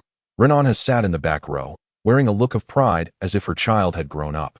Gazing kindly at him, when Li Xingxuang's eyes met hers, she bestowed upon him a radiant smile. They asked for Li Xingxuang's 3 disciples. They were, of course, present and no. To be precise, 2 disciples and 1 prospective disciple. Li Xingxuang wished to inform them that direct disciples need not attend general classes. They had access to VIP small group teachings. However, seeing their eagerness to learn, he refrained from stopping them, thinking it would be beneficial for them to listen more. As soon as Li Xingxuang stepped onto the podium, before he even opened the book, thunderous applause erupted from the students, who excitedly shouted, Guiyun Elder, we revere you. Guiyun Elder, we have come to attend your class.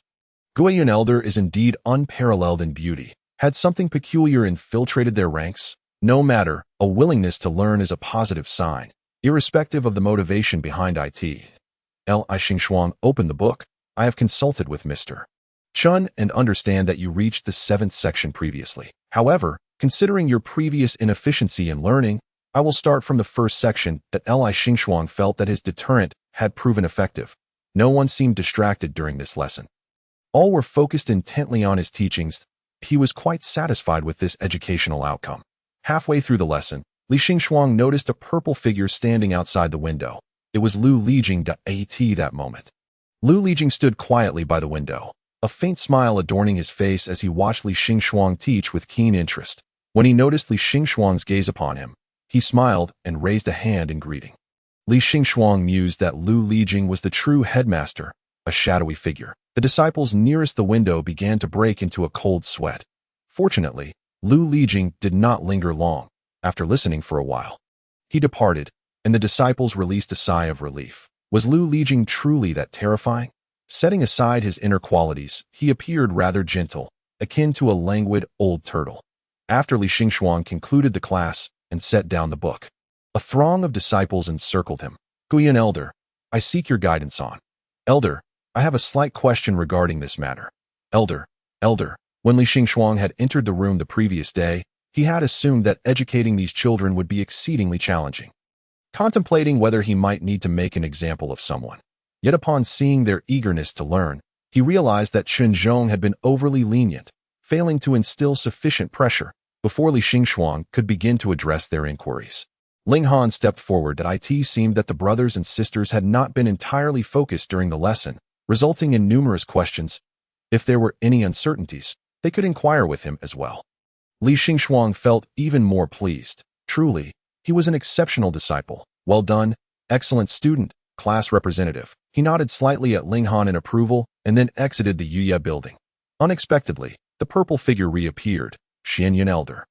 Do you require my assistance? Li Xingxuang inquired. Lu Lijing smiled. Xingxuang, I did not expect you to personally teach the inner sect disciples. I witnessed it, and the results were excellent. Are you going to increase my salary? Lu Lijing continued smiling. Naturally, I will grant you a 20% increase in your monthly stipend. However, I do have another matter I wish to discuss with you. Chapter 66. They must be eagerly seeking it. Li Xingxuang understood that. Given his abilities, he could not contend with Lu Lijing, and thus he chose to remain silent. When dealing with someone like Lu Lijing, the more one speaks, the more likely one is to reveal vulnerabilities. Observing Li Xingxuang's tightly pressed lips and his resolute silence, Lu Lijing offered a gentle smile. His tone still measured and slowed. As an elder, it is certainly within your rights to bring back a disciple. However, I do recall this particular disciple. She was expelled for her misconduct. This does not imply that she cannot be forgiven, but a valid justification must exist, lest it be difficult to gain the community's support. Xingxuang, I am considering both your interests and those of this disciple. A valid justification. The sacred body of the harmonizing spirit is a rarity, one that most cannot discern, and most crucially, such a constitution's heart pulse can be extracted and refined into another's body. Should this be exposed, it is bound to provoke covetousness. The daughter of destiny cannot perish, yet precisely because she cannot, if someone from Wang Shui Tower were to covet her constitution and attempt to harm her, it would inevitably lead to a tale of the young being underestimated. Therefore, Li Xingxuang had previously contemplated this in his mind, dismissing such an approach. Consequently, his mind raced. Remaining silent was not an option. Lu Lijing had broached the subject, and further silence would render Li Xingxuang in the wrong. Fabricating an excuse would be futile. Lu Lijing would see through it instantly, and it would only heighten his wariness. Thus, Li Xingxuang resolved to speak the truth, while also subtly pointing out to Lu Lijing. She is a friend of Ling Han. Ling Han trusts her character and believes there is more to this matter. If we fail to investigate the situation thoroughly and wrongfully accuse the disciple, what does that say about our esteemed sect? Lu Lijing nodded. You speak rightly. Is this how we brush it aside? Li Xingxuang felt a twinge of skepticism. Yet, such matters should at least be communicated to me. Otherwise, those unaware might think that we at Wang Shui Tower are unjust and corrupt. Li Xingxuang averted his gaze. In truth, he was also uncertain about the true reason behind Ning Moer's expulsion, but the child appeared quite upright. Perhaps he should give her the benefit of the doubt. Well, it's not a significant matter. Let's not dwell on it. Lu Lijing smiled and inquired, what prompted you to personally instruct the disciples of the inner sect? Li Xingxuang nodded. They are rather lacking. Lu Lijing stood with his hands clasped behind him. You never concerned yourself with such matters before. Has something transpired? Suddenly taking an interest in the cultivation and studies of the disciples, Li Xingxuang felt that this old tortoise had no good intentions in seeking him out. Is that all you wanted to discuss? His method of changing the subject was always rather clumsy, yet Lu Lijing merely chuckled, smoothly steering the conversation to other topics. Many disciples have learned of your personal instruction and have earnestly petitioned to attend classes at Gyun Peak. Your popularity is quite remarkable, and so, surely it cannot be a reprimand. He has committed no wrongdoing. Is it a crime to teach the disciples? Lu Lijing replied with a smile. Considering that Yuya Tower cannot accommodate so many, I thought it best to do this. We shall rank all inner sect disciples based on their assessment results, and those with top scores each month will receive your personal instruction. What say you? Li Xingxuang was somewhat taken aback. Do they still have exams?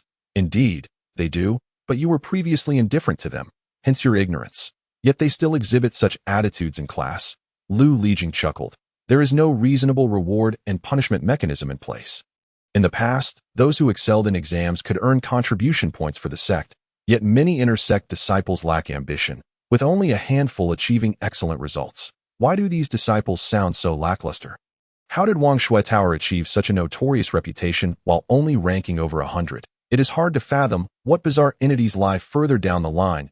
Li Xingxuang pondered. This does not seem appropriate. I cannot teach for extended periods, as I have other matters to attend to. If this method is truly to be implemented, it need not require your presence for every class. Lu Lijing responded.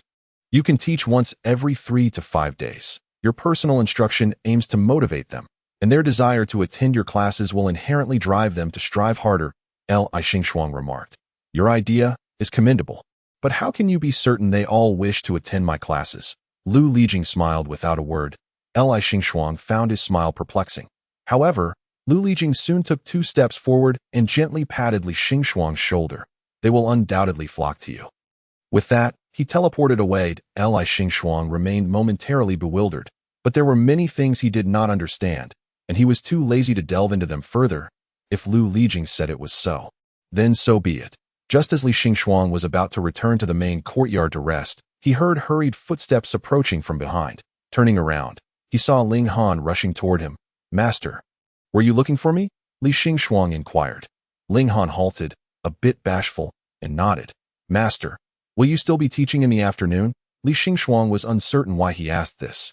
"Yes, but if you seek my counsel, I can have Mr. Chun take my place." Ling Han looked astonished, clearly not expecting Li Xingxuang to say such a thing. "Does Master imply that I might set aside certain matters for myself?" Ling Han felt a surge of impulse. He wished for Master to stay and accompany him alone, yet he feared this might inconvenience Master and make him dislike him. "What is it?" Li Xingxuang noticed his prolonged silence and questioned. "Why are you not speaking?" Disciple, I have nothing to discuss." Ling Han finally reacted, speaking somewhat haltingly. Just wanted to ask, will you be teaching at the inner sect from now on?" Li Xingxuang found it difficult to comprehend the meaning behind his question. "Do you want me to? Or do you not? What kind of question is that? Could it possibly affect Ling Han in some way?"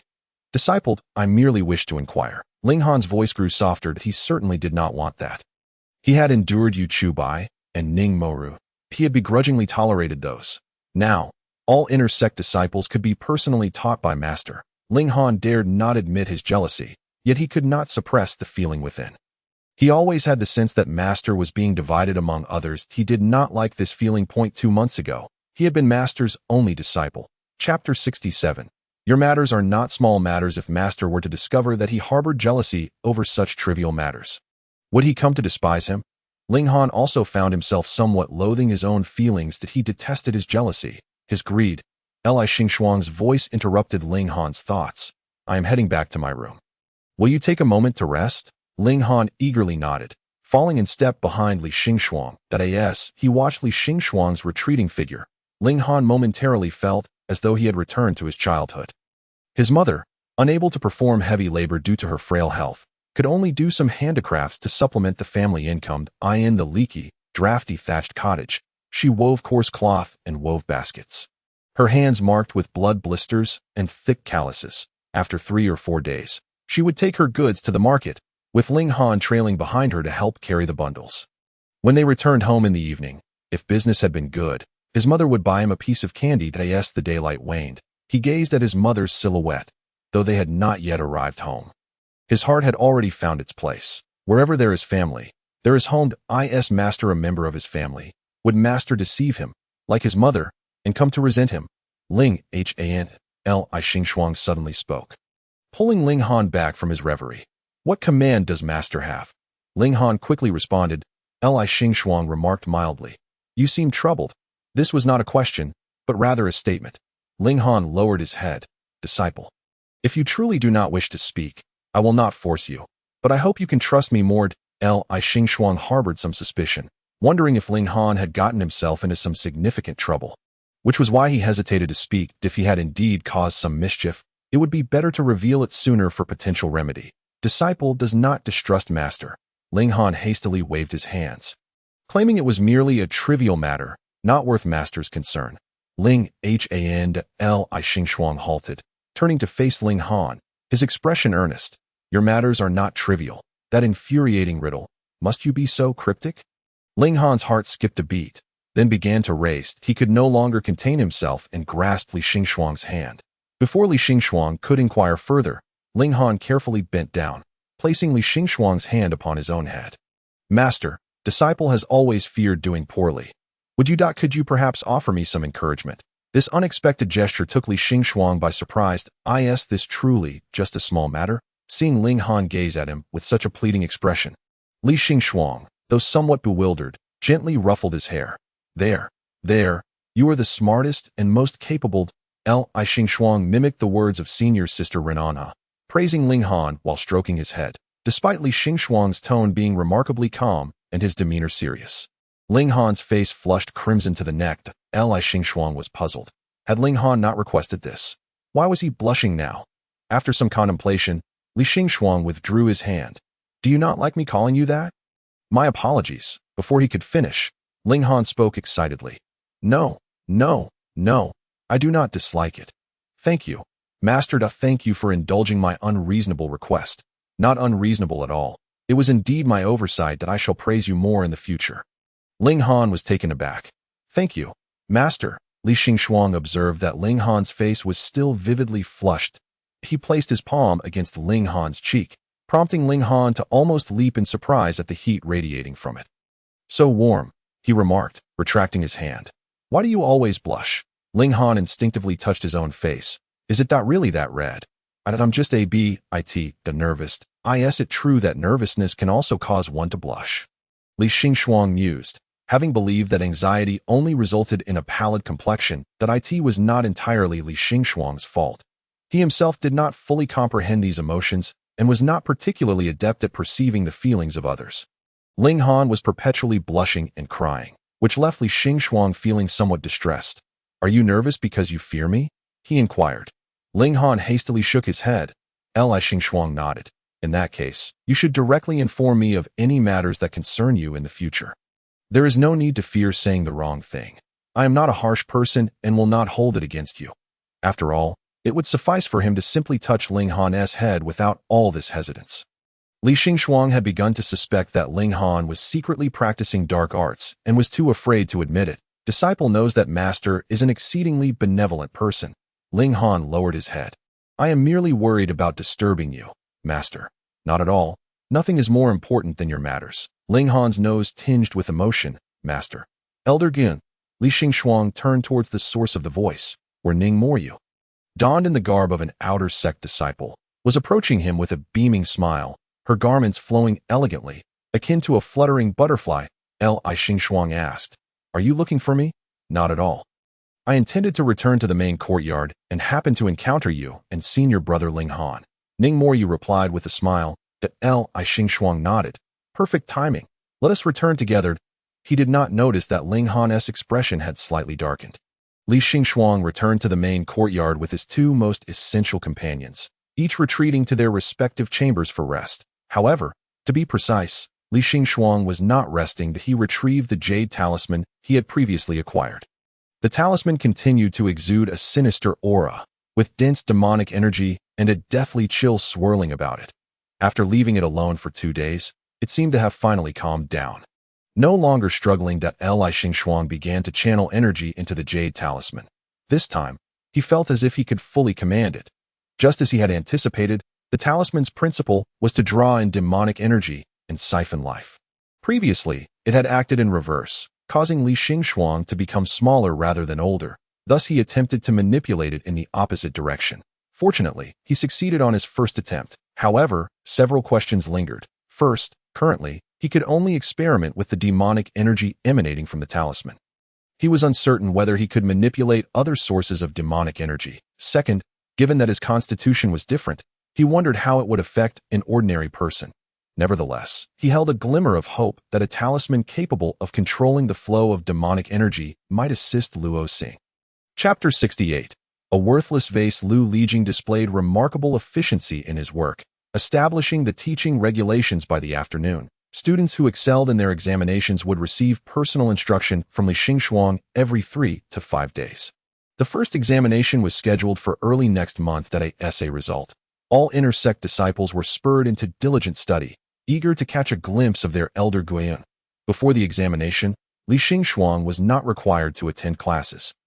Thus, he requested permission from the sect leader to visit the Liuguang Hall. Qi Jingyuan neither granted nor denied his request, remaining silent for a moment before summoning Lu Lijing. Li Xingxuang did not hide his disdain for the sect leader. Qi Jingyuan gazed up at the ceiling. When Lu Lijing arrived, he was followed by Lu Wuyan. Despite her name suggesting a lack of beauty, Lu Wuyan was exceptionally lovely, radiating charm and grace. Li Xingxuang recalled that she was 15 this year. I do not oppose your visit. After all, you spent some time residing in Liuguang Hall during your youth. It is only fitting that you pay a visit, Lu Lijing said slowly, adhering to his customary manner of speaking. However, considering you are now an adult man, it may be somewhat inappropriate for you to visit a sect comprised entirely of women alone. You have no female disciples under your direct tutelage. Let Wien accompany you. Li Xingxuang had anticipated this, however, no need for that. If I require a female disciple to accompany me, I have someone in mind, he replied coolly. He was referring to Ning Moryu, as he had two objectives for visiting the Liuguang Hall: to treat Luo Xing and to seek a suitable cultivation method for Ning Moryu. Since he could not afford to acquire the cultivation methods available in the system, he could only search for alternative methods for her to try. Being the daughter of destiny, she would likely succeed swiftly. Lu Lijing smiled. I did not seek your opinion on the matter, Li Xingxuang. How very underhanded. Lu Wen stepped forward and bowed.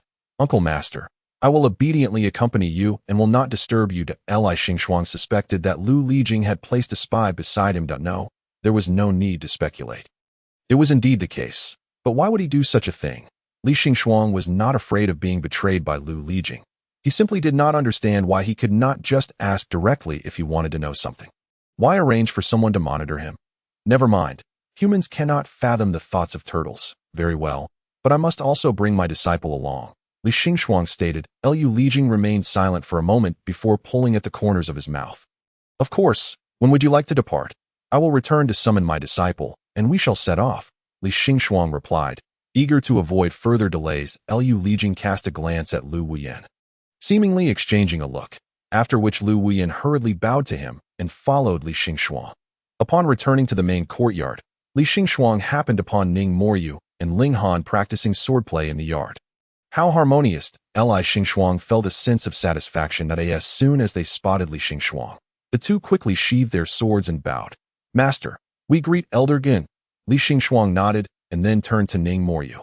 Ning Moryu, I wish to discuss something with you. Ning Moryu stepped forward eagerly. Please, Elder Guiyun, command me. I plan to visit Liuguang Hall to see an old acquaintance. Would you care to accompany me? Ning Moryu was taken aback. Disciple, can I truly go? Ling Han's gaze turned icy, yet he clenched his fists and cautiously spoke. Master, is it because I have not been performing well lately? Not at all, Li Xingxuang replied, puzzled for a moment before grasping his meaning. It was not that he did not wish to take him, but rather that the Liuguang Hall was exclusively for women, making it inconvenient for him to go. That I spend a period of time there in my youth, and they regard me as a sister, thus it is appropriate for me to visit.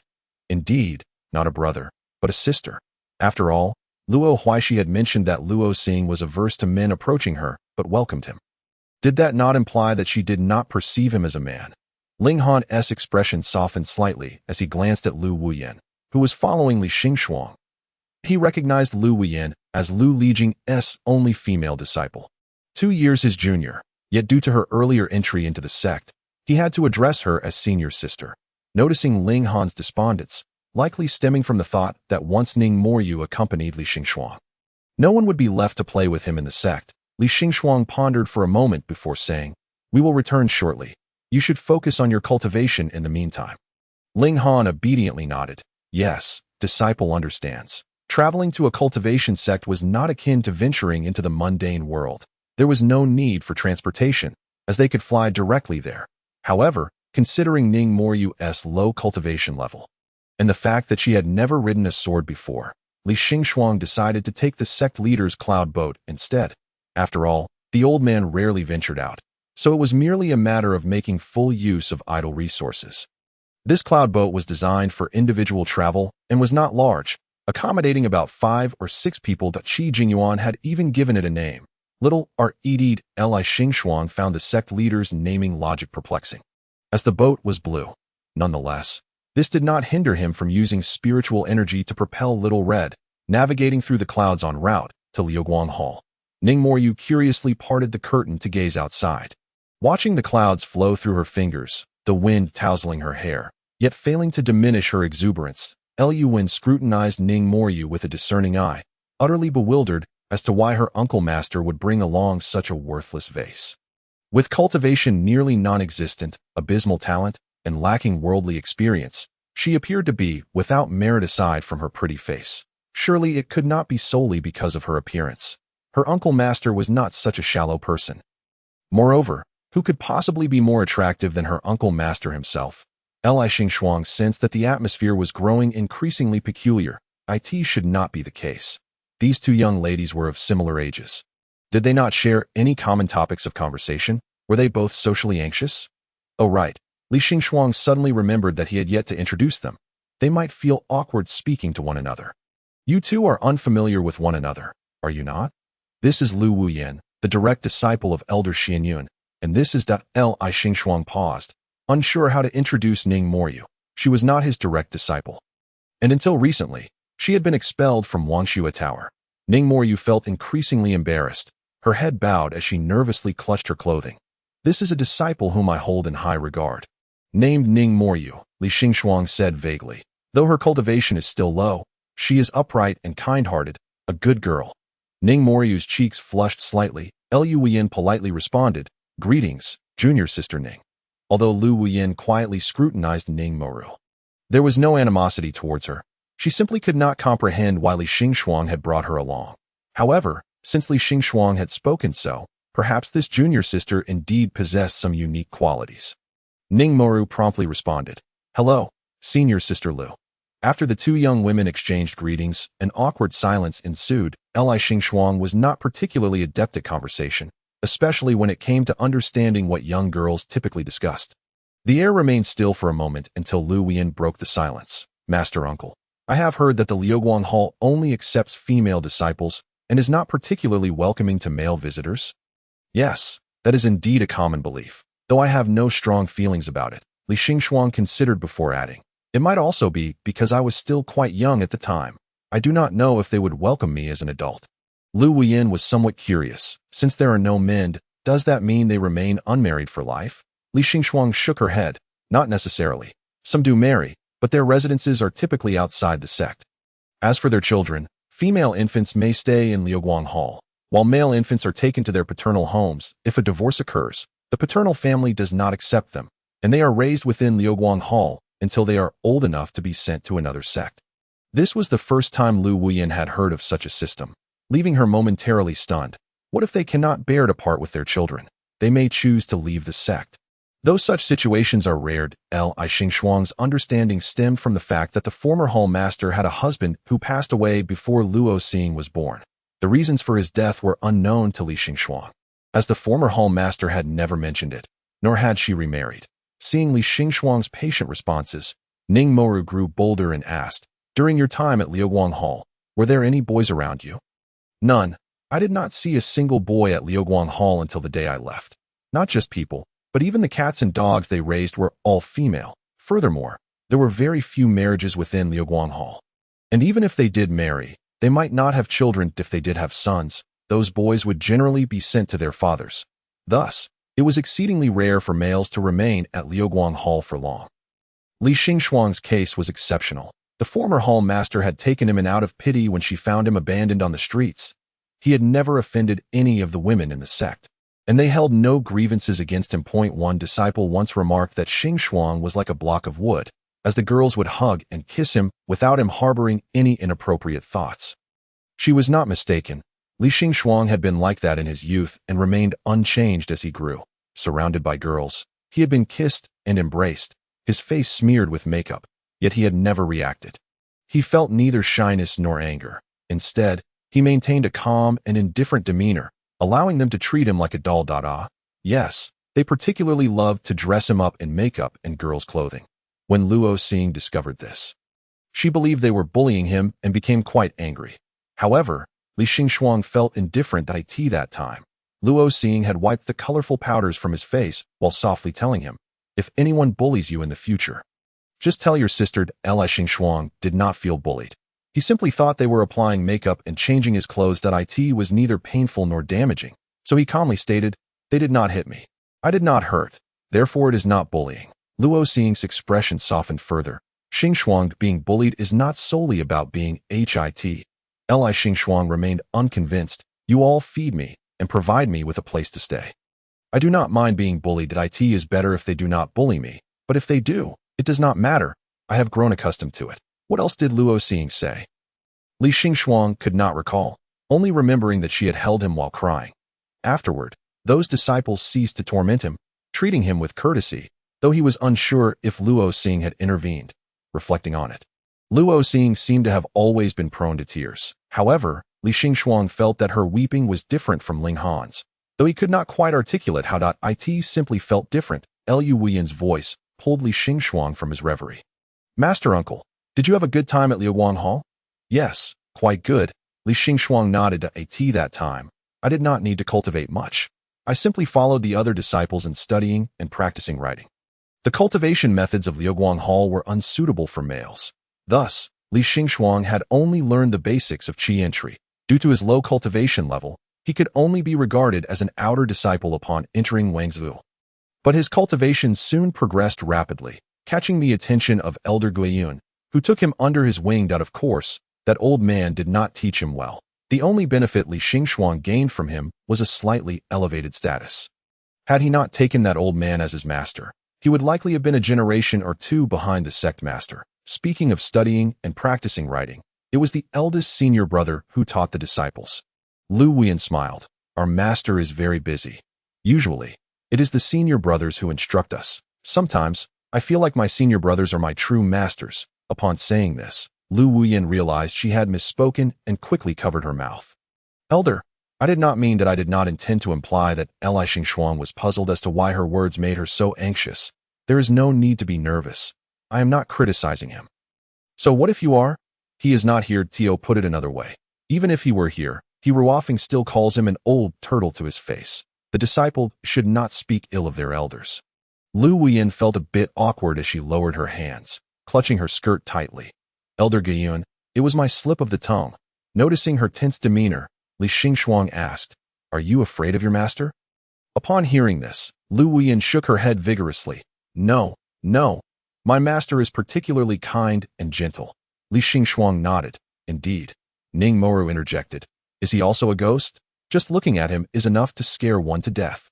She recalled Elder Xian Yun's appearance. He seemed quite amiable, yet Ning Moru always felt there was something strange about him, giving her an unsettling feeling. Unlike Li Xingxuang, who was gentle and kind-hearted, if only she could call him master. But her talent was too lacking. Ning Moru lowered her head, gazing at her hands. With the half-year agreement looming, she felt no confidence. Thus, she viewed this half-year as her only opportunity to follow Li Xingxuang. She did not wish to leave Guiyun Peak, where her admired mentor and her only friend resided. Everything she cherished was here. Li Xingxuang seemed to sense her distraction, perhaps finding it tedious. Indeed, it was rather dull. Why was there still a need to travel in the cultivation world? Lu Wuyan pulled out a bottle of elixirs from her pocket, took out 2 pills, handed one to Ning Moru, and swallowed the other herself. I almost forgot. Ning Jr. sister, this is a fasting elixir for you. While she had almost forgotten, Li Xingxuang had completely overlooked it. Suddenly, he began to understand why his master had never taken care of children. After all, as a powerful being in the realm of fusion, he no longer required sustenance, though it was rather excessive to confine a disciple in a room without food or drink for half a month. He had not intended to torment Li Xingxuang at the time. He merely wanted him to concentrate on cultivation, sealing the room to facilitate his seclusion, intending to release him after a day or two. However, he forgot. Had it not been for the sect master mentioning that he had not seen Li Xingxuang in a long time, the old man would likely have continued to forget about his disciple. And Li Xingxuang might have starved to death in that room. At that time, Li Xingxuang's true form had yet to traverse, and without his immortal abilities, death would have meant real death. Yet, upon his release, he neither cried nor caused a fuss. He simply ate a great deal of food before quietly returning to his room to continue cultivating. It was the first time Li Xingxuang had seen his master display a guilty expression. Li Xingxuang had never voiced any discontent until Ran Anha expressed concern for him, asking if there was a significant difference between Wangzhou and Liuguang Hall and whether he had adapted well. Li Xingxuang sincerely replied that everything else was fine, but Liuguang Hall ensured he had enough to eat. He was not complaining. He was merely stating facts. Ran Anha was left speechless for a long time. Shocked, she immediately went to the sect master to report the matter, insisting that she must bring Li Xingxuang to Qingyun Peak to care for him. However, Elder Guiyun refused her request. The old man insisted that he was merely training his disciples' resilience and would never mistreat him. He even called upon Li Xingxuang to testify, The young Li Xingxuang did not quite understand the situation at the time. He thought his master was going to kill him, but his master had set him free. Perhaps he had done something wrong, angering his master, which led to his punishment of starvation for over 10 days. Li Xingxuang often found himself unaware of what he had done wrong, thus not knowing why he had provoked anger. Yet, he understood that he could not return to Liuguang Hall. It was already fortunate that Wang Hu was willing to keep him. He had forgotten who told him that living under someone else's roof meant always keeping one's head down. Thus, he tugged at his master's sleeve. Master is kind. He does not bully me.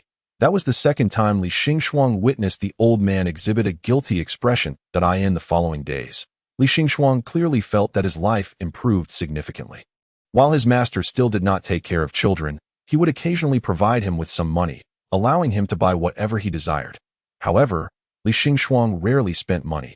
He saved it diligently in a small box, just in case he was ever expelled from the sect, ensuring he would not have to go hungry again. Fortunately, he had grown up and was now able to work, unlike when he was a child. When no one would hire a kid, he reflected, Li Xingxuang decided not to delve into those memories any further. Rather than viewing them as a parallel existence, they felt more like fragments from countless worlds. Merging completely since his arrival in this place, it was as if he had experienced it all firsthand. Alternatively, one might say that this is an experience he has personally undergone. However, now he has integrated memories spanning thousands of years, resulting in a vastly different state of mind. The cloud vessel sailed for 2 days and nights before finally alighting at the entrance of the Hall of Flowing Light. Upon seeing the three descend from the cloud vessel, the gatekeeper disciples promptly approached to pay their respects. Inquiring about their purpose, Li Xingxuang produced a token, stating, "I am Li Xingxuang of the Wangxue Tower, here to pay a visit to the Hall Master." Luo, the gatekeeper disciple, upon inspecting the token, displayed an even greater reverence, then glanced at the 2 young ladies behind Li Xingxuang, asking, "And who might these 2 young ladies be?" "They are disciples of the Wangxue Tower." Li Xingxuang replied. Yuan stepped forward, proactively explaining, "Elder Guiyun, being a man, would find it inappropriate to visit a women's sect alone, hence he brought us along. Dada. I see." The gatekeeper disciple smiled at Li Xingxuang, adding, "However, Elder Guiyun need not worry. The Hall Master has issued orders that should you arrive at the Hall of Flowing Light, we shall always extend a warm welcome." Li Xingxuang nodded, not particularly surprised, as he had a decent rapport with Luo Xing. They were akin to sisters. However, the juniors must report to the Hall Master, so please, bear with us for a moment. The gatekeeper disciple bowed again. "I am in no hurry. Having already spent 2 days on the ship, I can spare a moment." While the gatekeeper disciple went to inform the Hall Master, Li Xingxuang casually stowed away the little red vessel. The cloud vessel, now shrunk to the size of a fist, was toyed with by Li Xingxuang for a while before being tossed into the system's repository. If Qi Jingyuan were to discover how Li Xingxuang treated his little red vessel, he would likely hide all the vehicles away at once. Before long, the grand door swung open once more and a white-haired woman clad in a pale yellow dress emerged, her complexion less pallid and adorned with a gentle smile, exuding an aura of tranquility. "Xingxuang, why didn't you inform me sooner of your arrival?" Since leaving the Hall of Flowing Light, Li Xingxuang had not returned. Unlike Wangxue Tower, which was situated atop a mountain, the Hall of Flowing Light sprawled across flatlands. Luo Xing led Li Xingxuang to the main hall, where Luo Huaishi appeared even more delighted than Luo Xing, eagerly serving tea to Li Xingxuang. Placing the cup before Li Xingxuang, Luo Huaishi asked, "Elder Guiyun, have you found a way to heal the master?" Luo Xing chided softly, "Huaishi, do not be rude to Li Xingxuang. However, preferred to speak candidly. There has been some progress, but I am uncertain of its efficacy." Luo Xing gently took hold of Li Xingxuang's hand. Since consuming the heart's blood, her vitality had significantly restored, and her hand was no longer so cold. "Xingxuang, since you rarely visit, let us speak of other matters," Luo Xing said softly. "Would you indulge me in conversation?" Li Xingxuang, somewhat puzzled, wondered what they could discuss. "I came to inquire about your injuries." Noticing Luo Xing's lowered gaze, which bore a hint of sorrow, Li Xingxuang silently swallowed the rest of his words. "Then let us converse, though I am not particularly skilled at chatting." Luo Xing glanced at her anxious disciple beside them, her tone unhurried. "Huaishi, please take these 2 young ladies to the side hall to rest. They have likely not yet fasted. Prepare some evening snacks for them, and let them have some refreshments in the meantime. Li Xingxuang immediately interjected, I wish to eat as well. Luo Xing laughed softly. Oh, you shall not be deprived. I will have Huaishi bring it shortly. Luo Xing's suggestion was a subtle way to usher the three disciples out. Despite their reluctance, they had no choice. Luo Huaishi was preoccupied with her master's ailment, fervently wishing for Li Xingxuang's aid. Ning Moru felt a pang of envy watching the closeness between Luo Xing and Li Xingxuang. Wishing to prevent their solitude as for Lu Wuyan, she had come with a mission from her master to keep a watchful eye on her uncle. Yet, there was no denying that one was the hall master of flowing light, and the other an elder of Wangxue Tower. The three young girls had no authority to protest. Luo Huaishi led the two young ladies to the side hall, while Ning Moru couldn't help but glance back at the closed door. The hall master truly is beautiful. Ning Moru felt a deep sense of envy, not solely for her appearance, but also for her grace, her cultivation, and her power. Most importantly, she could be so close to Li Xingxuang. If only I could become stronger, perhaps then I could catch up to his shadow. Within the hall, Li Xingxuang brushed his fingers through Luo Xing's cascading hair, catching her off guard, causing her cheeks to flush. Will your hair return to its original color? Li Xingxuang's focus was on the hue of her hair. Luo Xing cleared her throat to mask her embarrassment. I am not certain. She understood that Li Xingxuang's mind was occupied with nothing else. Yet any of his gentle touches stirred ripples within her heart. Why are you coughing again? Are you unwell? Li Xingxuang recalled her persistent cough during their last meeting, fearing she might be unwell once more.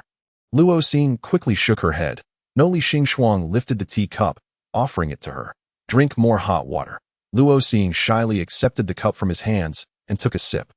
What would you like to discuss? Li Xingxuang struggled to find a suitable topic. His purpose for coming was solely to seek a remedy for Luo Xing's condition, but she appeared intent on keeping him engaged in conversation.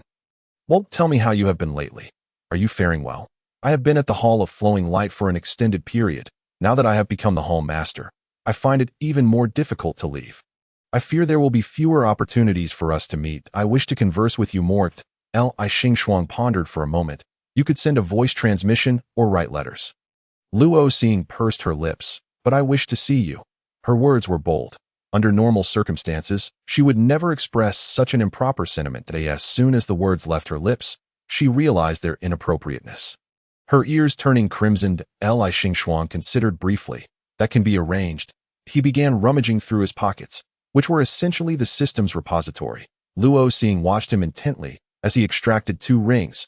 The material was indiscernible, neither gold nor jade, but entirely purple, intricately carved with cloud patterns. He slipped one onto his finger and placed the other on Luo Xing's. Luo Xing was momentarily stunned. Her emotions transcended mere shyness. She was utterly astonished. Rings, are they not typically symbols of commitment? Perhaps Li Xingxuang did not harbor such intentions, but, after adorning the ring, Li Xingxuang earnestly introduced it. The purple cloud ring allows for instant transmission to the other's side, provided one is not in a secret realm or isolated space. However, it can only be used 10 times before it breaks. Luo Xing was utterly speechless, gazing at the ring on her finger in a daze. The moment she donned it, it fit her finger perfectly. The purple ring shimmered with a soft glow, the cloud patterns flowing with dark gold. So long as you think of me, I can be at your side in an instant. Li Xingxuang's tone was casual, as if recounting an entirely ordinary matter. Yet, Luo Xing's heart raced like never before. Unable to suppress her feelings any longer, she reached out and embraced him tightly. Xingxuang. Li Xingxuang sensed her tears returning. Are you feeling sad? He gently patted her back. I apologize. I merely wish to treat you better. Have I perhaps gone about it the wrong way? Luo Xing cradled Li Xingxuang's face. Leaning in closer, gazing into his pure eyes, she could not bear to deceive his innocence, so she bestowed a gentle kiss upon his cheek. Soft as a feather's caressed a tea that moment, the door swung open. Master, the snacks have arrived. I saw nothing. Luo Huaishi, clutching the snack box, hastily closed the door. Oh no, could she be expecting a master husband? Chapter 72. Your disciple has gone mad. Why did she take my snacks? Li Xingxuang cast a bewildered glance at the closed door. Luo Xing's face flushed a delicate shade of red as she lowered her head. Have her bring them in shortly. Oh well, we shall eat soon. Li Xingxuang touched his face, pondering why she had suddenly kissed him. Luo Xing's cheeks deepened in hue. Do not ask. It just do not ask. Li Xingxuang obediently ceased his inquiries. Once Luo Xing's blush faded, he spoke up. I would like to ask for your assistance. Luo Xing replied gently. As long as I can help, I will certainly do so, since Luo Xing was not inclined to discuss healing matters at the moment. Li Xingxuang broached another reason for his visit. One of the female disciples accompanying me today is named Ning Moru.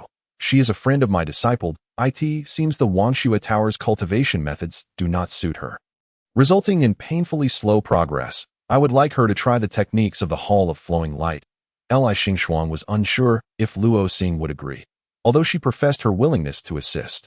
This was a matter of her sect's privacy. However, Luo Xing did not hesitate in the slightest, promptly responding, Very well, I will have her come in shortly, and I will instruct her personally. Li Xingxuang nodded in gratitude. Thank you. After contemplating, he turned and gently placed a kiss on Luo Xing's face. Once again, she stood there in a dazed, Is this your way of expressing gratitude? I have learned. Li Xingxuang spoke sincerely. Luo Xing's mind spun. Overwhelmed, she covered her face, attempting to cool the heat radiating from her cheeks. It's nothing. Did I misunderstand? Luo Xing found herself unable to refute or admit, only managing a soft, no, not at all. It's just that in the future, this cannot happen again, nor can it be done to others. Li Xingxuang, though confused, nodded in agreement. Luo Xing then inquired about Li Xingxuang's recent circumstances, to which he briefly recounted his experiences from the past few days. Omitting the unfortunate events in the secret realm, he recalled the sect master mentioning that Luo Xing would worry about him. Li Xingxuang had never been adept at confronting tears. After chatting for a while, about half an hour passed before there was a knock at the door, accompanied by Luo Huaishi's voice. Master, Elder Gandam, dinner is ready. Would you like to eat? Luo Xing, aware that Luo Huaishi still harbored misunderstandings, felt her cheeks flush as she stepped outside with Li Xinghuang. Luo Huaishi leaned closer to Luo Xing, winking mischievously. Master, you and Elder Gan. Luo Xing's face turned crimson. Do not speak nonsense.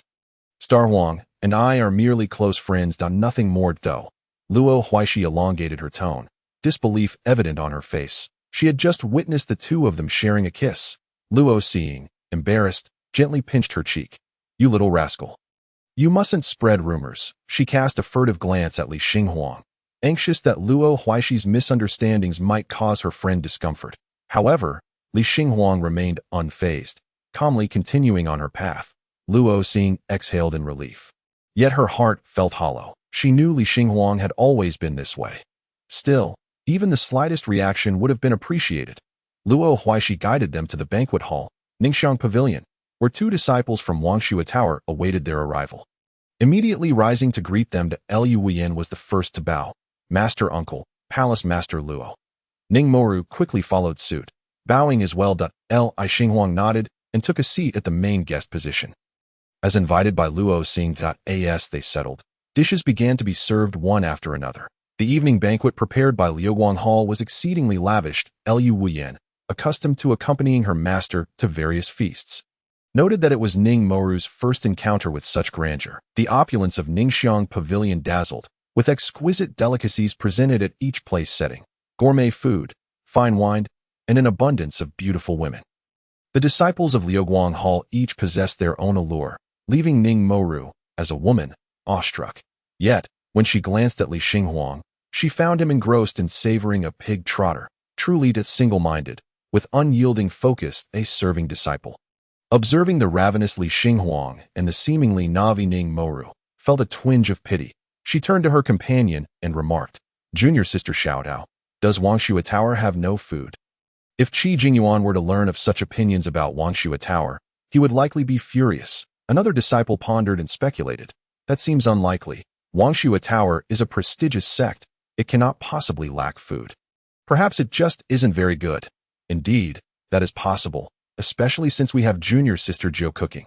Alas, no wonder they appear so frail. That how pitiable. You misunderstand. This is called slenderness. Slenderness indeed. One ought to be robust like Junior Sister Fang. Junior Sister Fang's physique is a result of her physical cultivation. Ning Moru felt a tad embarrassed as several disciples from Liuguang Hall cast glances her way, followed by hushed discussions. She knew her lack of worldly experience must have made her appear foolish. Yet soon, a tall disciple approached her, causing Ning Moru to feel a wave of anxiety. She often encountered troublemakers at Wangshui Tower, but she had never felt fear. However, in front of Li Xinghuang, she dreaded making a fool of herself. The disciple merely bent down and kindly inquired, "Miss, are you satisfied with these dishes?" Ning Moru, momentarily taken aback, nodded dumbly. "Yes, very satisfied, that's wonderful. Our kitchen at Liuguang Hall is always open. If you feel hungry at night, do let us know. Please don't go hungry. Yes, thank you." Ning Moru was momentarily stunned. This sister from Liuguang Hall is rather kind. She felt a bit sheepish, realizing she had misjudged her character. Amidst the harmonious atmosphere of the banquet, filled with the sounds of clinking dishes, Li Xinghuang received a telepathic message. It was from Qi Jingyuan. "Xinghuang, Linghan has gone mad.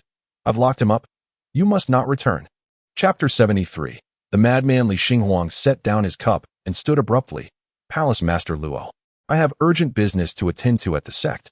I must trouble Liuguang Hall to look after my disciple." Before Luo Xing could inquire further, Li Xinghuang activated a teleportation talisman.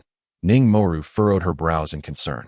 What could be happening at Wangshui Tower, in the main hall of Mengyun Peak? "That I told you this demon cannot be spared. I shall go and eliminate him now."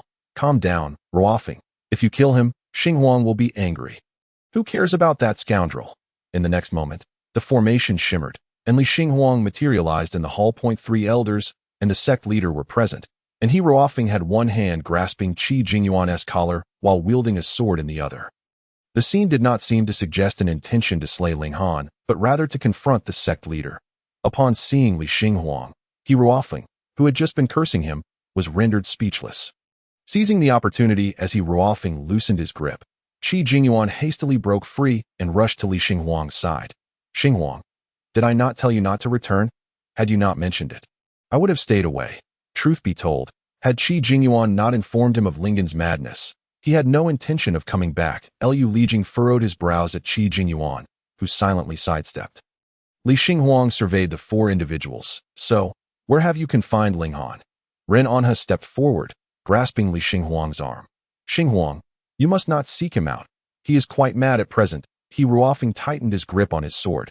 "Li Xinghuang, you yourself stated that should he commit an offense, you would take his life. Has he killed anyone?" Li Xinghuang inquired. Qi Jingyuan replied, "Not yet." "Has he betrayed the sect?" Qi Jingyuan scratched his head. Not really." Li Xinghuang raised his hands. "Then why should I kill him? He nearly killed someone." He Ruofeng, in a fit of rage, kicked over a nearby chair, akin to an irate chihuahua. "Let me go see him." Li Xinghuang asserted resolutely. "I must see him before deciding whether to kill him." Renanha shook her head with concern. "No, Xinghuang, be prudent. Do not seek him out. He may harm you." Li Xinghuang remained silent for 2 seconds. "Are you suggesting he can defeat someone at the Mingxin realm?" "Likely not." He Ruofeng shot him a glare. "We fear that upon seeing that demon, you may soften and protect him. He is my disciple, and I must see him." Li Xinghuang turned to Qi Jingyuan. "Sect leader, what do you say?" Before Qi Jingyuan could respond, Lu Lijing stepped forward. "I will accompany you." Ti Ruofeng immediately interjected. "I shall go too." Qi Jingyuan added. "Then I shall." "No need for such a commotion." Liu Lijing stated coolly. "Xinghuang, let us go." Ti Ruofeng appeared somewhat vexed, and after Qi Jingyuan and Ren Anha persuaded him for a while, he sheathed his sword. Li Xinghuang followed Lu Lijing, the moonless night rendering the path somewhat dimmed. Liu Lijing led him to the dungeon. Before they entered, a chilling scent of rust filled the air. They descended to the deepest part of the dungeon, and upon opening the iron door, Li Xinghuang beheld Linghan. He was shackled, his limbs bound, his clothes tattered and stained with blood, hair disheveled, and crimson demonic patterns spreading across his body. His eyes a fierce red, the chains rattled as he struggled, as if they might snap at any moment. However, these were specially crafted spirit-binding chains that ordinary cultivators could not break free from. His expression was frenzied, his mind evidently disturbed, with his wrists and ankles bloodied from the struggle. Li Xinghuang took a step forward, but was halted by Lu Lijing's grip on his arm. "Do not approach him," Lu Lijing warned. Li Xinghuang pushed his hand away. "You may leave." Liu Lijing pressed his lips together, and after a moment, he spoke. "Is he truly that important to you?" Important?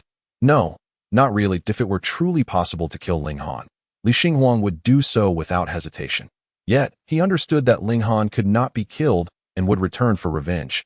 However, Li Xinghuang would not explain this to him. Simply stating, "He is my disciple. Naturally, he is important."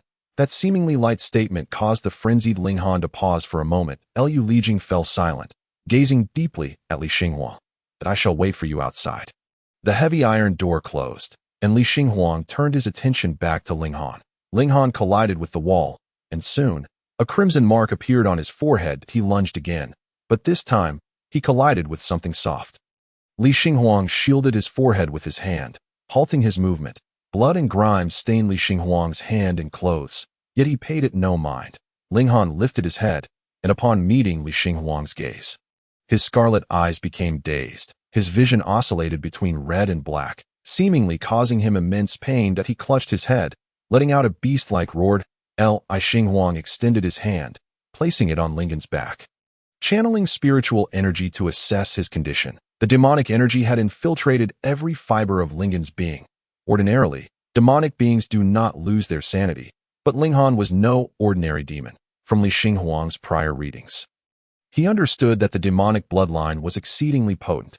Half-demons typically struggle to survive in human form. They suppress their murderous and violent tendencies over time, and excessive repression can lead to madness. More critically, Ling Han had not practiced demonic arts, making the demonic energy within him a significant detriment. Perhaps, forcibly altering one's fate leads to even worse outcomes. For Ling Han. And for Li Xinghuang himself, it was time to consider alternative methods. Li Xinghuang observed Ling Han. Though he had yet to regain his senses, he exhibited no inclination to attack outwardly. Even in his uncontrollable rage, it manifested as self-inflicted harm. He transitioned from roaring to whimpering. The current Ling Han resembled a wild beast, unable to articulate coherent words, only able to emit sounds expressing his emotions. As it happens, since he is the child of destiny, might it be possible to harness his fortune? To conduct an experiment, Li Xinghuang retrieved the black jade talisman, commencing to channel his spiritual energy, attempting to extract the demonic aura enveloping Ling Han. Should this endeavor prove successful, he could apply the same method to Lu Xing. Chapter 74. Cultivating evil. Waves of black, demonic energy flowed from the palm of Li Xinghuang, gradually streaming into the jade talisman. Ling Han, too, began to calm, though he still appeared somewhat shrunken and tremulous. As if startled by something it was only when Li Xinghuang inquired, "Are you all right?" That Ling Han, as if awakening from a dream, gazed blankly at Li Xinghuang. "Master," Ling Han murmured, seemingly uncertain, and then called out again. "Master." Li Xinghuang tenderly rearranged his disheveled hair. "Yes, what is it?" Ling Han's eyes turned red as he buried his face in Li Xinghuang's embrace, sobbing. Li Xinghuang silently wrapped his arms around him, his hand resting on Ling Han's back to heal his wounds. Time passed, and eventually, Ling Han settled down, but upon lifting his head, he was taken aback. "Master, your hair." Li Xinghuang tugged at his own bound hair, only to find it had turned completely white. It seemed that some of the demonic energy had affected him, having not been absorbed by the jade talisman. "Do not concern yourself with me." Li Xinghuang released his grip on his hair. "As long as you are well." Ling Han wept anew. Master, why are you so kind to him?"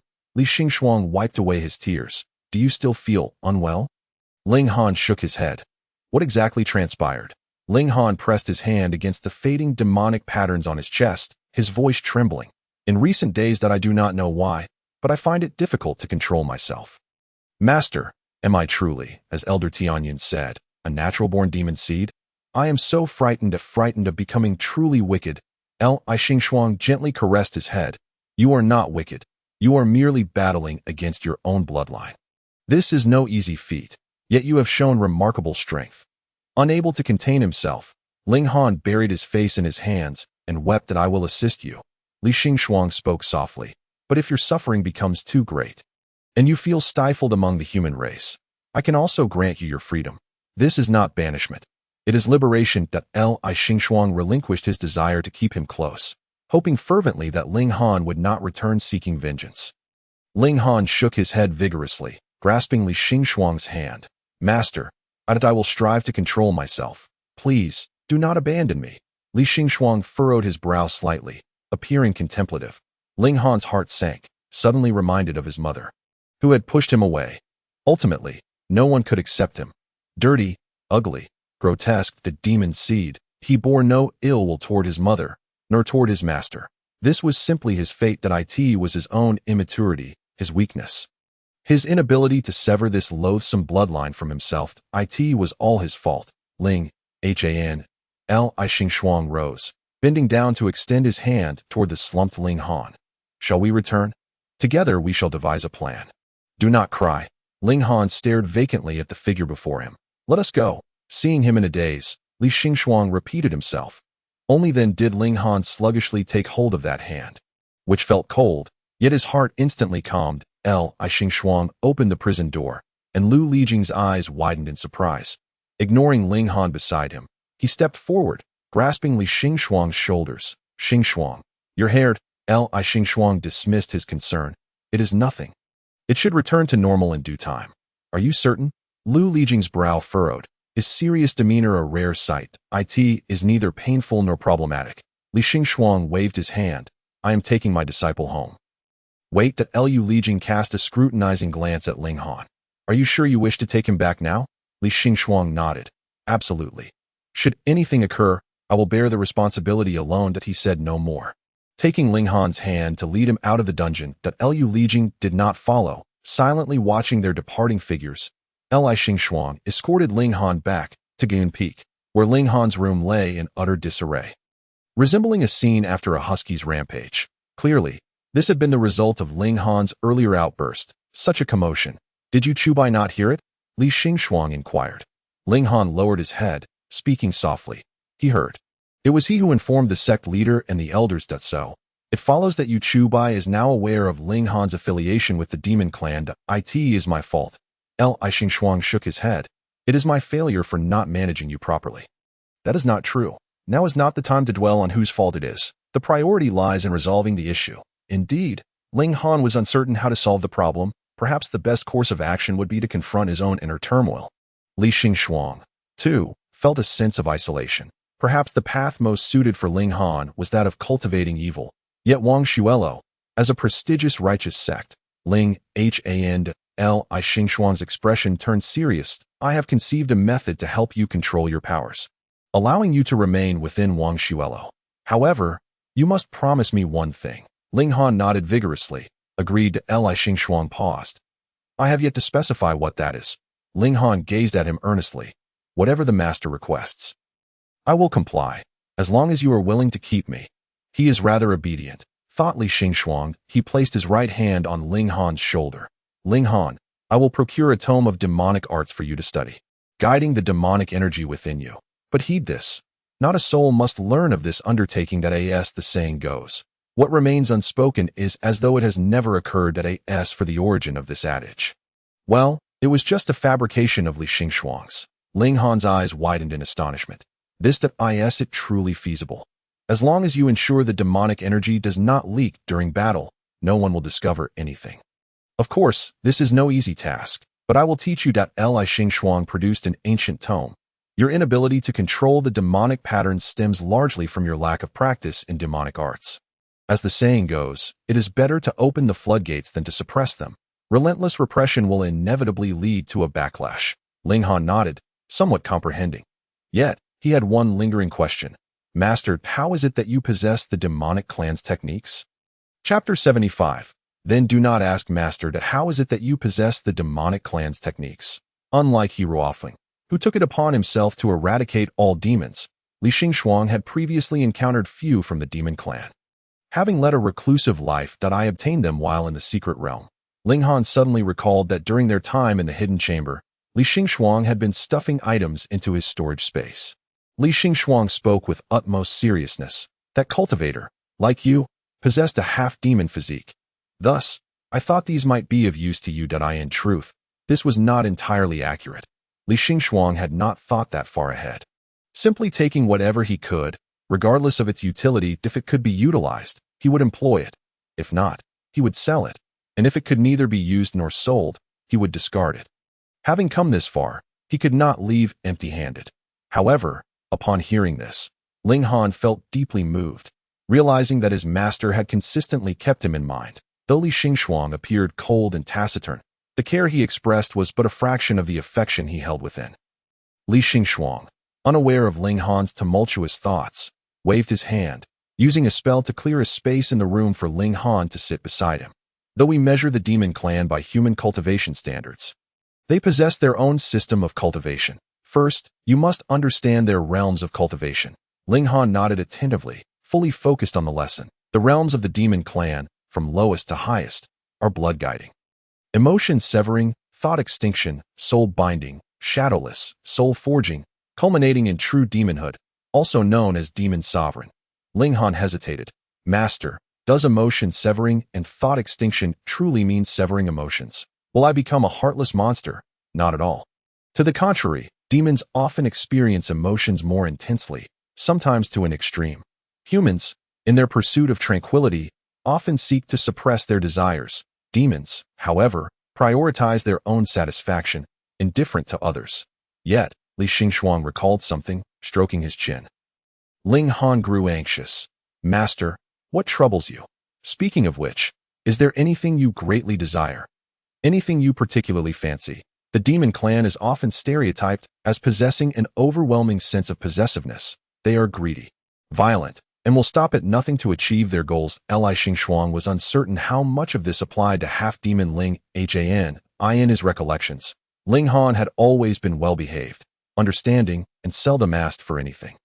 Ling Han's face flushed a deep crimson upon hearing this. Master, I dare not harbor any extravagant desires. Right now that it is already quite sufficient. Speak freely. Anything I can provide, I shall. That I only hope it does not become an obsession that hinders your cultivation.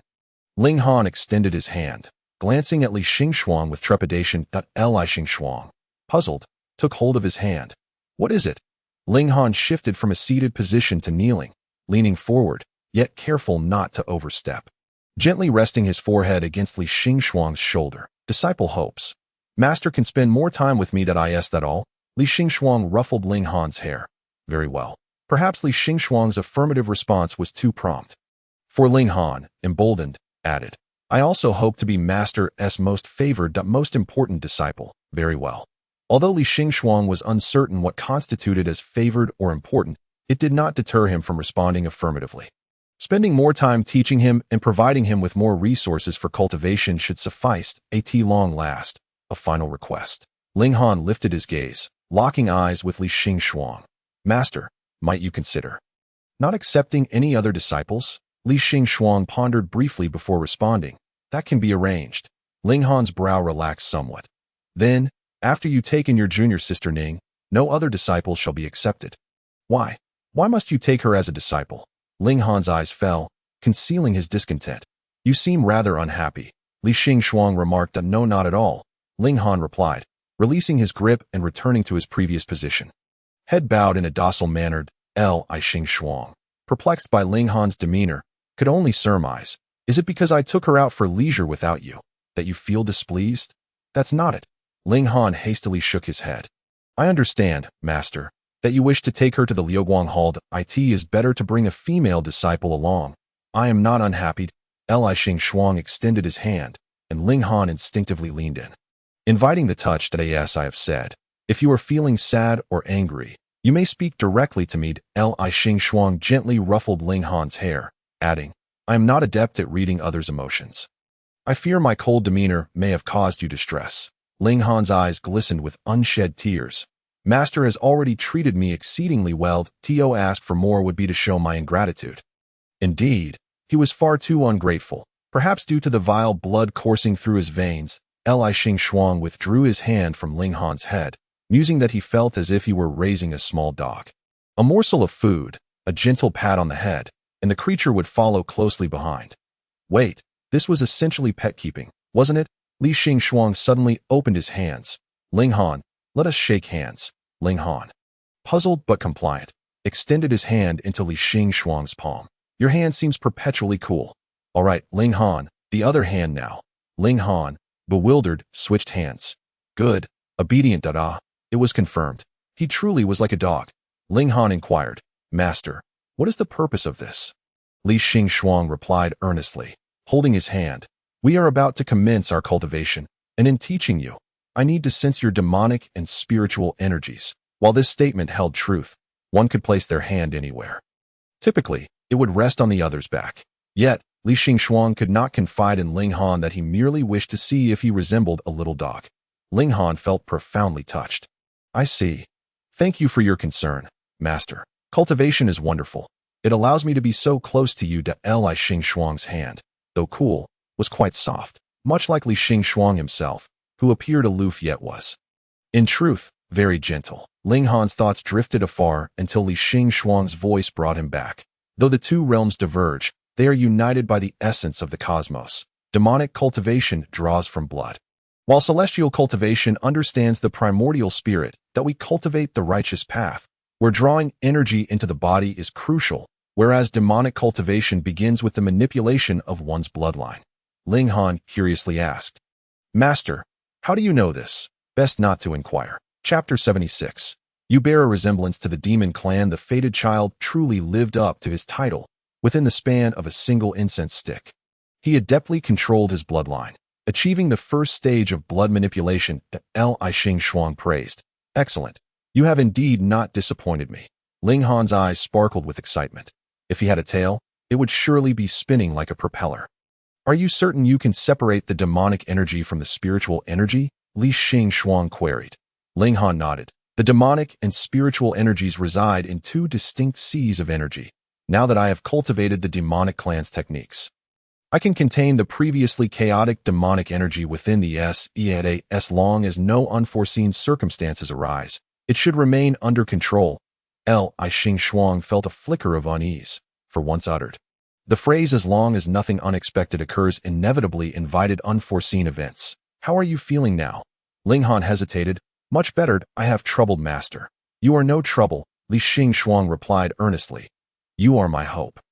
Ling Han froze, staring blankly at Li Xingxuang, and suddenly tears fell. Li Xingxuang, baffled, wiped his tears with his sleeve, only to have Ling Han grasp his hand and press it against his cheek. Master, that you are my hope. Ling Han yearned to remain by Li Xingxuang's side, willing to pay any price. He had seen the light, and would rather be consumed to ashes in pursuit of the flame than languish in endless darkness. Li Xingxuang simply gazed at him quietly. When he claimed Ling Han as his hope, he meant to rely on Ling Han to further his own ambitions. Did Ling Han believe that Li Xingxuang could provide him with a brighter future? Though the destined child would find fortune wherever he went, thus far, Li Xingxuang had offered him the most resources. If that were his mindset, it could only be beneficial. A tangible advantage would surely enhance Ling Han's loyalty to the Wangshui Tower. Very well, Li Xingxuang said, gently wiping away Ling Han's tears with his thumb. I shall treat you well in the future. No more tears. Ling Han endeavored to stifle his tears. Once I achieve success in my cultivation, I will repay Master. Good. This child is on the right path. However, Li Xingxuang could not express it so plainly. If he agreed outright, Ling Han might think that he was teaching him merely for repayment. As your master, I guide you and treat you well, not out of expectation for repayment. Should you harbor such sentiments, it is commendable, but my true hope is for you to live without worry, peacefully and smoothly. Ling Han's tears began to flow once more. Li Xingxuang rubbed his head affectionately. No more tears. Be good. If you feel well enough now, you should rest. Take a good nap, that I will speak to the sect leader on your behalf. Ling Han quickly wiped away his tears. I wish to accompany Master. Li Xingxuang stood and shook his head. You must remain indoors for a while, that I will place restrictions on your quarters. No one shall disturb you. Focus on your cultivation, and should you feel unwell, send me a message, and I will return immediately. Ling Han hurriedly stood as well. Master, must you leave? He swallowed the latter half of his sentence. Indeed, Master must have unfinished matters to attend to. He had rushed back for his sake, and he had already caused enough trouble for Li Xingxuang. Yet he felt an overwhelming reluctance. He wished to ask Li Xingxuang if he could stay with him a little longer, but feared he would impede Li Xingxuang's important tasks. That I will be obedient.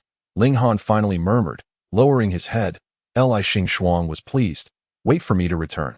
With that, Li Xingxuang set up a barrier in Ling Han's dwelling, providing him with 2 bottles of spirit-replenishing pills, instructing him to remain in his room. He then returned to Mengyun Peak. Did you really take him out? What on earth are you thinking? Upon landing, He Ruofeng unleashed a torrent of scolding at Lu Lijing, but Lu Lijing remained composed. Ling Han has done nothing grievous. He has already returned to normal, that I don't care, as long as the demon clan remains unvanquished. The Wang Shui Tower shall know no peace. After He Ruofeng uttered this proclamation, he turned to Li Xingxuang, who had just arrived, and demanded, "You explain how this should be handled." Li Xingxuang replied, "He hasn't killed anyone, has he? Is it too late for that?" He Ruofeng was nearly beside himself with rage. He bore no inclination towards such notions. Li Xingxuang shrugged. "I've observed him. This child mostly resorts to self-harm or destruction of inanimate objects to suppress his demonic energy. Rather than harming others, self-harm, how painful that must be." Renanha expressed a sympathetic concern. Ling Han appeared quite innocent, and surely this ordeal was burdensome for him as well. How pitiful! He Ruofeng was livid. "Senior sister, is this the time to show sympathy for the demon clan?" But this is not something Ling Han willingly chose. He is suffering as well. He Ruofeng retorted angrily. "Should our other disciples at the Wang Shui Tower be subjected to such peril? I have placed restrictions on Ling Han's quarters, effectively confining him. He cannot leave, and no one may enter." Li Xingxuang stated, "We shall observe for a time.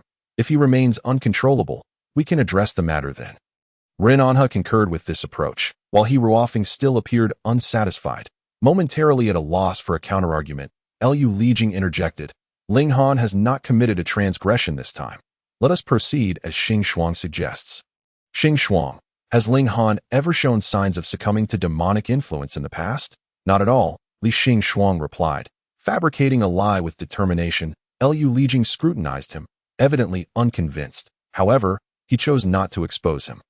"He has masked his condition quite well. Even after over a year in our sect, we were unaware of his demonic lineage, and we are still uncertain why this sudden change occurred at the inherent flaws of the demon clan." He Ruofeng scoffed. "They revel in violence, akin to madmen." Li Xingxuang replied coolly, "If that is the case, then you, too, bear a resemblance to the demon clan." Li Xingxuang, are you courting death? Though he said this, He Ruofeng merely kicked a nearby pillar in frustration. Li Xingxuang calmly remarked, "To judge the individual by their race is overly absolute. There are numerous individuals in this world with treacherous hearts and profound malice. Would you deem the entire human race as bearing original sin and seek to eliminate all?" Chapter 77. Desires and Wishes. He Ruofeng approached Li Xingxuang. Seething, "Li Xingxuang, are you so reluctant to part with your demon disciple?" He seized a strand of Li Xingxuang's hair. "Isn't this his doing? How long do you intend to tolerate him?" It was evident that Lu Lijing had informed them of Ling Han's hasty release from the dungeons. He Ruofeng naturally attributed this as a sin laid at Ling Han's feet. Li Xingxuang remained unperturbed. "This is merely temporary. If it displeases you, I can revert it in a couple of days." For Li Xingxuang, restoring her body to its original state was a simple matter. All it required was to end her own life. Death, resurrection, and the reformation of her physical form. Li Xingxuang was exceedingly familiar with this process. He Ruofeng let out a cold laugh. "Then why don't you change it back right now?" Li Xingxuang frowned. Ruofeng. Lu Lijing interjected. "What Xingxuang said is not entirely incorrect. Ling Han has not committed any grave mistakes. Let us observe for a while longer. What do you think, sect master?" Li Xingxuang turned to him. Oddly enough, despite Lu Lijing's apparent disdain for Ling Han, he had proposed to keep Ling Han during both meetings. That Qi Jingyuan, wearied, supported his forehead. "Alas, that it all comes down to my fault. I should never have allowed Ling Han to take Xingxuang as his master. Having taken on a disciple, it is unreasonable to simply discard him. Even when nurturing a pet, one cannot just abandon it, can one?" Renanha wholeheartedly agreed with his sentiment. He Ruofeng, incensed, stormed off, leaving behind a remark. Li Xingxuang, await your demise at his hands. The demon clan is nothing but ungrateful wolves." Li Xingxuang remained silent. Renanha furrowed her brow and approached Li Xingxuang, linking her arm with his. "Do not take it to heart. Ruofeng's words may be harsh, but his concern for you is genuine." Li Xingxuang shook his head. He was utterly indifferent to such opinions. He had received similar judgments countless times, and Ling Han was no exception. "If there is nothing else, I shall take my leave. There are matters yet unfinished at the Liuguang Hall." As Li Xingxuang prepared to depart, Lu Lijing called out to him. "Xingxuang, I have something to discuss with you." "Sect master, senior sister, You may return first. Qi Jingyuan pointed at himself. Me? But this is my very well. I shall leave at once. Though it was his own Mingyuan peak, Qi Jingyuan chose to be wise in the face of Lu Lijing's icy gaze. The hall doors closed, and Lu Lijing sat down at the table, lighting another lamp. Xingxuang, may I pose you a question? Li Xingxuang took a seat opposite him. Ask away. Lu Lijing gazed at the flickering candlelight. Is Ling Han truly important to you? Indeed, important enough to affect anything? It was a peculiar inquiry. Xingxuang replied. Speak plainly. There's no need for circumlocution. You have never cared for anyone. To you, nothing holds any significance. Lu Lijing shifted his gaze to Li Xingxuang. So, why is Ling Han special? Li Xingxuang opted to evade the topic of Ling Han. He is my disciple. Why Yu Chubai is also your disciple, yet you do not seem particularly fond of him. How cunning this old fox was. Li Xingxuang began to feign ignorance. And what of it? Do you intend to dictate whom I should favor? Lu Lijing fell silent for a moment before shaking his head. No, that is not my intention. The reason I ask is that for someone important to you, I will assist in protecting them. For matters significant to you, I will help you see them through. Li Xingxuang regarded him with skepticism. After a moment, he realized, is it because I resemble your brother? Lu Lijing fell silent once more, then shook his head. No, then why do you wish to assist me? Lu Lijing spoke slowly yet firmly. Because you are the most important person to meet. Xingxuang raised an eyebrow. Our relationship is hardly profound. Lu Lijing offered a wry smile. Indeed. In your eyes, who counts as a close acquaintance? This was the truth. To Li Xingxuang, there were only two categories of individuals, tools and NPCs. Lu Lijing sighed softly.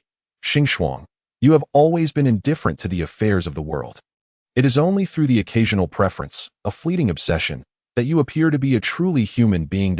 Am I a mere facade in my daily life? Lu Lijing cast a complex glance at him. Li Xingxuang stood. Though you have uttered some odd remarks, I appreciate your assistance regarding Ling Han's matter. I shall find a way to repay you in the future. I must take my leave.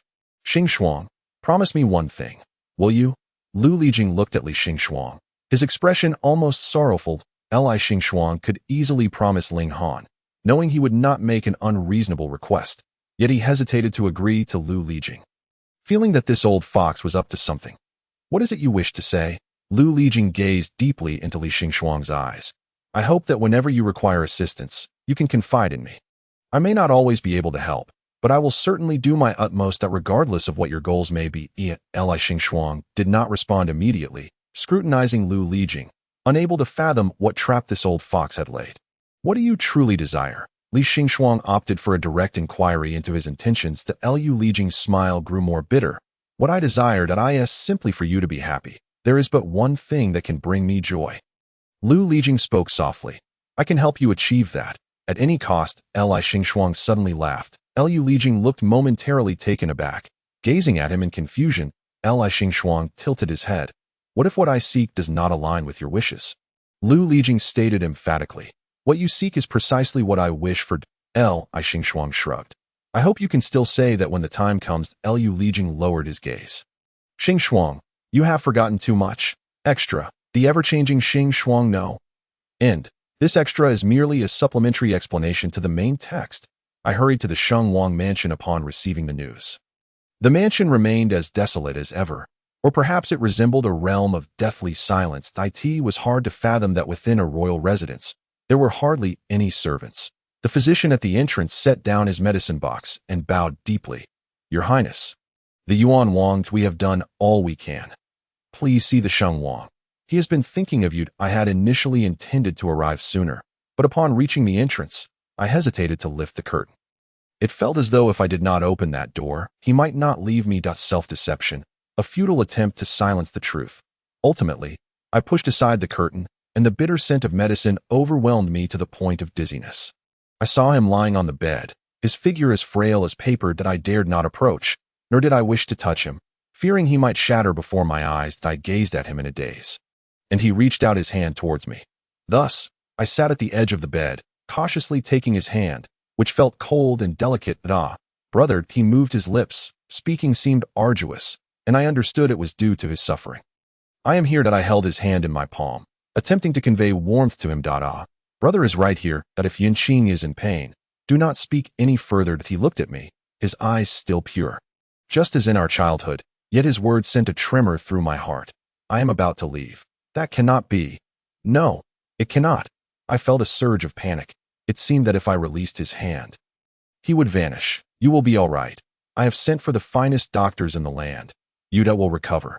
These words were not meant to comfort him, but rather to reassure myself that I knew he was doomed. From the moment of his birth, his life had been destined to be brief. Soon the pain would cease. Brothers should be happy. For me that he closed his eyes, and I hurriedly checked his pulse. But he opened his eyes once more. Whispering, I feel a bit but weary that I was gripped by terror. I had never felt such fear in my life. Yet he smiled at me. Thank you, Dada. Brother, you are the only one in this world that who has ever treated me well. I was once again struck dumb. Indeed, who had been kind to him? The consorts and heirs loathed him, detested him, tormented him. They asked for our father. From the moment I discerned the filthy desire in his eyes directed at his own child. I had sent people to investigate the events of that year. That incompetent old fool had murdered Yunqing's birth father and forcefully abducted his mother. He had bestowed the title of Defei upon that poor woman. And the only reason he did not eliminate other infants was to satisfy his depraved cravings. An excessive beauty can sometimes become the source of calamity. That I had instructed assassins to secretly protect Yunqing. And then I had added mercury and cinnabar to the old emperor's meals daily. Before his disgusting hands could reach out, I had sent him on his way. That I had no desire to engage in the treacherous games of power. I did not wish to ascend to that coveted position everyone envied. That I only wanted to protect those dear to me. For that, I would do anything. Even if my hands were stained with blood. Filthy and unclean, I would not mind. Brother will always treat you well. I gently stroked his forehead, striving to soften my voice. There is no more time. That I am about to leave. That cannot be. Yunqing, do not speak such nonsense. You will recover. That he looked at me, genuine confusion in his eyes. Whydo you not want me to die? I trembled as I replied. Of course I do not wish for you to die. What reason could there be? He suddenly laughed. Perhaps, if you live long enough, there will be another chance to see me. What do you mean? I asked, bewildered. I will not die. I am merely leaving this place. Perhaps if you live long enough, you will see me again. He spoke in a manner that seemed nonsensical, yet at that moment I might change my identity, change my name, that you would not recognize me. That I dismissed his words as the delirium of his illness. Yet I pressed his hand against my face. Brother will not forget you. No matter what you become, I will recognize you. Yes, that's so. But I will forget. His hands are growing weaker, and I have already forgotten so much. Even the friends who once meant the most to me have begun to fade from memory. So, will you help me recall them, dear brother? Sure. Cough. Suddenly, he was seized by a violent fit of coughing. A pool of blood blossoming upon the sheets. Yunqing, I called out to him urgently, just about to summon the physician, when he gently grasped my hand. No one can save me. This is punishment. He closed his eyes. A punishment for failing the mission. My eyes widened. What punishment? What mission? Yunqing, what are you babbling about? I am slipping away. You have been the kindest to me. Allow me to tell you my name. What name? What do you mean by slipping away? I was at a loss for words, merely holding on to his hand in a daze. His voice grew fainter. My true name is Xingxuang, the one who often changes. Star. His voice abruptly ceased. The warmth of his palm had turned ice cold. Chapter 78. The affliction of illness. Though unaware of what Lu Lijing was referring to, Li Xingxuang merely shrugged. It is quite normal for someone of my age to experience memory loss. He had forgotten countless things. Who could know what Lu Lijing was speaking of? Lu Lijing looked at him with an expression of resignation. Li Xingxuang scratched his cheek. May I take my leave then? Lu Lijing closed his eyes and waved his hand. You may go. Seeing this, Li Xingxuang feigned concern for his superior. Are you not feeling well? Lu Lijing sighed softly. Not at all. Oh, well then. Lu Lijing watched as Li Xingxuang exited, slowly resting his forehead against his palm. It is what it is, that he murmured. After Li Xingxuang left, he tugged at his hair, contemplating whether to address the matter before heading to Liuguang Hall. He felt that Luo Xing would be displeased if she saw it. However, he needed to treat Luo Xing, and hair could always grow back. It seemed somewhat unnecessary. Unfortunately, he lacked the ability to perform illusions. Otherwise, he could have concealed it somewhat. Although those of comparable cultivation could discern that he was using an illusion, the average person would not delve into the state of one's hair. All the demonic energy had been absorbed into the jade talisman, and his hair remained white, indicating that Luo Xing's hair could not be restored either. Perhaps the new hair would grow back black. After hesitating for a while, Li Xingxuang ultimately decided against reverting it for the time being. It was not that he feared death. Rather, upon reflection, if his hair turned white after treating Luo Xing, she might think it was due to her treatment. This girl tends to overthink. She might end up in tears again. Better to simply show up with white hair and tell Luo Xing he had died. Li Xingxuang lowered his gaze to the purple cloud ring on his finger, channeling spiritual energy. In the next moment, he found himself tumbling into a realm of soft jade and fragrant warmth. It was quite awkward. He landed in Luo Xing's embrace. She had been reclining on a soft couch reading. Although she sensed something rushing toward her, the familiar aura dispelled her instinctual wariness. Then she saw Li Xingxuang lift his head from her arms, propping himself up on one side. Luo Xing's face flushed crimson, and she quickly raised her book to shield her blushing visage. Xingxuang, how did you know what happened to your hair? Despite her embarrassment, she swiftly grasped the most important matter. Li Xingxuang replied, I did it myself. Now I look just like you. Li Xingxuang believed he could still charm her. Luo Xing's mind went blank, her face entirely concealed behind the book. Li Xingxuang assumed she disliked him being so close. Swiftly rising to sit at a distance. Did I hurt you when I fell? Such a trivial weight would hardly harm a practitioner. Luo Xing shook her head hastily. It merely reached you nearby. I didn't expect to land directly on you. I apologize. Luo Xing's face grew increasingly warm. No, it's fine. Really. After a considerable pause, she lowered her book slightly, revealing a pair of shy yet gentle gray eyes, reminiscent of autumn waters. Xingxuang, you just left. That you didn't go to dye your hair, did you? Not quite. Li Xingxuang replied honestly. Something happened at my sect, and I returned to check on it. Luo Xing expressed concern. What happened? Li Xingxuang pondered how to articulate it. Seeing his hesitation, Luo Xing quickly added, if it is inconvenient to discuss, please disregard my inquiry. I should not pry into the affairs of Wang Shualu. In her eagerness, she had grown overly worried, which was why she had inquired so directly about matters from another sect. Li Xingxuang shook his head. It is nothing of great consequence. My disciple made a small mistake, and I returned to sort it out. Only then did Luo Xing feel relieved, and she inquired, is it that friend of Miss Ning? Yes, his name is Linghan. Linghan, Luo Xing murmured, repeating the name. What is it? Li Xingxuang was unaware of any issue. Have you heard of this name? Luo Xing smiled gently. It is strange that I have not. Although I seldom venture out, I am aware of the most talented youths in the current cultivation world. That does not concern me. Li Xingxuang shrugged. Luo Xing lightly tapped Li Xingxuang's forehead. Do you know how many wish to become your disciple? I cannot take on so many disciples. 2 or 3 would suffice. Li Xingxuang paid no mind to who wished to become his disciple. After all, regardless of how extraordinary a talent, they would ultimately have to yield to the male and female leads as long as he could firmly control these 2 little ones. It would suffice. By the way, I have discovered a method to treat you. Li Xingxuang produced the jade talisman. Would you like to try it?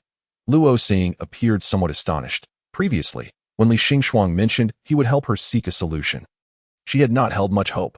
Was there a result so soon? Li Xingxuang shook the seemingly ominous jade pendant. However, there is a bit of risk. If you are afraid, I can look for a safer method.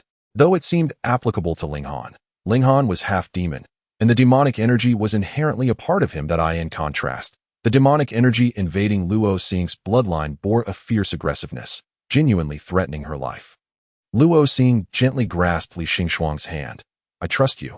But, Xingxuang, you must not harm yourself. If the method to treat me will cause you pain, I would rather not be treated. It is quite peculiar. Li Xingxuang found it inexplicable. What does my pain have to do with her? Is it that she does not wish to owe a debt of gratitude? This girl thinks about so many things. Doesn't it tire her out? Nevertheless, Li Xingxuang promptly agreed. I understand, Sister Xing. Luo Xing's cheeks flushed again for a moment. Li Xingxuang took her hand in his, channeling spiritual energy to investigate the demonic energy. There were multiple old injuries within Luo Xing's body. The demonic energy spread throughout her meridians, even permeating into her very bones. Although Li Xingxuang's heart's blood protected her life, allowing her to temporarily alleviate weakness and pain. It was merely a surface remedy. Removing the demonic energy was not difficult. One simply needed to channel the jade talisman. However, the damaged meridians and bones would be challenging to heal, and he was uncertain what kind of miraculous elixir could remedy them. Li Xingxuang fell into contemplation. Would merely removing the demonic energy suffice as repayment? Yet how long could she live afterward? Luo Xing had treated him very well, and Li Xingxuang always strove to repay those who were kind to him. As long as he had a solution, and as long as it did not interfere with his ultimate mission. Moreover, he might need Luo Xing's assistance in the future. Seeing his grave expression, Luo Xing smiled wryly. I understand. This is a chronic, stubborn illness. If it is beyond remedy, you need not exert yourself any further. With the remaining time, I simply wish to spend a little more time with her. That would suffice. She gazed at their clasped hands. She was already quite content that it was enough. Chapter 79. What is he thinking? Side quest, limited time side quest. Cure the affliction of Liuguang Hall Master Luo Xing within 10 years. Reward. Unknown Celestial Beast Cub X1. Just as Li Xingxuang was lost in thought, the system's prompt echoed in his mind. Li Xingxuang was somewhat taken aback. This reward sounds rather cool. It seems I have no choice but to undertake it. However, is raising a beast troublesome? I hope it doesn't require feeding milk. Well, it is uncertain whether the treatment will succeed, so there is no need to think too far ahead. Li Xingxuang first drew out the demonic energy from her body, and Luo Xing noticeably felt her body lighten considerably. The pale hue of her lips also became somewhat rosy, appearing much healthier. Luo Xing looked towards Li Xingxuang, and when their gazes met, he tilted his head in confusion. Luo Xing chuckled, raising her hand to stroke his cheek. Her hand had grown warm, resting upon Li Xingxuang's cool face, the sensation unmistakable. Li Xingxuang instinctively leaned his face against her hand. You are so warm. Unlike that time at the auction, when he felt colder than the ice attribute cultivation method he practiced, he felt almost lifeless. That it is you who are too cold. Li Xingxuang stepped back a bit. Then you should keep your distance. I wouldn't want to freeze you again. In the presence of Hiruofeng, Li Xingxuang could treat him as a hot water bottle without a second thought. But Luo Xing was different. Her health was so fragile, and after finally recovering a bit, what if she fell ill from being cold again? Luo Xing smiled again. I am not so easily chilled, and besides, I am feeling much better now. Li Xingxuang examined Luo Xing earnestly. The demonic energy has mostly been eliminated, but the damaged meridians and bones will not recover so easily. I will think of another way. Luo Xing lowered her eyelids. I fear it may not be recoverable. There is no need to exert yourself, and no matter how difficult it may be, I will find a way to heal you. Li Xingxuang gently patted Luo Xing's shoulder. Now, this sister had become even more important to him. Luo Xing's face flushed crimson, her heart a tangled mess, and she could only respond with a dull, okay. Li Xingfang rose, preparing to leave, when Luo Xing hurriedly grasped his hand. What is the matter? Li Xingfang sat back down, still feeling uncomfortable. No, it's not that. Luo Xing's face turned even redder. Luo Huaishi is outside. This was dire. Previously, Li Xingfang had vanished without a trace, and after such a long time, he inexplicably emerged from her room. It was hard not to draw the wrong conclusions. What is wrong with her? Li Xingfang pondered. She has seen me before. Today, she is on watch and hasn't seen anyone come or go. How do I explain your sudden appearance in my room? Most importantly, how could she explain what the two of them were doing in there? Would Luo Huaishi believe that nothing happened? Li Xingfang couldn't quite grasp why it was such a big deal. Wasn't it normal for cultivators to appear and disappear at will? However, since Luo Xing was so concerned, he decided to heed her words. What should I do? Is there a secret passage here? Luo Xing's face was flushed. You should rest in the inner room. I wasn't planning to sleep tonight anyway. Li Xingfang nodded and headed toward the inner room. Luo Xing suddenly remembered something and quickly stood up. I have a heater in my room. Let me light it for you. Are we having hot pot? Sounds good. It's a Yinshi warm stove designed to maintain indoor warmth. I received it as a gift from the head of the Yin family, due to my previous injuries and sensitivity to the cold. Oh, I see. Generally, cultivators of their level were not greatly affected by temperature. They could even endure freezing or scorching flames to a certain extent. Ordinary low-level cultivators wouldn't use such extravagant items for warmth. A bit of charcoal would suffice. Thus, this magical item seemed somewhat redundant. Luo Xing was particularly sensitive to the cold due to her prior injuries, which is why the head of the Yin family gifted her such a contraption. By the way, Xingfang, Luo Xing suddenly recalled, I have a slight acquaintance with the lady of the Yan family. If you need any magical items crafted by them, I could write a letter to inquire. Oh, I don't need anything at the moment, Luo Xing gently replied. You needn't be so polite with me. Li Xingfang felt a bit perplexed. I'm not being polite. The Snow Watching Tower currently had no need to purchase customized magical items. Luo Xing hesitated for a moment before asking. At the auction, that you seem to have a preference for the sword wielded by the Yan family's eldest grandson. Luo Xing had never seen Li Xingfang so fixated on something. She thought to herself that she must buy it for him. Li Xingfang pondered for a moment before recalling the Longxi Changyan's sword. He nearly forgot about it, though. It's just average, Li Xingfang replied casually. I still prefer my original sword that I see. Luo Xing lowered her gaze, choosing not to say more. She silently accompanied Li Xingfang to the inner room, lit the heater, and then spoke again. You should go to sleep. Li Xingfang nodded. The bed was far softer than his own, and it smelled pleasant. The stove warmed the room, causing Li Xingfang to fall asleep almost as soon as he burrowed under the covers. Luo Xing stood quietly at the door, watching him without approaching. In their childhood, Li Xingfang would share a bed with her. Back then, he was so small, often curling up into a ball, making him appear even smaller. However, Luo Xing was still young herself. She felt that her younger brother, who seemed slightly smaller than her, was somewhat guarded, so she reached out to embrace him, attempting to soothe him. Yet, she felt the little one tense up, his eyes opening warily. Upon seeing her, he relaxed slightly but still did not close his eyes. Did I wake you? I'm sorry. The little Li Xingfang remained silent, keeping his eyes wide open and scanning the surroundings. Noticing this, Luo Xing understood and softened her voice further. There's no need to be afraid. It's very safe here. Only then did Li Xingfang lie back down. After several months, Luo Xing noticed that he gradually stopped curling up while sleeping and would even lean toward her, seemingly seeking protection. Her heart ached for him. Since arriving at the Liuguang Hall, Li Xingfang had never asked for anything nor complained about anything. What was he thinking? Luo Xing was also unclear. She gazed at Li Xingfang for a long time before silently returning to the soft couch in the outer room. Picking up a book again. In truth, she could not focus on a single word. Chapter 80. A lifetime together. Upon waking, Li Xingfang felt as though the bed had ensnared him.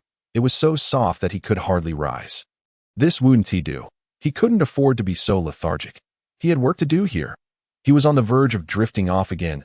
Li Xingfang struggled to prop his eyelids open. Sitting up in bed, his white hair cascading down. He opened his palm, staring at his hair. Speaking of which, this was still unresolved. Li Xingfang took out a jade talisman, attempting to control it to end his life. But it failed. It seemed that the talisman was unwilling to absorb his essence anymore, while the demonic energy was entirely locked within, not leaking out. This was a form of passive resistance. Li Xingfang could only draw forth his sword. But the Frostfall sword had accompanied him for a long time. Although it had yet to develop a spirit, it already possessed consciousness and naturally refused to harm him, secretly competing against him. This left Li Xingfang feeling somewhat dejected. Why was it so difficult to end his life? Should he grab another knife? Or perhaps channel spiritual energy to shatter his heart vein? Xingfang, are you awake? A gentle voice called from outside, snapping Li Xingfang's thoughts of bodily resurrection away. After all, he had already explained his hair to Luo Xing, and she seemed to have believed him. I'm awake. Only then did Luo Xing enter, asking softly, I'm going to take Miss Ning to practice heart methods. Will you keep an eye on her? Li Xingfang certainly intended to go. He had only completed half of the 2 tasks he set out to accomplish. Why half? Because he had not fully healed Luo Xing, and he would have to pay attention to this matter later. Furthermore, he had yet to arrange for the destined female protagonist to try the practices of the Liuguang Hall. Li Xingfang followed Luo Xing out the door. This morning, I had Huaishi take the 2 girls to play around the sect for a while. They should be at Huaiyue Pavilion now. The Huaiyue Pavilion was a place where the inner disciples of the Liuguang Hall practiced. Li Xingfang had only practiced a bit of the basics in his childhood and had not delved deeply into it, so he seldom visited. Upon arriving at the Huaiyue Pavilion, he saw Luo Huaishi chatting with the 2 girls, accompanied by a tall and sturdy young woman. Upon seeing Luo Xing and Li Xingfang, the girls all curtsied. Elder Guyun, your hair. The other girls noticed the anomaly, but only Luo Huaishi boldly inquired. Li Xingfang replied, yes, new look. Do you think it looks good? Luo Huaishi scratched her head. It looks good. Although she was unsure why he had changed his hair color, it truly did look quite appealing. Perhaps it was because his face was so handsome that both black and white hair suited him. The tall female disciple smiled slightly. In that case, you two are like an old couple. Luo Xing's face instantly turned beet red. Xiao Fong, don't speak nonsense. Luo Huaishi seemed to agree with Xiao Fong's remark, winking at Luo Xing, causing her face to redden even more as she gently pinched her cheek. You two mischievous girls, if you keep talking nonsense, I'll be angry.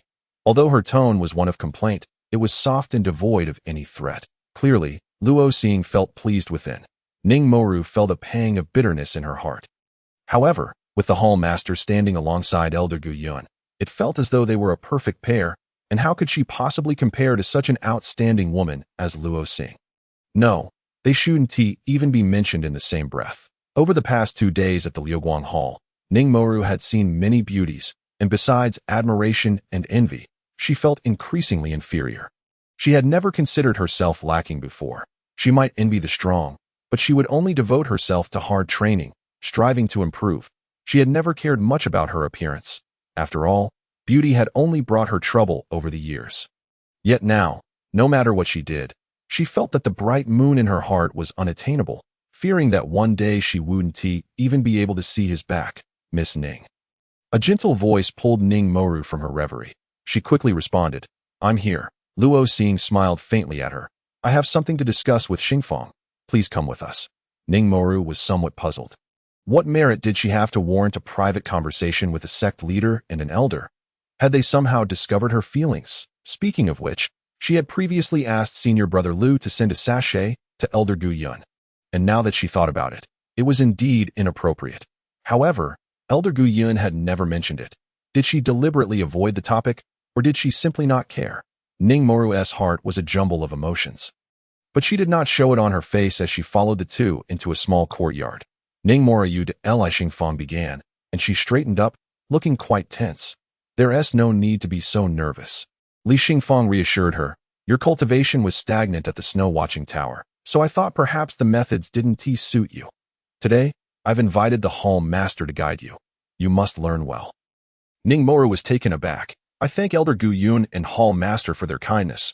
She had not expected Li Xingfang to care about her to such an extent, even asking the hall master to personally guide her. Simultaneously, she felt a twinge of guilt. Elder Gu Yun was concerned for her, while she had only been preoccupied with romantic feelings. This was truly uncalled for. She ought to dedicate more of her energy to cultivation. Perhaps after she grew stronger, Li Xingfang would look at her a bit more. Chapter 81. The importance of happiness. Unlike Wang Shuelu, where the inhabitants are adept with swords, Lu Guangdian places emphasis on the cultivation of spiritual power and magical arts. Luo Xiang gently instructs Ning Mo, while Li Xingxuang, unable to assist, sits quietly by, observing them. Ning Mo is earnest in her studies. Under Luo Xiang's guidance, she channels her spiritual energy. Feeling it seep into her dantian, her body gradually becoming lighter, as if establishing a subtle connection with the surrounding aura of heaven and earth. Luo Xiang notices this change, a hint of appreciation gracing her features. Soon, Ning Mo's face lights up with excitement that I have just broken through. Luo Xiang smiles and replies, this is the royal level technique I cultivated. The Meng Xiao Jue.it seems that Miss Ning is quite suited for it. Ning Mo respectfully bows to Luo Xiang, expressing, I am deeply grateful for your guidance. Palace Master Luo, you should thank Xingxuang. Luo Xiang smiles, adding, if it weren't for her request for me to teach you, I would not have divulged the techniques of Lu Guangdian. Ning Mo is touched and bows to Li Xingxuang, saying, thank you. Elder Guiyin, I will forever remember your kindness. Honestly, I feel like I haven't done anything. Li Xingxuang responds, just learn well, and that will suffice as my repayment. However, she muses, perhaps Luo Xiang is more suited to be Ning Mo's mentor. But the thought of giving the destined female lead to someone else leaves her apprehensive about becoming the one who weaves her fate. What if Lu Guangdian becomes the greatest competitor? Noticing Li Xingxuang's solemn demeanor, Luo Xiang gently places a hand on her shoulder and asks, Xingxuang, what troubles your mind? Seeing their affectionate interaction, Ning Mo quietly lowers her head, a bittersweet feeling stirring within her. I was just thinking that When we return to Wang Shuelu, I won't be able to instruct her like this anymore. Luo Xiaoying reassures her. This is not insurmountable. Let Miss Ning cultivate here for a while longer, that I perceive her comprehension is quite remarkable. She could grasp the fundamentals of Meng Xiaoju in about 2 to 3 years. Isn't this akin to a boarding school? While this is certainly beneficial, the issue lies in the fact that Luo Xiaoying cannot possibly oversee her without compensation. Although Luo Xiaoying is kind-hearted, Li Xingxuang is reluctant to owe further debts of gratitude. Li Xingxuang furrows her brow slightly. This would trouble you too much. Ning Mo Ro is a disciple of Wang Shuelu. There is no need for formality between us. Luo Xiaoying speaks gently. Li Xingxuang falls silent, pondering for a moment. Considering Luo Xiaoying's lingering ailments from her past, he realizes he must treat her. Perhaps this could be seen as a mutually beneficial arrangement that he heals her ailments, and she nurtures his disciple. That does seem fair. However, he must consult the destined female lead about her own thoughts. Should she be unwilling and harbor resentment, that would not be ideal. That Li Xingxuang contemplates and turns to Ning Mo Ro. Ning Mo Ro, you now have 3 choices. First, to return with me to Wang Shuelu for training.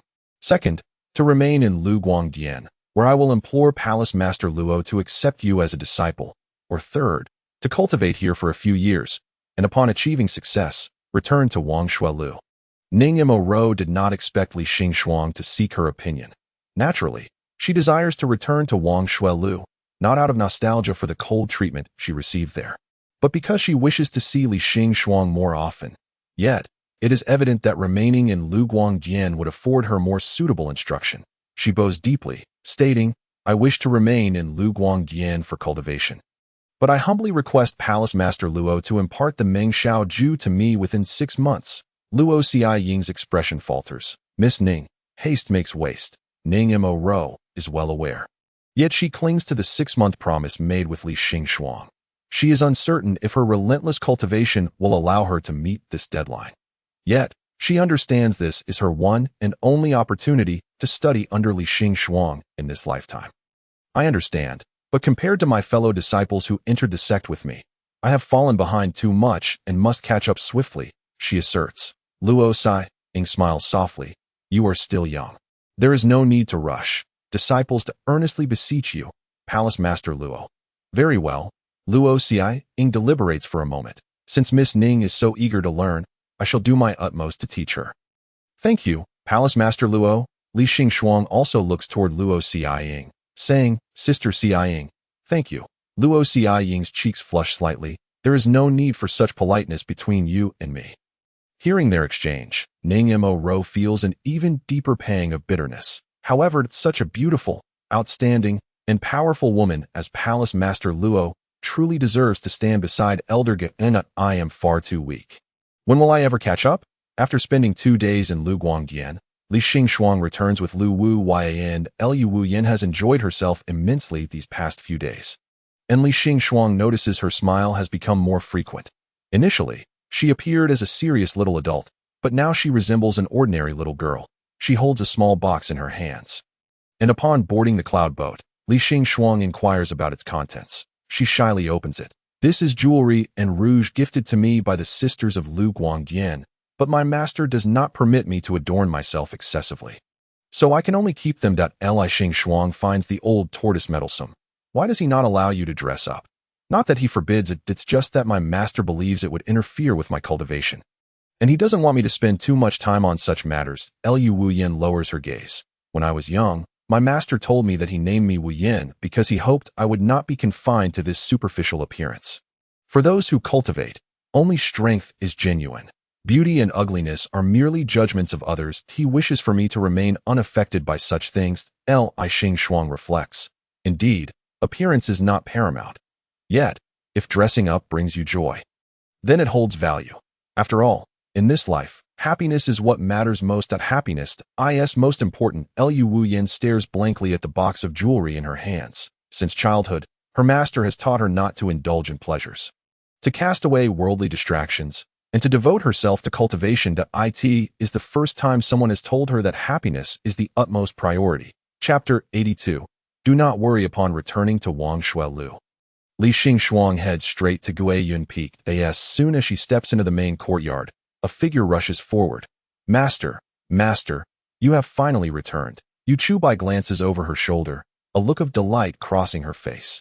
What about that girl? Why hasn't she returned? Did something happen? I entrusted her to the instruction of the palace master of Lu Guangdian. She will return in a year or so. That why Yu Chubai pouts. How has Ling Han been these past few days? At the mention of Ling Han, Yu Chubai becomes animated.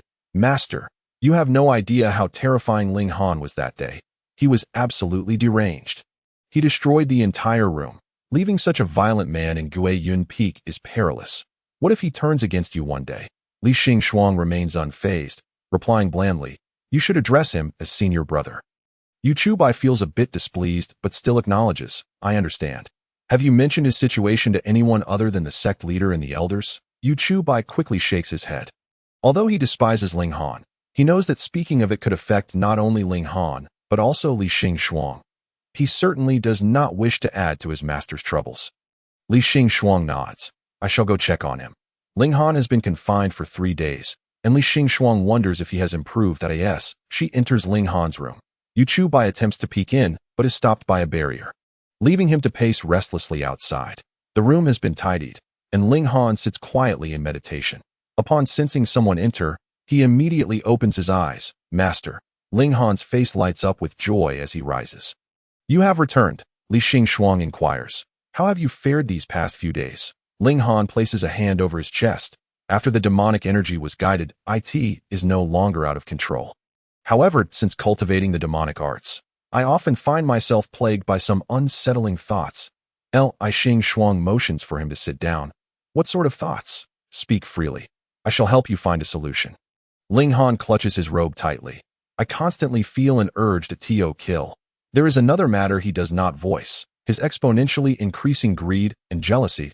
He knows he should not harbor such feelings, especially when beholding his esteemed master. The mere thought of his master interacting with others incites a deep jealousy within him. He wishes for his master to care only for him. Li Xingxuang gently pats the back of his head. This is easily remedied. Ling Han looks at him in confusion. Go to the kitchen tomorrow morning and help your junior brothers with the butchering. Chickens, fish, pigs. Ling Han. Li Xingxuang maintains a serious demeanor. If that is insufficient, there are other methods. Li Xingxuang unsheaths Ling Han's sword, placing it in his hand, and then grips the blade, slowly positioning the tip against his own neck. Kill me. Ling Han, alarmed, tosses the sword aside and kneels immediately. Master, please do not jest in such a manner. Li Xingxuang merely glances at him coolly. Do you truly believe you could kill me? I merely wish for you to find an outlet for your restless thoughts by sparring with me. Only then does Ling Han relax slightly. Yes, done in truth, Li Xingxuang genuinely contemplated allowing Ling Han to kill him. He could never truly let Ling Han loose to harm the innocent. If he were to kill, let it be the one who cannot die. Li Xingxuang is indifferent to Li Xingxuang felt unworthy of such grand gestures from the protagonist, constantly fearing that if he were to kneel before him, his own fortune would be diminished. Ling Han grasped Li Xingxuang's hand and, following his strength, rose to his feet. His voice, though soft, was resolute. Master, no matter what transpires, your disciple shall never harm you. Should there come a day when I truly lose my sanity, I implore you to disregard our master-disciple bond and end my life without hesitation. Li Xingxuang was at a loss for words. What bond was there between them? Were it not for the fact that he could not bring himself to kill, he would not have repeatedly thwarted Ruofeng's attempts to eradicate demons. Even if there came a day when you truly did slay your master, I would not hold it against you. Li Xingxuang gently patted the back of his hand, merely hoping that for the sake of our master-disciple relationship, you would treat Wang Xuelo with kindness and refrain from drawing swords against it. If you kill me, you won't be able to attack Wang Xuelo, he added. Master, Ling Han's eyes reddened. Your disciple would never harm you. Your master is merely jesting. I harbor no suspicions towards you. Only then did Ling Han relax. Li Xingxuang chose not to dwell on this trivial matter and shifted the conversation. Have you made any progress in your cultivation during these days? Ling Han lowered his head, a hint of shame in his demeanor. Disciple has been focusing on the demonic arts lately, and my original cultivation has been put on hold. How fares your demonic cultivation now? In response to Master, I have just reached the mid-stage of the blood-summoning realm, Li Xingxuang sighed, that I can no longer tolerate your dragon Aotan. Truly, you are a child of destiny. Mastering both the celestial and demonic paths, with your dual cultivation, you shan't become a minor demon immortal, will you, master? Seeing Li Xingxuang fall silent, Ling Han felt a twinge of anxiety. His progress had indeed been slow. But there was no lack of diligence on his part. If you are dissatisfied, I shall strive even harder. Li Xingxuang immediately interrupted him. There is no dissatisfaction. Do not overexert yourself. That I was merely joking. Is this slow? Only then did Ling Han breathe a sigh of relief. However, I have never encountered someone who cultivates both celestial and demonic paths, so I am unsure how to balance them. You must pay extra attention. Understood. Additionally, there is something else. Li Xingxuang felt it necessary to inform Ling Han about Ning Moru's situation. Your junior sister is more suited for the techniques of the Liuguang Hall. I have entrusted her to the head of Liuguang Hall for guidance. Ling Han's heart leapt with joy. He naturally wished for his friends to thrive, yet he also hoped she would not divert Master S' attention. Now that Ning Moru could prosper while remaining distant from Master, it was a double blessing. Double blessing. Is that how it's used? Whatever the case, it is splendid, truly splendid. Ling Han could not contain the smile creeping onto his lips. I am delighted for junior sister Ning to find a good teacher. Li Xingxuang noticed his expression, which seemed to teeter between a smile and a forced grin, and speculated that he might be feigning joy. Rest assured, she will return once she completes her studies. Ling Han could no longer muster a smile. Chapter 83. The Temptation of Desire. Li Xingxuang paid little attention to Ling Han's changing expressions as he waved his hand, lifting the restrictions in the room. Now that your master has returned, there is no need to confine you to this chamber. Stand tall and cultivate diligently. Come seek me if you need anything. As Li Xingxuang stepped outside, Yu Chubai was still waiting outside. Oh, you require something? Li Xingxuang inquired. Why Yu Chubai, sensing the restrictions had been lifted, rushed forward, seizing Li Xingxuang's sleeve. Master, did Ling Xixiang harm you? Li Xingxuang was perplexed. What power does he possess to do so? Yu Chubai smiled ingratiatingly. Disciple is merely concerned for you. After all, Ling Xixiang that day. Master, I did not intend to speak ill of Ling Xixiang. I only worry for you. What if he were to do something that tarnishes your reputation? The door to Ling Han's room opened slightly, and he regarded Yu Chubai coldly. Why? Yu Chubai pouted, shaking Li Xingxuang's sleeve. Master, look, Ling Xixiang is quite fearsome. Li Xingxuang replied. If you fear him, then keep your distance and avoid provoking him without reason. Why? Yu Chubai. Ling Han flashed a smile that was both triumphant and provocative. Yet, when he approached Li Xingxuang, his expression turned innocent. Master, if young Master Yu is afraid of me, perhaps you should place a restriction at my residence. I have grown accustomed to being disliked. Li Xingxuang gently placed his hand on his shoulder. Do not speak such words. Your master knows you are a good child. If he fears you losing control, that you may stay by my side and move into my room. No. Yu Chubai's face contorted. Realizing his outburst, he quickly adopted a pitiful expression. Disciple fears Xixiang. Master, should you not protect me? Come reside with me. Ling Han frowned, and before he could speak, Li Xingxuang interjected. Did I not mention you had a poor sleeping posture? When did I ever say that? Why? Yu Chubai intended to refute, but suddenly fell silent. Recalling how Li Xingxuang had previously urged him to share a room with Ling Han, he hastily sought an excuse. Disciple has changed now, he stammered. Li Xingxuang shook his head. Let it be. My room is too simple. I fear you may not be accustomed to it. Why? Yu Chubai had constructed several magnificent buildings on Gun Peak that were utterly mismatched with the originally unadorned surroundings. Li Xingxuang had never placed much importance on living conditions and suspected that his room would seem like a servant's quarters to this wealthy heir. I can adapt. Yu Chubai grasped Li Xingxuang's hand. Moreover, Master, you can move in and live with me. These houses were built for you. They are all yours. Li Xingxuang shook his head. I simply cannot. Ling Han lowered his gaze, his attention lingering on Yu Chubai holding Li Xingxuang's hand. But soon, Li Xingxuang withdrew his hand. Ling Han, would you like to stay with me? Li Xingxuang inquired. Ling Han, momentarily flustered, stammered, Disciple. Of course, I would be delighted. I shall arrange my belongings at once. Yu Chubai was beside himself with anxiety. Master, truly, I am not that afraid of Xixiang. There is no need for him to move in with you. Ling Han's heart tightened as he glanced at Li Xingxuang, fearing he might change his mind. Li Xingxuang shook his head. No, you have reminded me that Ling Han is indeed an unstable factor. Keeping him close will allow me to monitor him more effectively. Why you chew by? He realized he had inadvertently moved the stone only to crush his own foot. Li Xingxuang turned to Ling Han. Go tidy your things. There is no rush. Take your time. Ling Han nodded eagerly and retreated into his room. Why you chew by looked at Li Xingxuang and suddenly grasped his wrist. Leaning forward. Master, may I ask you something? Go ahead. Li Xingxuang was puzzled as to why he was suddenly drawing so near. Why you chew by leaned closer, whispering in his ear. Do you remember what I said when we first met? You were prepared to agree to me, weren't you? Li Xingxuang pondered for a moment, recalling Yu Chubai's words back then. Oh, you mentioned a misunderstanding, correct? Yu Chubai inched even closer, nearly pressing against his earlobe. If it were not a misunderstanding, I now extend another invitation. Would you still be willing? Li Xingxuang replied. I am rather indifferent to such matters. Why Yu Chubai's lips curled into a slight smile, but the next words from Li Xingxuang froze his expression. Li Xingxuang stated earnestly, however, my senior brothers and sisters do not permit me to engage in such behavior. Why you Chubai? Li Xingxuang took a step back, speaking coolly. Moreover, Elder Xian Yun had already informed you. If you wish to be my disciple, you must strictly adhere to being my disciple. Once a master, always a father. You should not harbor any other thoughts towards me. I never intended to be your disciple from the start. Yu Chubai suddenly lost his composure, his voice rising enough to draw Ling Han out. Hearing his disrespectful words, Ling Han immediately stepped in front of Li Xingxuang. You do not wish to be the master's disciple. There are countless others who desire to. How dare you show such disrespect to your teacher? Yu Chubai scoffed. Ling Han, do you truly uphold the respect for your teacher so highly?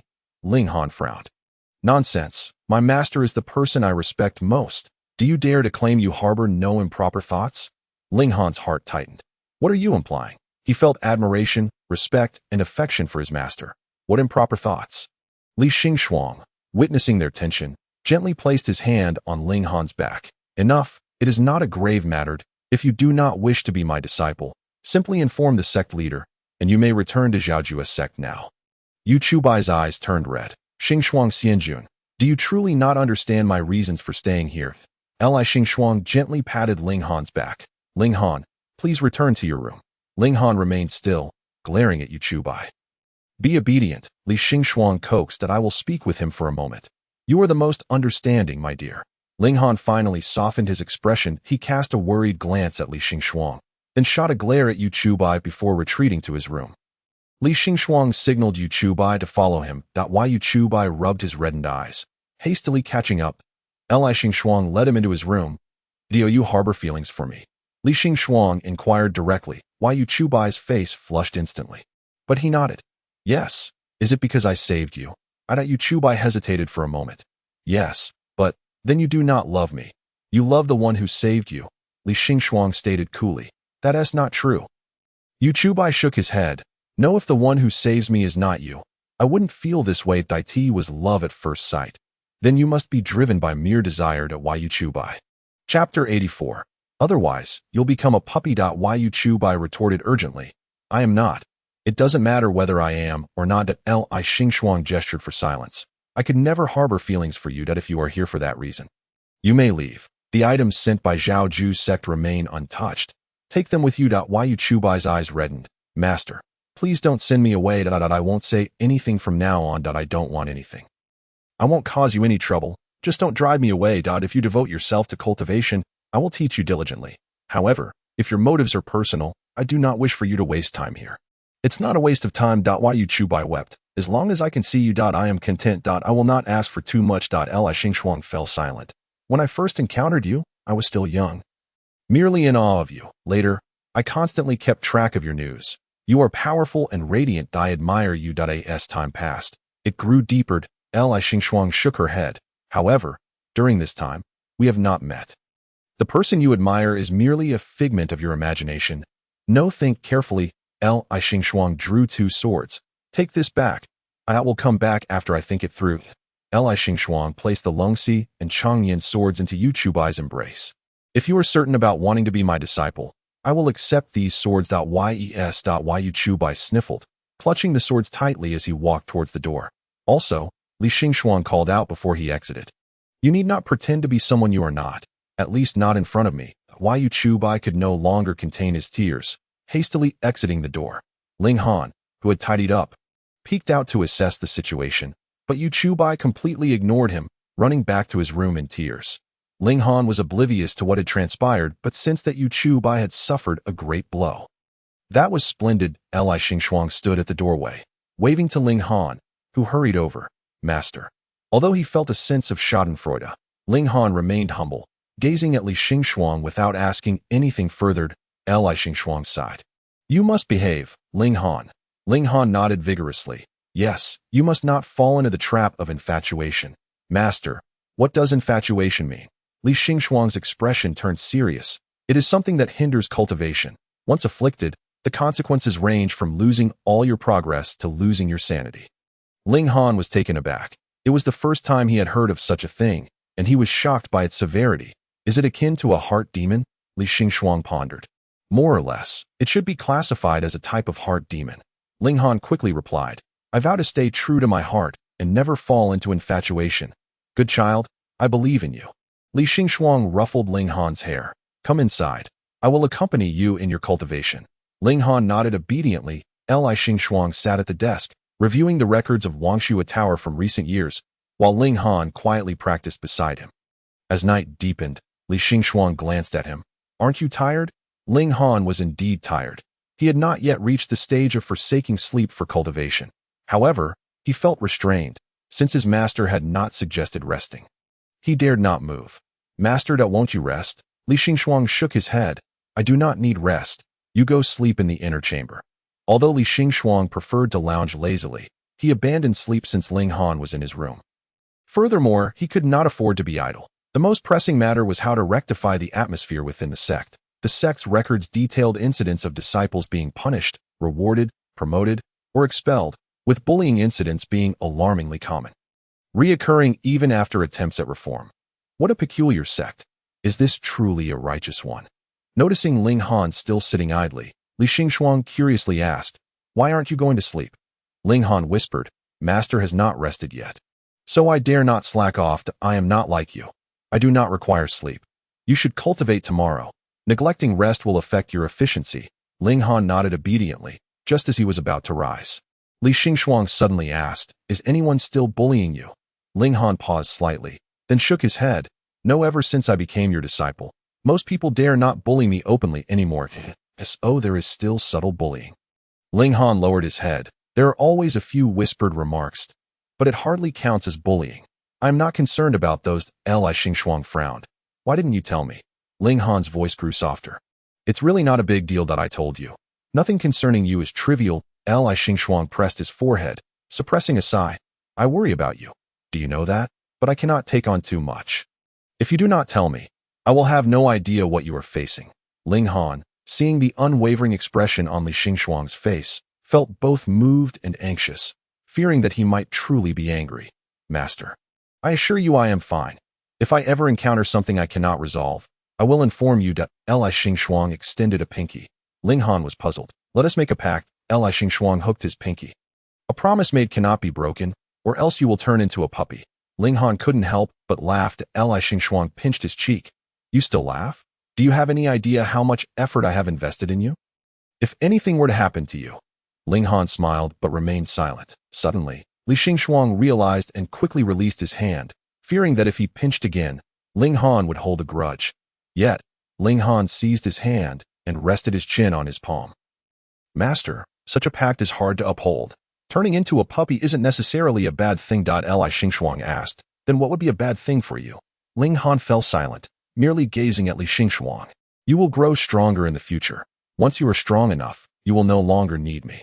Recalling that day's conversation, fear spread in Ling Han's heart. The only thing that could soothe him was the reassurance of that one statement. You will not leave me, right? No, I won't. Master. Ling Han closed his eyes, reopening them after a moment. Is there anything you fear? What would you consider to be a bad thing? Li Xingxuang contemplated seriously for a while. Do you know of the eternal ceiling pillar?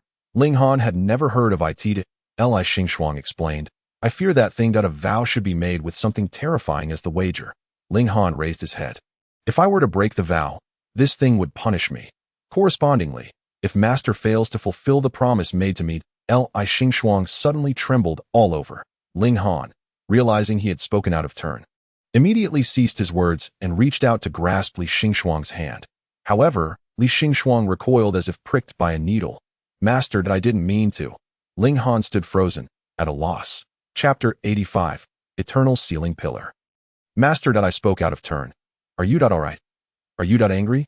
Li Xingxuang lifted his head, and, upon seeing Ling Han's bewildered expression, reached out to stroke his hair. It's fine. Li Xingxuang reassured him. It's fine. Don't be afraid. I am not angry with you. Ling Han looked at him with concern. Master, you go sleep. Let me be alone for a while. Li Xingxuang picked up the record book and began to flip through it again. Ling Han bit his lip, feeling a sense of unease, but he still retreated. He must have said something wrong. The way Master reacted just now, he must not want to bring that thing up. The Eternal Sealing Pillar. What is that? Ling Han had never heard of it. Li Xingxuang pressed his forehead, breathing rapidly, resembling a fish gasping for air, exerting all his strength to draw in breath. The Eternal Sealing Pillar, constructed of colossal stones and poured iron, is meant to imprison monsters. Li Xingxuang is that monster. He has lived for thousands of years, but in truth, far more than that, for those thousands of years only account for the time he has been conscious. He does not remember how long ago it was, nor the reasons behind it, but he was discovered to possess immortality, and those who found him greedily sought to obtain his unaging capability. Of course, such power cannot be acquired, but they were unaware. They believed the tales of achieving immortality through consuming merfolk flesh, and thus they butchered Li Xingxuang, consuming his blood and flesh, aside from being immortal. Li Xingxuang possessed no other abilities, except for certain specific instances where he would gain temporary powers. At other times, he was merely an ordinary person, like meat on a chopping block, at the mercy of others. He was bound to a stone pillar, watching helplessly as they sliced him apart and consumed him, dying from blood loss, only to resurrect and repeat the cycle. Blood soaked the pillar, staining it dark. But soon they discovered that consuming the flesh of the immortal did not grant them eternal life. Jealousy towards Li Xingxuang transformed into fear. The immortal monster, Li Xingxuang, had never harmed anyone. Rather, he had always been subjected to harm by these so-called normal people. But what of it? Being different from others was his fault. He was caged, with stones piercing his body, encased in iron and sand, submerged in the depths of the sea. The rusting process was swift. What truly imprisoned him were the pillars nailed into him. Each resurrection led to immediate death. He found himself devoid of time for contemplation, stripped of any strength to struggle. The passage of time was a blur to him. Perhaps it had been mere decades, or maybe centuries, or even millennia. He harbored no desire to return to the shore, nor to break free from this seal. All he wished for was death. Yet, he was unable to attain it. Immortality, was this the reward of the system? No, it was its curse. What had he done wrong? Perhaps he had committed no transgressions at all. He merely should not have entered that deadly game from the outset, nor should he have crossed paths with that individual. Cough, cough, perhaps due to the deep breaths he took. Li Xingxuang found himself unable to suppress a violent fit of coughing. Master, Ling Han had been attentively observing Li Xingxuang's condition, and upon hearing the sound, he rushed out. However, the moment he approached Li Xingxuang, he was rebuffed. Allow me to be alone for a moment. Li Xingxuang bowed his head, burying his face in his arms, his voice more fragile than ever before. It was the first time Ling Han had seen his master in such a state. Master, did I say something wrong? You may strike or scold me as you please, but please do not be like this. Ling Han felt a pang of heartache. He could not fathom what thoughts plagued Li Xingxuang, but he could tell that he was deeply distressed. I will not strike you. Li Xingxuang sat up and extended his hand towards Ling Han. Ling Han hesitated for a moment before gently taking his hand and half kneeling before him. Master, I do not wish to see you in pain. It is all my fault. I should not have spoken thoughtlessly. It is not your fault.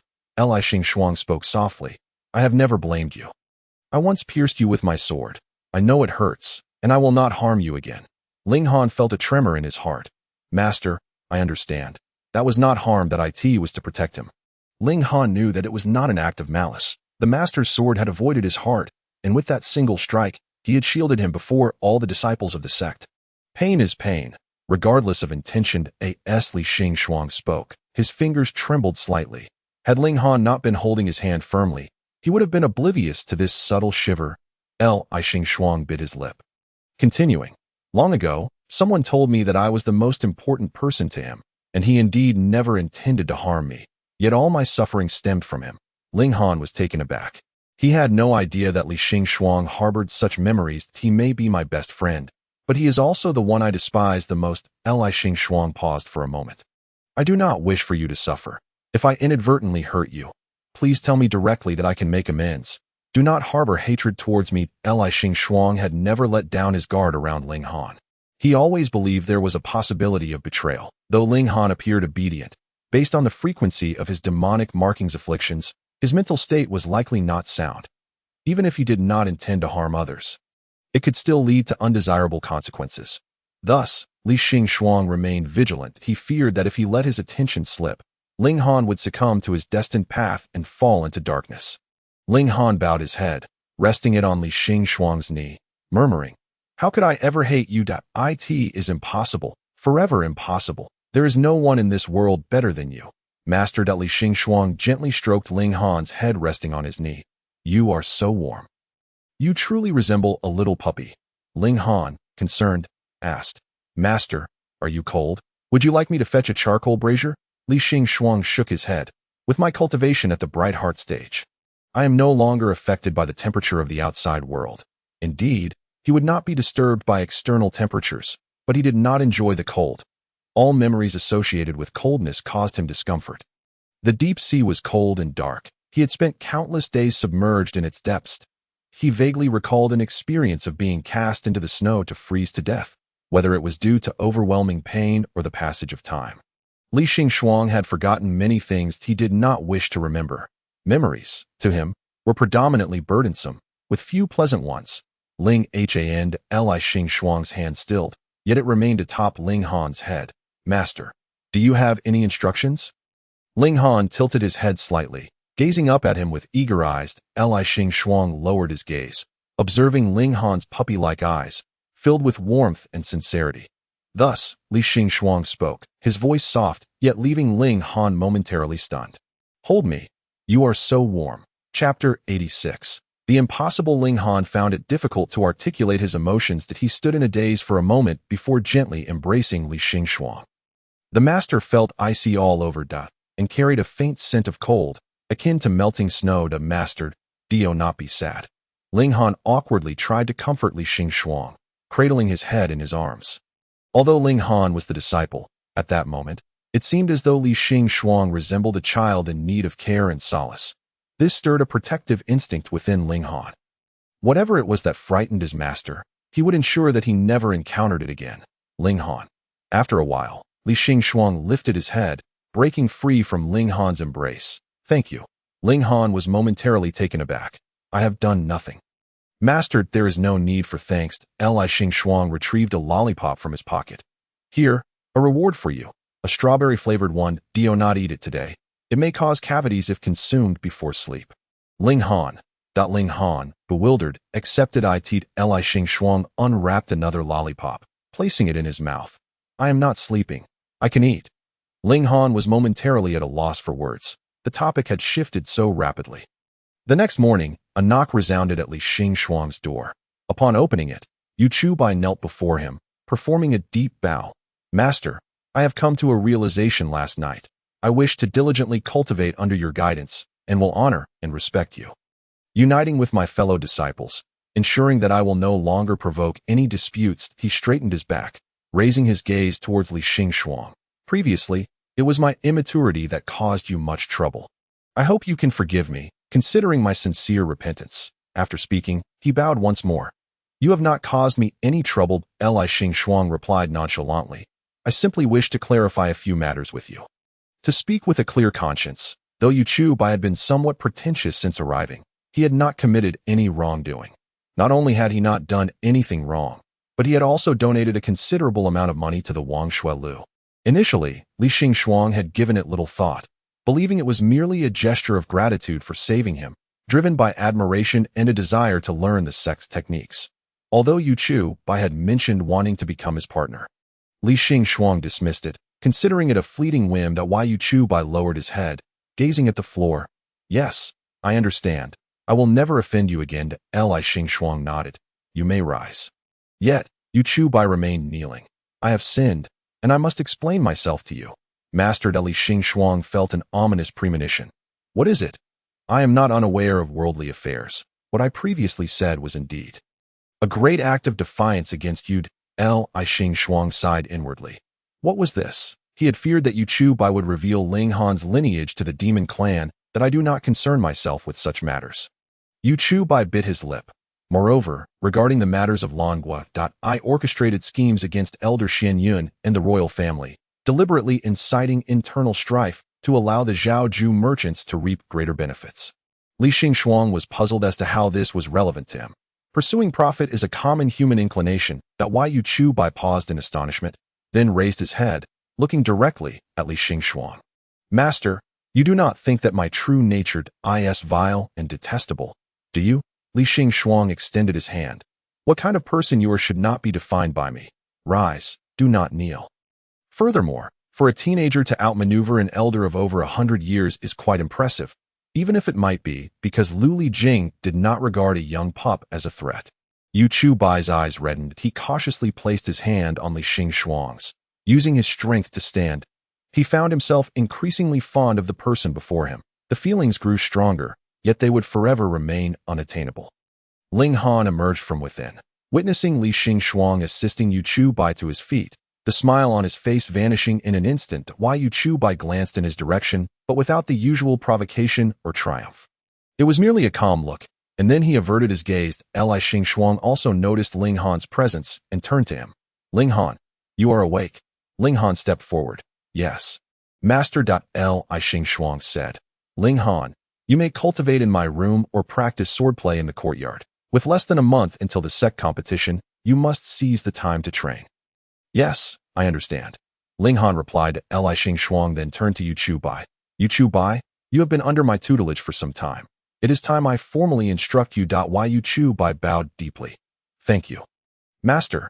As Ling Han sat nearby in meditation, Li Xing sat side by side with Yu Chubai at the desk, retrieving several books. The teachings Li Xing provided were not the imperial-level techniques intended for Ling Han. It was not a matter of favoritism. The effectiveness of techniques depended not on their rank, but on their suitability, given Yu Chubai's lower cultivation and lesser comprehension compared to Ling Han. It was only natural that he should not be taught overly complex techniques right away.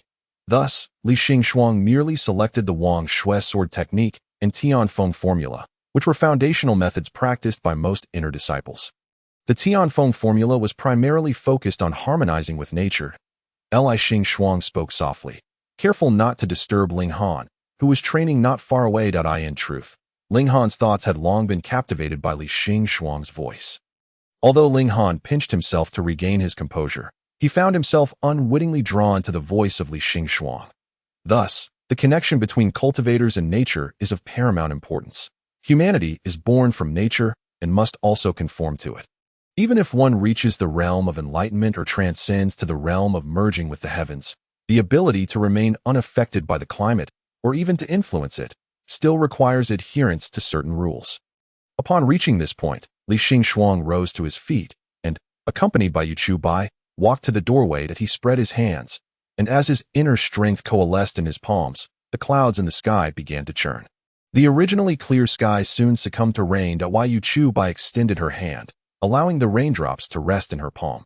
Unbeknownst to him, Ling Han had also approached, gazing at the dense clouds above the courtyard.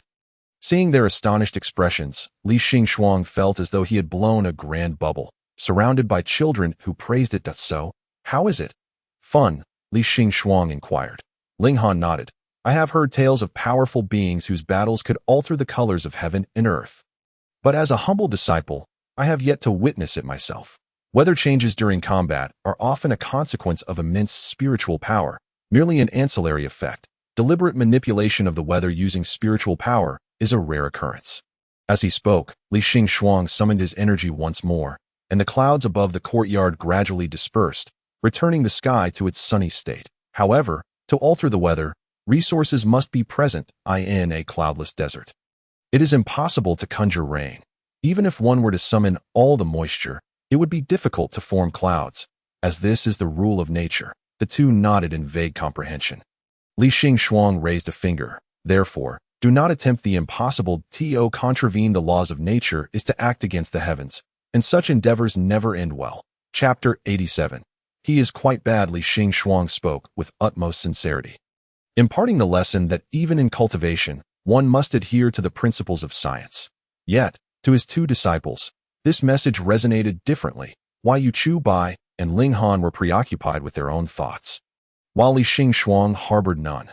For a period thereafter, Li Xingxuang remained indoors, accompanying his two disciples in their training. The results of the internal sect disciples' first assessment were released, and every few days, Li Xingxuang would conduct a class for the top students, who comported themselves well, a phenomenon he deemed positive. Unbeknownst to them, the grand sect competition was approaching. This annual event serves to select disciples for the internal sect and direct disciples, while those already designated as direct disciples would engage in friendly competition. What took Li Xingxuang by surprise was a message from Luo Xiaoying, informing him that Ning Mo Ro wished to participate in the grand sect competition.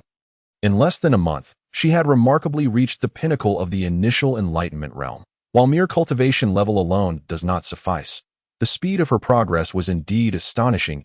Li Xingxuang was not particularly surprised, as she was, after all, the destined female protagonist. On the afternoon before the grand sect competition, Ning Mo Ro returned, accompanied by a disciple from the Liuguang Hall, who appeared to be merely in her teens. Petite, with a hint of baby fat on her cheeks, the one who brought them in was none other than Lu Lijing.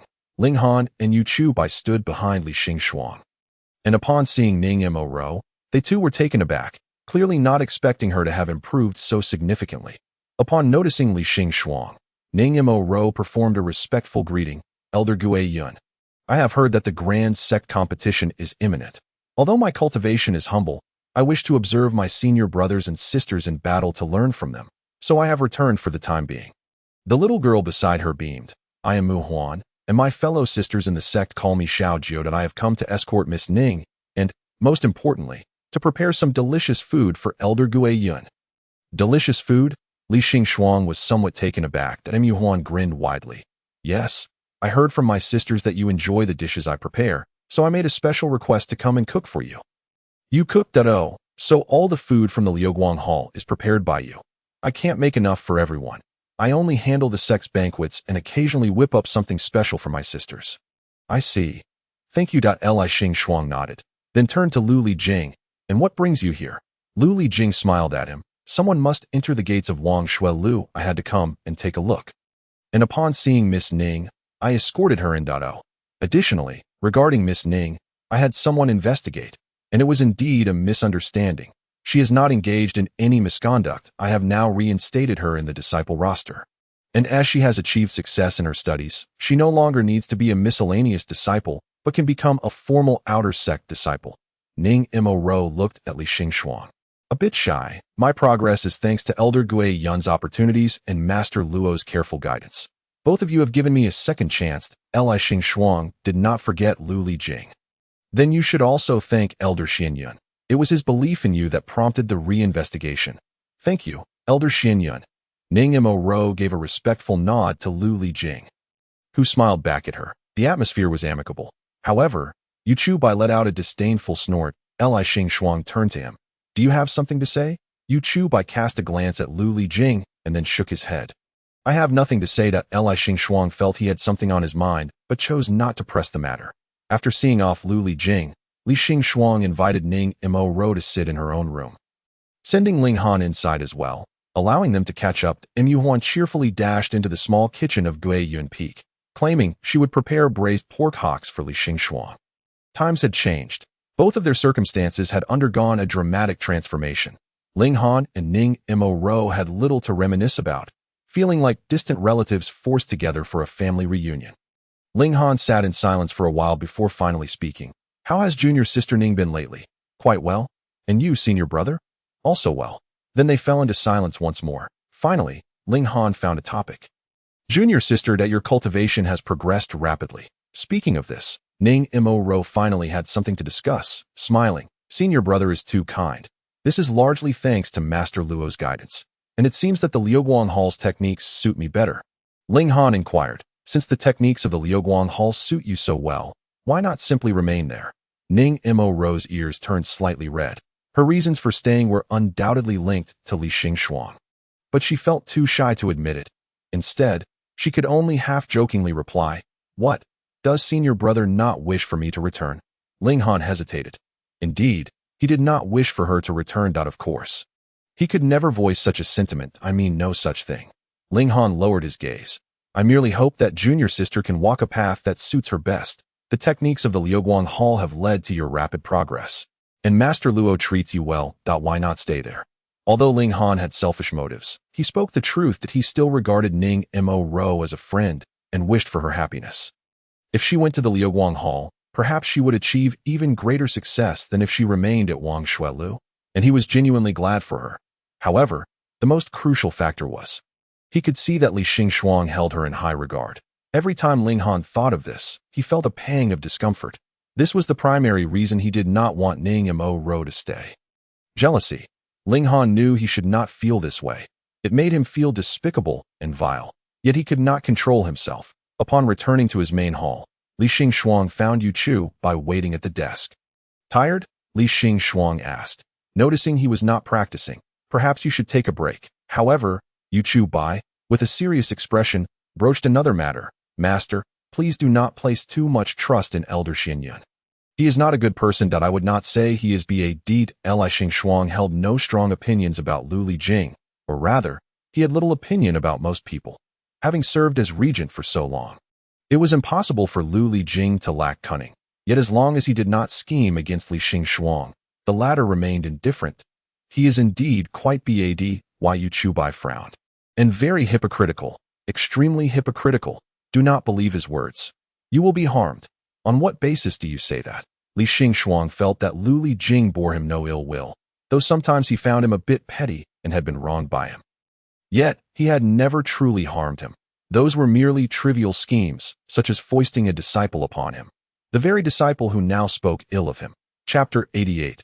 Chief Disciple Yu Chu Bai struggled to articulate his reasoning, eventually stating, regardless, he is very bad. He and I are both from Wang Shuelu, and he has no reason to harm me. He shared the same sect with Lu Lijing and was not vying for power against him. Lu Lijing had no motive to harm him. Moreover, Lu Lijing treated him quite well. Yu Chu Bai fell silent, though it seemed he had not changed his views on the day of the competition. Li Xingxuang appeared at Qianshan Tai, the venue for the sect's martial arts contest, accompanied by his 3 disciples. He ran into Ruo Feng, who was also accompanied by his 3 disciples, 2 boys and a girl. The youngest boy, merely 10 years old, appeared gentler than Ruo Feng, resembling a kind-hearted version of a chihuahua, whom we shall refer to as the not-urgent pup.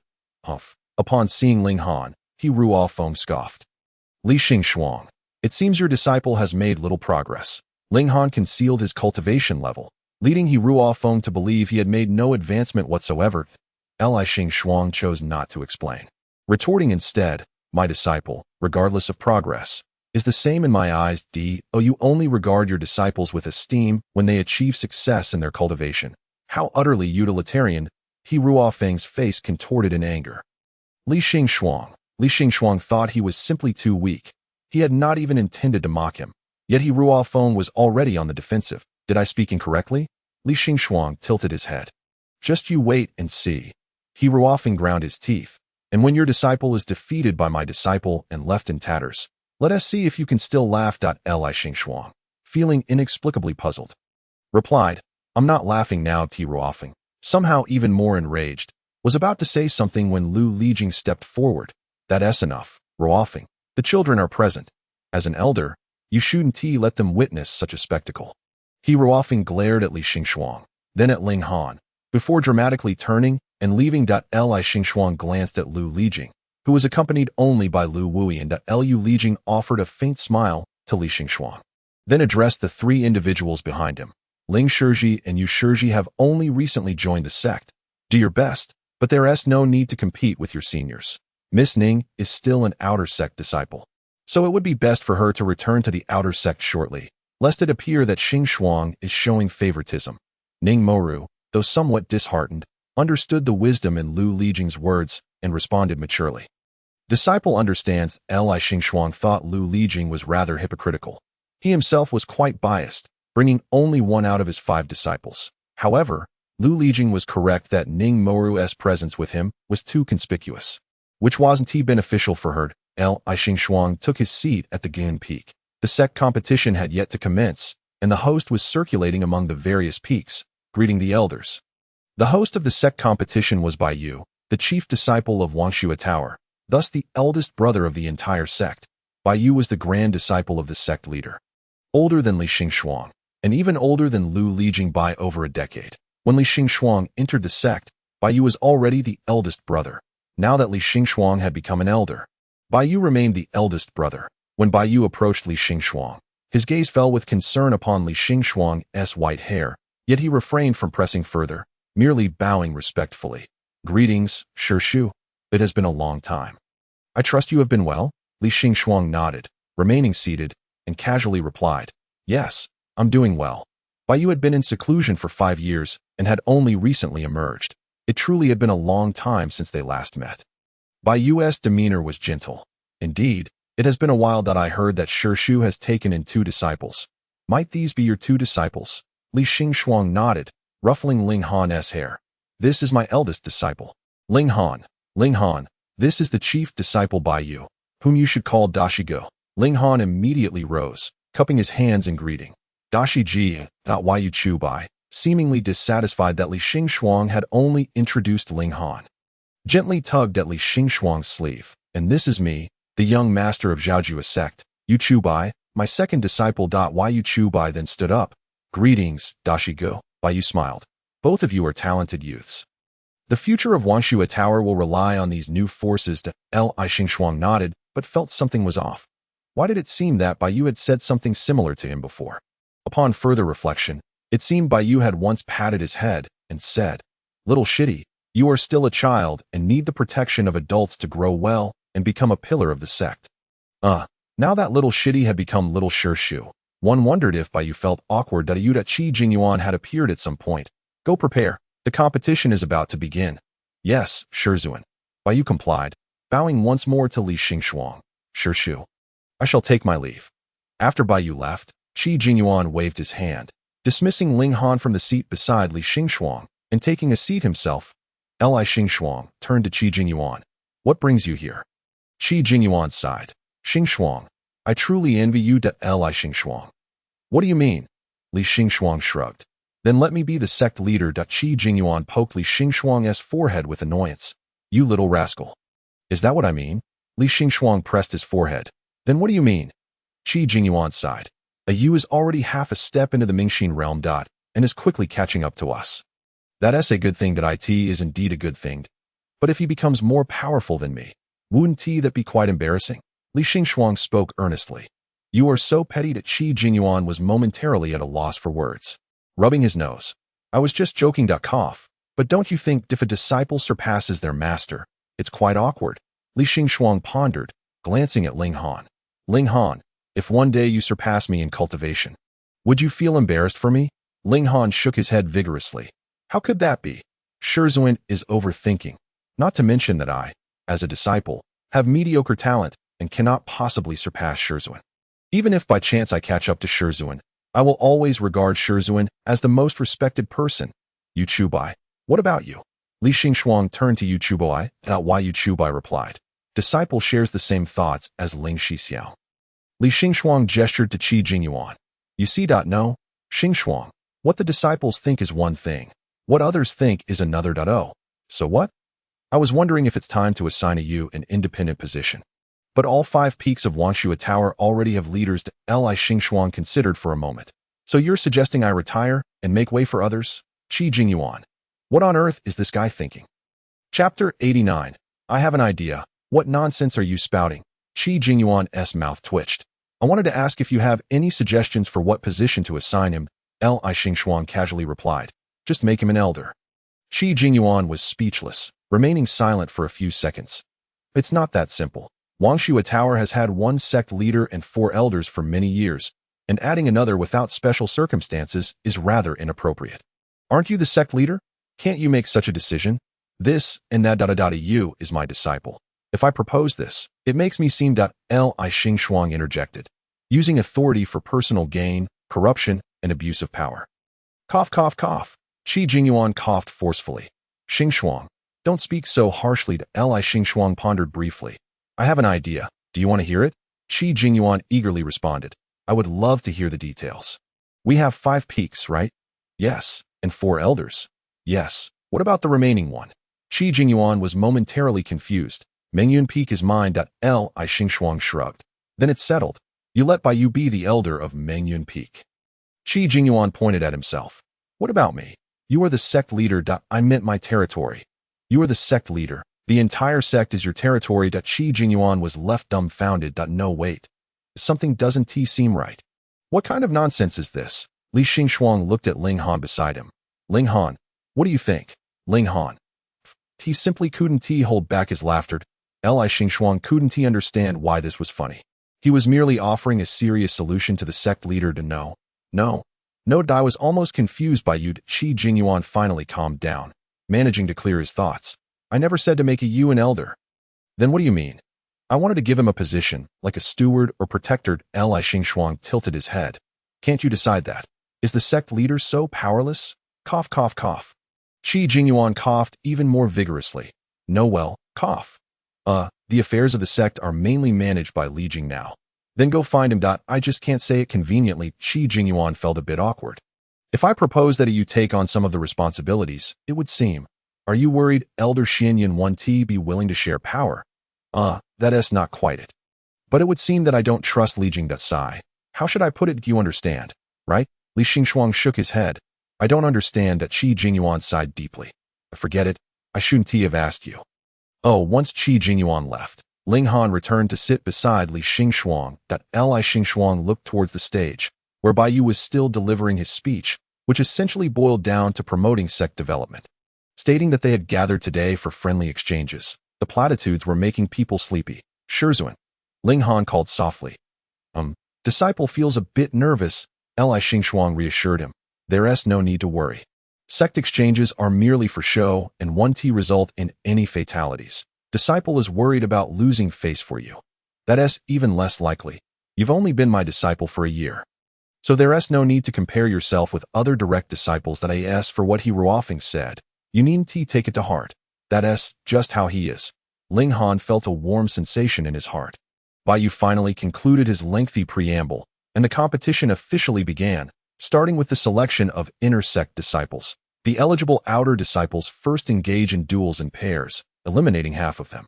After which the elders from each peak will select from these disciples. This process bears a resemblance to company recruitment, where resumes are reviewed, followed by written tests, and ultimately interviews. This year, the criteria for selecting inner disciples is at least the channeling realm. Li Xingxuang mused that last year the requirement was merely the initial awakening of the 7th stage.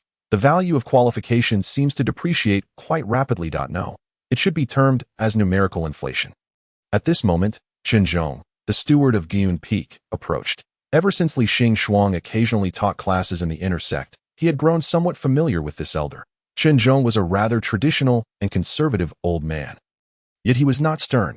His temperament was quite amiable, otherwise he wouldn't allow students to doze off or chatter during his lessons. Elder, Chen Zhong greeted, though he was older and of higher rank. He never put on airs in front of Li Xingxuang. Clearly, in his eyes, position and cultivation were of greater importance than mere seniority. Li Xingxuang nodded. Is there something you need, Mr. Chen? Chen Zhong replied respectfully. In previous years, you devoted yourself to cultivation, thus unable to attend to the affairs of the peak. However, recently, it seems you are particularly attentive to the disciples' training. May I inquire if you plan to recruit more inner disciples this year? Li Xingxuang thought to himself that this old man truly understood the art of conversation. He had been somewhat of a hands-off leader, yet Chen Zhong managed to tactfully address him. Generally, each year, the sect would promote at least a dozen new inner disciples, and at most, 3 to 4 dozen, which was not a large number when distributed among each peak. Gyun Peak, in particular, rarely recruited new disciples.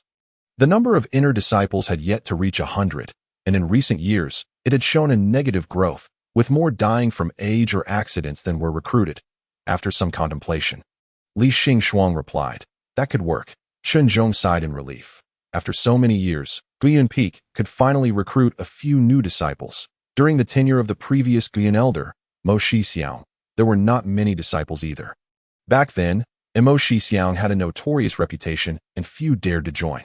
Those few who were forcibly recruited were quite unfortunate. However, since Li Xingxuang took office as the current Guyan elder, all the disciples wished to join Guyan Peak. Yet his aloof nature kept him distant from worldly matters, remaining silent during the selection of disciples. Now, seeing that Li Xingxuang had finally taken an interest in managing the sect, Qinzhong felt as if the ancestors had opened their eyes and blessed Guyan Peak. Almost moved to tears before the elder's tablet his current age and qualifications, Qinzhong no longer hoped to advance his cultivation. He merely wished to witness the sect and Guyan Peak prosper before his passing, and for the disciples to achieve success. With the elder now so motivated, he felt reassured. Li Xingxuang, however, found little interest in the sparring of the lowly skilled children, his gaze shifting from the competition stage to the seeding of the other peaks. When Lu Lijing saw him looking over, he offered a slight smile that Ruo Feng was presently admonishing his 3 disciples. The 2 older ones appeared full of spirit, while the younger one seemed somewhat bewildered. As for Qi Jingyuan, Li Xingxuang had no idea when he had run over to Ren on his side. He guessed he was reiterating what he had just discussed with him, quite persistent indeed. Suddenly, Li Xingxuang was jolted from his reverie by a wave of gasps from the audience. The young girl gracefully leaped onto the competition stage, a few strands of her raven hair fluttering in the breeze. Brushing against her fair visage, her brows resembled distant mountains shrouded in green, her eyes like autumn waters, and her lips curled slightly, adorned with a faint smile that it was Ning Moru. Li Xingxuang was taken aback. He recalled that Ning Moru was still at the initial awakening stage, while the selection for inner disciples required at least the channeling realm. Moreover, she certainly appeared to be at the initial awakening stage at that moment. Could it be that she, like Ling Han, possessed the ability to conceal her cultivation? Ruo Feng spoke first, his voice accompanied by a wave of pressure. Knowing you are unqualified, how dare you step onto the stage? The sect-s competition is not a place for your audacity. Li Xingxuang thought it rather unfortunate. It seemed this little girl was destined to become the villainous foil for the protagonist. As expected, Ning Moru, undeterred by the pressure of the Mingxin realm, stood tall and straight. I, the disciple, understand that the selection for inner disciples this year requires at least the channeling realm. However, I humbly request the elders to grant me this opportunity. Lu Lijing's voice amplified with spiritual power, resonating throughout the competition stage. His tone was calm and measured, as always, but granting you an opportunity would be unjust to the other disciples. If I lose this battle, I willingly forfeit my eligibility to compete for inner disciples in the future. Her declaration caused another stir among the audience. Li Xingxuang found himself speechless. Why hadn't they prepared a list of candidates beforehand? Now, the situation had escalated into chaos. He even suspected this format was designed to create conflict. He softly inquired Ling Han, "Do you want me to assist her?" Ling Han hesitated, his expression momentarily darkening. "Master, why do you always show such concern for her?" Yu Chubai, on the other hand, scoffed. Li Xingxuang looked at him in confusion. "What is wrong with you?" Yu Chubai narrowed his eyes. "She likely believes that with your assistance, she can boldly speak out against the elders. Does she think that even if she never competes for inner disciples again, she can still become your direct disciple?" Li Xingxuang fell silent. Well, he couldn't deny this perspective. Ning Moru was the leading lady. She was unlikely to lose this battle. Even if she did, he would find a way to take her as his disciple. He could not allow her to remain in the outer sect indefinitely. What if the protagonist decided to change allegiances? However, how could he admit to his bias? "Do not speak nonsense. I have never favored anyone. And Miss Ning is not that kind of person." Yu Chubai lowered his gaze. However, that very statement was, in itself, a form of favoritism. Ling Han pursed his lips. "Master, it would be better if you refrained from speaking on behalf of junior sister Ning." Li Xingxuang was somewhat taken aback. "Why? Isn't she your friend?" "Precisely because she is my friend. Many in the outer sect are aware of this. If you speak now, they will surely believe that is the reason." Thus looking down upon junior sister Ning even more. Ling Han's words were heartfelt. He understood what it meant to be targeted. If they found a weakness, Ning Moru's life would become even more difficult. He couldn't imagine the cruel remarks she would face upon returning to the outer sect. Lu Lijing remained silent, seemingly weighing something. Finally, it was Rin Anha who spoke. Since this disciple is so resolute, let us grant her a chance. Qi Jingyuan, what do you think? Qi Jingyuan was indifferent, noting that many audacious disciples had come before. That's fine. But remember your vow.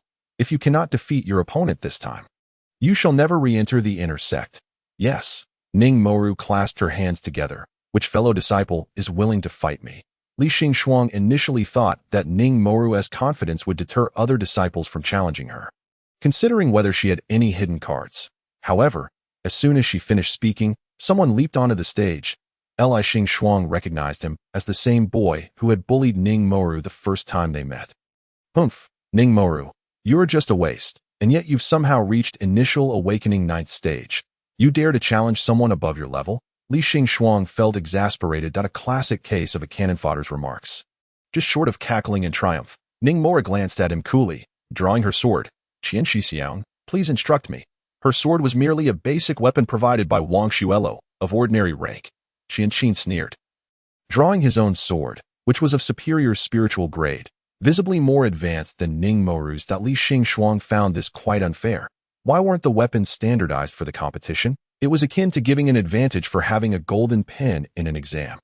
Was financial power truly a facet of strength? He glanced at Yu Chubai beside him. Well, it might actually be the case. Bai Yu raised his hand. Let the competition begin. His hand fell. Two figures swiftly engaged in combat. Qian Qin, being in the mid-channeling realm, held a half-major realm advantage over Ning Moru, making it an overwhelmingly one-sided battle by all expectations. Yet, as fate would have it, an unexpected turn was in store. A powerful wave of spiritual energy surged toward Qian Qin, as translucent white patterns unfurled from Ning Moru's forehead, exuding an ethereal and divine glow. Qian Qin's eyes widened in shock. Momentarily knocked back by the intensity of her spiritual energy, he could hardly fathom why an initial awakening disciple possessed such formidable strength. He raised his sword to defend, while Ning Moru continued her relentless assault. Pushing him back to the edge of the stage, with a roar, Qian Qin shouted, "Traitor!" Ning Moru frowned, flipping him onto the ground with a single stroke. "If you cannot match my skill, must you resort to slander?" Pointing at her, Qian Qin exclaimed, You are clearly not using the techniques taught by Wang Xuelo's outer sect. And what of it? Is there any rule stating that one can only employ techniques taught by the outer sect? Her technique was taught by Luo Xing, thus not belonging to Wang Xuelo's style, yet she refrained from elaborating, not wishing to trouble Li Xingxuang or the Liuguang Hall with unnecessary complications. Qian Qin found himself momentarily speechless, then retorted, "Everyone in the outer sect knows about your relationship with Ling Han. He colludes with the demonic clan, and you." A tremendous pressure rendered the air heavy. Li Xingxuang had somehow appeared on the competition stage. Though he typically bore a cold demeanor, he was always calm and composed. Yet at this moment, he unleashed the full force of his Mingxin realm pressure, leaving Qian Qin trembling on the ground, while others, though not the target of his wrath, felt suffocated by the immense weight. Ning Moru found herself stiffened, unable to move, and even Bai Yu beside the stage was drenched in cold sweat. Li Xingxuang raised her hand, her spiritual energy constricting Qian Qin's throat as she lifted him off the ground. Her voice was cold as ice. "Who permitted you to speak ill of my disciple?" Chapter 91. What are you saying? Qian Qin was so frightened that he became dazed, unable to utter words of plea for mercy. Just then, a hand gently rested upon Li Xingxuang's arm. Xingxuang. Lu Lijing's voice was soft. Li Xingxuang cast him a glance. "Are you trying to stop me?" Lu Lijing replied, "He is indeed at fault, but to take his life seems excessive." This statement held merit. To kill a disciple over mere words would inevitably incite gossip, further solidifying the notion that the elders were shielding a disciple bearing the blood of the demon clan. Li Xingxuang released her grip, and with her motion, Qian Qin fell to the ground. Disciple knows wrong, disciple knows sin. I thank Elder Xie Guiyun for sparing my life." Qian Qin knelt on the ground, trembling. "My disciple is not a demon," Li Xingxuang stated coldly, her voice amplified by spiritual energy, echoing throughout the arena that he is righteous and kind. "He is human. I will not allow anyone to slander him." Ling Han stared at Li Xingxuang in shock, tears blurring his vision. Li Xingxuang narrowed her eyes. "If anyone dares to speak ill of Ling Han again, I will not be so courteous next time. Li Xingxuang secretly felt a pang of anxiety. Thankfully, she had intervened in time. Otherwise, if this individual continued to shout, what if both the female and male leads were accused of darkening their hearts?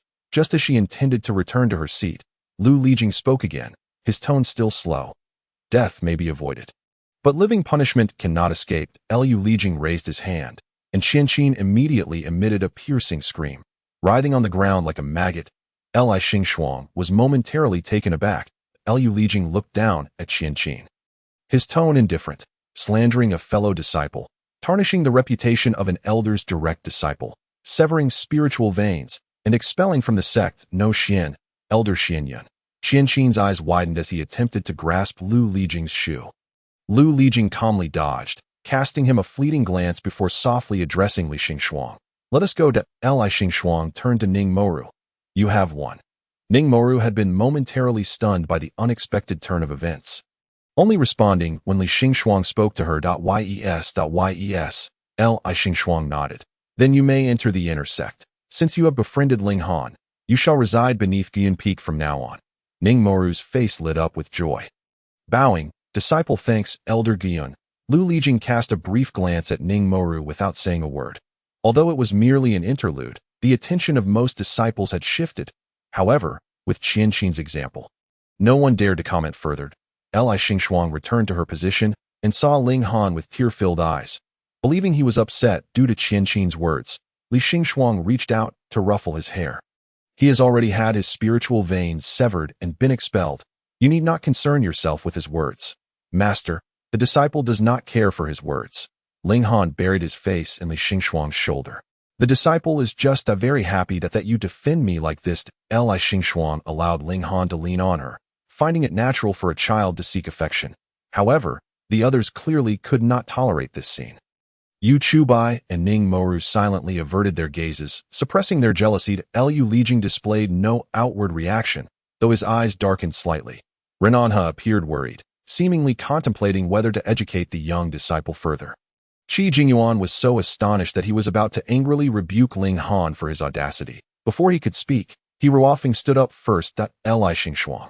He Ruofeng abruptly appeared beside Li Xingxuang and Ling Han, forcibly separating them, then grabbed Li Xingxuang by the collar, lifting her. You reckless one who indulges your disciple. You can only raise a lawless demon, an unruly disciple. Li Xingxuang was perplexed as to why he was so enraged. Even if He Ruofeng favored strict discipline, this was not his disciple. Why the urgency? Thus, she sincerely inquired, what does it have to do with you? He Ruofeng grew even angrier. You. Ling Han stepped forward to say something, but was pushed aside by He Ruofeng. Li Xingxuang frowned. If you are discontent, then let us battle. Do not touch my disciple. He Ruofeng's face turned ashen with rage. Fine, Li Xingxuang. Then let us fight. Ling Han, disregarding having just been pushed aside, quickly stepped forward to bow. It is all the disciple's fault. If Elder Tianyun wishes to punish, please punish the disciple and do not vent your anger on master. He Ruofeng shot him a glance, sneering. What do you think you are? Li Xingxuang silently scoffed. What am I? I am the protagonist. Therefore, she kindly advised, if you wish to keep your life, do not strike at him. After all, they were colleagues. It was rather pitiable considering the original timeline where he met a tragic end. However, this remark ignited He Ruofeng's fury to its peak. Are you threatening me? Li Xingxuang. She was merely stating the facts. Xingxuang, Ruofeng, in public, do not make a scene. Lu Lijing stepped forward, gently advising. Li Xingxuang glanced around the arena. Indeed, all the disciples were watching them. They had not used spiritual energy to transmit their words, as the arena was too large. Hardly anyone could hear their conversation. Even those nearby could only catch fragments. Yet, it was clear to all that the elders were at odds. Everyone knew that Elder Tianyun and Elder Guiyun were not on good terms, and Elder Tianyun harbored a deep hatred for the demon clan. While Elder Guiyun had taken in a disciple from that very lineage, and no matter how one tried to suppress it, the disciples understood. After all, everyone had witnessed Ling Han being taken to the execution platform that day. Even if Elder Guiyun intended to protect him, it could not change the facts that He Ruofeng gritted his teeth, pointing at Ling Han. Li Xingxuang, do you dare to fight me? If you lose, expel this fellow from the sect. Ling Han was taken aback by He Ruofeng's words, momentarily frozen in place. He would rather their wager be his life than be expelled from the sect. He did not wish to leave his master. I do not dare. Li Xingxuang stood protectively in front of Ling Han, candidly stating, I know you detest me, but do not drag my disciple into our conflict. He Ruofeng's face darkened further. You think I despise you?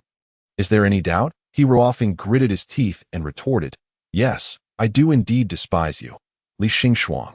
You are simply insufferable. Li Xingxuang's gaze remained calm. I am aware. Upon hearing this, He Ruofeng was momentarily taken aback. I know I am insufferable. I do not need your reminders. Li Xingxuang spoke as if discussing a trivial matter, her tone flat. If you wish to fight, then fight. But I will not use Ling Han as a wager. Should I lose, you may retaliate as you wish. You can flay my skin and break my bones, and I shall not resist. He Ruofeng's eyes widened, astonished by Li Xingxuang's words. What are you saying? Chapter 92. The disciple wishes to join Gan Peak. Enough that Lu Lijing interrupted their standoff.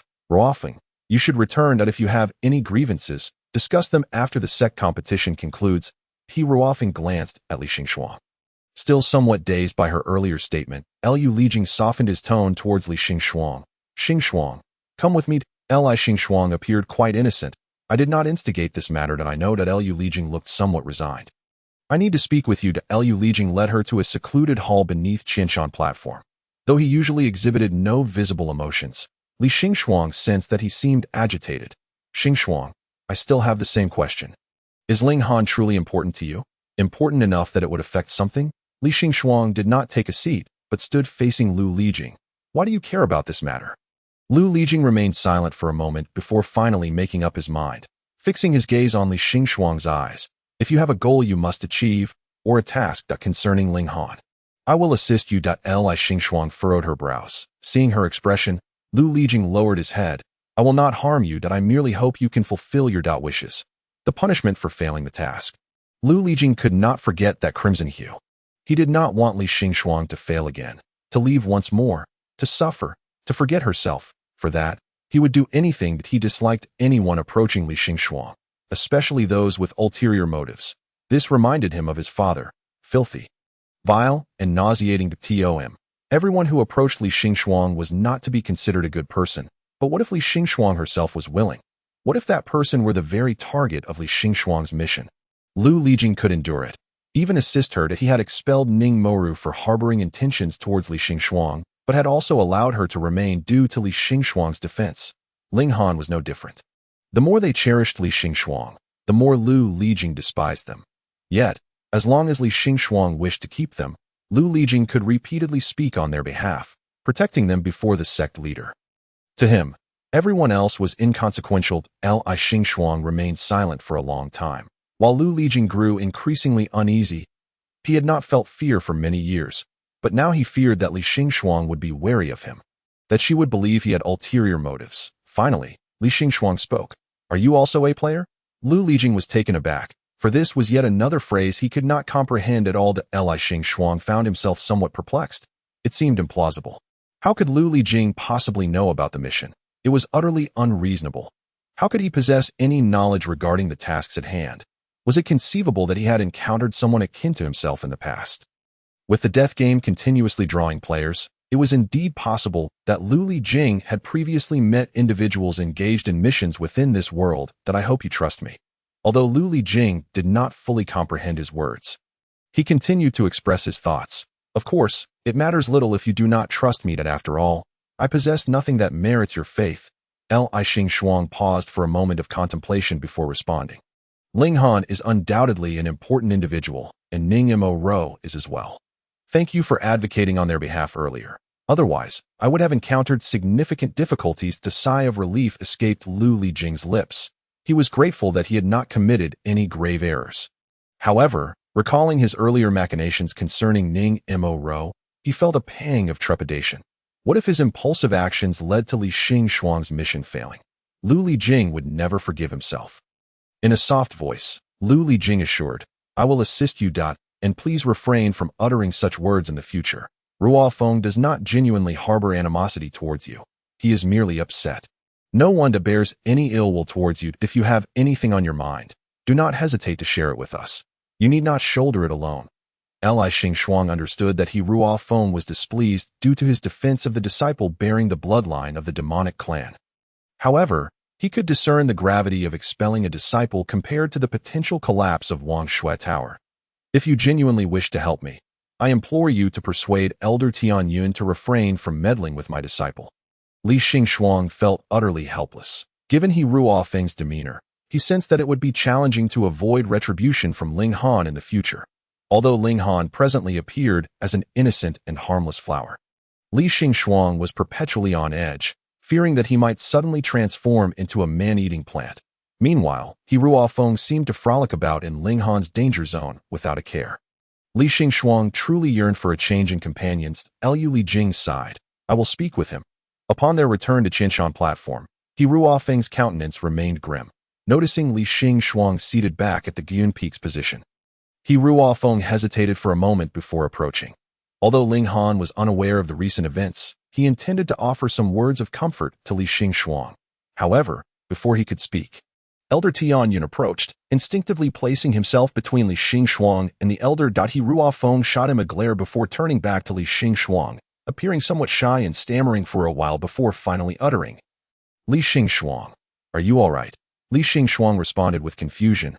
What sort of question is that? As he pondered whether He Ruo Feng had come to provoke him once more, He Ruo Feng's face flushed. Please do not be angry. I admit I spoke out of turn. Is that acceptable? With that, he dramatically swished his sleeve and retreated. Li Xing was left momentarily bewildered, pondering the nature of this encounter. After a while, it dawned on him that this fellow seemed to be attempting an apology. No one else would apologize in such a peculiar manner. Ling Han gazed at Li Xing with concern. Uncertain whether he should speak up. It's nothing, Li Xing replied. What stage are we at? Ling Han responded. We just finished. The sect leader is awaiting your return along with Elder Xianyun to select inner sect disciples. Li Xing glanced towards the sect leader. Observing Liu Lijing engaged in conversation with him, it was unclear what arrangements they were discussing, but Qi Jingyuan appeared somewhat constrained. Soon, the selection process for the inner sect disciples commenced. First, the disciples expressed their intentions, after which the peak masters would decide whether to accept them. If a peak master declined, other peak masters would make their selections, and if a disciple refused to comply, they would have no choice but to return to the outer sect. Of course, it was exceedingly rare for a disciple to refuse such arrangements. Half of the disciples chose not to express their intentions and openly stated their willingness to accept assignments. This year, 56 disciples met the criteria. The first disciple stepped forward and bowed, declaring, I wish to join Gyun Peak. Li Xing regarded her, noting her mid-stage pulse realm and decent aptitude. Very well. The disciple joyfully exited. The second disciple approached with eager eyes. I wish to join Gyun Peak. Li Xing raised an eyebrow. Is it because of Gyun Peak's favorable fortune? Li Xing's popularity was already quite high. And after he had defended Ling Han, many wished to join Gyun Peak. Having witnessed the elder's protective nature in previous years, Gyun Peak had not accepted disciples. It was a mystery as to why they began this year. Once the selection concluded, over 20 disciples pledged themselves to Gyun Peak, while the remaining 30 or so were mostly rejected by Li Xing. Only about 10 expressed a desire to join other peaks or were indifferent. Following the completion of the new inner sect disciple selection, the second round of competitions commenced, featuring contests among the inner sect disciples. Each peak provided 10 disciples, competing in pairs, with the victorious disciples earning this year's champion rewards. Li Xing was well aware that Gyun Peak held little hope, as he had previously adopted a hands-off approach to their education, neglecting their training. The outcomes for the other 4 peaks remained uncertain. Mengyun Peak, being the sect leader's domain, generally represented the sect's prestige through its disciples, while Xianyun Peak, governed by the regent, had all resources allocated by Liu Lijing. The two were likely evenly matched. Qingyun Peak had the most disciples, as Ren and he, known for her kindness, welcomed disciples that other peaks would not accept, resulting in potentially lower quality but a greater quantity of disciples. As the saying goes, quantity can lead to quality. With so many disciples, they were bound to cultivate a few outstanding individuals. Meanwhile, Tianyun Peak, under He Ruo Feng's influence, had its disciples brimming with enthusiasm for battle. Li Xing found it difficult to predict who might emerge victorious. However, this was of little consequence. Once their bouts concluded, it would be time for the direct disciples to engage in friendly sparring. Given that the direct disciples had varying times of entry into their respective sects and differing levels of cultivation, only those of similar ages would face off in battle. Li Xing glanced at Tianyun Peak. Aside from the youngest disciple, He Ruofeng's other two disciples were also around 20 years old, which meant Ling Han would inevitably face them. There were 3 disciples of similar ages from Qingyun Peak, while Xianyun Peak had only Lu Wuyan, who was of comparable age to Ling Han. As for Mingyun Peak, not a single child matched Ling Han's age. As Li Xing observed the intersect disciples competition, Qinzhong brought over a young child, He Ruofeng's little disciple. The little one appeared somewhat apprehensive, speaking in a soft voice. Disciple greets martial uncle. Li Xing, a bit puzzled, asked, "What brings you here?" Martial uncle. Please do not be angry with my master. He did not intend to quarrel with you. The child cautiously spoke, presenting a package of pastries to Li Xing. This is the osmanthus cake that I love the most. I offer it to you. Li Xing, without hesitation, accepted it, unwrapping the oil paper and taking a bite. The osmanthus cake was sweet yet not cloying, with the fragrance of osmanthus perfectly balanced. Li Xing thought to himself that this child truly had an exquisite taste. Yet, being under He Ruofeng's tutelage, he wondered whether his master would scold him for indulging in such delights. Lacking the demeanor expected of a cultivator, I am not angry with him. However, since you have brought it, I shall accept it. Li Xing shifted slightly, offering half a seat. Please sit down. Let us share. The child paused for a moment, then beamed with joy as he sat down. What is your name? Li Xing inquired. Reporting to martial uncle, I am Xiaohan Ning. Li Xing found the surname reminiscent of a protagonist from a cultivation novel. Why you chew by suddenly interjected, a family of alchemists, the Xiao family? Xiaohan Ning nodded. All the elders in my family are alchemists. Noticing Li Xing's mild surprise, Yu Chu Bai elaborated. The Xiao family ranks just below the Ji and Murong families in the realm of alchemy. Why do you not pursue alchemy? Xiaohan Ning, swallowing the cake, appeared somewhat embarrassed. I lack the talent for alchemy. My sister could identify thousands of medicinal herbs by the time she was my age. But I cannot even distinguish between Ziyang flower and Zishu flower. Thus, my father sent me to Wang Shui Tower. Li Xing remarked. Your sister is that remarkable? Li Xing thought it was impressive enough to recognize 1,000 characters by age 10. She could identify thousands of medicinal herbs. Indeed, my sister is exceptionally capable. Xiaohan Ning spoke proudly of his sister. She is both beautiful and intelligent, and she treats me very well. But now that I have entered the sect, it will be difficult to see her again. When Xiaohan Ning spoke those last words, his mood visibly dampened. Then speak to your master about wanting to return home for a visit. Although he may be a bit harsh, he cannot be so unfeeling. Can he? Xiaohan Ning appeared somewhat disheartened. No, my home is quite far away, and my mother and father do not wish for me to return too often. They believe it would hinder my cultivation. I already lack the talent for alchemy. If I do not diligently practice at Wang Shui Tower, my family would be very disappointed in me. Li Xing gently patted his head in consolation.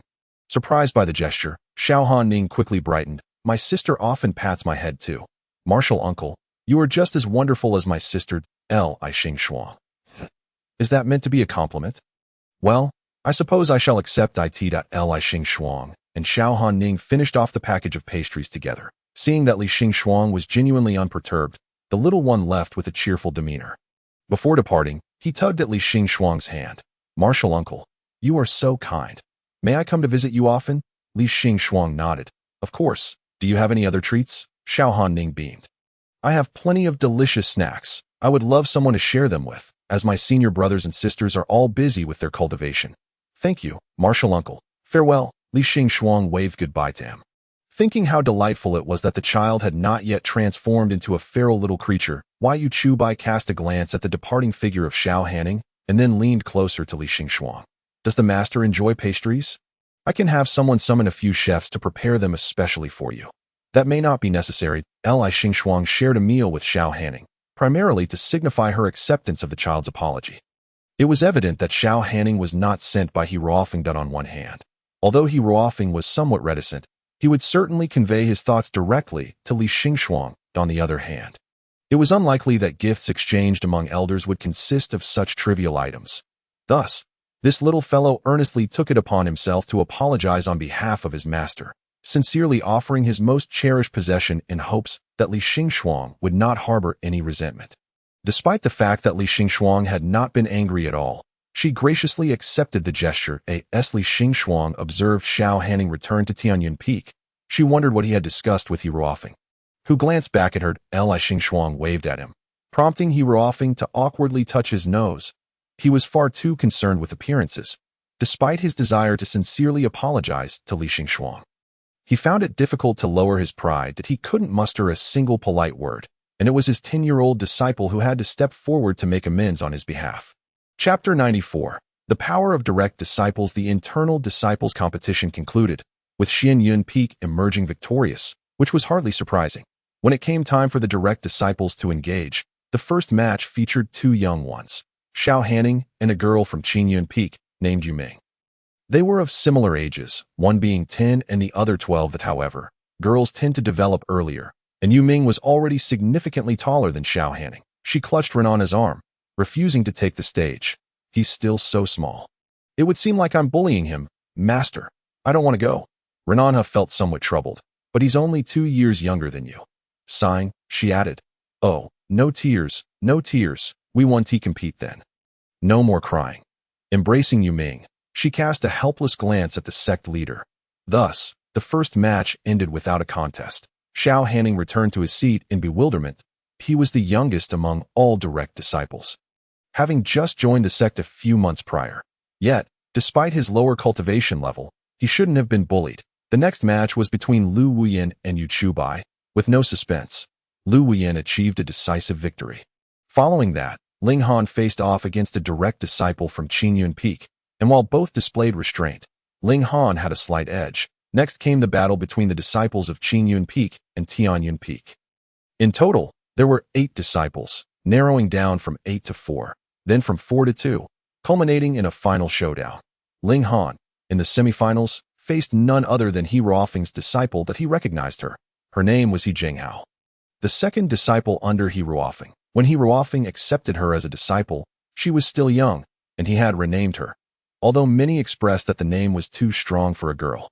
He Ruofeng remained unconvinced, arguing that names should not be gendered.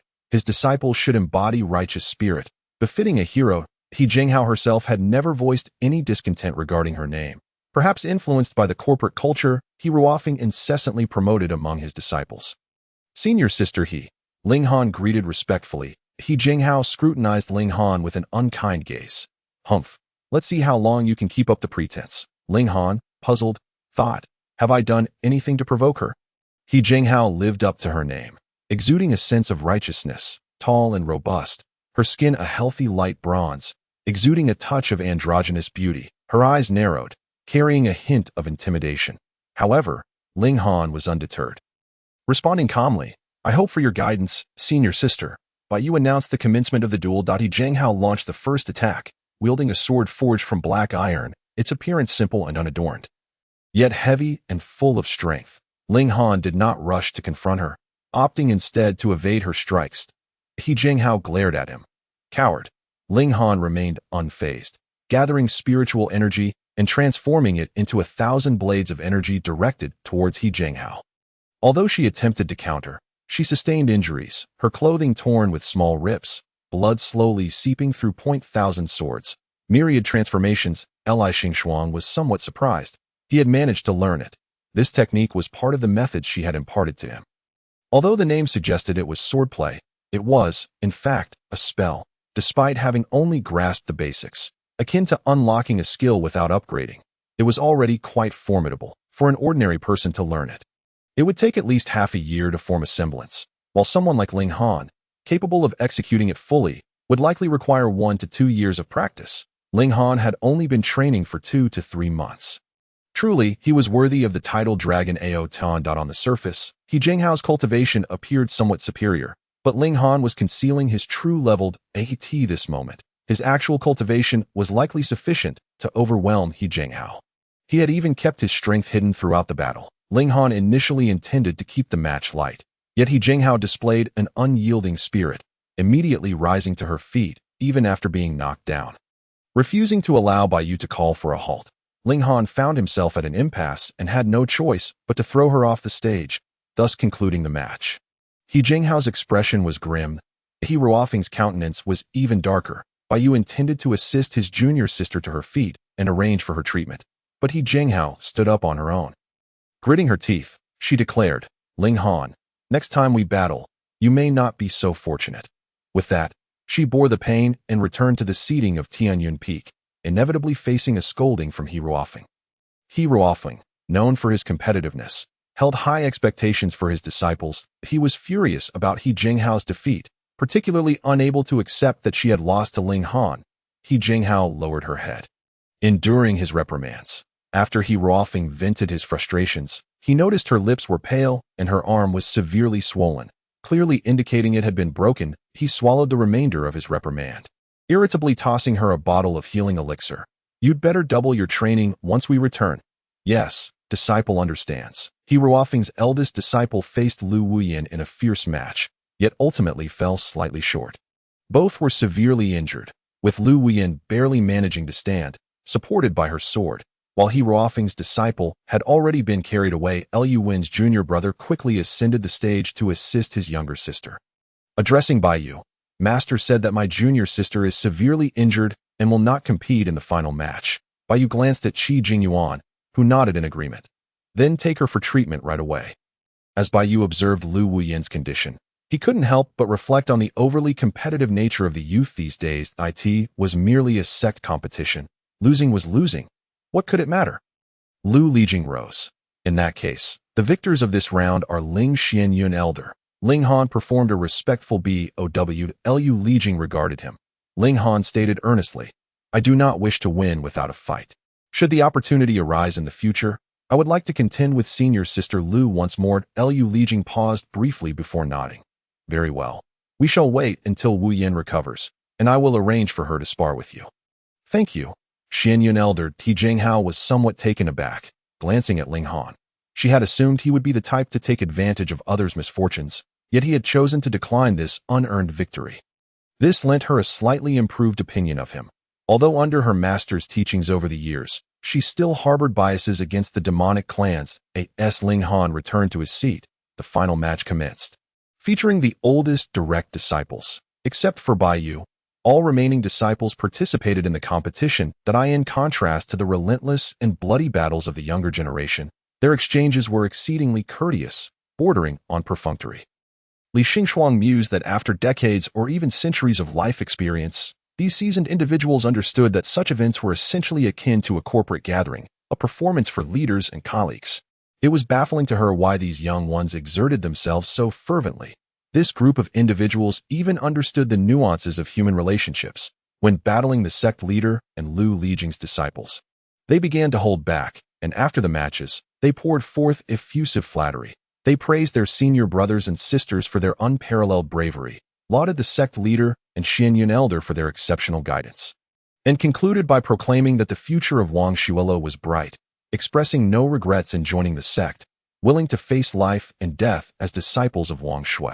The more Li Xingxuang listened, the more she felt that Wang Xuelo lacked a bright future. Chapter 95. The alchemical family. Li Xingxuang found herself disinterested in the self-congratulatory exchanges of the direct disciples and casually engaged Yu Chubai in conversation. "You mentioned the alchemical families earlier. Could you elaborate further? I am not well versed in such matters." Li Xingxuang led a secluded life and was indifferent to news from the outside world, naturally remaining oblivious to many happenings. Yu Chubai was somewhat surprised that Li Xingxuang had initiated conversation with him, but quickly regained composure, responding, "The most renowned alchemical family is undoubtedly the Ji family. The current head, Ji Yuanjia, serves as the leader of the Alchemist Alliance. The head of the Morong family, Morong Lanshu, is the vice-leader. Li Xingxuang was familiar with the Alchemist Alliance, regarded as the most formidable organization in the realm of cultivation. Alchemical pills were rare and expensive, leading to alchemists viewing others with condescension. It was indeed remarkable that Xiao Hanning had been raised to be so well-behaved and understanding. Perhaps it was due to his lack of alchemical talent. suggesting he had faced more rigorous educational challenges in this family surrounded by prodigies. Are you aware of the situation with the Xiao family? Yu Chubai pondered. I have heard a bit. The current head of the Xiao family is Xiao Yu, and among the younger generation, the most notable is his eldest granddaughter, Xiao Jinghao. Beyond that, I am not very informed. Their reputations seem limited, be they families or sects. It is inevitable for them to favor children with exceptional talents. Yu Chubai inquired. Master, are you seeking someone to practice alchemy? Li Xingxuang was indeed contemplating the old injuries of Luo Xing. On another note, she genuinely wished to learn more about the profession of alchemists. While she had little hope for herself, there was still Ling Han. What dragon-like figure was not multifaceted, capable of both alchemy and artifact forging? Li Xingxuang mused that if she could cultivate an alchemist, then perhaps in the future, she could produce pills right from her own mountain, thus saving on expenses. Had it not been for Xiao Hanning's visit today, he would not have recalled this matter at all. Moreover, even if he had thought of it, there would have been no means to establish a connection. After all, this group of individuals held their chins high. Surrounded by sycophants, and even flattering them required waiting in line. However, the situation has changed now. In a couple of days, he would concoct an excuse to borrow Xiao Hanning from He Ruofeng, ostensibly for a family visit. To seek some friendly exchanges. No. To engage in amicable communication, Li Xingxuang began to scheme in his heart. The sect competition had concluded by evening. Just as Li Xingxuang was about to lead his disciples back, he fortuitously encountered He Ruofeng. He Ruofeng's expression was extremely grim as he gritted his teeth and said, Li Xingxuang, you won't be able to gloat for long, Li Xingxuang. Huh? Are you unwell? Do you really believe your disciple's lucky win will guarantee his perpetual success? He Ruofeng snorted coldly. We'll see next year, Li Xingxuang. Sounds like a case of pressure-induced mania. He Ruofeng flicked his sleeve and departed. Due to his swift exit, Xiao Hanning's short legs struggled to keep pace. And he had no intention of pursuing him.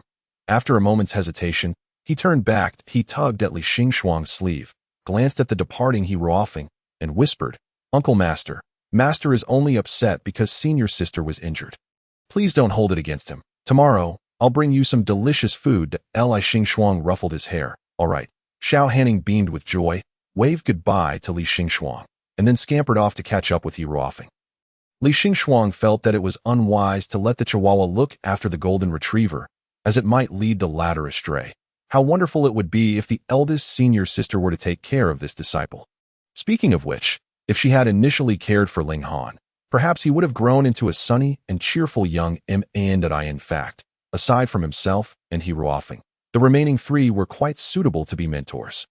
Moreover, being their disciple, no one would dare to bully him. After all, they were not like Li Xingxuang, who was indifferent to his disciples. Were it not for the tasks at hand, he would still be neglectful to this day. Although Li Xingxuang himself was quite innocent in this matter, he merely wished to stay quietly on the mountain, only to be inexplicably burdened with a disciple if that weren't enough. His disciple was a paragon of arrogance. Life is truly not easy. Upon returning to the main hall of Gyun Peak, Li Xingxuang was greeted by an enticing aroma. It was a fragrance that could make one feel lightheaded and entranced. Elder Gyun, you have returned, Mu Huan exclaimed joyfully, carrying a large iron pot. Disciple has prepared many dishes for you. Please come and taste. This little girl, who had come to Wangshua Tower with Ning Moru, spent all day in the kitchen, refusing to sleep anywhere but beside the stove. By the time they arrived yesterday, it was already afternoon, and she had only managed to prepare one meal. Li Xingxuang was puzzled about what she had been doing there for so long. Nevertheless, upon seeing the table laden with dishes, he felt reluctant to let her leave. After all, Li Xingxuang had enjoyed his time at Liuguang Palace for so long. What harm would it do to borrow her for a few more days?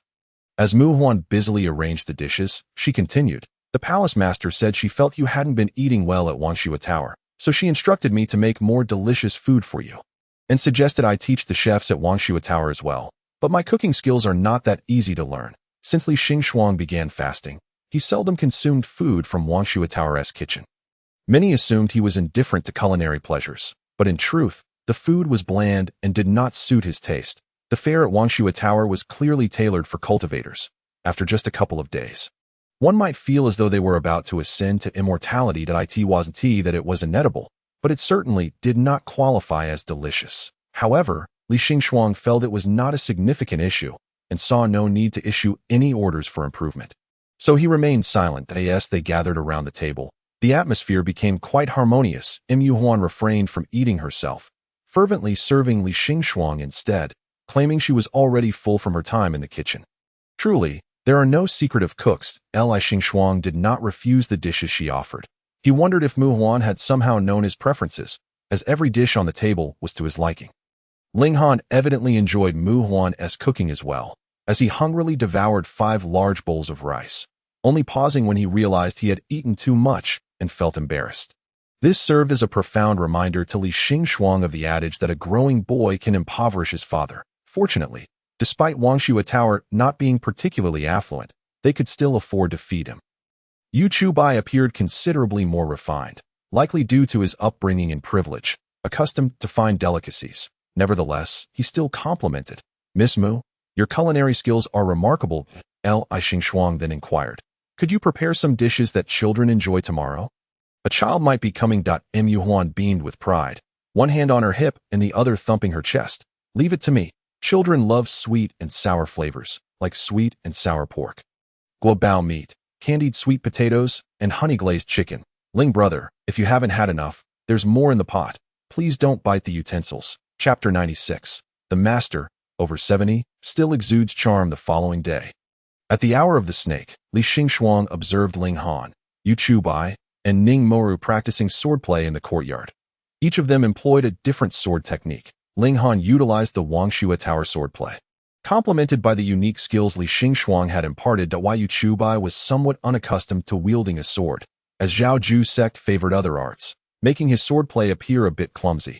Ning Moru had practiced swordsmanship at Wangshui Tower for a long time, but her real progress had occurred at Liuguang Palace, where her techniques perfectly merged the strengths of both sections. Noticing Ning Moru's proficiency, Ling Han eagerly engaged her in a friendly match. They refrained from using spiritual energy, relying solely on their swords for the duel.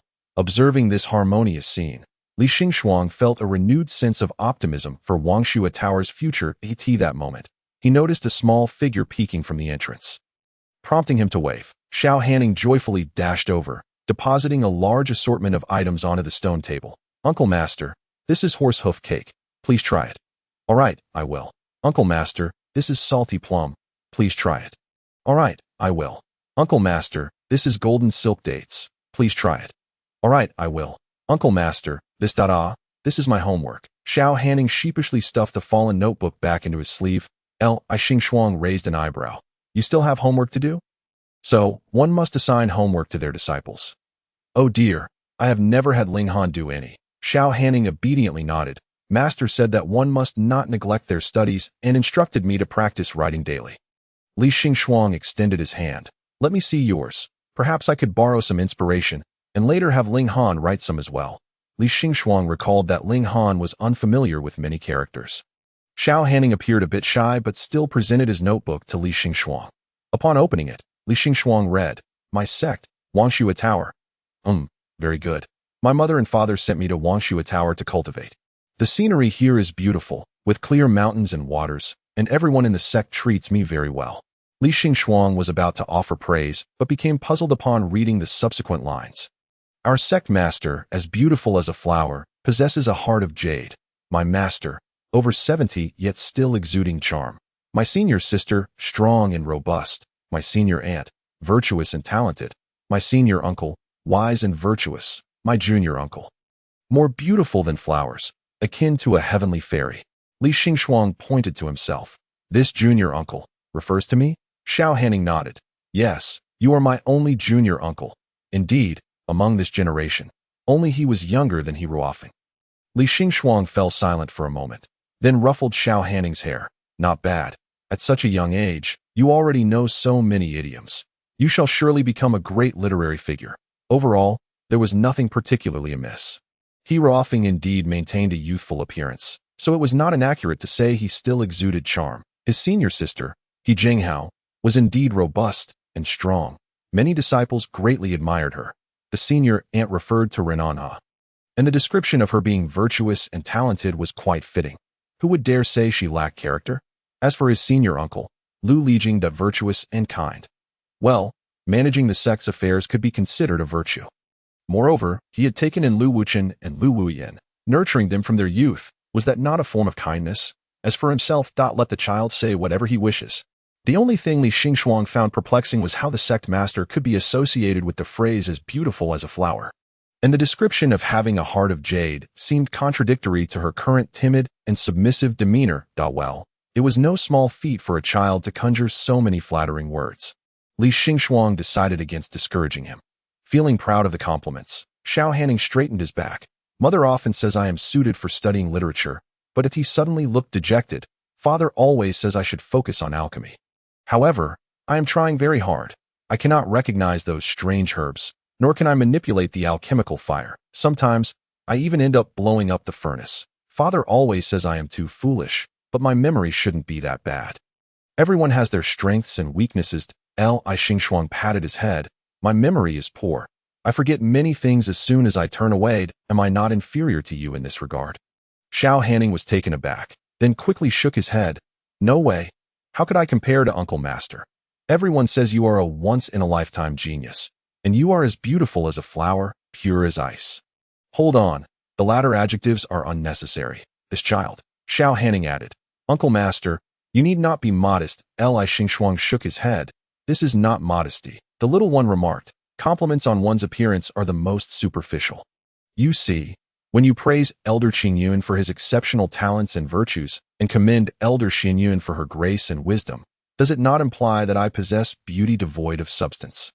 Xiao Hanning quickly waved his hands, exclaiming, No, that is not my intention. It is merely that I find you extraordinarily beautiful, which prompted my words. Then, in the future, when I praise my esteemed uncle, I shall extol your gentle and virtuous nature, as well as your erudition. Li Xingxuang replied. Thank you. In all his years, it was the first time someone had described him as gentle. Xiao Hanning, with utmost sincerity, insisted, no need for thanks. My words are heartfelt. Li Xingxuang accompanied Xiao Hanning as they indulged in some snacks and played for a while, before he could subtly inquire whether Xiao Hanning wished to return home for a visit. Xiao Hanning declared his intention to leave. Esteemed uncle, I shall take my leave now and return in a couple of days to play with you. He then hesitantly added, Is that acceptable? Will it trouble you? Li Xingxuang reassured him, It will not be a bother. Stay for a meal before you depart. It is nearly noon. Xiao Hanning appeared reluctant to leave, yet he hesitated. But, Master, he will. Suddenly, the door was forcefully kicked open, and He Ruofeng stormed in, exclaiming, If you have business with me, come at me directly. Do not drag my disciple into this. He Ruofeng's imposing presence startled Xiao Hanning and Li Xingxuang, who were seated together, enjoying their snacks. Xiao Hanning stood awkwardly. Master Ti Ruofeng's face turned as dark as thunder as he approached and seized Xiao Hanning by the ear, scolding, You little rascal, skipping your training to slack off. Are you? And on Guyun Peak, no less? Li Xingxuang interjected, placing his sunflower seeds aside. Enough that he is still a child. It is not a grave matter. Do not be overly harsh. Ti Ruofeng gritted his teeth. It is easy for you to say. He is not your disciple. He then warned, I advise you to refrain from leading my disciple astray.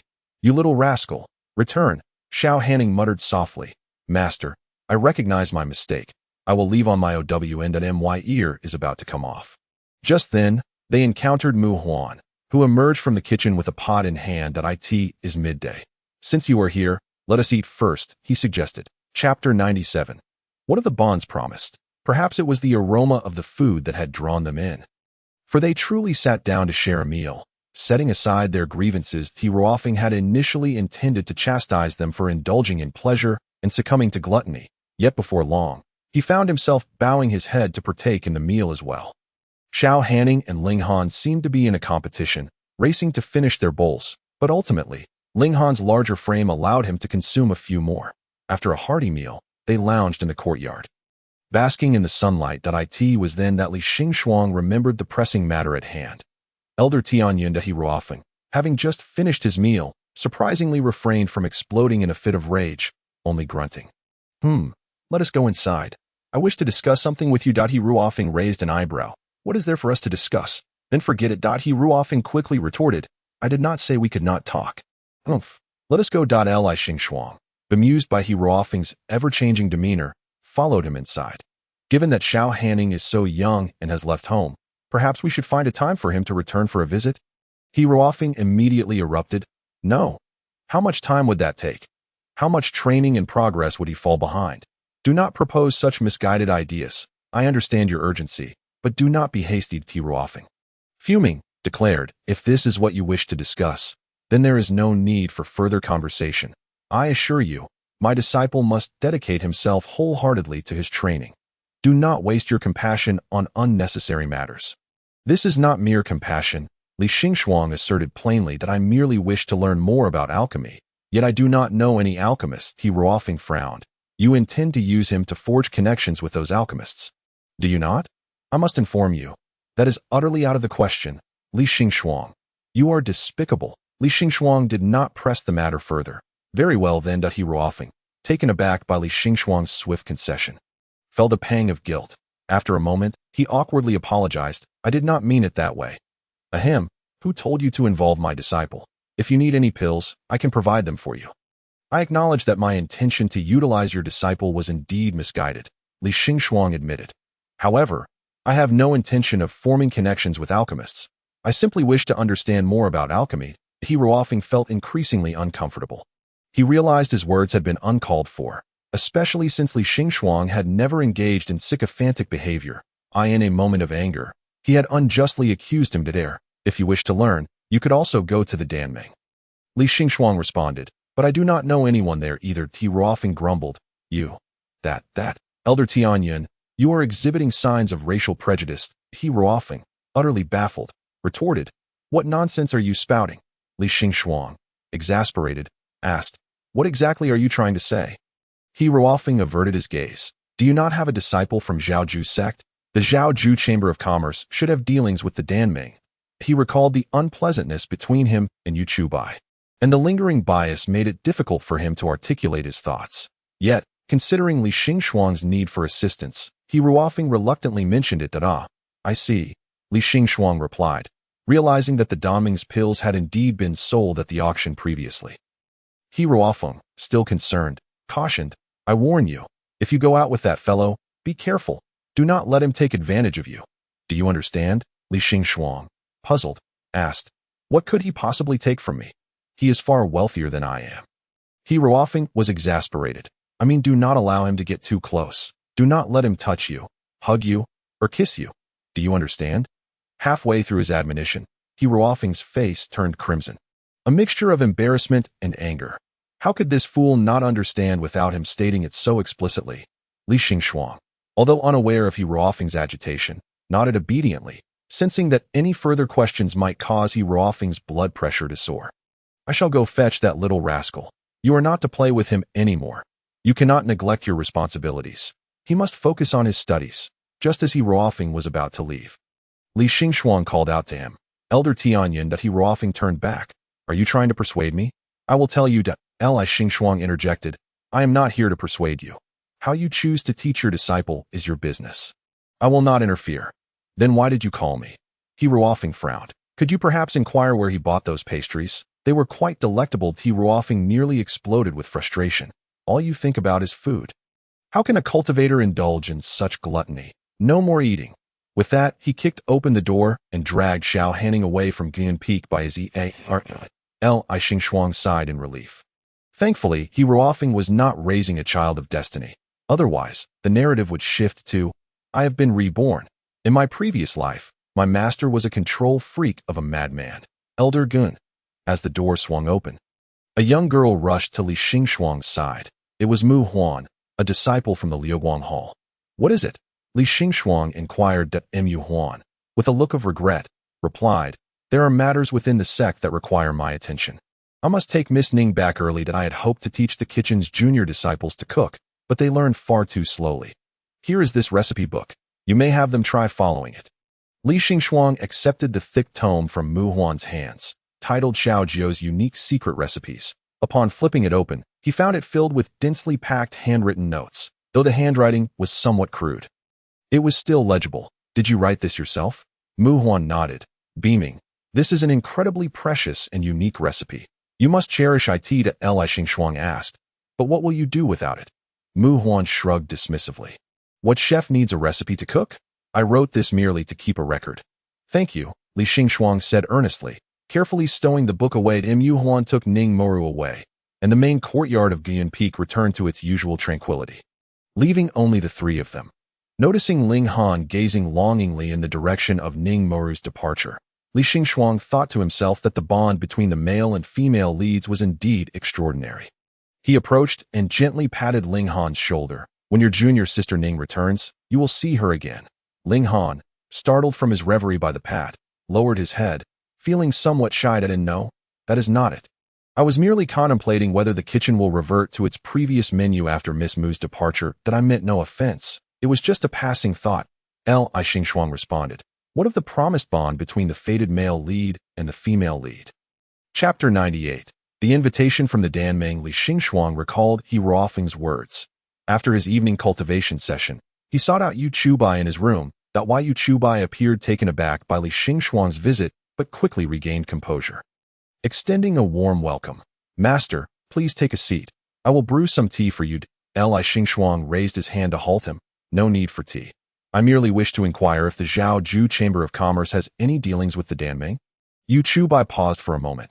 The Danmeng, I am uncertain if it qualifies as cooperation. They occasionally consign items with us, but we cannot make requests of them. Do you require any particular medicine? I simply wish to understand more about alchemy. Li Xingxuang pondered for a moment and inquired. Do you know any alchemists? There is one in the Zhaoju sect, but he can only concoct some basic elixirs. That won't suffice. Yu Chubai, observing Li Xingxuang's deep contemplation, couldn't bear to see him disheartened. Master, if you have a need, I can send a message to my father and have him attempt to contact the Alchemy Alliance. Will your father agree? Yu Chubai sighed. He will undoubtedly consent. The troublesome part lies with the Alchemy Alliance. They are exceedingly arrogant and disdainful. It's uncertain whether they will respond, and I will inform you once I receive any news. Li Xingxuang expressed his gratitude and subsequently departed from Yu Chubai's resplendent chamber. Honestly, how can one sleep in such a brightly decorated room at night? To Li Xingxuang's surprise, 2 days later, the sect master unexpectedly came to visit. Xingxuang, something monumental has occurred. Li Xingxuang, puzzled, asked, What is it? Are you relinquishing your position to the regent? That hardly warrants discussion with him. Qi Jingyuan fell silent. Is that even considered a monumental event? Ah, wait, when did I ever cede my position to him? Then why do you appear so flustered, as if your tail had been set ablaze? Qi Jingyuan produced a letter, exclaiming, The Alchemy Alliance. A letter from the Alchemy Alliance. Have you offended them? Are we in danger of annihilation? Li Xingxuang took the letter, somewhat taken aback to see it addressed by Elder Guiyun. Have you read it? Li Xingxuang inquired. Qi Jingyuan trembled. I dared not look. After a brief silence, Li Xingxuang remarked, So you are suggesting we are doomed? Being approached by the Alchemy Alliance is never a good sign, especially that. I cannot even mention that individual. Is it a forbidden name, like Voldemort? Qi Jingyuan was utterly bewildered. What are you talking about? Li Xingxuang chose not to respond. Tearing open the envelope, the letter contained elegant handwriting, seemingly penned by a young lady. Dear esteemed elder, I have long admired your excellence, but have yet to meet you in person. In early May, the Alchemy Conference will be held. If you're interested in alchemy, you are most welcome to visit the Murong Manor in Luomu City this month. Wishing you health and prosperity. Yours sincerely, Murong Nanxing. Li Xingxuang inquired. Who is Murong Nanxing? Qi Jingyuan stared at him in disbelief. You offended her. This is bad. Xingxuang, you must pack your things and flee. I can hold them off? No, she invited me to participate in the Alchemy Conference. Another conference, just after the sect conference. Now another alchemy conference. Qi Jingyuan's eyes nearly bulged out. What? No, this is a conspiracy. It must be a conspiracy. Xingxuang, you absolutely cannot attend alone. You must not attend at all. What is the matter? Li Xingxuang was utterly baffled. She seemed quite polite. Polite? Qi Jingyuan nearly leapt up. It is a conspiracy, without a doubt. I must summon Lu Lijing. Do not move. With that, he teleported away. Li Xingxuang was left confused. Shortly after, Lu Lijing and Qi Jingyuan appeared before him simultaneously. Lu Lijing took the letter from his hand, glanced at it, and smiled. It's fine. Let Xingxuang go. Qi Jingyuan stepped back. Have you lost your mind? Do you wish for the downfall of the Wangshui Tower or Xingxuang? Lu Lijing replied. What do you think the Alchemy Alliance could possibly gain from us? Qi Jingyuan fell silent, but Lu Lijing continued. If you remain uneasy, I shall accompany him. Qi Jingyuan immediately objected. That won't do. I do not require protection, Li Xingxuang interjected. But who is this Murong Nanxing? Lu Lijing explained. She is the only daughter of Murong Lanshu, the vice president of the Alchemy Alliance, and the heir of the Murong family. She has displayed remarkable talent in alchemy since childhood and is renowned alongside Xiao Jinghao as the twin beauties of the Alchemy Alliance. Zhao's eldest daughter, Li Xingxuang recalled. Is she the sister of Xiao Hanning? Lu Lijing nodded. Indeed. Unlike her cousin, Xiao Jinghao possesses extraordinary talent, having begun refining pills at the age of 7, identifying thousands of herbs by 10, and mastering hundreds of elixirs by 15. Now at 18, she has already attained the rank of Pill King. Thus, the Xiao family is grooming her to be the next family head. The hierarchy of alchemists is classified as follows. Alchemist, Great Alchemist, Pill King, Pill Sage, Pill Lord, and Pill Immortal. Although there are many ranks, attaining the status of Great Alchemist is already a rare accomplishment. In fact, the moment they become alchemists, they begin to earn respect. Lu Lijing further elucidated Qi Jingyuan's unusual behavior. Alchemists typically possess haughty personalities, which has led the sect master to harbor some biases. However, Miss Murong appears to harbor no ill intentions. If you wish to go, then go. Qi Jingyuan remained unconvinced. Even if Murong harbors no malice, that individual. Lu Lijing's smile faded. Sect master, do not speak recklessly. Li Xingxuang noticed Qi Jingyuan closing his mouth. It seemed he had never felt so constrained before. Why was he becoming increasingly pitiful? Li Xingxuang was also perplexed by Murong Nanxing's invitation. However, since Lu Lijing had vouched for her, it should pose no danger. After all, Lu Lijing was generally reliable. After the two departed, Li Xingxuang recounted the matter to Yu Chubai, who wore a similarly bewildered expression. Murong Nanxing, Yu Chubai stood up. That woman usually looks down on others. I can't believe she would write a letter. And she even invites you to the alchemy conference? Could it be a conspiracy? Do not harbor such malicious suspicions. Perhaps she merely wishes for my presence to complete the numbers. Yu Chubai's eyes widened. Master, do you realize how rare it is to receive an invitation to the alchemy conference? My father sent them 2 boxes of spirit stones just to catch a glimpse, and they refused. Did they at least refund your money? No, they claimed that the money was a token of respect for my father. How shameless. Yu Chubai's lips twitched. Master, while as your disciple I should not criticize you. Please be mindful of your words and actions. Li Xingxuang could not comprehend why they portrayed the Alchemy Alliance as so terrifying. How fearsome could a group of individuals huddled around alchemical furnaces truly be? Being a bit arrogant was nothing to fret over. He could simply retort a few insults.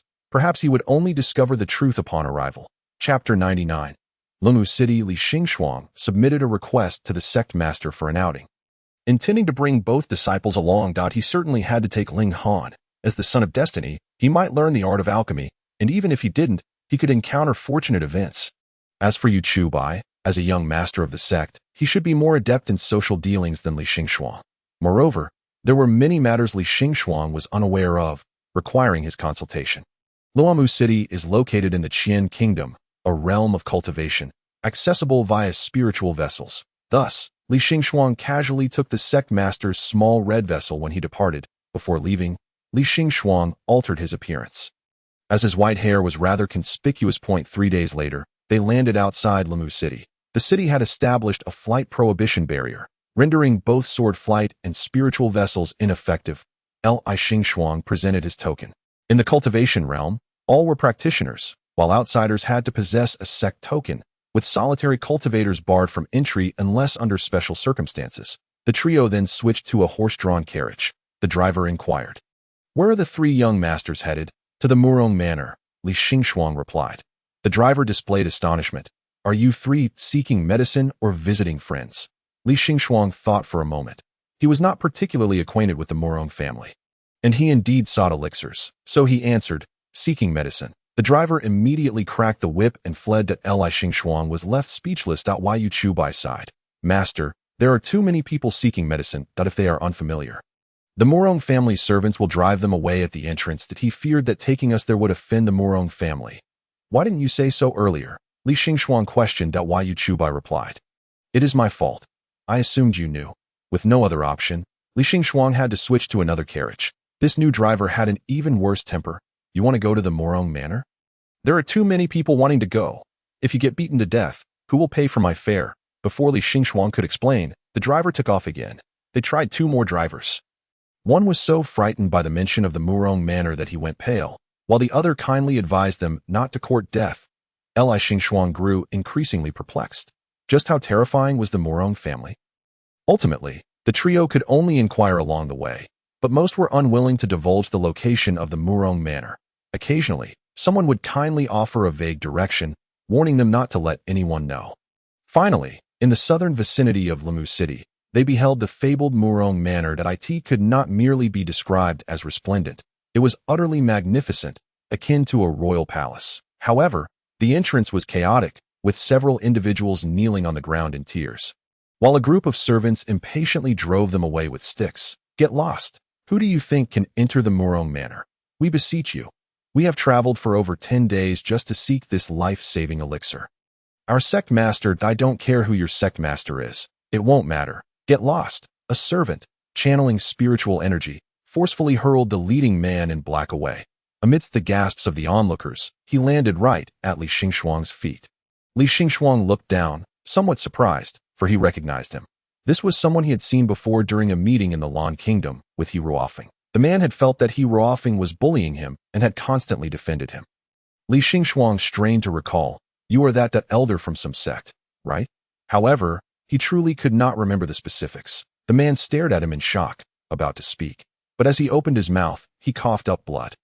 Li Xingxuang took a glance at the group of servants, astonished to find that even the guards at the Morong Manor were of the Soul Realm. The house servant, visibly irritated, exclaimed as 3 individuals approached. Another group? Hurry up and leave. The master has no time for insignificant characters like you.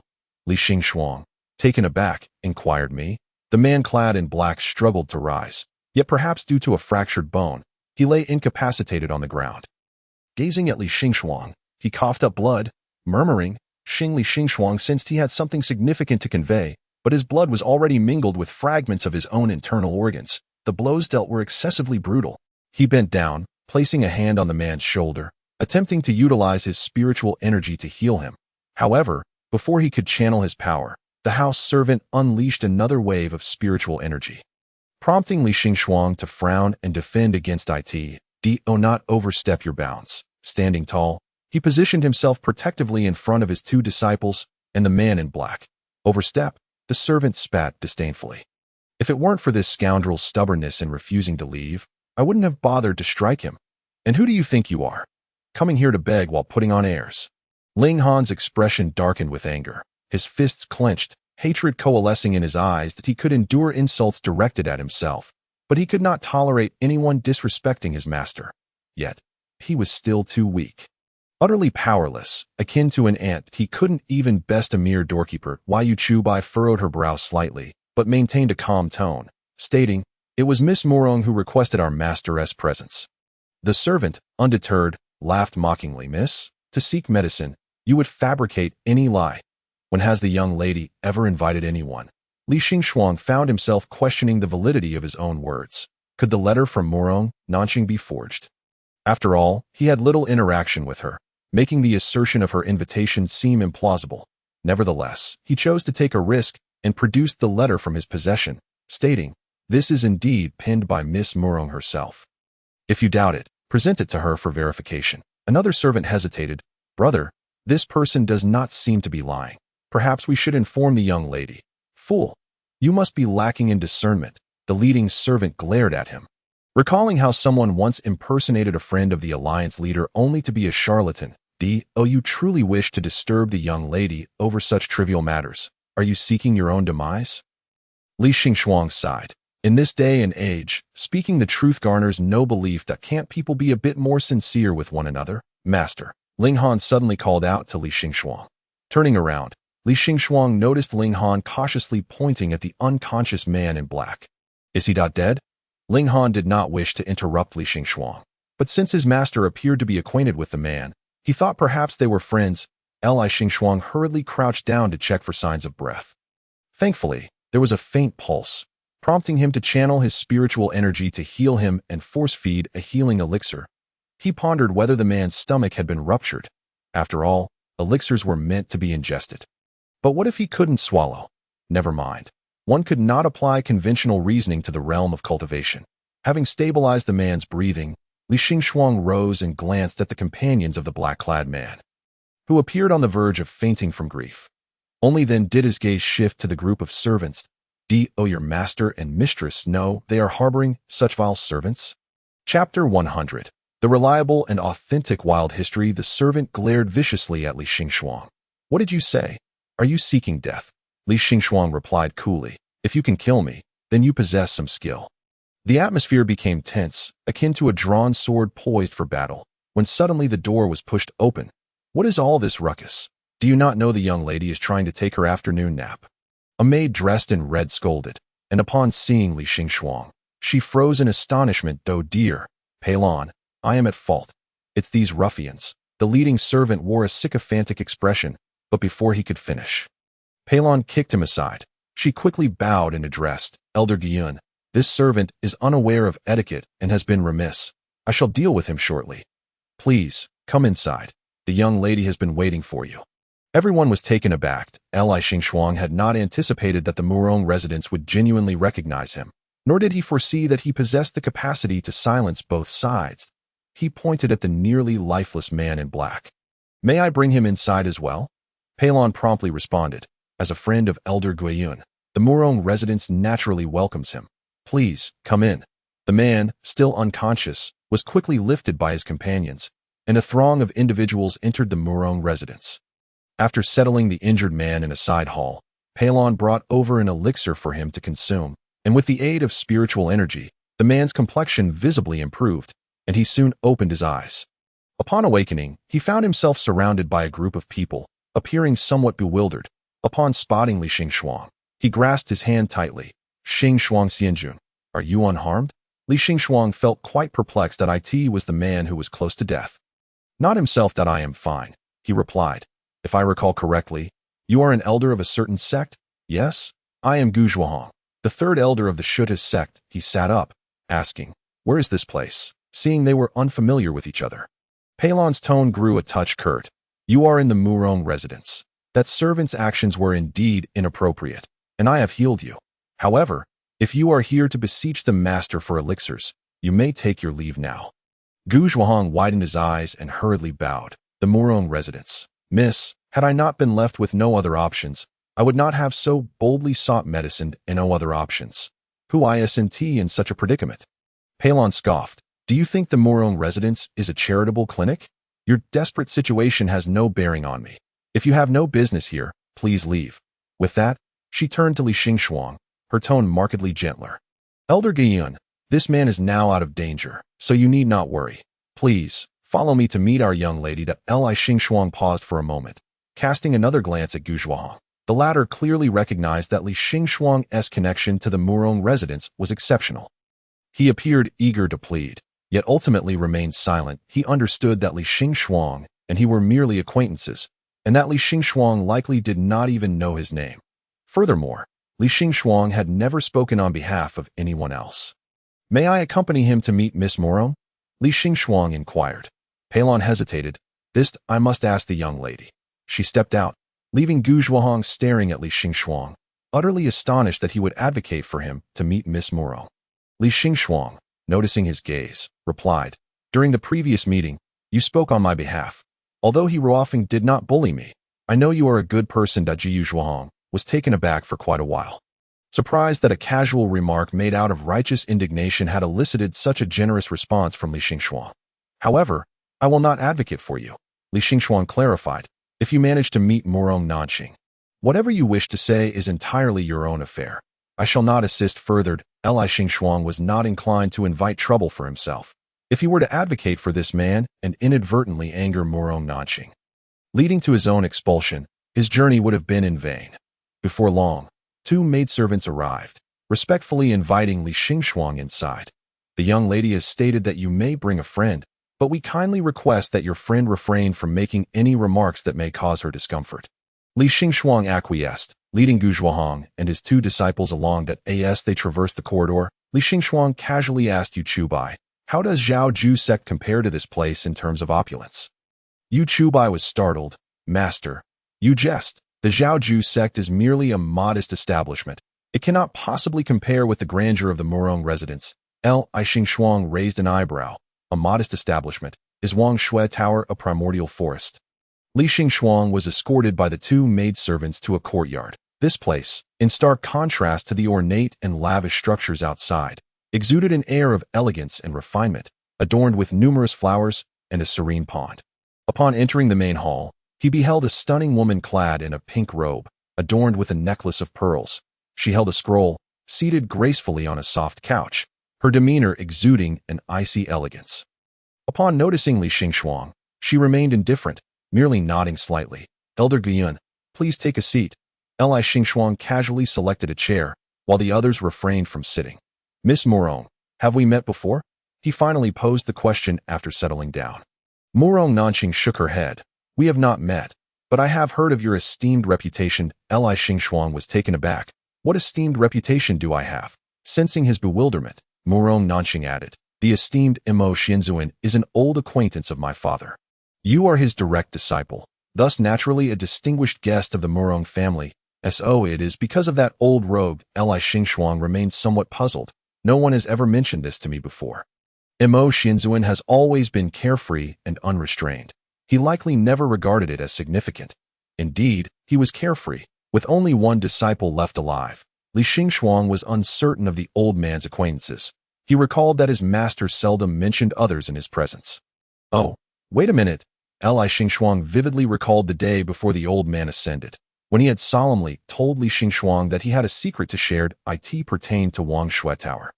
And he urged him to remember it well. He thought the old man was finally going to impart something of great importance. So he listened intently. The old man clasped his hands behind his back, bearing a serious expression.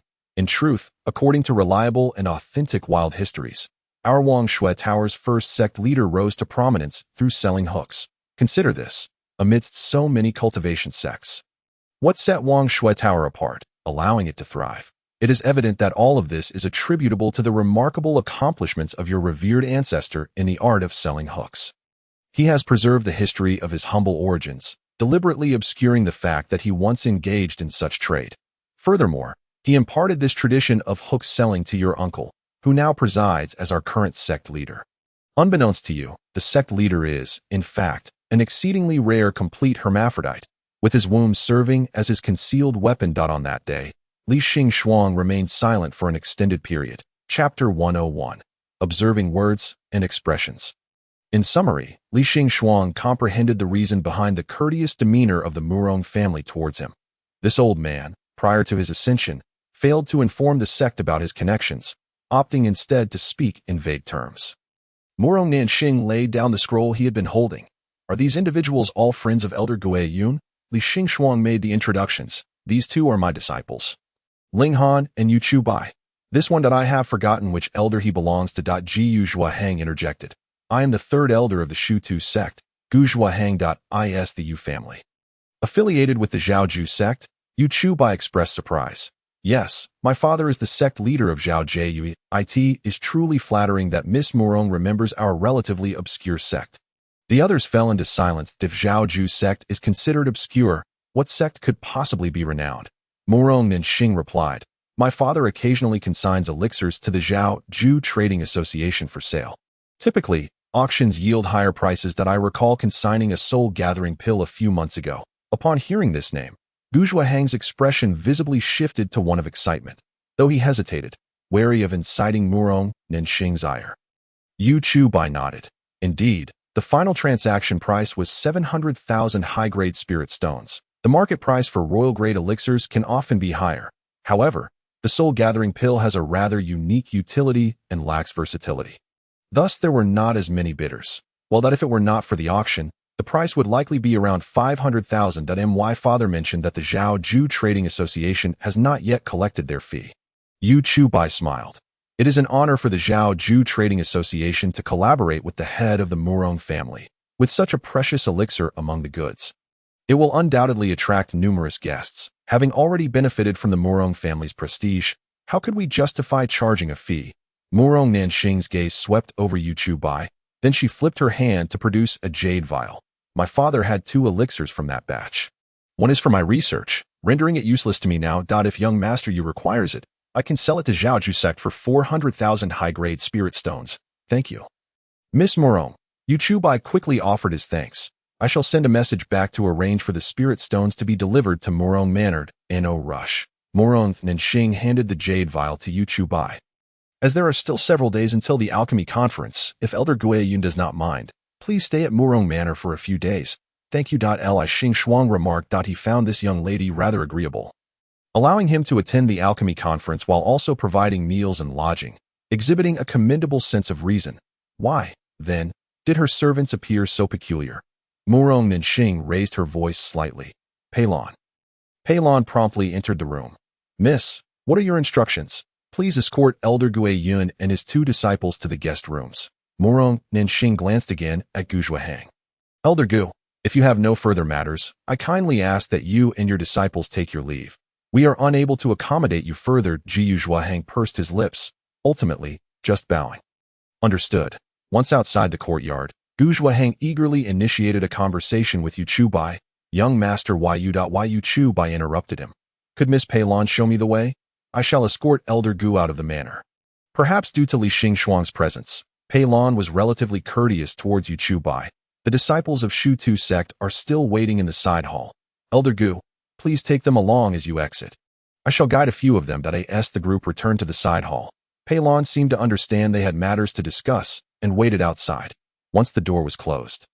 Before Gu Zhuahang could speak, Yu Chubai handed him the jade vial. 500,000 high-grade spirit stones, to be delivered directly to Zhaoju sect. Yu Chubai stated. Gu Zhuahang was momentarily stunned, then joyfully accepted. Thank you, young master Yu. This kindness, I shall. Any gratitude should be directed towards my master. Yu Chubai interjected. Li Xing Shuang. It seemed he had hardly spoken throughout the entire exchange. Gu Zhuahang quickly bowed to Li Xing Shuang. Honorable Xian Jun Xing Shuang, I shall never forget today's kindness. Li Xing Shuang replied. That you are the one purchasing it. Gu Zhuahang nodded. I understand. This elixir will be considered as a purchase from Zhaoju Trading Association by Shu Tu sect, ensuring that neither Honorable Xianjun nor Miss Murong is put in a difficult position. Li Xing Shuang. It was indeed he who bought it. After escorting the Shu Tu sect members out of the manor, Pei Lon led the 3 to the guest rooms before departing. Once Li Xing Shuang saw them leave, he could no longer restrain himself from saying to Yu Chubai, "You profit 10,000, and he still thanks you." Yu Chubai replied. The disciple did not profit from him. The 500,000 will be delivered entirely to Murong Manor. That amount reflects the market price for this elixir. And although Miss Murong voluntarily reduced the price, this kindness cannot go unreciprocated. Shouldn't that be considered a fair trade? Yu Chubai shook his head. High-grade elixirs are valuable yet rare. Acquiring even one is a challenge. Otherwise, why would so many forsake their dignity, kneeling before alchemists? The Murong family seldom collaborates with Zhaoju Trading Association. To be frank, they look down upon Zhaoju sect. Miss Murong only offered this elixir out of consideration for Elder Gu being your friend. Could she not sell it directly to me, or to Elder Gu? Yu Chubai chuckled. If given directly to him, others would learn of his success in obtaining the elixir, and the Murong Manor would be thrown into chaos. If given directly to you, then subsequently, everyone would seek your connections, and Guiyun Peak would be no less tumultuous. Li Xing Shuang felt a slight headache, as if he were gaining some insight. He had not anticipated that matters could be so complicated. Yu Chubai, noticing Li Xing Shuang's gaze upon him, felt a tad embarrassed. Master, there's something amiss? Oh, but I merely did not expect that your approach to business would differ from your usual demeanor. You seem quite knowledgeable, far more reliable than I do. This young man, despite his tender age, exhibited a remarkable sense of propriety.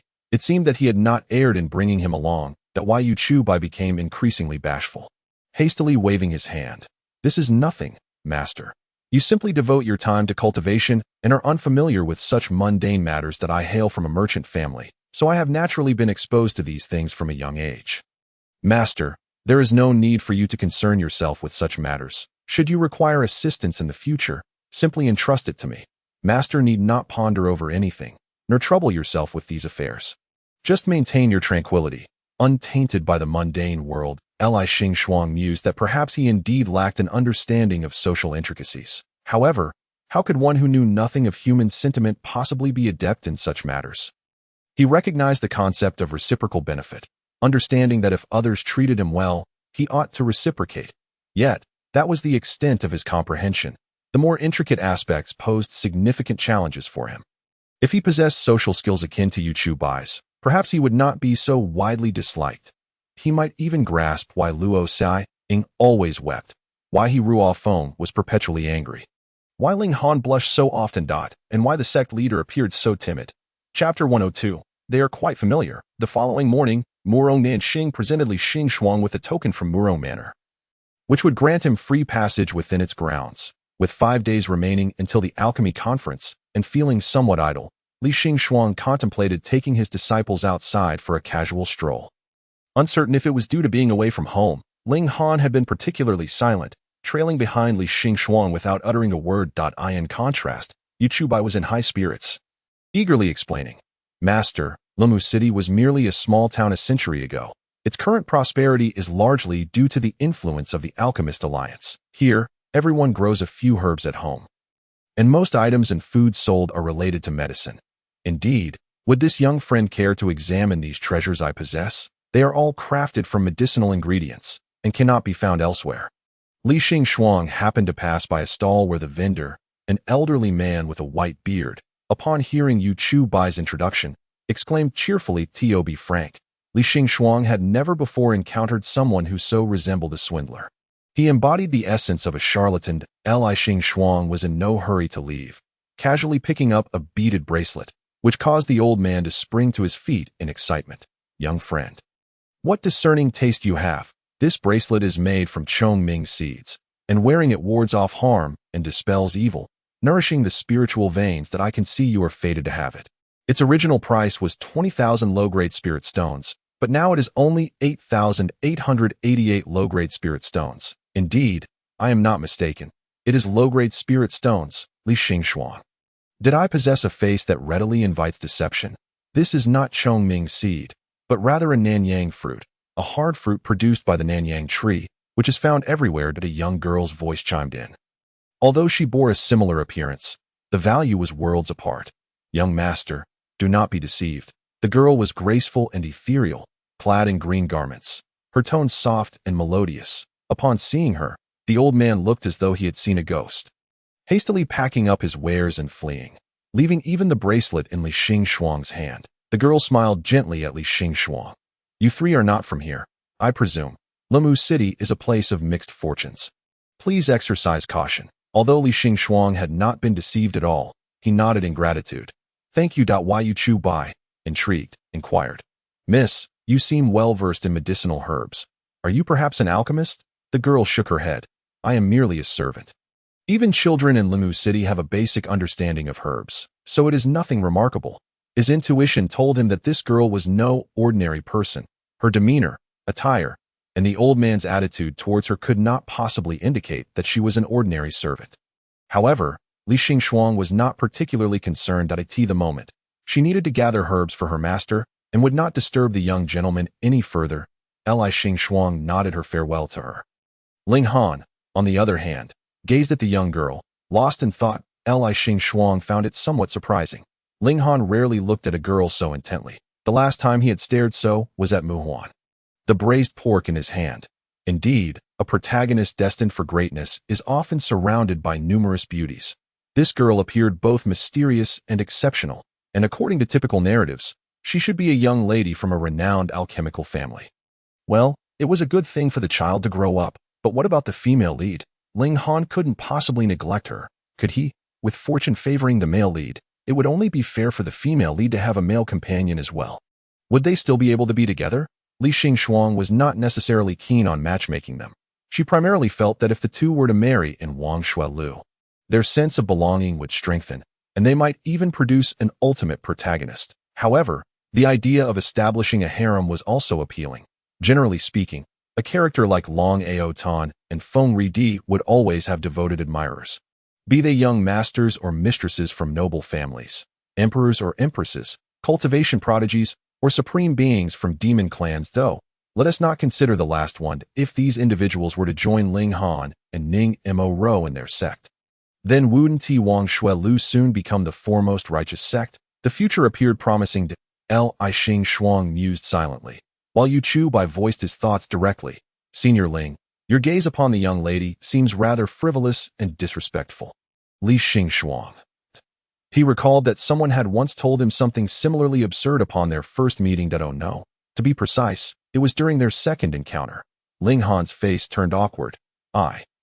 I didn't mean to. I just find that young lady a bit peculiar. Yu Chu Bai snorted lightly but refrained from further commentary. Ling Han did not press the matter either. Li Xing Shuang inquired. Are you two about to quarrel again? Yu Chu Bai quickly flashed a conciliatory smile. No, how could a disciple quarrel with a senior? I just feel that seniors' actions are a tad inappropriate. A lack of strict teaching leads to a lax master. Are you accusing me of negligence in my guidance? No, not at all. At this point, Yu Chu Bai was left speechless. Li Xing Shuang showed no intention of reprimanding them further and said, All right, there is no need to discuss this matter any longer. Let us explore the alchemy workshop here. Since we have come all this way, we should familiarize ourselves with the local medicinal elixirs. They were here to conduct serious business. Li Xing Shuang had no time to indulge in their childish banter. Yu Chu Bai resumed his explanatory mode. The largest alchemy workshop here is the Falling Green Pavilion, which is affiliated with the Alchemist Alliance. The Falling Green Pavilion primarily sells imperial-grade elixirs, but they are not displayed publicly and are only available to a select group of patrons. Do you possess VIP status in the Alchemist Alliance? Does the Zhao Ju Chamber of Commerce qualify as such a distinguished guest? Yu Chu Bai sighed. Distinguished guest? How can that be considered? Alchemists have little regard for outsiders. First, they filter out those who could never afford their products. Believing that such individuals are unworthy even to gaze upon the elixirs they ask for the remaining patrons, they would not extend any cordiality. So, you can still make purchases? Yu Chu Bai smiled slightly. Master, you possess the Murong family token. It is far more effective than anything else. Even alchemists would not dare to treat you with disdain. Such grandiose claims. A passing young lady in exquisite attire scoffed. What is the Murong family worth? Li Xing Shuang fell silent for a moment. Were the people of Lumu City this familiar with each other? This was already the second girl today to intrude unexpectedly. Yu Chu Bai looked astonished, and upon seeing the young lady, his shock deepened. It's you? Li Xing Shuang turned to look at the girl, who appeared to be around 13 or 14 years old. With an air of arrogance, clad in a red brocade robe, her jeweled hairpins seemingly weighing down her head, Li Xing Shuang did not recognize her, so he inquired of Yu Chu Bai, Is she your friend? The two simultaneously rolled their eyes and spoke in unison. Disciple, this palace has no such friends. It was rather difficult to deny any connection between the two now. Yu Chu Bai noticed the doubt in Li Xing Shuang's expression and hurriedly said, Master, this young lady is the eldest princess of the Lan Kingdom, named Lu Exian. The disciple is not familiar with her. Her words only reflect her personal opinions and are unrelated to the disciple.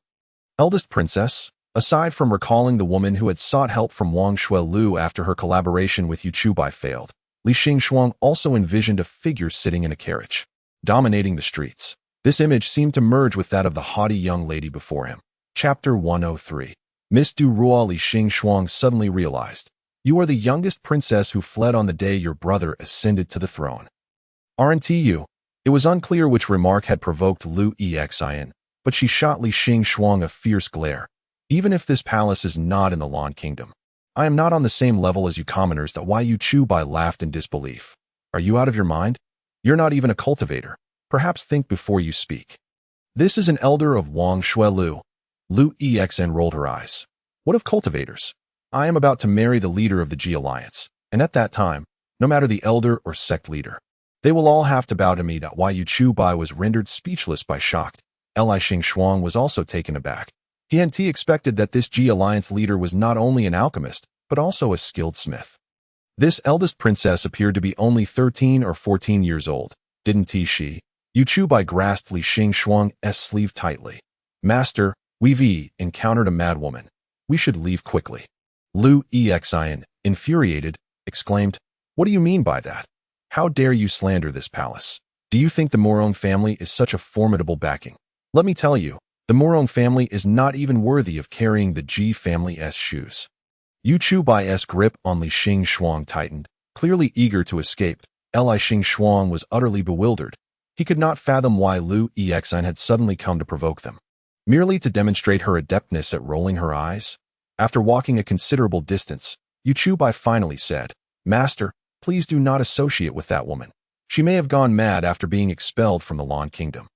I hadn't intended to associate with her at all. Why Yu Chubai glanced around to ensure there was truly no one else nearby, then lowered his voice to say, "Master, the Ji family and the Murong family are at odds. But that is their own affair. Outsiders should not speak recklessly to Li Xingxuang was puzzled. I had no intention of discussing it. Why was it any of his concern? Li Xingxuang did not wish to interfere. His level of bewilderment was akin to when the system had previously assigned him a side quest, asking him to choose between a prince and a princess to become emperor. Frankly speaking, it had nothing to do with him, and he was not interested in the slightest. Li Xingxuang's purpose for this journey was to study elixirs. He had no desire to meddle in the feuds of noble families. The three of them arrived at the Falling Green Pavilion and encountered the previously met young lady in green once more. Miss Du Rua, take care. The steward of the alchemy workshop bowed respectfully to the young lady. Du Rua replied gently, "Steward Yen, you are too courteous to him. Young master, we meet again." Li Xingxuang nodded to her. What a coincidence. Miss Du Rua appeared slightly embarrassed and explained warmly, "I come from a servile background. Without a surname.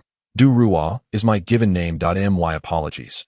Miss Du. Li Xingxuang quickly corrected himself. There is no need for the young master to apologize. Du Rua smiled faintly. "You are here to purchase elixirs. I shall not disturb you further." After Du Rua departed, Li Xingxuang noticed Ling Han once again fixated on the girl's retreating figure. Could it be that he had truly awakened? The steward, facing Li Xingxuang, seemed somewhat aloof. "Here to browse elixirs. Please, go inside." Li Xingxuang produced the Murong family token. "I wish to see the most valuable items here." Upon seeing the token, the steward's expression immediately changed, becoming obsequious. "Ah, so it's a distinguished guest from the Murong family.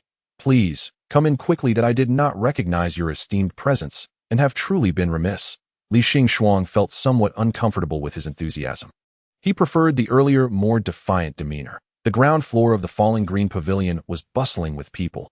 Although elixirs were expensive, they were essential for cultivators and must be purchased. For instance, the demand for revival elixirs and healing potions was immense. The second floor housed precious spirit-grade elixirs, where patrons were more selectively filtered. There were noticeably fewer people on this level. The third floor was dedicated to the sale of king-grade elixirs.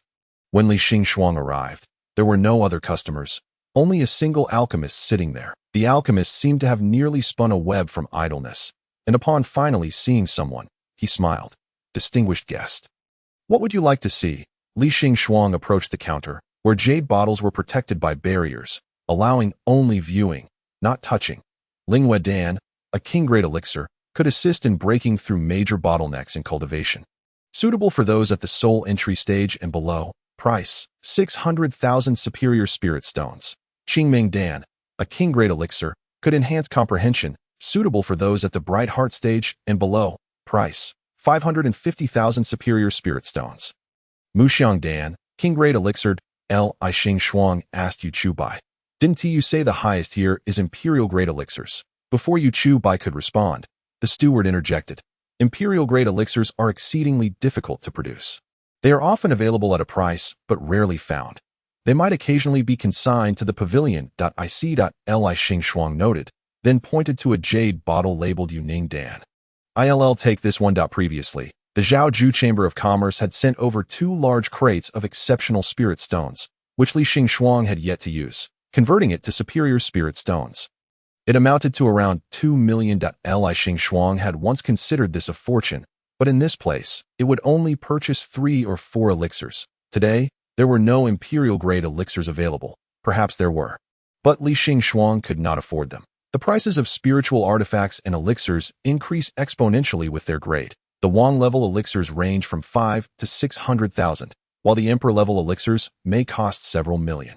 After completing the transaction, Li Xingxuang safely stored the jade vial. The Yuning elixir possesses detoxifying properties, or rather, it has the ability to eliminate both positive and negative effects of medicinal properties.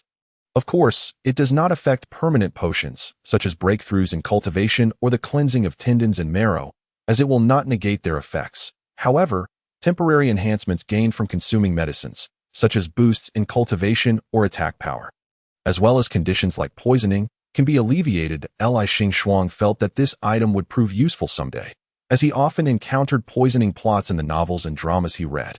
Either the protagonist or their companions would be poisoned, or entire story arcs would revolve around seeking an antidote. As a precaution, he decided to purchase it. After leaving the Falling Blue Pavilion, the trio returned to the Mu Rong residence. In the following days, Li Xing would occasionally take his disciple for leisurely strolls around the city. Though he spent most of his time in his room, he had not encountered Mu Rong Nanxing again. Suggesting that the young lady was rather reclusive on the eve of the alchemy conference, Li Xing encountered a man in the corridor of the Mu Rong residence. He was slightly slender, clad in somewhat heavy garments, his complexion stern, emanating an aura that discouraged approach. Upon seeing Li Xing, he raised an eyebrow. Noticing the man's opulent attire, Li Xing pondered that he might be the head of the Mu Rong family, who had not returned for quite some time. Are you the head of the Mu Rong family? The man lazily lifted his eyelids, scrutinizing Li Xing before scoffing. You reside in the Mu Rong household and do not recognize the family head. Chapter 104. The family head. Li Xing honestly nodded. I do not. Before the man could respond, a tall figure cloaked in a hood approached from behind him. Family head. The hooded man's voice was extremely hoarse, to the point of being eerie. Li Xing glanced up and saw a terrifying face marred by scars beneath the hood. The hooded man also chanced to glance at him, then slightly bowed. Addressing the man beside him with respect, it should be him. I have inquired, and this person is named Li Xing, a friend of the Mu Rong family head. The man sneered. Friend? He doesn't even know Mu Rong. The hooded man was momentarily taken aback, then immediately knelt. This servant's information was erroneous. I deserve death, Li Xing clarified. The Mu Rong family head is acquainted with my master. The man raised an eyebrow. Who is your master? My revered teacher is Mo Yu Ming. Upon hearing this, the man's expression shifted slightly, his previously frivolous demeanor darkening. Li Xing felt an ominous premonition. Could it be that the old man had debts he had not repaid? The man stepped closer, gripping Li Xing's jaw, narrowing his eyes as he scrutinized him.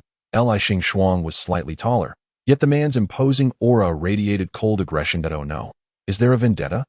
However, the man soon released his grip. How old are you? In my 60s. I believe 63. All right, then you shall call me senior brother. Li Xing. Senior brother? He recalled that all his senior brothers had perished. You are my senior brother. Why are you not at Wang Shui Tower? I have never seen you before. Do not inquire about matters best left unasked. The man appeared satisfied with Li Xing's reticence. Subsequently introducing himself, my name is Ji Yuanze. That name sounded familiar. Li Xing recalled. You are the leader of the Alchemy Alliance. Ji Yuanze smirked with a hint of coldness. What? Are you frightened? What is there to fear? Li Xing was perplexed. Ji Yuanze narrowed his eyes. Haven't you heard about me? Li Xing continued to ponder. I have. Care to enlighten me? You have a copper obsession. Ji Yuanze, his mind momentarily short-circuited. This response did not align with his expectations. He anticipated Li Xing would say he was infamous, or perhaps dishonestly claimed to be highly regarded. Yet, he was taken aback by the unexpected reply.